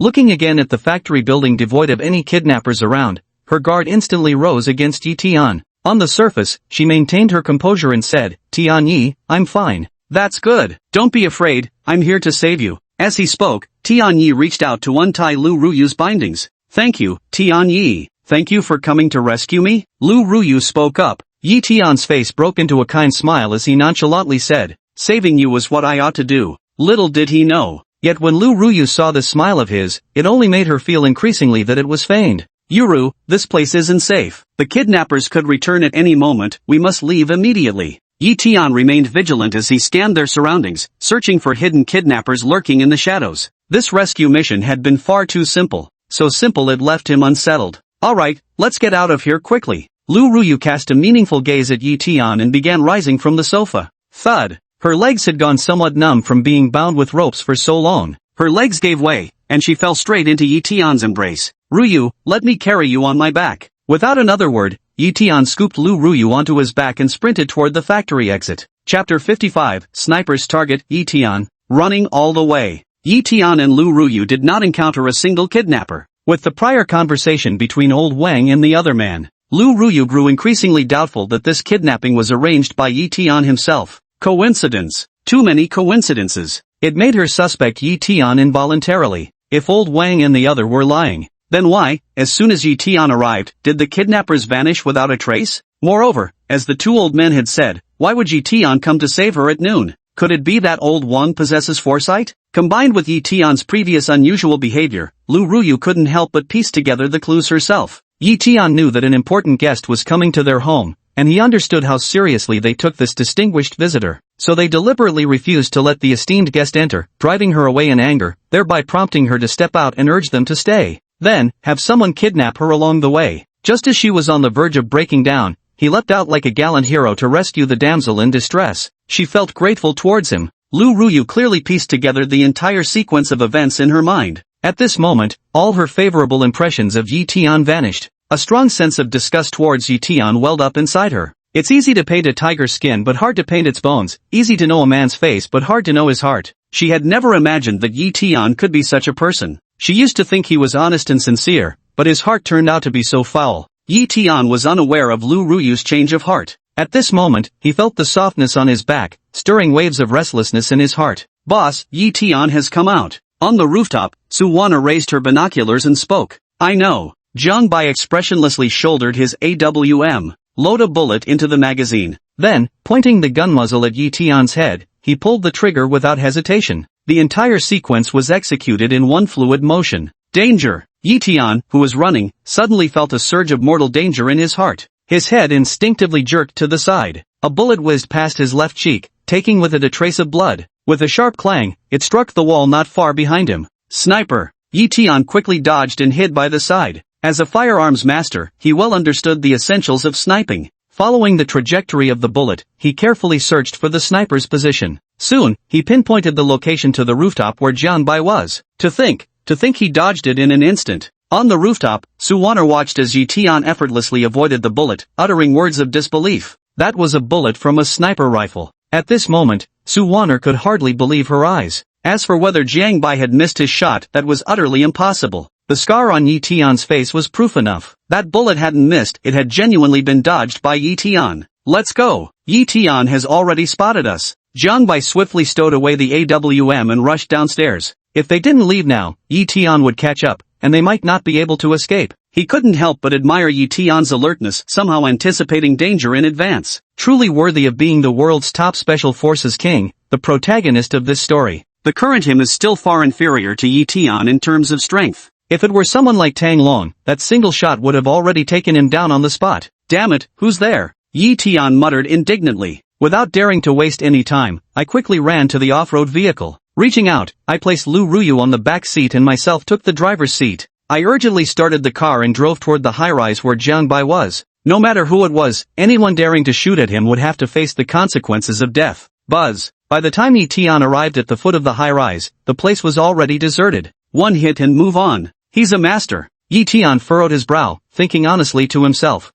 Boss, Yi Tian actually dodged the AWM bullets. Inside the car, Su Wanner still couldn't quite believe it. It's true, Jiang Bai said with a grave expression. Killing Yi Tian was just a spur-of-the-moment thought. He wanted to see if he could take out Yi Tian before the protagonist's luck ran out. As expected, he was overthinking it. Forget about the protagonist's remaining luck, Yi Tian's own strength was more than enough. Killing Yi Tian wasn't going to be as simple as he had deluded himself into believing. This required careful long-term planning. Sigh. Jiang Bai rubbed his temples in agitation. His thoughts involuntarily turned to Fang Linger. If Fang Linger were by his side now, she would surely give him a relaxing massage. Not like Su Wanner. Other than having long legs and being skilled in combat, she was utterly useless. Thinking of those long legs, Jiang Bai felt a surge in his heart. The little golden figure dashed straight towards the hotel. Amid Su Wanner's startled cry, Jiang Bai swiftly started the little train. The Lu residence. The moment Lu Ruyu returned, Old Master Lu's heart finally settled back in place. Yi Tian, thank you.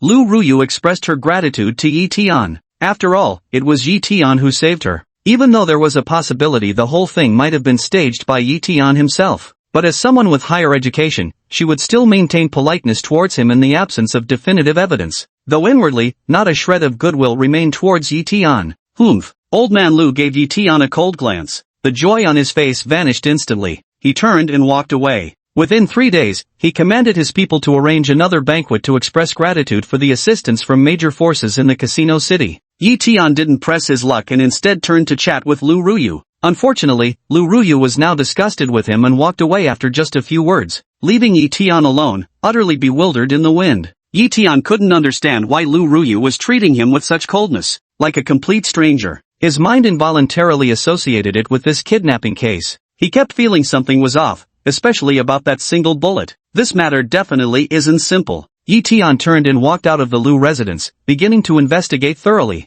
In the blink of an eye, 3 days had passed. For the past 3 days, Jiang Bai hadn't gone anywhere at all, staying in the hotel the whole time, to successfully take down the Divine Warriors camp. 3 days prior, he had specially ordered several sets of heavy weaponry for Su Daxiang. These included rocket launchers, heavy machine guns, and the like. Had there been enough time, he would have even leveraged connections to procure a small missile. Nightfall. The leaders of the major factions in the gambling city once again gathered at the Lu family compound. For a time, countless luxury cars filled the grand courtyard. Over a dozen Rolls-Royce cars drove into the Lu estate under the watchful eyes of the crowd. Jiang Bai stepped out of the car slowly with Su Wanner by his side. Tonight, he was dressed in a white suit. On the collar of the suit, a golden border was embroidered. This outfit, coupled with his unparalleled looks, instantly drew gasps of admiration from countless noble ladies. Who is this young master? So handsome. A woman in her early 30s gazed at Jiang Bai with starry-eyed admiration. This phenomenon wasn't limited to just one young married woman.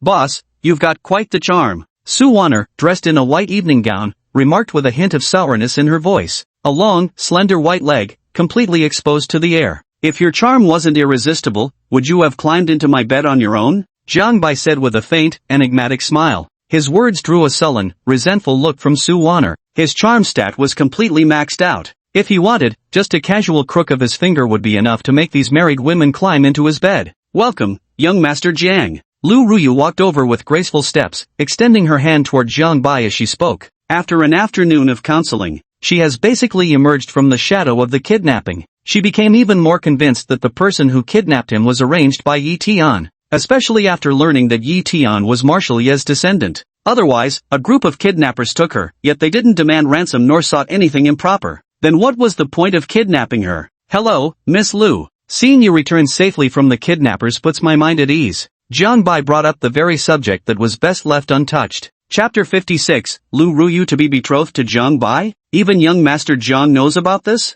Lu Ruyu asked with a smile on her face, as if it wasn't her who got kidnapped. Of course. Jiang Bai shrugged lightly. This incident has become the talk of the town. Every major and minor faction in the entire gambling city has mobilized because of Miss Lu's incident. How could I not know? The only question is whether the people who kidnapped Miss Lu have been caught. Jiang Bai asked cryptically. A glint of something inscrutable flashed through his eyes. Lu Ruyu shook her head and said, "Not yet, but I believe it won't be long before the mastermind surfaces. Let's hope so." After saying this, Jiang Bai ignored Lu Ruyu and led Su Waner towards the banquet hall. Walking all the way, her gaze swept intermittently over the surrounding crowd, searching for Yi Tian's figure. He knew Tianai hadn't left, he must still be within the Lu family compound. Father Lu stood at the entrance of the banquet hall. Upon spotting Jiang Bai's figure, he stepped forward enthusiastically and greeted. "Is that nephew Jiang?" "Hello, Uncle Lu," Jiang Bai said with humble politeness. "Now that nephew Jiang has arrived, come join us at the table. My father has been waiting for you for quite some time." Mr. Lu led both Jiang Bai into the banquet hall. The two were seated beside Old Master Lu. Old Master Lu looked at the handsome Jiang Bai and couldn't help but compliment him. "No wonder there were magpies chirping in front of my house these past few days. So it was because an esteemed guest like you was coming, young Jiang. Truly worthy of being the young master from a major conglomerate like the Jiang Group, such distinguished nobility radiates from you. Old Master Lu, you flatter me. In your esteemed presence, how dare I call myself an honored guest?" Jiang Bai said with a hearty laugh. Yet inwardly, he viewed Old Master Lu with utter contempt. "You're just another fox in human form. Don't try to play Zhai Liaozhai's ghost stories with me." Ha ha ha. Old Master Lu laughed heartily, finding Jiang Bai increasingly agreeable the more he looked at him. An unusual thought sprang unbidden in his heart. As the guests arrived one after another, the banquet officially commenced. As the host, Elder Lu rose and made his way to the center of the banquet hall. Surveying the numerous guests, Elder Lu began speaking slowly. "This banquet today serves two purposes for this old man. First, to express my deepest gratitude for your tremendous assistance during the kidnapping of my granddaughter the other day. Here, this old man wishes to say thank you to everyone." As he spoke, Old Master Lu bowed deeply to the crowd. The gesture completed, Old Man Lu straightened his posture, turned his gaze toward Jiang Bai with amusement in his eyes, and said, "This second matter, this old man wishes to take the liberty of proposing my granddaughter's hand in marriage to young friend Jiang. I wonder if young friend Jiang would be willing?" Splash! The entire hall erupted in an uproar, plunging into shock. Everyone stared at Old Man Lu in disbelief. They never expected Old Master Lu would arrange a marriage for Lu Ruyu in such a setting. As the only daughter of the Lu family, whoever married Lu Ruyu would essentially inherit the entire Lu fortune. It was truly a shortcut to soaring success. Immediately, young masters from major and minor gambling families cast hostile glances at Jiang Bai. They had previously pursued Lu Ruyu with great effort, but to no avail. Now, she was unexpectedly taken away by Jiang Bai, an outsider. The fury in their eyes seemed capable of reducing Jiang Bai to ashes.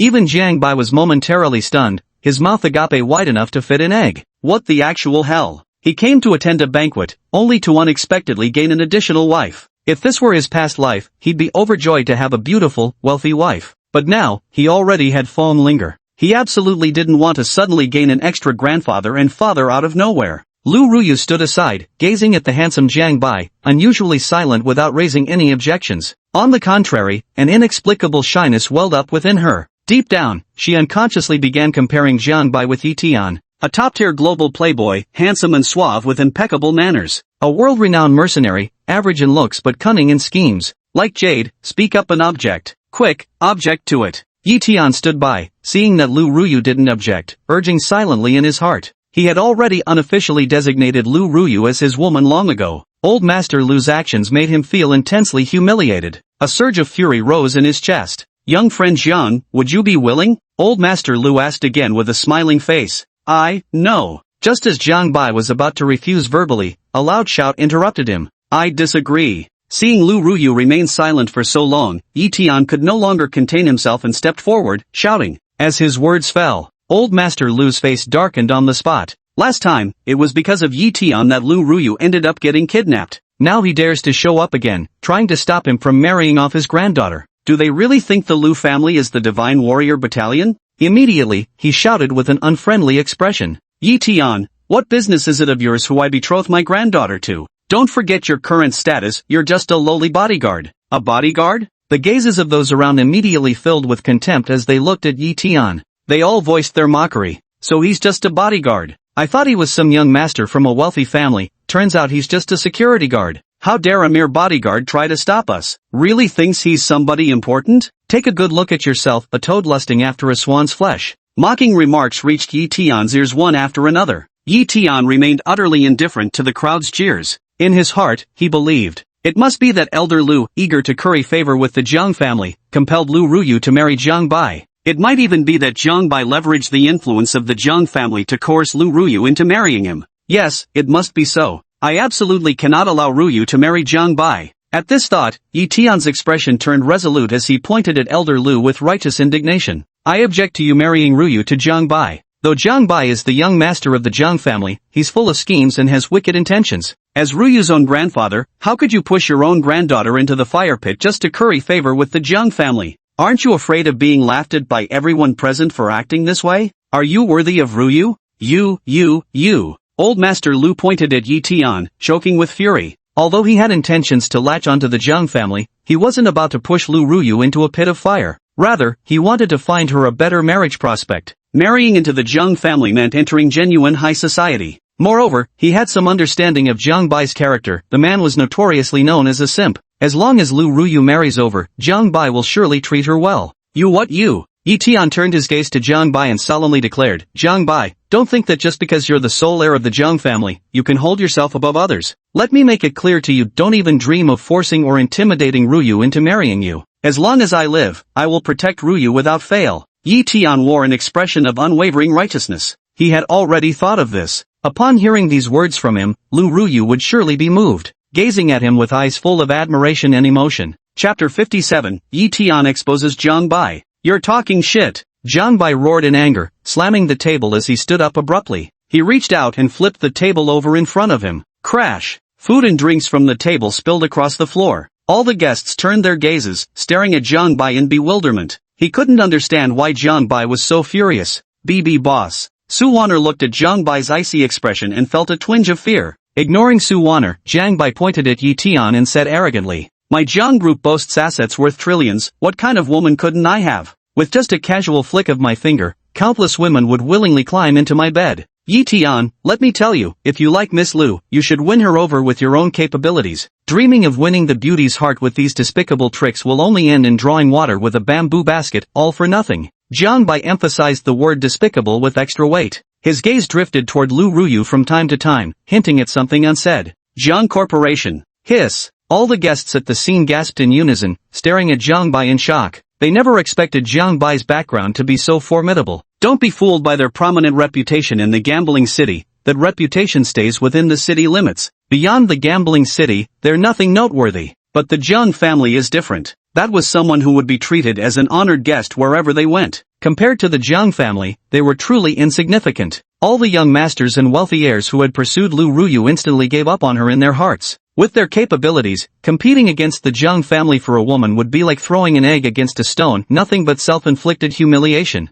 Yi Tian looked at the furious Jiang Bai, a cold smile tugging at his lips. In his view, Jiang Bai's act of overturning the table stemmed from shame-turned-anger, a guilty conscience provoked by his words. With two cold chuckles, he pressed relentlessly. Jiang Bai, dare you claim you didn't coerce Ruyu? If you haven't, would you dare swear before everyone that you've never had any designs on Ruyu? What's there to fear? Jiang Bai declared with full confidence. Yi Tian's words perfectly aligned with his thoughts. He'd been worrying about how to refuse old Master Lu. The Lu family's strength was not particularly formidable. But if he were to refuse directly in front of so many guests, it would inevitably make people think the Jiang family was throwing its weight around and looking down on others, tarnishing their reputation somewhat. With Yi Tian stepping forward, the situation became different. All the guests would only blame Yi Tian for all the faults. Immediately, Jiang Bai raised his right hand in front of everyone and declared resolutely, I, Jiang Bai, swear, if I, Jiang Bai, ever force, threaten, or scheme against Miss Lu, may the Jiang family go bankrupt. Hiss. The moment the vow was spoken, all the guests present gasped in shock once more. Bankrupting the Jiang clan, there could hardly be a more serious oath. This is the end. Old Master Lu immediately felt his heart turn to ashes. He knew that with Jiang Bai's oath spoken, Lu Ruyu would never be able to marry Jiang Bai in this lifetime. Upon hearing this, Yi Tian's face broke into a triumphant smirk of conspiracy. His very intention was to force Jiang Bai to swear before everyone. Lu Ruyu belonged to him alone, no one could take her away. Yi Tian. Lu Ruyu's face was dark enough to drip water. Doesn't she, Lu Ruyu, have any shame? With Yi Tian making such a scene, how would the high society figures of the casino city view her now? Is she accused of two-timing and being fickle as flowing water and drifting willow? Yi Tian, I've severely misjudged you. Lu Ruyu approached Jiang Bai with a frosty expression. Overcome with fury, she raised her hand and struck directly at Yi Tian's face. Snap! Lu Ruyu's palm was caught by Yi Tian. Yi Tian looked at Lu Ruyu in confusion and asked, Ruyu, what are you doing? Don't call me Ruyu, please address me as Lu Ruyu. Lu Ruyu suppressed the anger in her heart and spoke icily. His gaze at Yi Tian seemed capable of spewing flames. You Ru, could it be that you truly wish to marry Jiang Bai? Yi Tian's expression also turned somewhat unpleasant. The gaze directed at Jiang Bai grew increasingly hostile. The reason Lu Ruyu treated him this way must be Jiang Bai's meddling. Yi Tian, haven't you caused enough trouble? Get out of here right now. Why don't you take a good look in the mirror? Whether it's family background or personal qualities, in what way can you measure up to Jiang Bai? Old Master Lu said angrily. His words completely enraged Yi Tian. Yi Tian's eyes were fixed firmly on Old Man Lu as he enunciated each word with icy precision. Alright. Today, I will reveal Jiang Bai's true colors. As he spoke, Yi Tian took out a USB drive from his pocket, glancing around before saying, Aren't you all still searching for the mastermind behind Ruyu's kidnapping? Today, I tell you this mastermind is none other than Jiang Bai. Whoosh! The entire venue fell silent instantly, everyone staring at Yi Tian in shock. Then, the audience burst into peals of ha-ha laughter. They all looked at Yi Tian as if he were a fool. No one would ever believe Jiang Bai could kidnap Lu Ruyu, not even if their lives depended on it. What would be the point of kidnapping Lu Ruyu? For money? Don't be ridiculous. The Jiang family's money is so abundant that even banks can't hold it all. Yi Tian, you've really gone too far. Even at this moment, you're still thinking about framing someone else. Lu Ruyu shook her head in disappointment and turned away, unwilling to look at Yi Tian any longer. She wasn't unaware of the kidnapper's conversation. Yi Tian, everything needs evidence. Without evidence, I could sue you for slander. Jiang Bai's expression returned to normal as he glared coldly at Yi Tian. The evidence, this USB drive in my hand is the evidence. It contains the entire record of Ruyu's kidnapping process. Yi Tian declared confidently at the top of his voice. Ha! Jiang Bai curled his lips into a cold smile, threw a meaningful glance at Su Wanner, and spoke with an air of fearless arrogance. Su Wanner, get Yi Tian a computer. I want to see what evidence he has. Alright, boss. Su Wanner turned and left. Before long, a laptop was placed before Yi Tian by Su Wanner. Yi Tian cast a suspicious glance at the notebook and reached out to refuse, saying, I don't trust your computer. I want Ruyu to personally go fetch it for me. Yi Tian, are you never going to let this go? Lu Ruyu glared at him angrily. Go get it for him. Old Master Lu declared with finality. He wanted to see what tricks Yi Tian had up his sleeve. Alright, Lu Ruyu said indignantly, then turned and strode away. At this moment, she was utterly disappointed in Yi Tian. Watching Lu Ruyu's retreating figure, Yi Tian's face remained expressionless. He believed. Soon, after he presented the evidence to the public, Lu Ruyu would understand his well-intentioned efforts. Time passed by minute. The crowd waited in vain for Lu Ruyu's figure to appear. Just as Old Master Lu began to fear another mishap had befallen Lu Ruyu strode into the banquet hall holding a laptop, approached Yi Tian, and said coldly, I just bought this outside. There shouldn't be any problems now. Thanks. Yi Tian's face broke into a confident smile as he reached out to take the laptop, walking to the center projection screen. He quickly connected the laptop to the projector and plugged in the USB drive. Raising his head, he fixed Jiang Bai with a mocking gaze and said, Jiang Bai, let me expose your true colors to the world. With a thud, Yi Tian pressed the express button. Chapter 58, Confrontation on the Spot. Ah, Yammeet. Gasping breaths came one after another. The evidence Yi Tian imagined did not appear on the projection screen. Instead, a blockbuster action drama emerged. Instantly, all the female guests at the scene blushed deeply. Even the gazes directed at Yi Tian were filled with disgust. Great evidence. Who would have thought you had such tastes, Yi Tian? Jiang Bai sneered sarcastically. This can't be. Yi Tian stared at the large screen in disbelief. His USB drive clearly contained evidence of Jiang Bai kidnapping Lu Ruyu. This was the result of his 3-day investigation. How could it possibly have turned into an action movie? Filthy, despicable, vile. Lu Ruyu's gaze towards Yi Tian grew increasingly disgusted. A nauseating feeling surged within her. Jiang Bai, you're the one who tampered with the computer, aren't you? Yi Tian truly lived up to his reputation as the king of soldiers. He instantly composed himself with calm composure. The flash drive is yours. The computer was bought by Miss Lu. What does any of this have to do with me? Jiang Bai shrugged lightly, his face wearing an expression of contempt. Right, what does this have to do with young Master Jiang? If you don't have evidence, then get lost already. Stop embarrassing yourself here. Yeah, still trying to frame young Master Jiang? Know your place. The surrounding guests, hoping to curry favor with Jiang Bai, all chimed in with mocking remarks. Yi Tian's expression darkened. As a renowned king of soldiers, he had never been so openly mocked before. He radiated a fierce killing intent and roared angrily. Enough. Have you all finished ridiculing me? What's wrong? Getting angry now that you can't prove anything? Jiang Bai continued to fan the flames. He wanted nothing more than to provoke Yi Tian, to make him lose his composure. Yi Tian discerned Jiang Bai's intentions, took a deep breath, and with a composed expression said, Jiang Bai, do you really think I have no other way now? I still have one more witness. After speaking, Yi Tian turned and walked toward the exit of the banquet hall. Wait a minute, surely you're not trying to run away? Jiang Bai mocked. Yi Tian paused mid-step and replied without turning back, rest assured, someone like me, Yi Tian, would never stoop to such behavior. That's good. Jiang Bai watched as Yi Tian left the banquet hall, a fleeting hint of murderous intent flashing in his eyes. Turning his head toward Old Master Lu, he said, excuse me, I need to wash my face. With that, he turned and walked toward the restroom. On the way, Jiang Bai took out his phone and dialed Su Daqiang's number, his voice laced with lethal intent as he asked. 3 days have passed. How are things coming along on your end? The Wild Fox mercenary group has agreed. Everything is ready, came the voice on the phone. Good. Jiang Bai nodded in satisfaction and declared unequivocally, attack the Divine Battalion now. Remember, you only have one night. After one night, Yi Tian will return. Need I say more by then?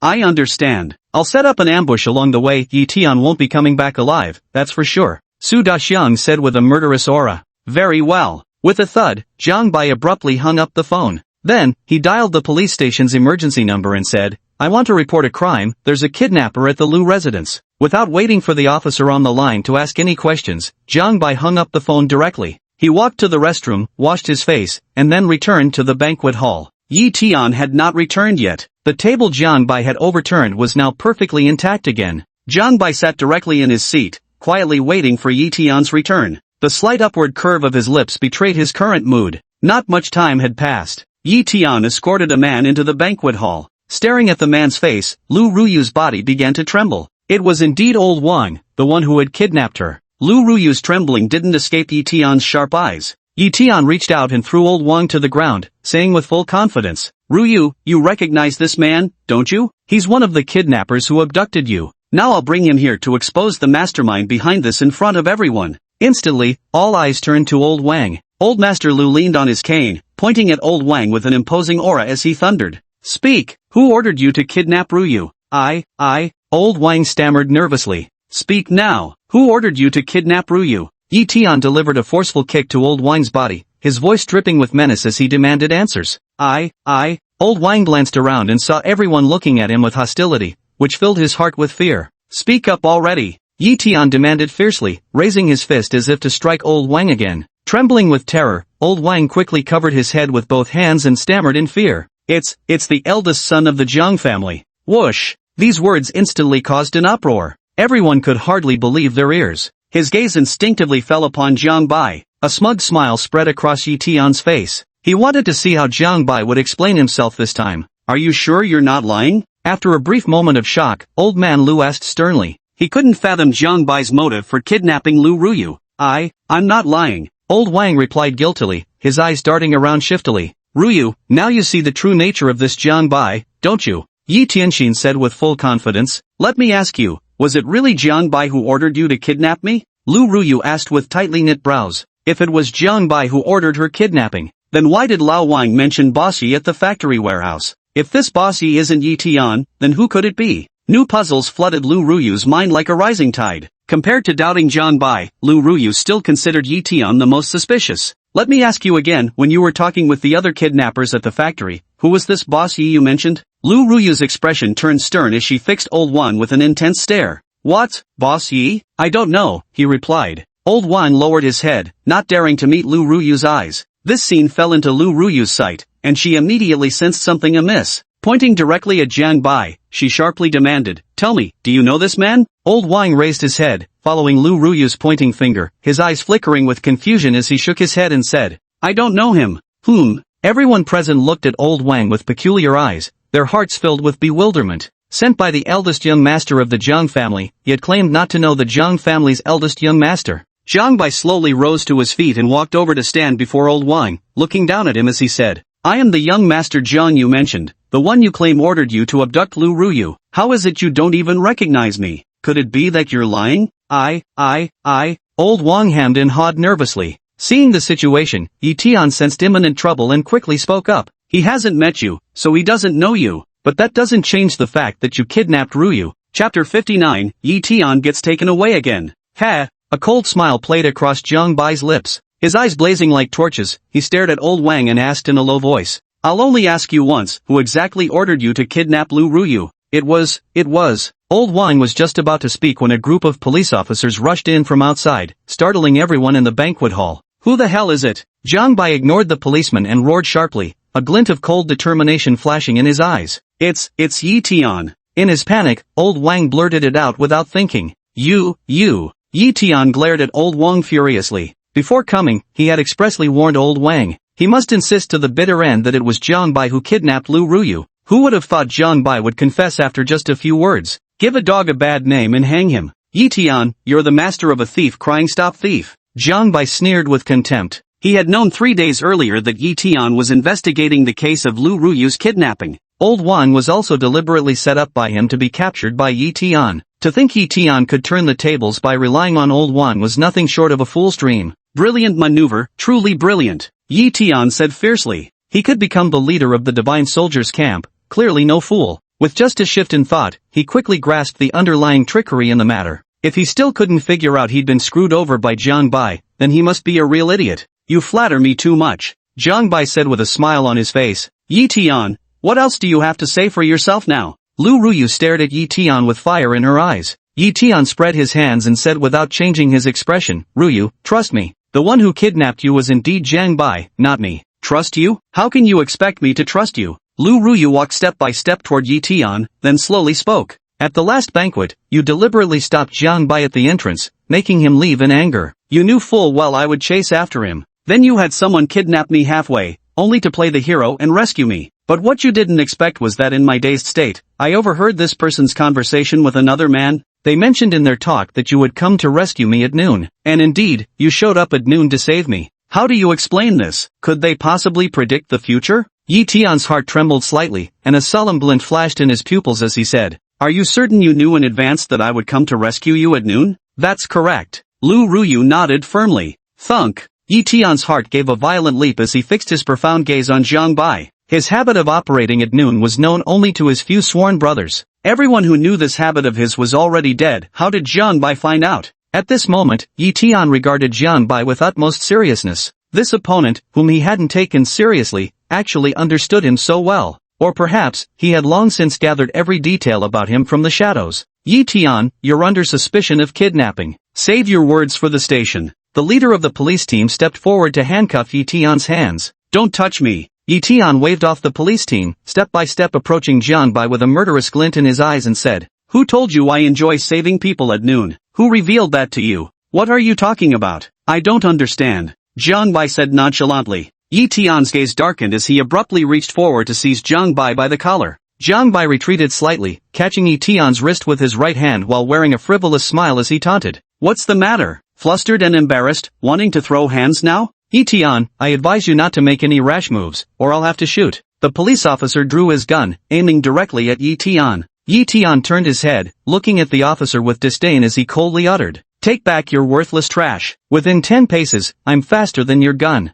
He truly is faster than your gun, Zhang Bai remarked from the side. So what? Yi Tian, you must come with me today. The police team declared fearlessly, striding confidently towards Yi Tian. If he couldn't take Yi Tian away in front of all these elite figures, how would it reflect on their police station? He'd probably lose his position as team leader over this. Tell me, how much do you really know about me? Yi Tian ignored the police team and turned to Zhang Bai with a question. Zhang Bai shrugged lightly and said, I can't say 100%, but 90% is guaranteed. Good, you're really something. A blazing killing intent flashed in Yi Tian's eyes, completely unconcealed. At this very moment, he genuinely wanted to kill Zhang Bai. He absolutely wouldn't allow an enemy who knew him this well to remain alive in this world. This was a threat to him, a potentially fatal one. What? You want to kill me? Maybe wait until you get out of prison first. Zhang Bai met Yi Tian's gaze without the slightest fear. Their eyes locked as if sparks were about to fly. One move is all I need to kill you, Yi Tian declared with murderous intent, his voice brimming with confidence. Give it a try then.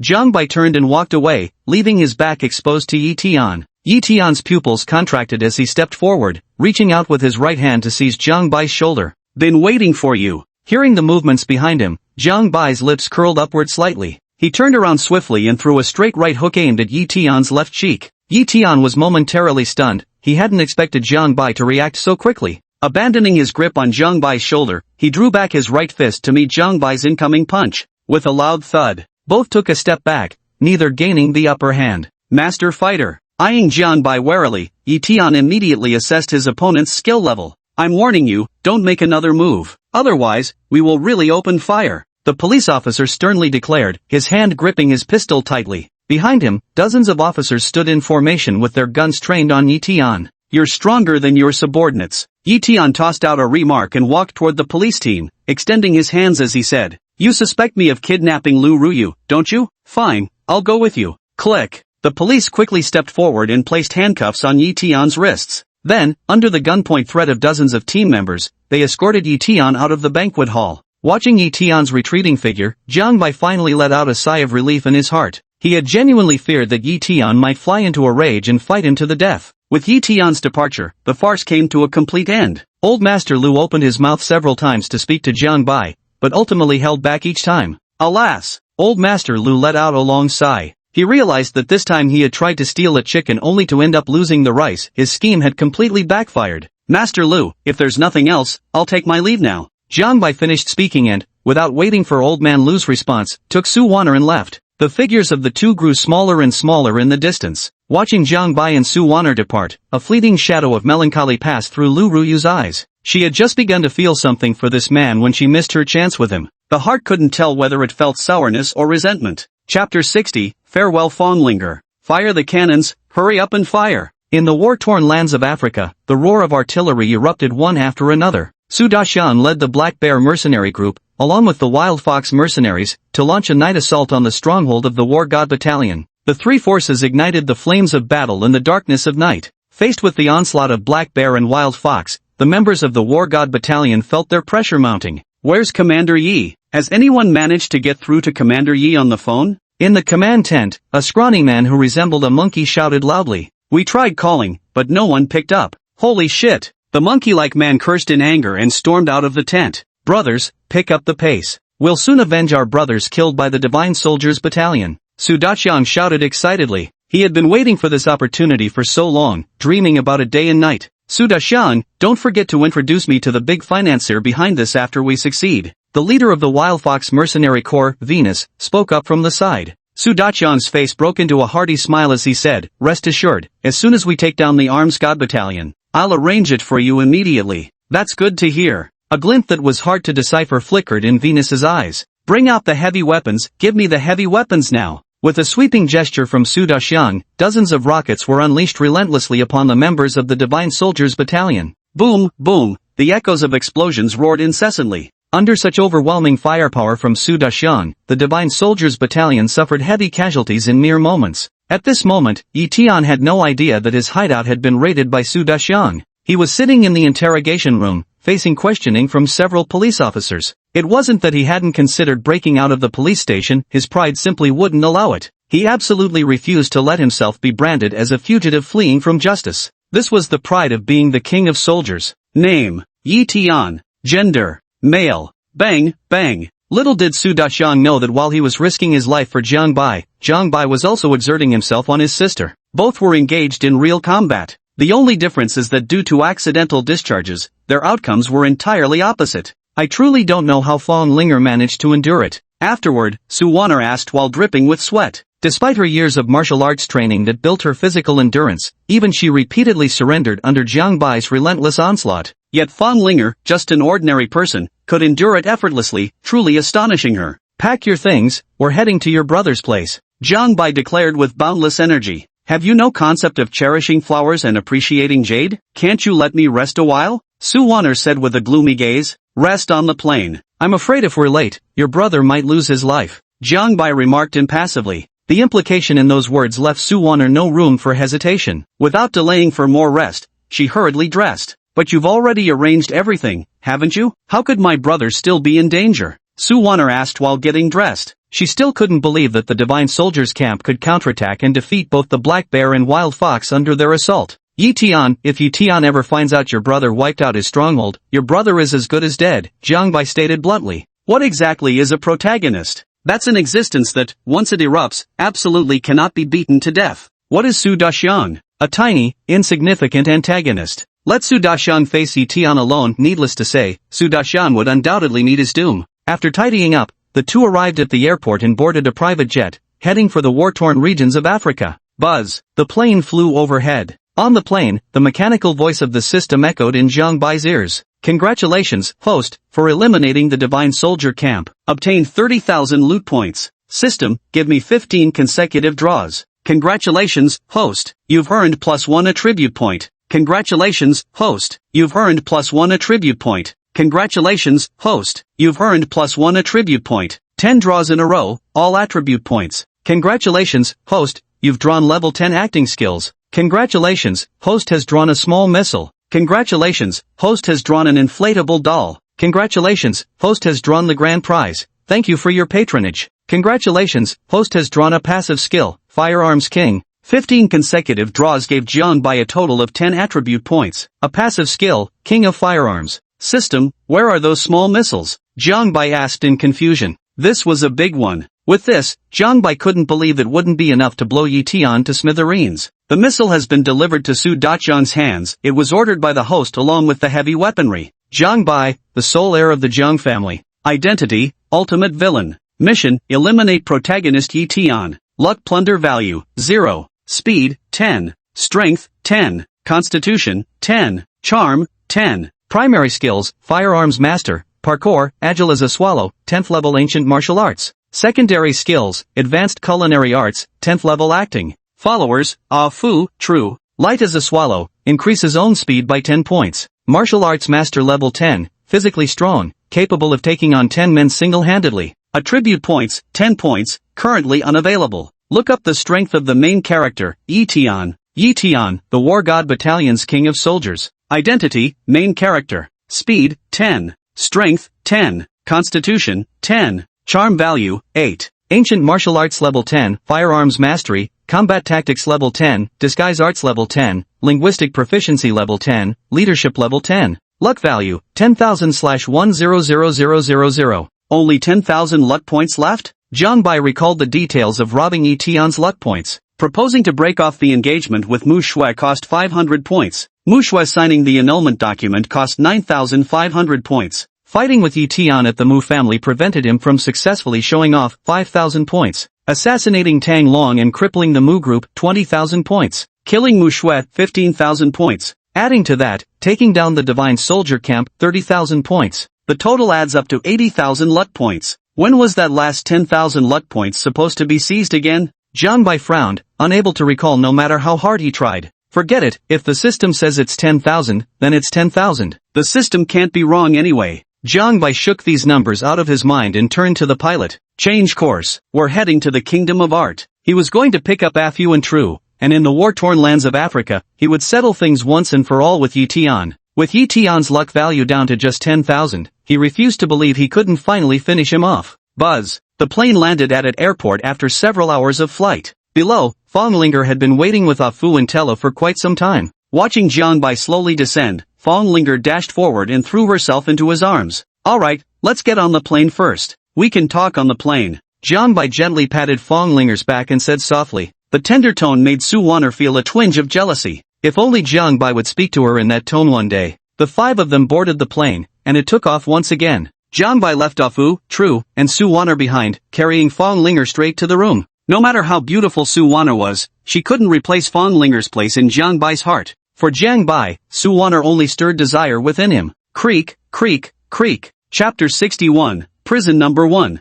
Afterwards, Fonglinger lay flushed cheek in Jiang Bai's arms, listening to him recount the events of the past few days. When she heard how old Master Lu had forcibly married off his granddaughter in front of numerous guests, she curiously asked, President, if Yitian hadn't intervened, would you have agreed? Guess? Jiang Bai gazed at Fonglinger with a mischievous expression. I bet you wouldn't agree, Fonglinger said slyly. Then why ask if you already know? Jiang Bai flipped over and pinned Fonglinger down on the bed, narrowing his eyes as he spoke. That old fox Mr. Lu thinks he can outmaneuver me. Well, I might as well go all out and flip the entire table. You know, Linger, I've found you becoming more captivating by the day. As he spoke, Jiang Bai leaned down and pressed his lips to Fonglinger's. If Fang Linger was once like a half-ripe apple, now she was nothing short of a fully ripened, honeyed peach. An alluring scent emanated from her entire being, sparking Jiang Bai's appetite. Just as Jiang Bai was about to lean in for a kiss, Fang Linger stretched out her hand to stop him, guilt written across her face as she said, "President, I'm sorry, I failed to find the golden scepter for you. What's going on?" Jiang Bai's expression suddenly turned grave. The golden scepter is linked to a vast treasure. This treasure, he must obtain it. A flicker of gloom passed through Fang Linger's eyes as she self-reproachfully said, "President, the day after you left, Zhao Wudun's cause of death was confirmed. Zhao Wuji did it. I had people search Zhao Wuji's residence thoroughly but couldn't find the golden scepter. I'm sorry, President. I've let you down." Fang Linger's face fell slack. Her gaze dropped in shame, not daring to meet Jiang Bai's eyes. Before Jiang Bai left, she had confidently vowed she would definitely recover the golden scepter. Yet now, she had messed up such a simple task. Overwhelmed by self-reproach. "Where's Zhao Wuji? Did you send anyone to force him to talk?" Jiang Bai asked solemnly. Fang Linger shook her head, saying, "The case was just cleared up when Zhao Wuji was sent to T Island Prison number 1 by the Zhao family, leaving me no chance to get in touch with him." "I understand," Jiang Bai said softly. He knew the failure of this matter couldn't be entirely blamed on Fang Linger's shoulders. After all, Fang Linger could only command Fu and True. Jiang Bai reached out and gently caressed Fang Linger's cheek, speaking in an exceedingly tender tone. "This failure isn't your fault, but failure must come with consequences. Are you ready?" As he spoke, Jiang Bai lowered his head and pressed his lips against those crimson ones. Amidst a startled cry, Fang Linger received her rightful punishment. Some shameless poses were deftly arranged by Jiang Bai. Fang Linger knew she had a guilty conscience and allowed Jiang Bai to manipulate her as he pleased. Outside the door, just as Su Wana was about to knock, a series of startled cries reached her ears. Her face instantly flushed crimson. "Damn it! What a lecherous scoundrel!" Su Wana indignantly cursed before turning to walk toward the aircraft cabin. The rest of the journey passed in silence. As the plane was about to land, Jiang Bai emerged from his cabin feeling refreshed. What met his eyes was Su Wana's gloomy face. "Humph." Upon seeing Jiang Bai, Su Wana snorted coldly, turned around, and strode away. "Stop right there. What's with that attitude? Daring to give your boss a dirty look? Do you still want your paycheck or not? Come here and give me a shoulder rub." Jiang Bai plopped down on the sofa carelessly and casually crossed his legs. "You?" Su Wana glared at Jiang Bai with puffed cheeks. For the sake of her paycheck, she reluctantly stepped forward and began massaging Jiang Bai. Seizing this moment,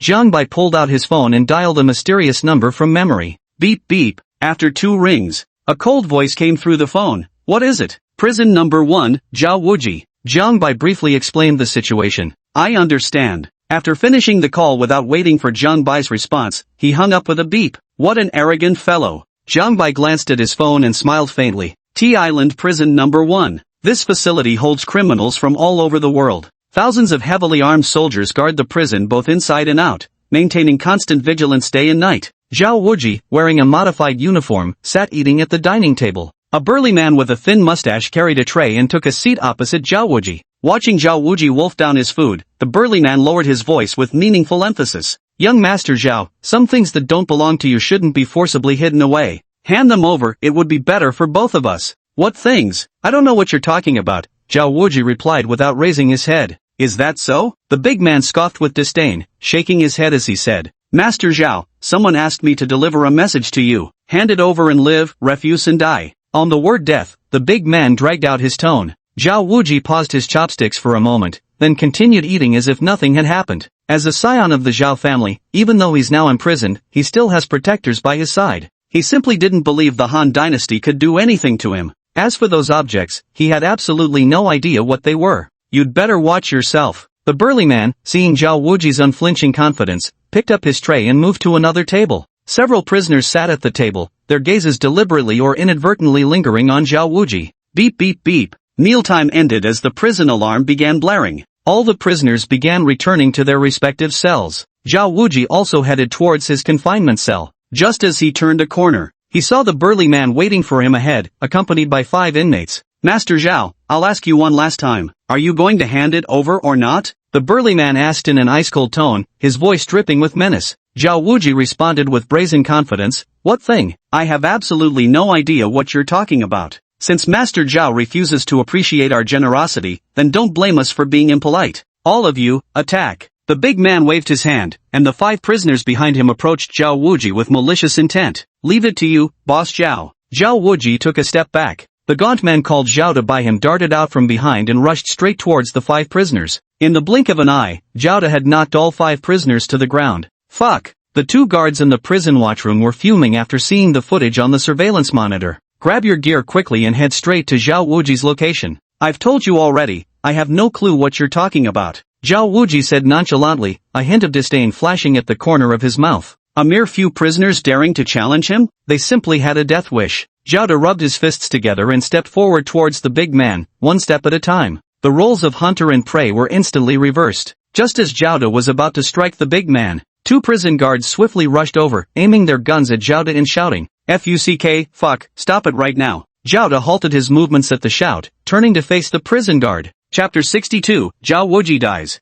Bang, bang, 2 gunshots rang out. Without another word, the 2 prison guards fired several shots at Zhao Da. Several bloody holes appeared on Zhao Da's chest as his body collapsed weakly to the ground. This man resisted violently and has been shot dead. Let's go. The 2 prison guards exchanged a glance with the burly man and turned to leave, without even sparing a glance at Zhao Wuji. Zhao Wuji stared at the retreating backs of the 2 prison guards, then turned his gaze to Zhao Da's corpse lying on the ground. He could easily guess that the big man and the prison guard were in cahoots. Lord Zhao, tell us where the golden scepter is. Do that, and we might just spare your life. The big man said with a vicious grin. Zhao Wuji turned to flee. The burly man hurriedly took a few steps forward and yanked him back with a firm grip. Without hesitation, he pulled out a utility knife from his pocket. With a swift motion, he mercilessly plunged the blade into Zhao Wuji's abdomen. Blood flowed from the wound. Master Zhao, tell us where the golden scepter is, the burly man asked with vicious intent. Cold sweat beaded on Zhao Wuji's forehead as he opened his mouth to speak. Thud. The burly man stabbed once more with his knife. He snarled viciously, still not talking? I'll talk.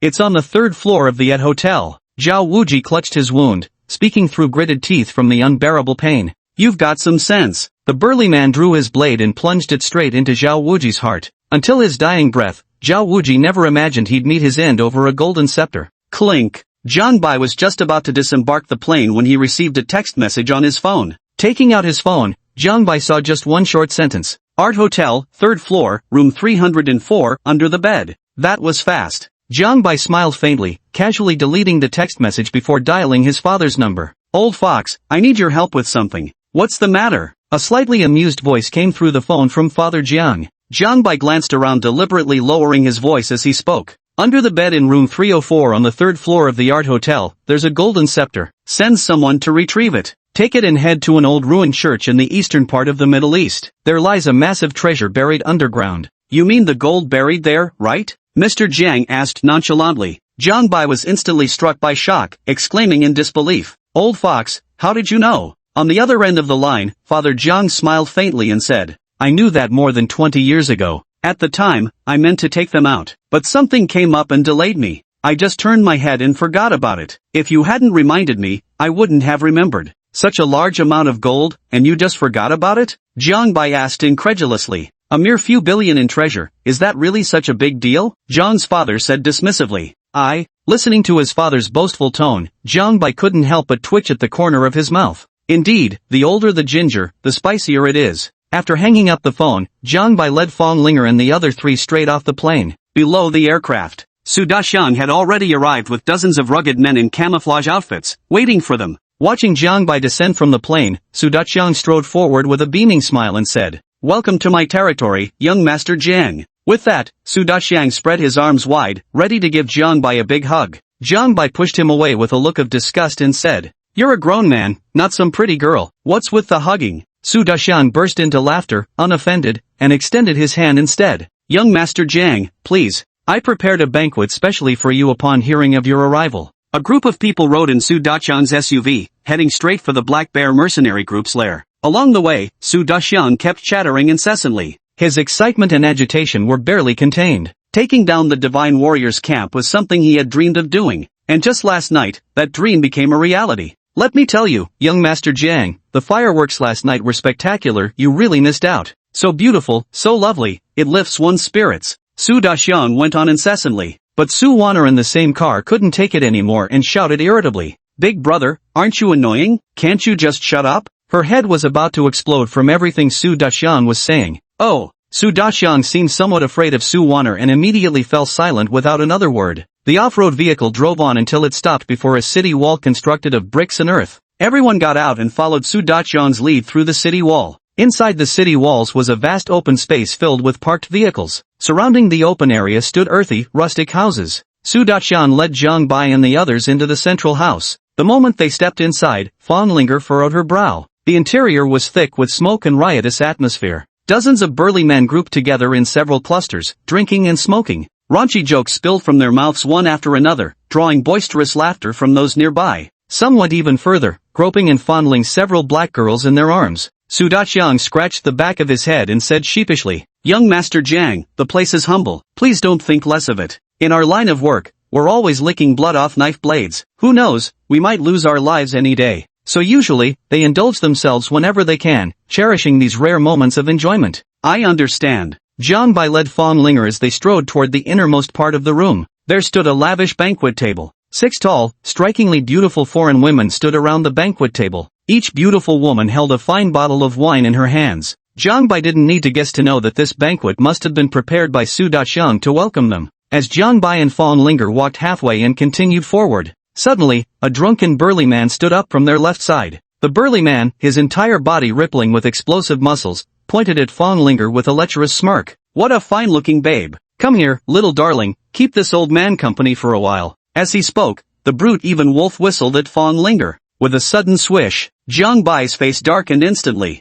His footsteps halted abruptly. He turned a hostile gaze toward the burly man, a glint of killing intent flashing through his eyes. Su Daqiang glared fiercely at the big man and quickly stepped forward with an apologetic smile. "Master Jiang, he's had a bit too much to drink. Don't take offense at his..." Before the word behavior could leave his lips, Zhang Bai raised a hand to cut him off. Pointing at the big man with an icy expression, he demanded, "What did you just say? Say it again." Liquor emboldens the bare-hearted. The burly man looked at Zhang Bai's frail appearance and felt underestimation rise in his heart. Relying further on being in his own territory, he spoke without fear. "I say, let her have some fun with me." "Good, very good." Zhang Bai nodded with an icy expression, curling his finger at the burly man as he said, "Come here, I'll play with you." No one had ever dared to flirt with his woman right in front of him. At this moment, murderous intent flooded Zhang Bai's heart. He had already sentenced the burly man to death in his mind. Chapter 63, The Mercenary Twin Devils. Twin Devils, do you realize what you're saying? Hurry up and apologize to young Master Jiang. Su Daqiang shouted from nearby. Did I give you permission to speak? Zhang Bai cast a frigid glance at Su Daqiang.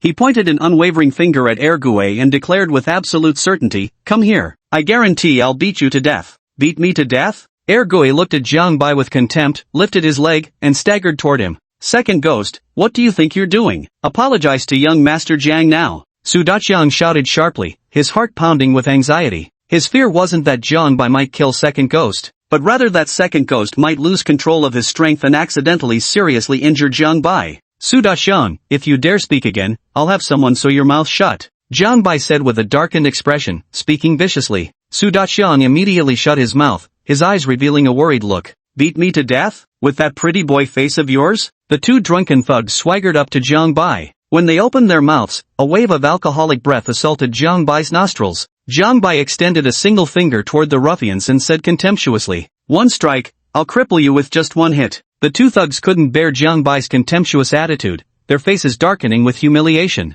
They took several steps back, widening the distance between themselves and Zhang Bai. Then they stretched their limbs and assumed boxing stances, beckoning Zhang Bai with curled fingers while taunting. "Come on, bring it. Are you ready?" Zhang Bai loosened the tie around his neck, planted his feet firmly, and charged straight toward the two ghosts. The two ghosts stood their ground fearlessly, utterly unfazed by Zhang Bai's assault. In his eyes, Zhang Bai was fragile as a twig. Even if he had a few tricks up his sleeve, they were nothing more than flashy but useless moves. The surrounding mercenaries all looked at Zhang Bai with playful expressions. None of them thought Zhang Bai could be a match for Ergue. In their eyes, they could already envision the scene of Zhang Bai being beaten to a pulp by Ergue. President. Fang Linger gazed at Zhang Bai with worried eyes. Her heart was filled with both sweetness and concern. But more than anything, she feared Zhang Bai might get injured at the hands of the two ghosts. Their physiques were completely on different levels. The two thugs stood towering and brawny, their bodies packed with explosive muscles. In contrast, while Zhang Bai wasn't exactly short either,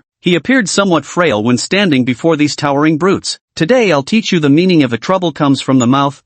Zhang Bai charged towards the two ghosts, his right hand clenched into a fist as he drove it straight towards the left face of one of them. The ghost sneered at Jiang Bai, raising his hand to block. A loud thud echoed. Under the gaze of everyone present, the ghost's body collapsed straight to the ground. Several blood-stained teeth flew out of Ergue's mouth. Boom! Ergue's strong body slammed into the ground, knocked unconscious on the spot. Fuck! What's going on here? Ergue was truly knocked down with a single blow. The surrounding mercenaries stared at the scene in shock. They knew very well how capable Ergue was. Though not necessarily the strongest among them, he was certainly one of the top fighters. How could he be knocked down with just one casual strike? The mercenaries' eyes were filled with disbelief. In their minds, the second thug should have grabbed Jiang Bai's fist and effortlessly twisted his arm off. Then Jiang Bai lowered his body, pleading pitifully with the second thug for mercy. Only Su Daxiang and a few skilled mercenaries witnessed the details of Jiang Bai knocking down the second thug. In one word, fast. Swift as lightning. By the time Ergue tried to raise his hand to block, it was already too late. Jiang Bai moved faster than Ergue could react, deftly evading his block and planting his fist squarely on Ergue's face. In that moment, Su Daxiang no longer dared to underestimate Jiang Bai in his heart. Before, he had merely regarded Jiang Bai as an ultra-wealthy second-generation heir, with nothing else particularly noteworthy about him. But now, he realized Jiang Bai's skills surpassed even his own. He couldn't do what Jiang Bai did, knocking down the two ghosts with a single strike. Never underestimate this man. His skills far exceed what you or I can imagine. Based on my estimation, he's easily on par with the Yi Tian you've mentioned. Su Wan'er walked over to Su Daqiang's side and said with a grave expression. Her thoughts involuntarily returned to that day on the high-rise, when Jiang Bai decisively fired at Yi Tian. And that brief clash at the Lu residence when Yi Tian launched a sneak attack on Jiang Bai. You're saying Jiang Bai's strength is on par with Yi Tian's? Su Daqiang asked with a furrowed brow. Su Wan'er nodded gently and said, I saw him fight Yi Tian in the gambling city, and they were evenly matched. Hiss. Su Daqiang sucked in a sharp breath. He knew exactly how strong Yi Tian was. If he were to compete with Yi Tian, there would be only one outcome. He would die, while Yi Tian wouldn't suffer a scratch. At that moment, Su Daqiang's gaze toward Jiang Bai changed, becoming exceptionally grave. He wasn't afraid of others coming from privileged backgrounds. The worst fear is encountering someone who not only comes from a privileged background but also possesses capabilities far surpassing your own. At this moment, Su Daqiang mentally placed Jiang Bai on the same pedestal as Yi Tian in his evaluation. Is this all you've got? How dare you strut around boasting? Unaware of Su Daqiang's internal monologue, Jiang Bai glanced contemptuously at the two thugs' bodies as he spoke dismissively. With a single step, he reached beside Dian Ergue's hand. He extended his right foot and stamped down hard on the back of Dian Ergue's hand. Ah! A cry of pain erupted from Dian Ergue's mouth, jolting him awake from his unconscious state. Pathetic, Jiang Bai said, then forcefully kicked the right foot onto the second ghost's head. Bang! A copious amount of blood gushed from two ghosts' head. His breath ceased completely, dead beyond all doubt. The other mercenaries, seeing Jiang Bai kick second ghost to death, grew resentful in their hearts. Yet no one dared to step forward to seek justice for the twin ghosts. In our line of work, death is all too common. The fault lies solely with Ergue himself, for offending someone he shouldn't have. Seeing the matter settled, Su Daqiang approached Jiang Bai with an ingratiating smile and said, Young Master Jiang, you vented your anger. Shall we go have a few drinks up ahead? Let's not rush to drink. Jiang Bai waved his hand, declining Su Daqiang's invitation. His sharp eyes scanned the faces of all the mercenaries present. Pointing to the 6 foreign beauties beside the banquet, he declared, Whoever can defeat me today will get to keep them. Splash! All the mercenaries immediately erupted into an uproar, their eyes fixed intently on the 6 foreign women. They had long been lusting after the bodies of these 6 beauties. If Su Daqiang hadn't repeatedly warned them not to lay a hand on the women, they would have likely turned into wolves and pounced on the 6 foreign beauties long ago. Yet despite the temptation, not a single mercenary dared to stand up. Though they lusted after beautiful women, they knew full well that while beauty is enticing, life is more precious. The corpses of the two ghosts still lay on the ground, not yet cold. It wasn't worth losing their lives over a few women. Don't be fooled by their mercenary status. While they'd grown accustomed to life and death, they knew when to back down too. Chapter 64, Yi Tian with an uncanny premonition. Not a single soul dares to step forward? Jiang Bai scanned the hired mercenaries in the room, not one dared rise to his challenge, and disappointment crept across his face. He relished nothing more than the bone-crunching thrill of flesh-meeting fist. He was still thinking about getting some hands-on experience with these mercenaries, feeling the thrill of bone-crunching combat. Who would have thought these guys would turn out to be such cowards, one worse than the other? Maybe he was just too rough on them. Jiang Bai sighed helplessly. Had he known these mercenaries were such cowards, he would have let Second Ghost live a few minutes longer. At least there'd still be a human punching bag around. Sir, are you alright? Fong Linger seized the chance to run forward and asked with concern, her eyes filled with worry for Jiang Bai. I'm fine, what could possibly happen to me? Jiang Bai smiled faintly and reached out to stroke Fong Linger's short hair. President, I'm hungry, how about we go eat first? Fong Linger spoke pitifully, a sly glint flashing in her eyes.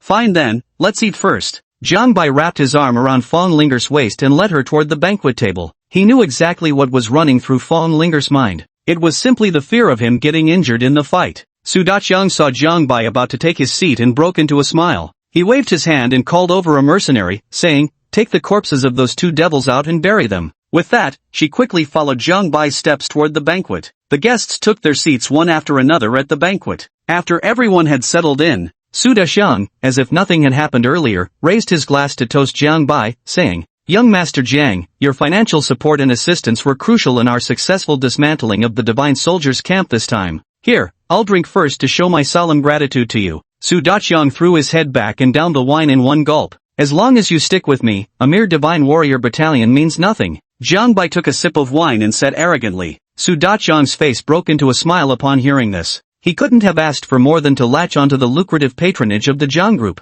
He'd already gotten a taste of the rewards. Was the War God Battalion impressive? The leader of private mercenaries worldwide. For years, they had been suffocatingly suppressing their Black Bear mercenary corps. Yet before the Jiang Corporation, they were annihilated in mere minutes. Such is the power of capitalists. He didn't understand these things before. But the moment the Divine Warriors Battalion was annihilated, he understood. By the way, Su Daqiang, there's something I need you to do. Jiang Bai suddenly put down his chopsticks and spoke. Jiang Shao, speak your mind, Su Daqiang said. I need you to spread the news of the Divine Battalion's annihilation. Also, post a message on the dark web saying Yi Tian has appeared in the war zone. Jiang Bai spoke lightly, a glint flashing in his eyes. He planned to lure all the forces on the dark web who wanted to claim the bounty on Yi Tian's head. He refused to believe that Yi Tian could remain unscathed under the siege of these forces. I understand, young Master Jiang. Su Daqiang immediately put down his chopsticks, stood up from the banquet, and began making arrangements for Jiang Bai. During Jiang Bai's attendance at the banquet, Yi Tian, confined in the detention cell, suddenly felt restless. He had an inexplicable sense that someone important had drifted away from him. What's going on? Could it be that I haven't been resting well lately? Yi Tian muttered to himself, then slowly closed his eyes. Time passed slowly. With his eyes closed,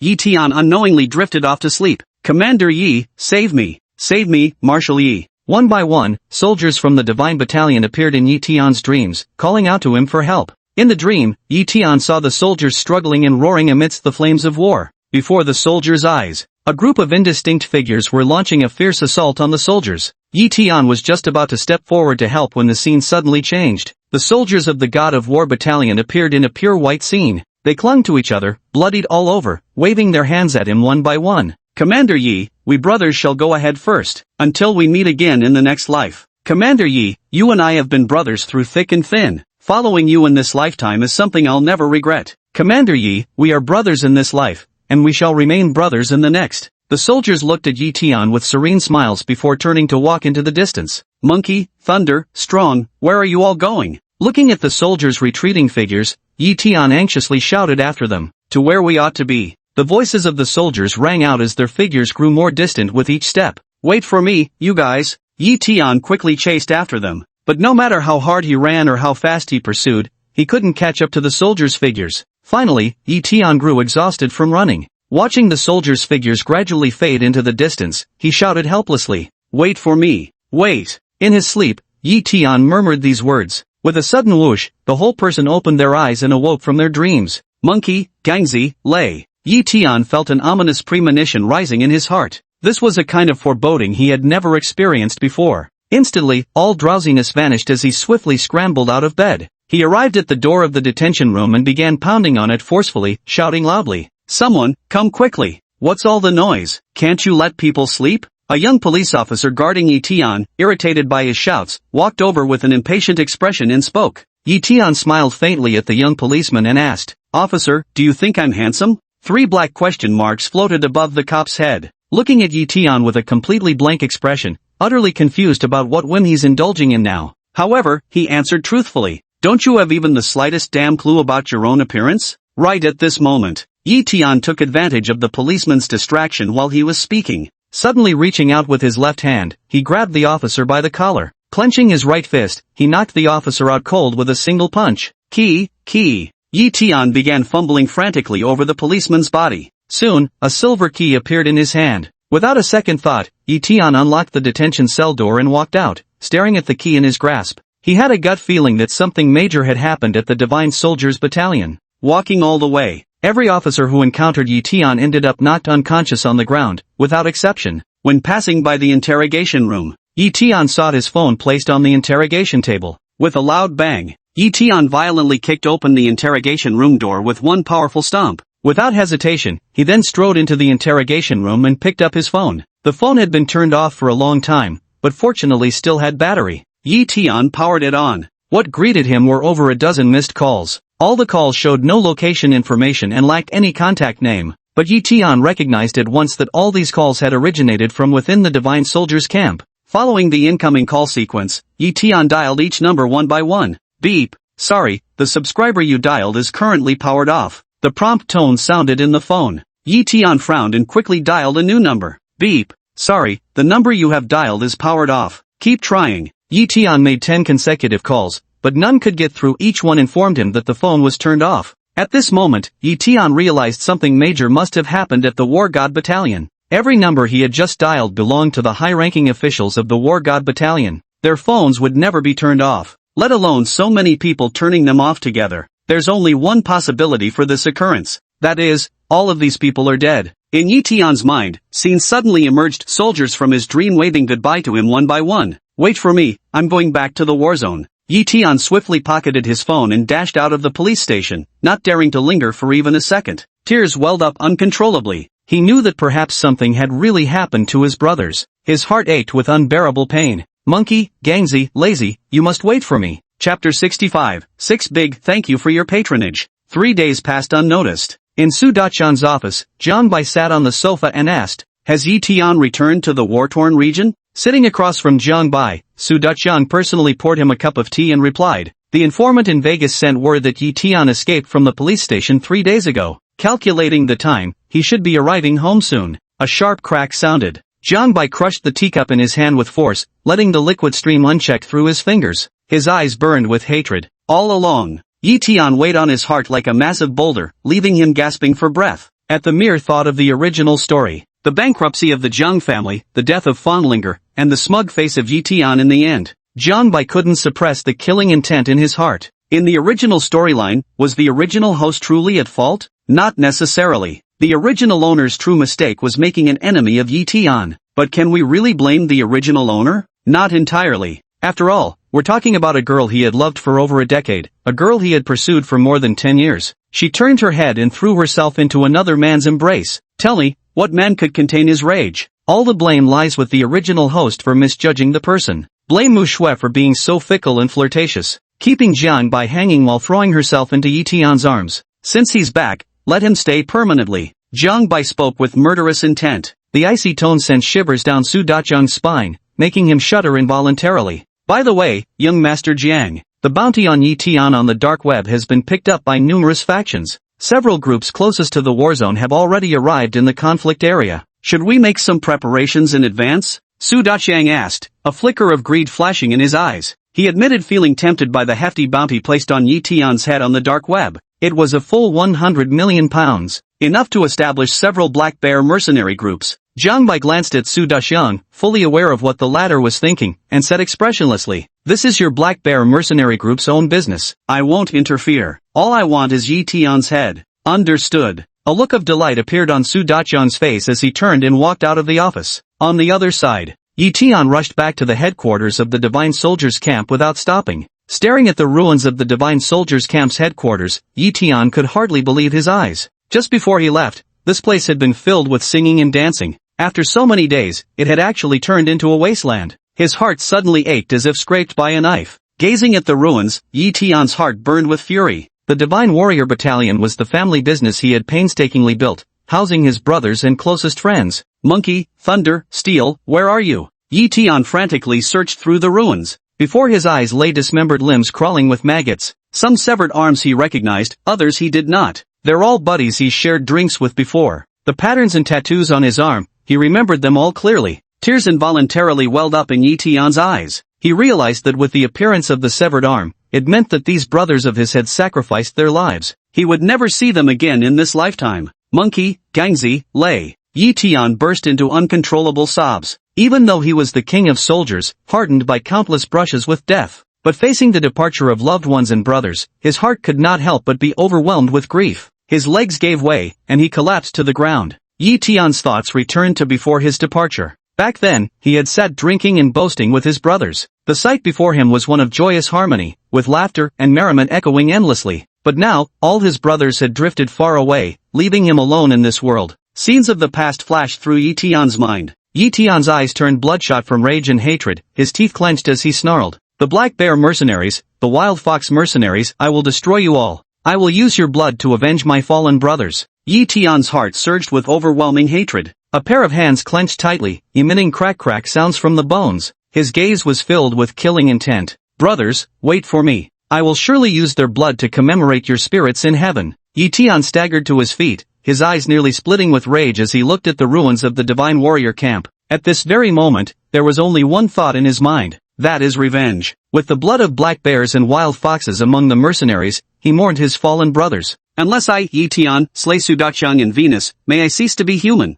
Yi Tian swore silently in his heart. Inside the luxurious suite arranged for Jiang Bai by Su Daqiang, Jiang Bai lay on the bed when suddenly the mechanical voice of the system sounded in his ears. Congratulations, host. You have obtained 10,000 looting points. Jiang Bai smiled faintly. He knew that Father Jiang had already found the golden treasure. Following this, Yi Tian's protagonist aura was completely stripped away by him. At this moment, although Yi Tian's martial skills remained as formidable as before, he carried only the fate of an ordinary man. I can no longer go out and encounter noble benefactors as before, or I either die or grow stronger. System, give me a lottery draw. Jiang Bai suppressed his inner joy and silently recited in his heart. Congratulations, host, you've drawn, thanks for your patronage. Congratulations on drawing, thank you for your patronage. Congratulations on drawing, thank you for your patronage. Congratulations on drawing, thank you for your patronage. 6 thank you for your patronage in a row made Jiang Bai's face instantly darken. Even the unluckiest person wouldn't have such terrible luck. Congratulations, host, for drawing 1 Chupa Chups lollipop. Congratulations, host, for winning 1 helicopter. Congratulations, host, you've drawn an attribute point. Congratulations, host, you've drawn a Heavenly Dragon sniper rifle. Truth lollipop, single-use item. Whoever eats it can only tell the truth for the next hour. Heavenly Dragon sniper rifle possesses an elegant appearance and faster reload speed. PS, from Crossfire, CF. Ding. Detected that the helicopter is too large to fit in the room, automatically stored in the Black Bear Mercenary Group backyard. A series of system sounds rang out. In Jiang Bai's hand appeared a pink lollipop, along with an elegant sniper rifle. Stroking the dragon sniper rifle, Jiang Bai's thoughts returned to before his transmigration. Back then, it was a game weapon he couldn't bear to buy even when scrimping and saving. Now it had truly manifested in his hands, making him marvel at the system's wondrous capabilities. Knock, knock. The sound of knocking interrupted Jiang Bai's train of thought. Su Daqiang stood outside the door and said, Young Master Jiang, our brother sent word that Yi Tian has appeared at the ruins of the Divine Soldier Camp. He's charging towards us in a fury right now. I understand. Go ahead and make the arrangements. This time, I must see Yi Tian's remains with my own eyes. Speak, Jiang Bai said in a frosty tone. Click. The dragon sniper rifle in his hands was loaded with bullets. I understand. Su Daqiang turned and walked away. Although Yi Tian was left alone, Su Daqiang dared not be the least bit careless. He personally set up multiple ambushes within the Black Bear Mercenary Group's camp, quietly awaiting Yi Tian's arrival. Chapter 66, The Mantis Stalks the Cicada, unaware of the Oriole behind. Buzz, buzz, buzz. On a deserted dirt road, Yi Tian sped past in a modified off-road vehicle. Their destination was the Black Bear Mercenary Corps camp. He stomped the accelerator to the floor with all his might. The engine groaned as if struggling under the burden, emitting a deep hum. A cloud of dust billowed in the wake of his speeding vehicle. Su Daqiang, I swear I'll kill you. Yi Tian drove while gritting his teeth and speaking angrily. The thought of his fallen brother's deaths filled his heart with grief and hatred. He would have his revenge. Su Daqiang must pay in blood. As the world's top special forces operative, Yi Tian had complete confidence in this. Moreover, he was currently armed to the teeth. Grenades, smoke bombs, flashbangs, sniper rifles, pistols, AKs, every weapon was ready and accounted for.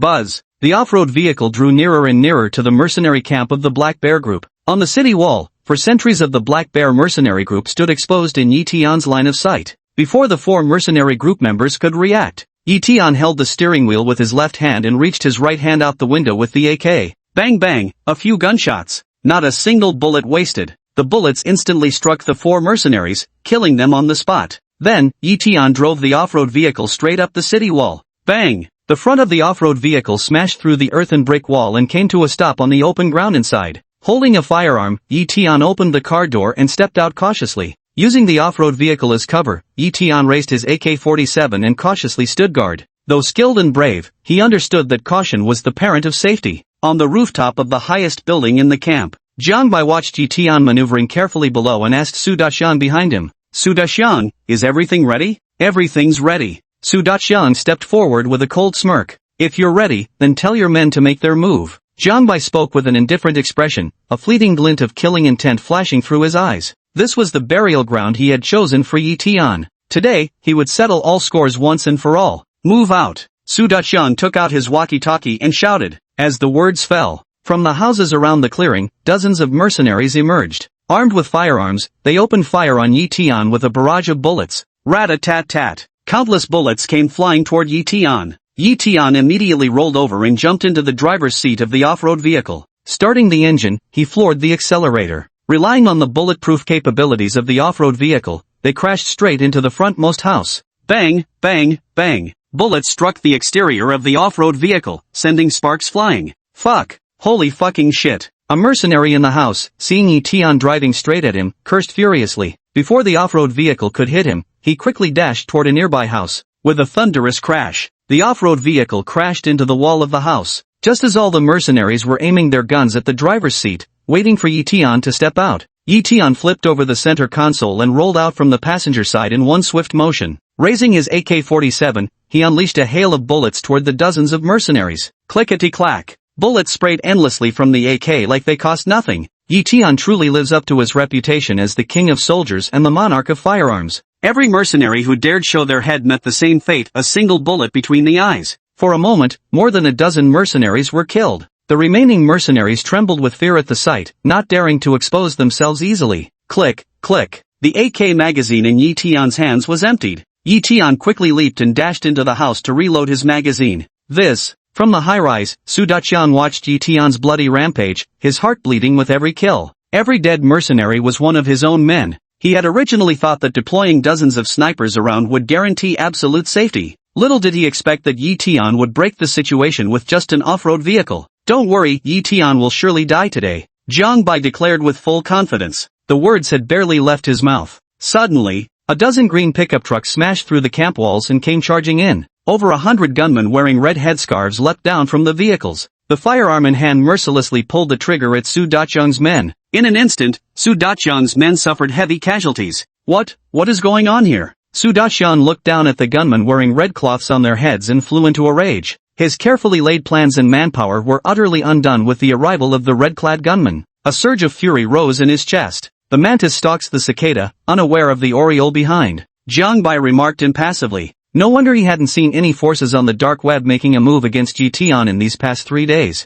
So they were all waiting for this moment. Everyone wanted to be the final hunter. Tap tap tap. The red cloth gunners killed all of Su Daxiang's mercenaries. A middle-aged man with a slick-back hairstyle stepped down from the off-road vehicle. The man looked around, surveying the nearby houses, and shouted loudly. Yi Tian, come out. Today, you won't escape even if you had wings. Here for me? Hidden inside the house, Yi Tian's gaze grew bleary. He couldn't recall ever offending the middle-aged man. At this very moment, buzz buzz, the sound of an engine roared to life. From outside the camp, several armed off-road vehicles charged in once more. On one of the vehicles, a bare-chested brute wielded a Gatling gun, unleashing a torrent of bullets at the red-scarfed gunman. The red-scarfed gunman snapped into action, swiftly returning fire. A fierce gunfight erupted between the two sides. What's going on here? From the rooftop of the high-rise, Su Daxiang stared down at the two factions engaged in chaotic fighting below, unable to make sense of the situation. It's forces from the dark web, they're all coming after Yi Tian, Jiang Bai said with an unchanged expression.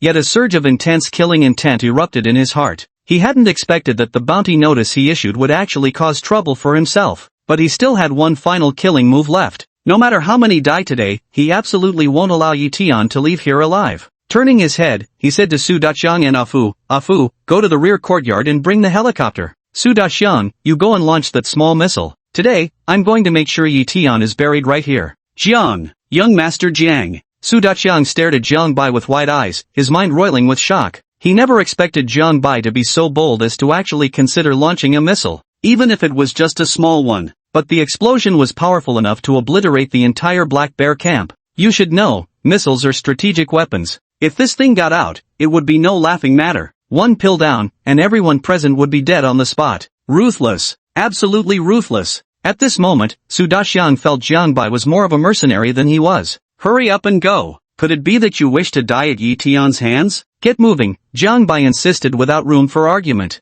He had also considered the consequences of launching a missile. Hundreds dead, the Black Bear camp reduced to ruins. It might even potentially draw international attention. But the situation below was growing increasingly chaotic. He absolutely wouldn't give Yi Tian any opportunity to fish in troubled waters. At worst, he'd personally appear before an international military tribunal. Better than letting Yi Tian escape and leaving endless troubles behind. Chapter 67, Yi Tian's finale. Yes. Su Daqiang and Afu turned and left immediately, swiftly carrying out Jiang Bai's orders. Below, as time passed, several more waves of factions arrived one after another. The increasing number of factions made the camp grow even more chaotic. Faced with a bounty as high as 100 million pounds, no faction was willing to easily give up. For a time, bullets flew everywhere throughout the camp. The corpses of desperados lay fallen in pools of blood. Taking advantage of the chaotic melee between all factions, Yi Tian cautiously searched for Su Daqiang. He had come to realize these forces were likely all targeting him. Yet he still had one far more important task to complete. That was to kill Su Daqiang and avenge his fallen brothers. Linger, pass me the Heavenly Dragon sniper rifle. On the rooftop, Jiang Bai spotted Yi Tian's sneaky figure and immediately called out. Here you go. Fang Linger handed the Sky Dragon sniper rifle to Jiang Bai and stood behind him, hesitating as if wanting to say something. The gunfight below was something she had only ever seen in movies. While watching films, she had found such scenes exciting and exhilarating, but when it unfolded right before her eyes, she found it unbearably brutal. Human life at this moment becomes truly worthless. Jiang Bai remained unaware of Fang Linger's inner thoughts. The moment his hand touched the sniper rifle, his entire demeanor transformed dramatically. An aura of solemnity and lethal intent radiated from him. The dragon sniper rifle took aim at Yi Tian's figure. Jiang Bai unconsciously licked his lips and pulled the trigger without hesitation. As a master of firearms, he didn't believe himself inferior to Yi Tian in any way. Danger! Yi Tian was advancing cautiously when he suddenly felt a chilling sharpness pierce his back. His heart clenched violently. A sense of impending death surged through him. He immediately threw himself to the ground. With a loud bang, a sniper bullet whistled past above his head, striking the wall ahead of him. Sniper rifle. That was dangerously close. Beads of cold sweat trickled down Yi Tian's forehead. Almost. Just a little bit more. His years of intuition saved him just in time. We can't stay here, Yi Tian silently thought to himself as he quickly searched for a suitable sniper position. He wanted the sniper in the shadows to know who the true king of sniping really was. Running all the way, Yi Tian deliberately chose paths with cover, leaving Jiang Bai at a loss. He could only estimate Yi Tian's possible hiding position through the scope. Finally, fortune favored the persevering. Across the way, Jiang Bai spotted Yi Tian's figure beneath the second-floor window. At the same moment, Yi Tian also spotted Jiang Bai holding the sniper rifle through his scope. He never would have guessed that the one sniping at him would be Jiang Bai, the spoiled rich kid. So that meant, the sniper who tried to kill him in the casino city was also Jiang Bai. The moment the thought emerged, a murderous glint flashed in Yi Tian's eyes. The sniper rifle took aim at Jiang Bai, and the trigger was pulled without mercy. Bang! Bang! Jiang Bai also pulled the trigger at that exact moment. Clang! The two bullets collided midair and fell to the ground together. What? Yi Tian's face immediately showed an expression of disbelief. The odds of bullets colliding midair are extremely slim. It's practically an impossible event. Who would have thought he'd witness it today? Only if they fired simultaneously would both bullets hit the ground at the same time. This meant Jiang Bai had pulled the trigger almost at the exact same moment as him. Bear in mind, every shot he fired was the result of meticulous calculation. The fact that Jiang Bai could fire so quickly proved his sniper skills were far from mediocre.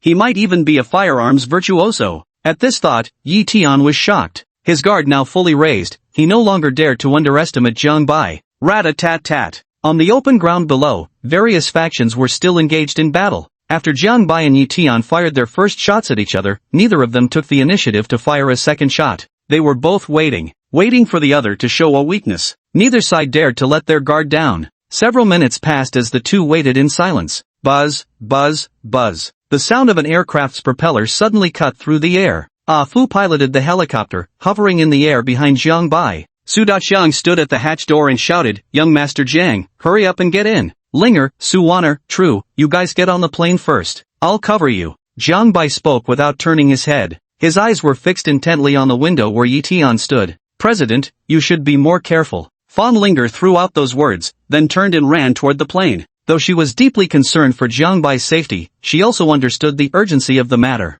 This was not the time for matters of the heart. Only after Fan Linger and the other two had boarded the plane. With a loud bang, Jiang Bai aimed at Yi Tian's window and pulled the trigger. Then, his body slowly retreated towards the helicopter. Step by step, the muzzle of the sniper rifle in his hand never left the window. Yi Tian also heard the sound of the helicopter and knew Jiang Bai was trying to evacuate. But the second-floor window where he was positioned was too low, making effective sniping completely impossible. He could only watch Jiang Bai's figure disappear atop the building. Damn it! Yi Tian cursed angrily, seething with overwhelming frustration. Give him a little more time, and he was confident he could kill Jiang Bai. "Jiang Xiao, hurry! The missile will launch in 30 seconds. Su Daxiang stood by the cabin door, shouting anxiously. "What?" Jiang Bai let out a startled cry and dashed onto the aircraft in one swift motion. Buzz, buzz, buzz. Ah Fu immediately piloted the helicopter, swiftly steering it into the distance. The entire aircraft ascended with the movement, fully exposed to Yi Tian's view.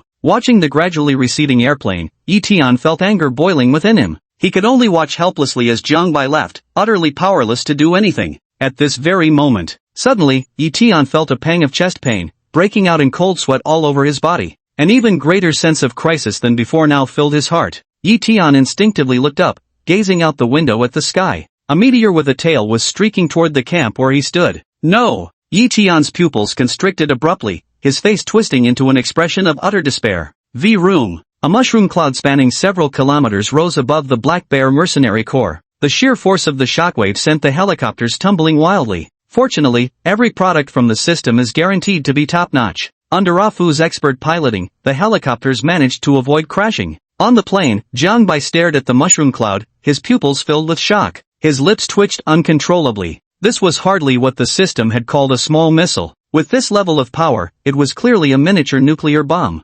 This, Su Daxiang stared at the mushroom cloud, stammering this repeatedly without managing to utter another word. His heart was pounding violently in his chest. As the mushroom cloud rose, he became completely isolated, left with no one by his side. The Black Bear mercenary corps had also become a thing of the past. Fong Linger and Su Wanner were even more out of the question. The two women remained frozen in their seats, unable to snap out of it for a long time. Chapter 68, The New Protagonist. Ding dong! Congratulations, host, on completing the mission eliminating the Child of Destiny, Yi Tian. The ultimate reward is being prepared. The system's voice rang out. Jiang Bai finally let out a deep sigh of relief. He had planned so meticulously for this moment, even risking his personal safety. With Yi Tian dead, his trillion-dollar fortune could now be considered secure. All this to bring Yi Tian down. He would stop at nothing: killing, arson, threats, and bribes. In the end, he finally succeeded, and none of his efforts were in vain. This moment, the weight that had crushed Jiang Bai's heart vanished without a trace. Jiang Bai felt an indescribable lightness throughout his body, brimming with uncontainable joy. Even when looking at the things of this world, one feels an inexplicable sense of familiarity. A heartfelt smile spread across Jiang Bai's face. Congratulations, host, on successfully defying fate. Congratulations, host, for altering Fong Linger's destiny. Congratulations, host, for altering Jiang Clan's destiny. Congratulations, host, for altering Daqiang Su and Wannersu's destiny. Ultimate reward is now being distributed. Congratulations, host. You've obtained a $1 trillion grand prize. Congratulations, host. You've obtained the Horse Talisman. Congratulations, host. You've obtained one Heavenly Summoning Card. Congratulations, host. You've obtained Basic Danger Perception. Congratulations, host. You have received 10 attribute points. Congratulations, host. You have broken through this world's limits. Congratulations, host. You have completed this world's mission. Teleporting to a new world now. A series of system notifications echoed through Jiang Bai's mind.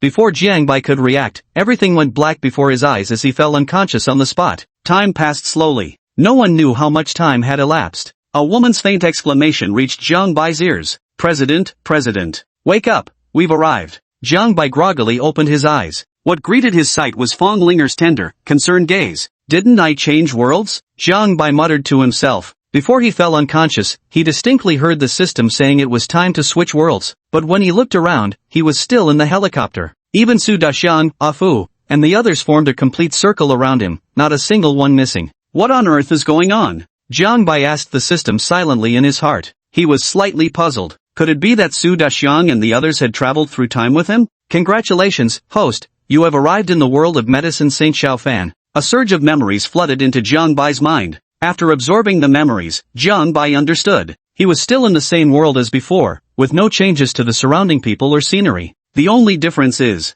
the protagonist is no longer Yi Tian, the king of soldiers, but Xiaofan, the saint of medicine. And he remains the sole heir of the Jiang group, a super-rich second-generation heir. In the end, he becomes the major antagonist who gets his family ruined by Xiaofan. XOXO. Even with Jiang Bai's impeccable self-restraint, he couldn't help but curse the system in his heart. What sin had their Jiang corporation committed? Why were they being targeted by protagonist after protagonist? You can't keep fleecing the same sheep, can you? The only comfort for Jiang Bai was that Fong Linger and the others were still by his side. He was truly afraid of opening his eyes to find himself in an unfamiliar world, surrounded by people he didn't know. Are you alright, President? Fong Linger asked with concern. Jiang Bai waved his hand casually and said, I'm fine, just a bit sleepy. By the way, where are we now? President, we're in Linhai City, in your family's backyard garden. Fong Linger heard Jiang Bai was merely tired, and a relieved smile spread across her face. Returning to Linhai City, her heart felt an extraordinary sense of security.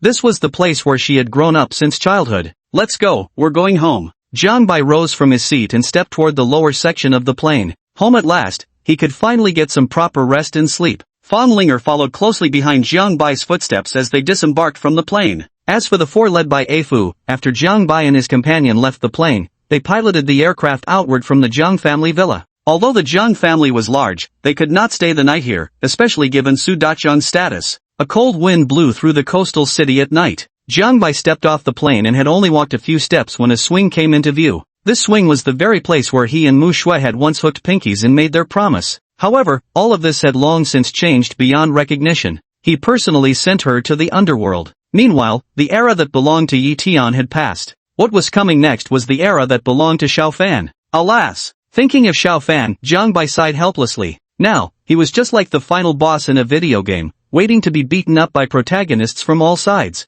A sigh reached Fong Linger's ears. Fong Linger mistakenly believed that Jiang Bai was moved by the scenery and reminiscing about Mu Shui. Slowly stepping forward, she reached out her left hand to grasp Jiang Bai's right hand, saying with deep emotion, CEO, although Miss Mu is no longer here, you still have me. And Su Wana too, we will always stay by your side. She was no fool. From the way Su Wana looked at Jiang Bai, she could already discern a thing or two. It was a gaze different from how one would look at ordinary people. That gaze was filled with affection and tender emotions. I wasn't thinking about Mu Shui, but rather about another matter. Forget it, let's go back and rest first. Jiang Bai shook his head, casting all his troubles aside. Turning around, he wrapped his arm around Fong Linger's slender waist and walked back toward the villa. As for Su Wana, not a single word was mentioned about her. Father Jiang could tolerate Fong Linger, who was merely an ordinary girl, stepping into the Jiang family as his daughter-in-law. But he would absolutely never allow Su Wana, a killer and bodyguard, to enter the Jiang household. Inside the villa, Father Jiang and Mother Jiang had already gone to bed. Jiang Bai took Fong Linger by the hand, tiptoeing quietly toward his bedroom.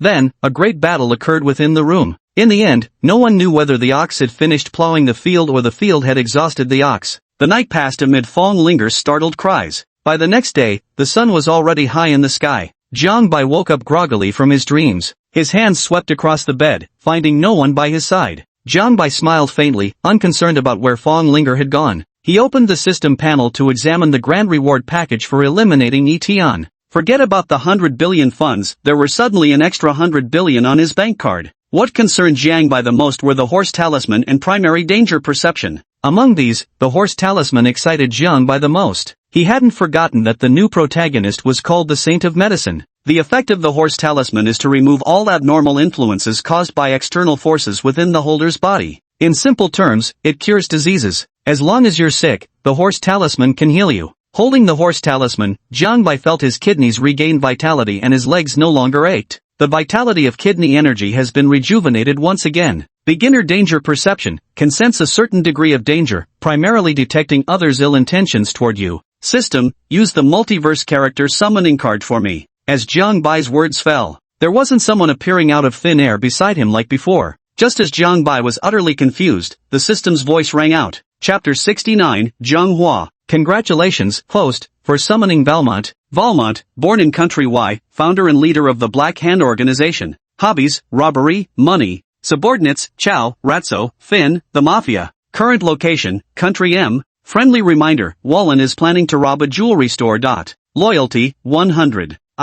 Jiang Bai felt somewhat speechless inside. He actually managed to summon Valen. This guy can't do anything except cause trouble. Wait, no. Jiang Bai suddenly realized. This time his summoning was a bit different from the previous two. When he previously summoned Uncle and Toro, only they themselves appeared. But this time was different. Not only did Valmont come, but he brought the entire Black Hand Organization alone. Host needn't overthink it. With a multiverse character summoning card, everything is randomized. Maybe you'll get lucky and summon Panga to recreate the world? Jiang Bai scoffed and curled his lips disdainfully upon hearing this. Given the system's usual schemes, he wouldn't be able to summon Pangu in this lifetime. Jiang Bai, the sole heir of the Jiang family. Identity, ultimate villain. Mission, eliminate the protagonist Chao Fan. Luck plunder value, 0. Speed, 10+. Strength, 10+. Constitution, 10+. Charm, 10. Primary skills, firearms master, parkour, agile as a swallow, ancient martial arts level 10. Secondary skills, advanced culinary arts, level 10 acting. Passive skill, basic danger perception.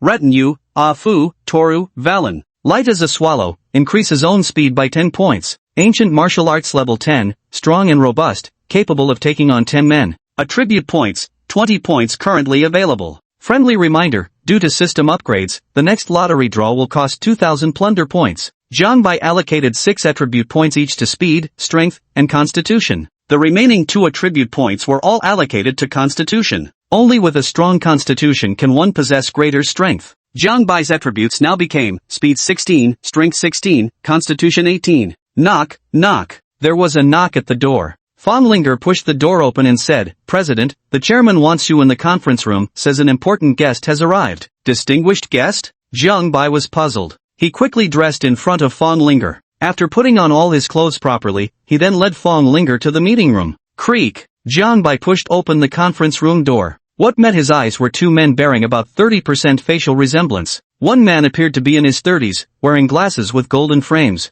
At this moment, standing at the very front of the meeting room, his face solemn, he exuded the imposing aura of a superior. The other one appeared to be only in his 20s. He was lounging casually on the conference room sofa. Watching Jiang Bai enter, the two displayed completely different attitudes. The former glared at Jiang Bai with fury. The latter responded with a smile toward Jiang Bai. Jiang Hua, Jiang Ming, what brings you here? Jiang Bai asked in confusion. He casually closed the door and led Fong Linger to sit on the nearby couch. Get out. Jiang Hua, the man with golden-framed glasses, pointed at Fong Linger, issuing an indisputable command. Yes. Fong Linger immediately turned to walk out of the meeting room. Jiang Bai quickly reached out to grab Fong Linger, his face displeased as he looked at Jiang Hua. Jiang Hua, I believe this is my home, isn't it? Since when did you learn to be so presumptuous as to drive away the future mistress of my household? If you've come with business, say it directly. Slap. Jiang Hua slammed his hands on the table, glaring at Jiang Bai and said, Jiang Bai, do you have any idea what kind of mess you've caused for me in the war zone?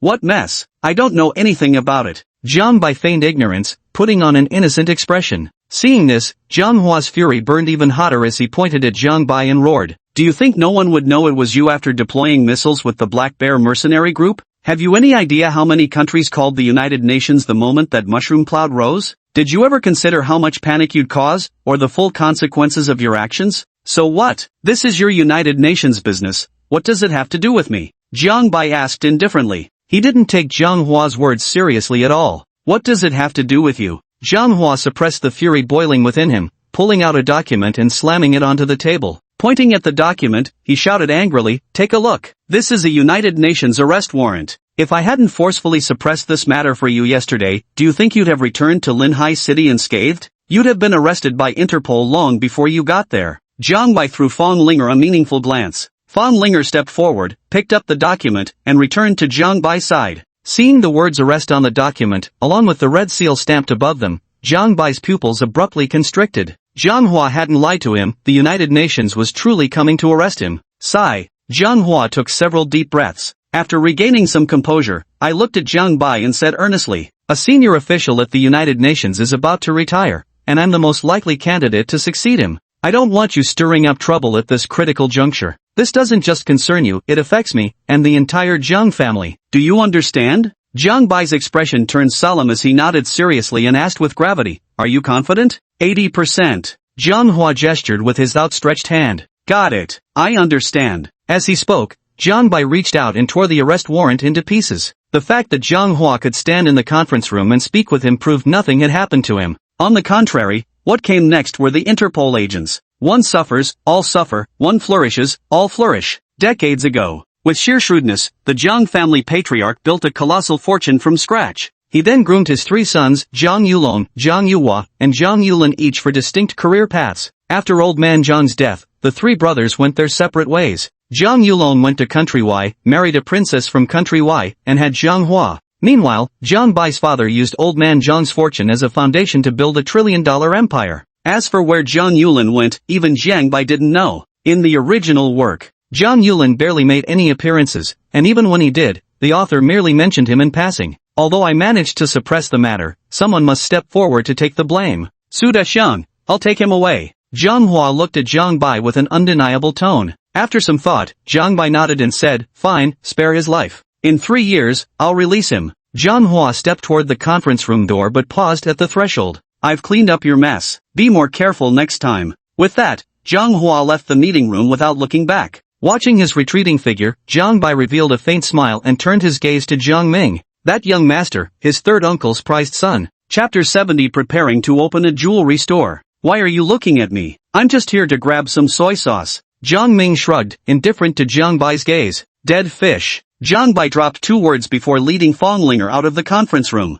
President. Fonglinger followed behind Jiang Bai, hesitating to speak. You want to ask about Su Daxiang? Jiang Bai asked without turning his head. Fonglinger nodded lightly and uttered a soft then quickly shook her head. She knew what questions to ask and what not to ask. This was the first rule in a secretary's handbook, never speak out of turn to inquire about the boss's affairs. In the villa's grand hall, Father John was already waiting on the sofa for Jiang Bai. Watching Jiang Bai approach, he asked, Has everything been settled? Don't blame Jiang Hua for settling scores with you. The commotion you stirred up this time was indeed somewhat excessive. Jiang Bai gave a slight smile and walked over to sit beside his father. I don't blame him, but shouldn't you return something that belongs to me? What thing? Father Jiang asked cluelessly, wearing an innocent expression. The gold. My gold worth tens of billions, Jiang Bai retorted irritably. My memory these days. Father Jiang smacked his forehead as sudden realization dawned on him. Turning his head, he asked Jiang Bai in return, How do you plan to handle this gold? Old fox, got any good suggestions? Jiang Bai inquired.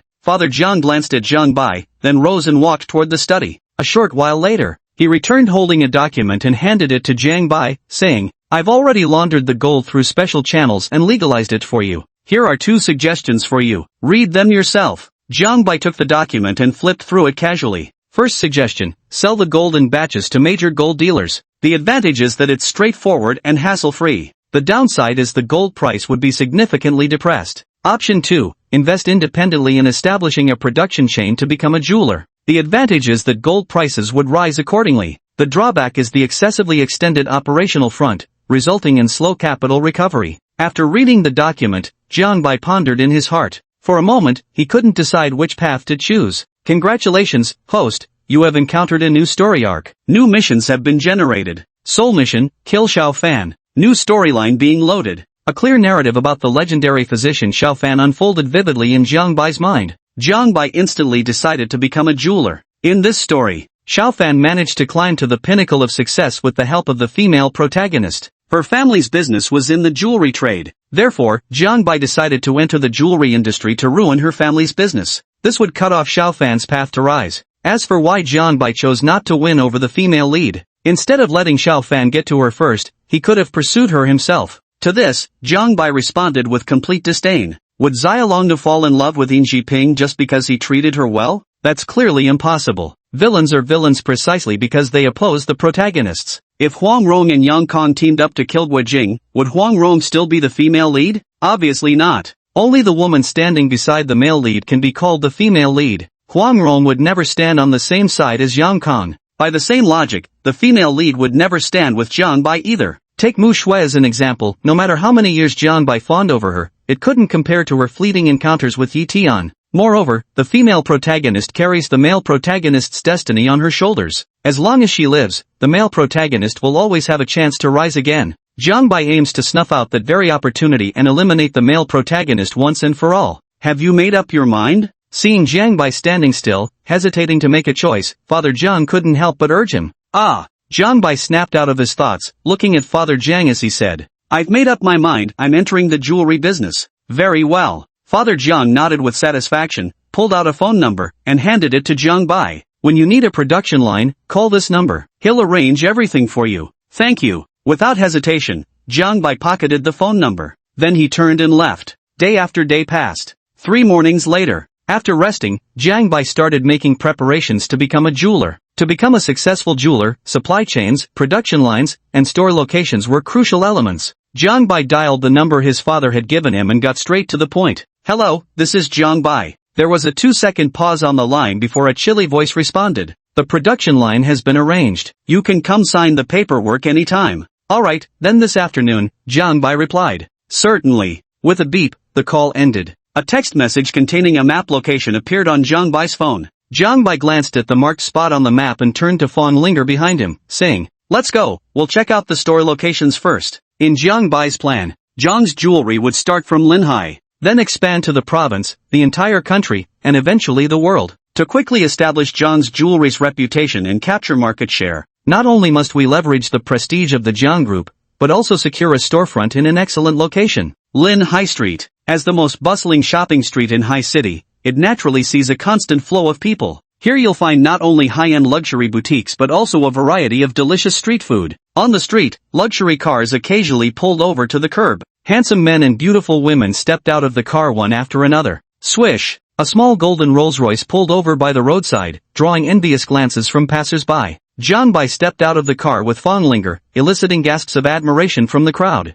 The handsome man and beautiful woman made a perfect match, truly a couple gifted with both talent and looks. President, it's so lively here. Fawn Linger watched the bustling streets, her feminine instincts awakened. A restless heart yearning to go shopping. Jiang Bai took in Fawn Linger's expression with a single glance. He reached out to wrap an arm around her slender waist and smiled slightly, saying, Since we're already here, why don't we go window shopping? But we still need to go scout shop locations. A faint shadow of sorrow flickered through Fawn Linger's eyes. She hadn't been shopping in a long time. In the past, we couldn't afford to go shopping. Now, we don't have time to go shopping. Let's go, we might as well check out the current jewelry market prices. Jiang Bai pulled Fawn Linger along without waiting for a reply, heading straight towards a jewelry store. Fawn Linger's face lit up with a delighted smile. She knew Jiang Bai actually disliked going shopping. Song's Jewelry. The largest jewelry store in Linhai City seemed to be hosting some kind of event today. Jiang Bai and Fawn Linger had just stepped inside when they saw the place packed with people. Couple after couple stood before the display cases, picking out rings and necklaces they fancied.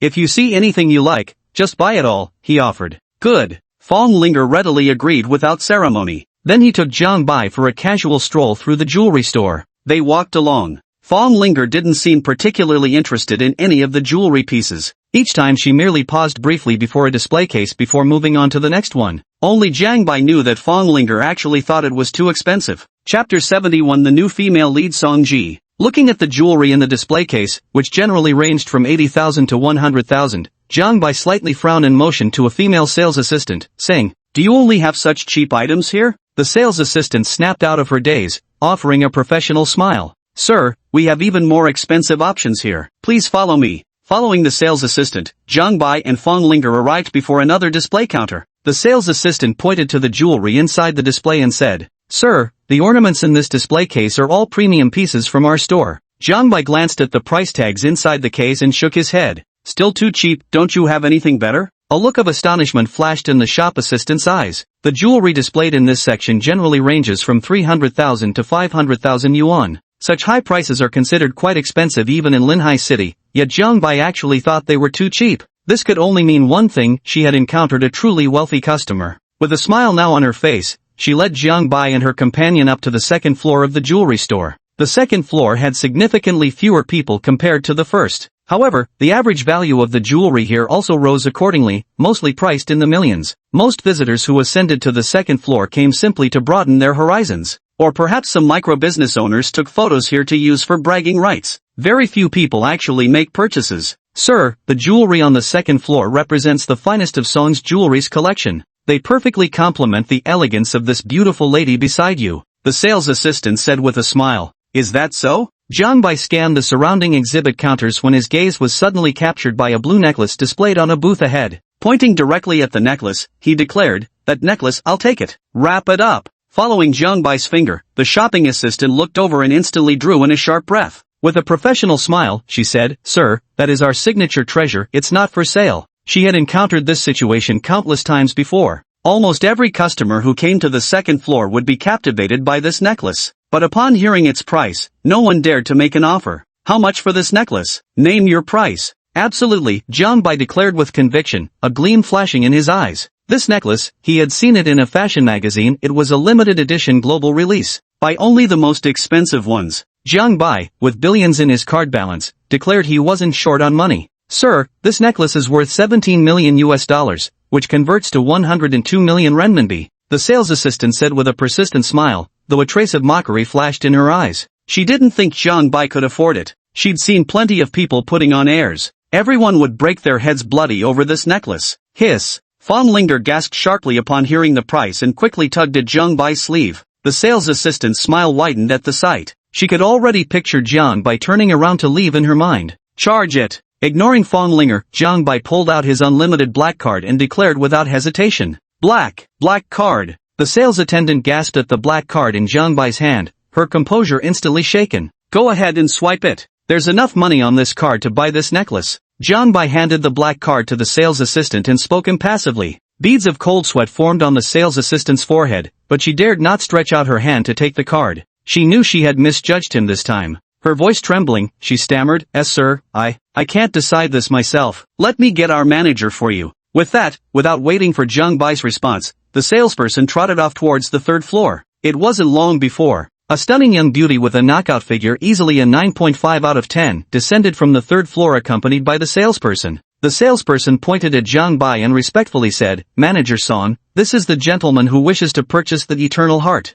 "I know." Manager Song's expression instantly turned icy cold at the sight of Jiang Bai. Her sudden appearance immediately drew gasps of surprise from all the customers on the second floor. It's Song Ji, the eldest daughter of the Song family. The heiress of Song jewelry, ranked 17th on the global young billionaires list. I never expected her to appear on the second floor today. To catch a glimpse of Lady Song, this trip was truly worth it. Song Ji paid no attention to the surrounding whispers, striding purposefully until she stood before Jiang Bai. Fong Linger, who had been watching Jiang Bai, sneered and said, "I thought which customer was so generous to buy the Heart of Eternity, turns out it's the heir of the Jiang family. Mr. Jiang certainly spends lavishly, spending a fortune just to win a beauty smile." Hearing Song Ji's sarcastic remarks, Jiang Bai slightly furrowed his brows, his expression displeased as he said, "As far as I recall, I don't believe I've ever offended you anywhere, Miss Song? Miss Song, there's no need to speak to me with such disdain. Is this really how Song Jewelry treats its guests?" Song Ji's expression turned cold, a flicker of disgust flashing through her eyes, as she replied, "When other customers arrive, Song Jewelry naturally welcomes them with smiles. But as for you, young Master Jiang, forget about it." Song Ji recalled an evening from several days earlier, when her grandfather had spoken to her in the study.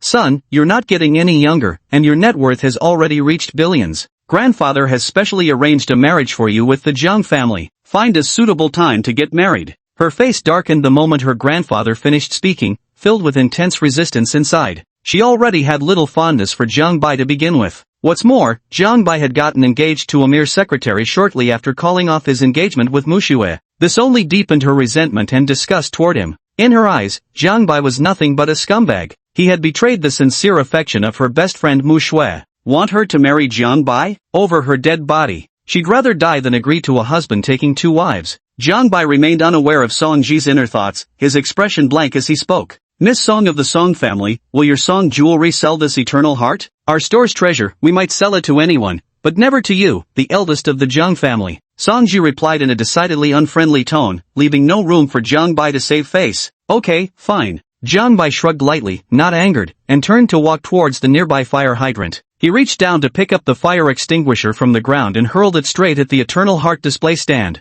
With a resounding crash, the explosion-proof glass of the booth was smashed to pieces by a fire extinguisher. Everyone on the second floor was instantly stunned. Song Ji's eyes widened instantly, and he immediately moved to stop him with a shout. Before she could utter a word, Jiang Bai smashed down with another fire extinguisher. Bang! This time, even the Eternal Heart couldn't escape, smashed to pieces by a fire extinguisher. At this moment, Jiang Bai casually tossed the fire extinguisher aside. Smash! He actually smashed the Heart of Eternity. The surrounding customers stared at Jiang Bai in shock, murmuring unconsciously under their breath. Even Song Ji was left dumbfounded by this sudden turn of events. Buzz buzz buzz. An alarm bell sounded. A group of security guards rushed toward the second floor, glaring at Jiang Bai with fierce hostility. Your so-called Eternal Heart is fake. I smashed it for you, no need to thank me too much, Jiang Bai said nonchalantly. He turned to leave with Fawn Linger in tow. Song Ji said in a dark tone, Jiang Bai, do you think you can just walk away after smashing our treasure of the store? Do you really think our Song family jewelry is easy to bully? What do you intend to do then?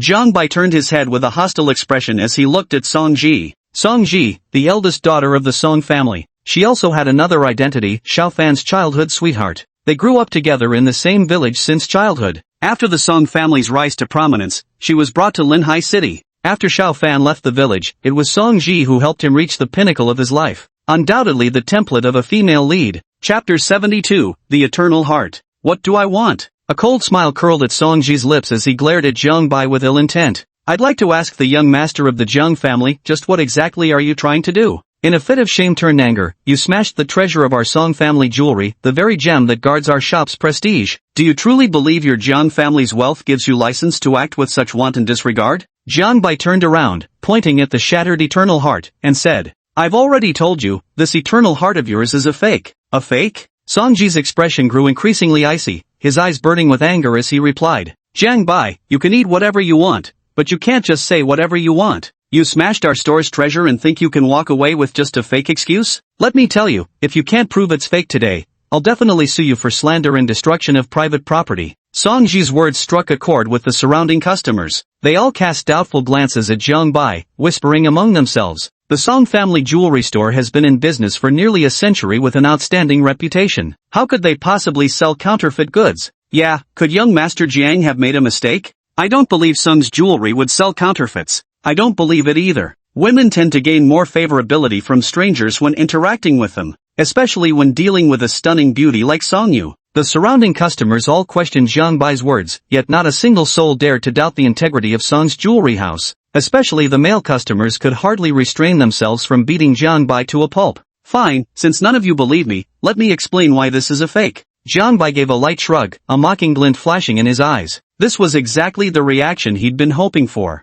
The less the surrounding customers believed him, the more they supported Song's jewelry. The greater the reversal later, the worse Song's jewelry's reputation would be. The Heart of Eternity first appeared in 2005, designed by the royal chief designer of Country Y. At that time, there were two in total, one of which was around the neck of the Queen of Country Y. And what about the other one? Jiang Bai paused, scanning the faces of everyone present before declaring loudly. And the other one is around my mother's neck. Nisson, I'd like to ask, where did you get this Eternal Heart necklace from? Songji frowned tightly, momentarily at a loss for how to respond. She knew there were two Eternal Hearts. She had always believed the second one was in their Song family jewelry storehouse. If Jiang Bai's words held truth, then the second piece was with Jiang's mother. Then hers must indeed be fake. How do you know they didn't design a third Eternal Heart later? What if the Eternal Heart around your mother's neck is the fake one? Doubting voices arose from the customer group. Jiang Bai responded with a disdainful chuckle, confidently declaring, the designer of the Eternal Heart died right after crafting the second Eternal Heart. How could he possibly forge the third Eternal Heart? As for the one around my mother's neck, it was a personal gift from the Queen of Y country. How could it possibly be fake? Surely the Queen of Y wouldn't send counterfeit goods.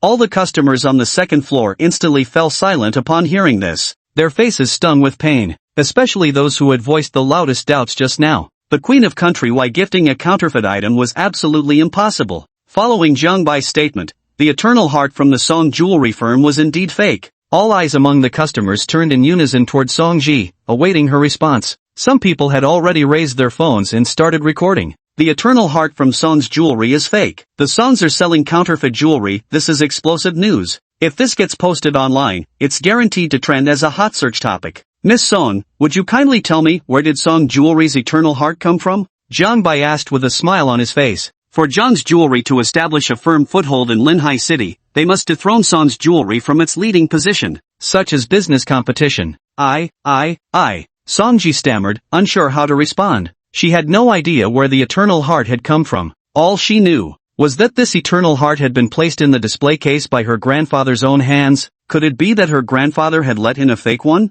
This thought had just surfaced when Songji dismissed it from her mind. There was absolutely no way her grandfather would let in a fake. For a brief moment, Songji found herself caught in a dilemma. She knew, if she couldn't explain the origin of the Eternal Heart, it proved the Eternal Heart was authentic. In no time at all, the internet would likely be flooded with news about their Song jewelry selling counterfeit goods. Their Song jewelry would suffer a massive blow to its reputation as a result. Time passed by minute. Songji quickly contemplated her options in her mind. Her prolonged silence made everyone increasingly suspect that the Eternal Heart from Song's jewelry was fake. Miss Song, if you can't recall the origins of the Eternal Heart right now, take your time to think about it. I have other matters to attend to, so I'll take my leave first. With a devilish smile, Jiang Bai turned and left with Fonglinger in tow. Watching Jiang Bai's retreating figure, Songji clenched her teeth in silent fury. It's all Jiang Bai's fault. If Jiang Bai hadn't smashed the Eternal Heart, she wouldn't be facing such a situation now. At this moment, Songji's already limited goodwill towards Jiang Bai instantly plummeted to its lowest point.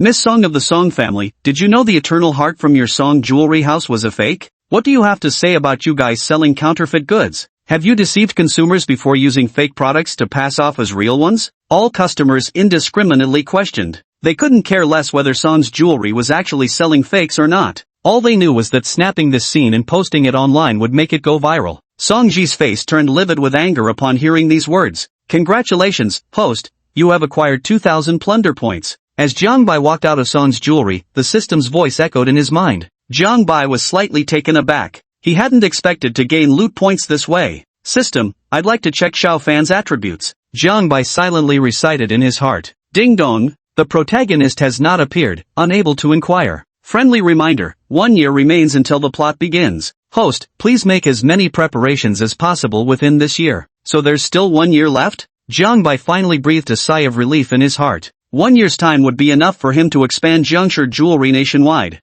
At the same time, he could thoroughly enjoy the affluent second-generation lifestyle during this year. The protagonist remained like a thorn deeply embedded in his heart. He initially thought Yi Tian would be the end of it. Little did he know, Xiao Fan popped up out of nowhere. Xiao Fan, just you wait. In a year, I'll definitely finish you off. Jiang Bai thought viciously in his heart. Achoo! At the foot of the Green Mountain, a young man couldn't help but sneeze. The young man rubbed his nose, gazing at the village not far ahead, and muttered to himself. 1 more year, just 1 more year, and my mourning period will be over. By then, I can finally leave the mountain to find Big Sister Songji. 10 years have passed. I wonder if Big Sister Songji has become even more beautiful. Recalling that porcelain doll-like little girl from his childhood, the young man's lips curled into a faint smile. With these nostalgic thoughts, the young man fell into a deep sleep. Chapter 73, An Encounter with a Scammer. The Jiang Residence. After leaving Song's jewelry, Jiang Bai accompanied Fong Linger for some more shopping before heading straight back to the Jiang residence. As soon as he pushed the door open,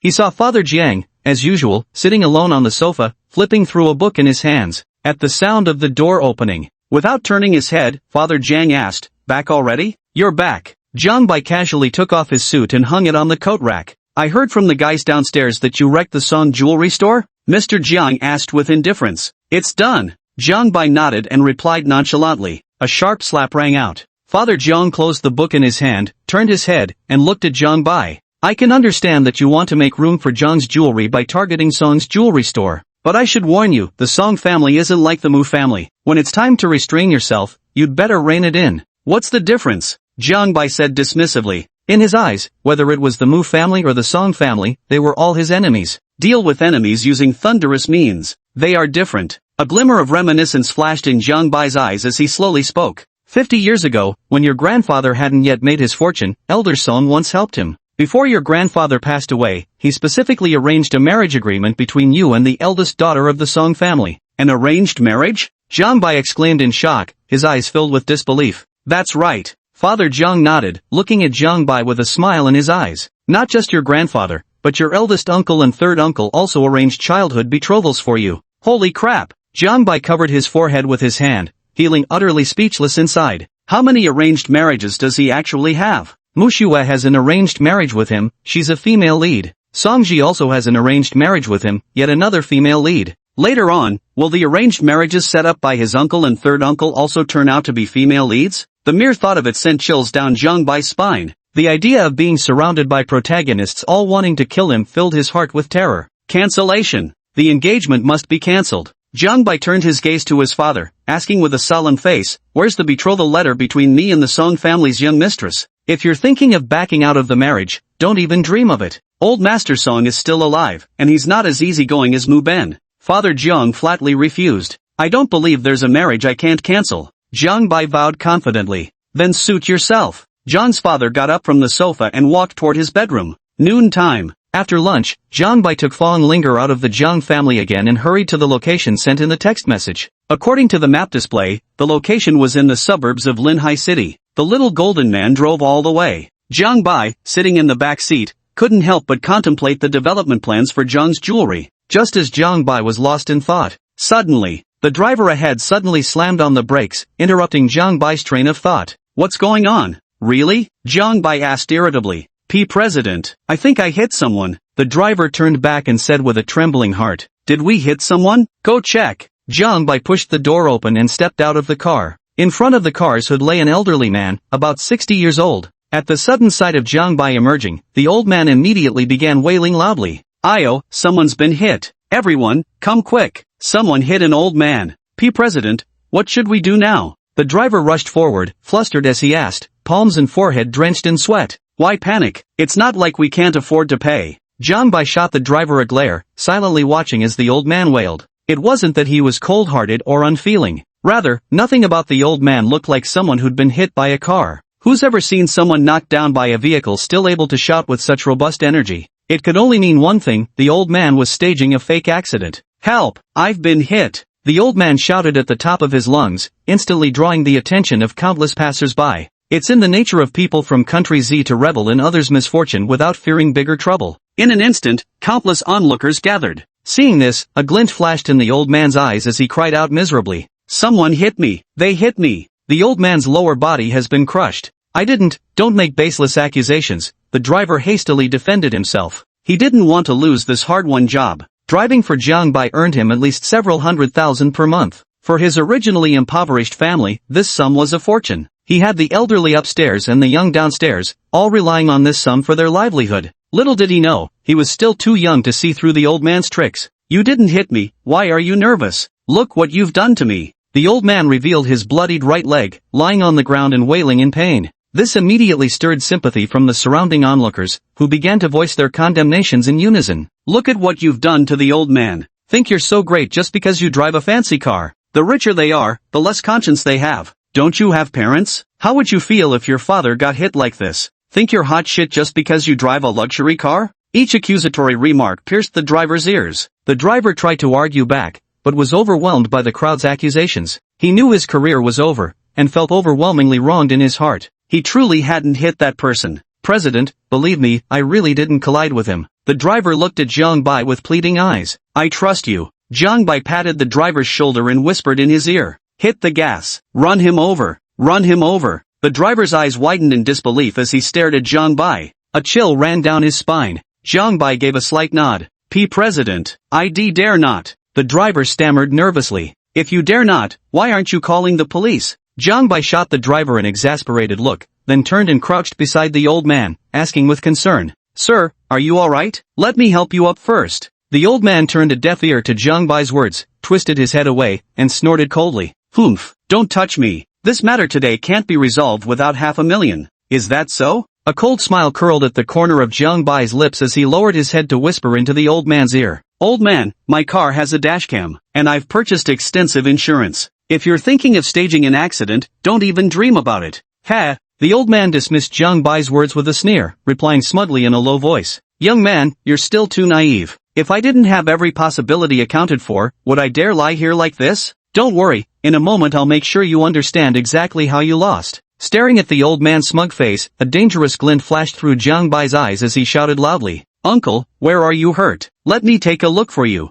As he spoke, Jiang Bai reached out his right hand and began feeling along the old man's right leg. "What are you trying to do?" The old man eyed Jiang Bai warily, an ominous premonition creeping into his heart. "Let me tend to your wounds?" Jiang Bai said with an innocent face. His right hand rested on the old man's knee and, when no one was looking, he squeezed with a force 16 times that of an ordinary person. Crack, crack. The sound of bones snapping echoed.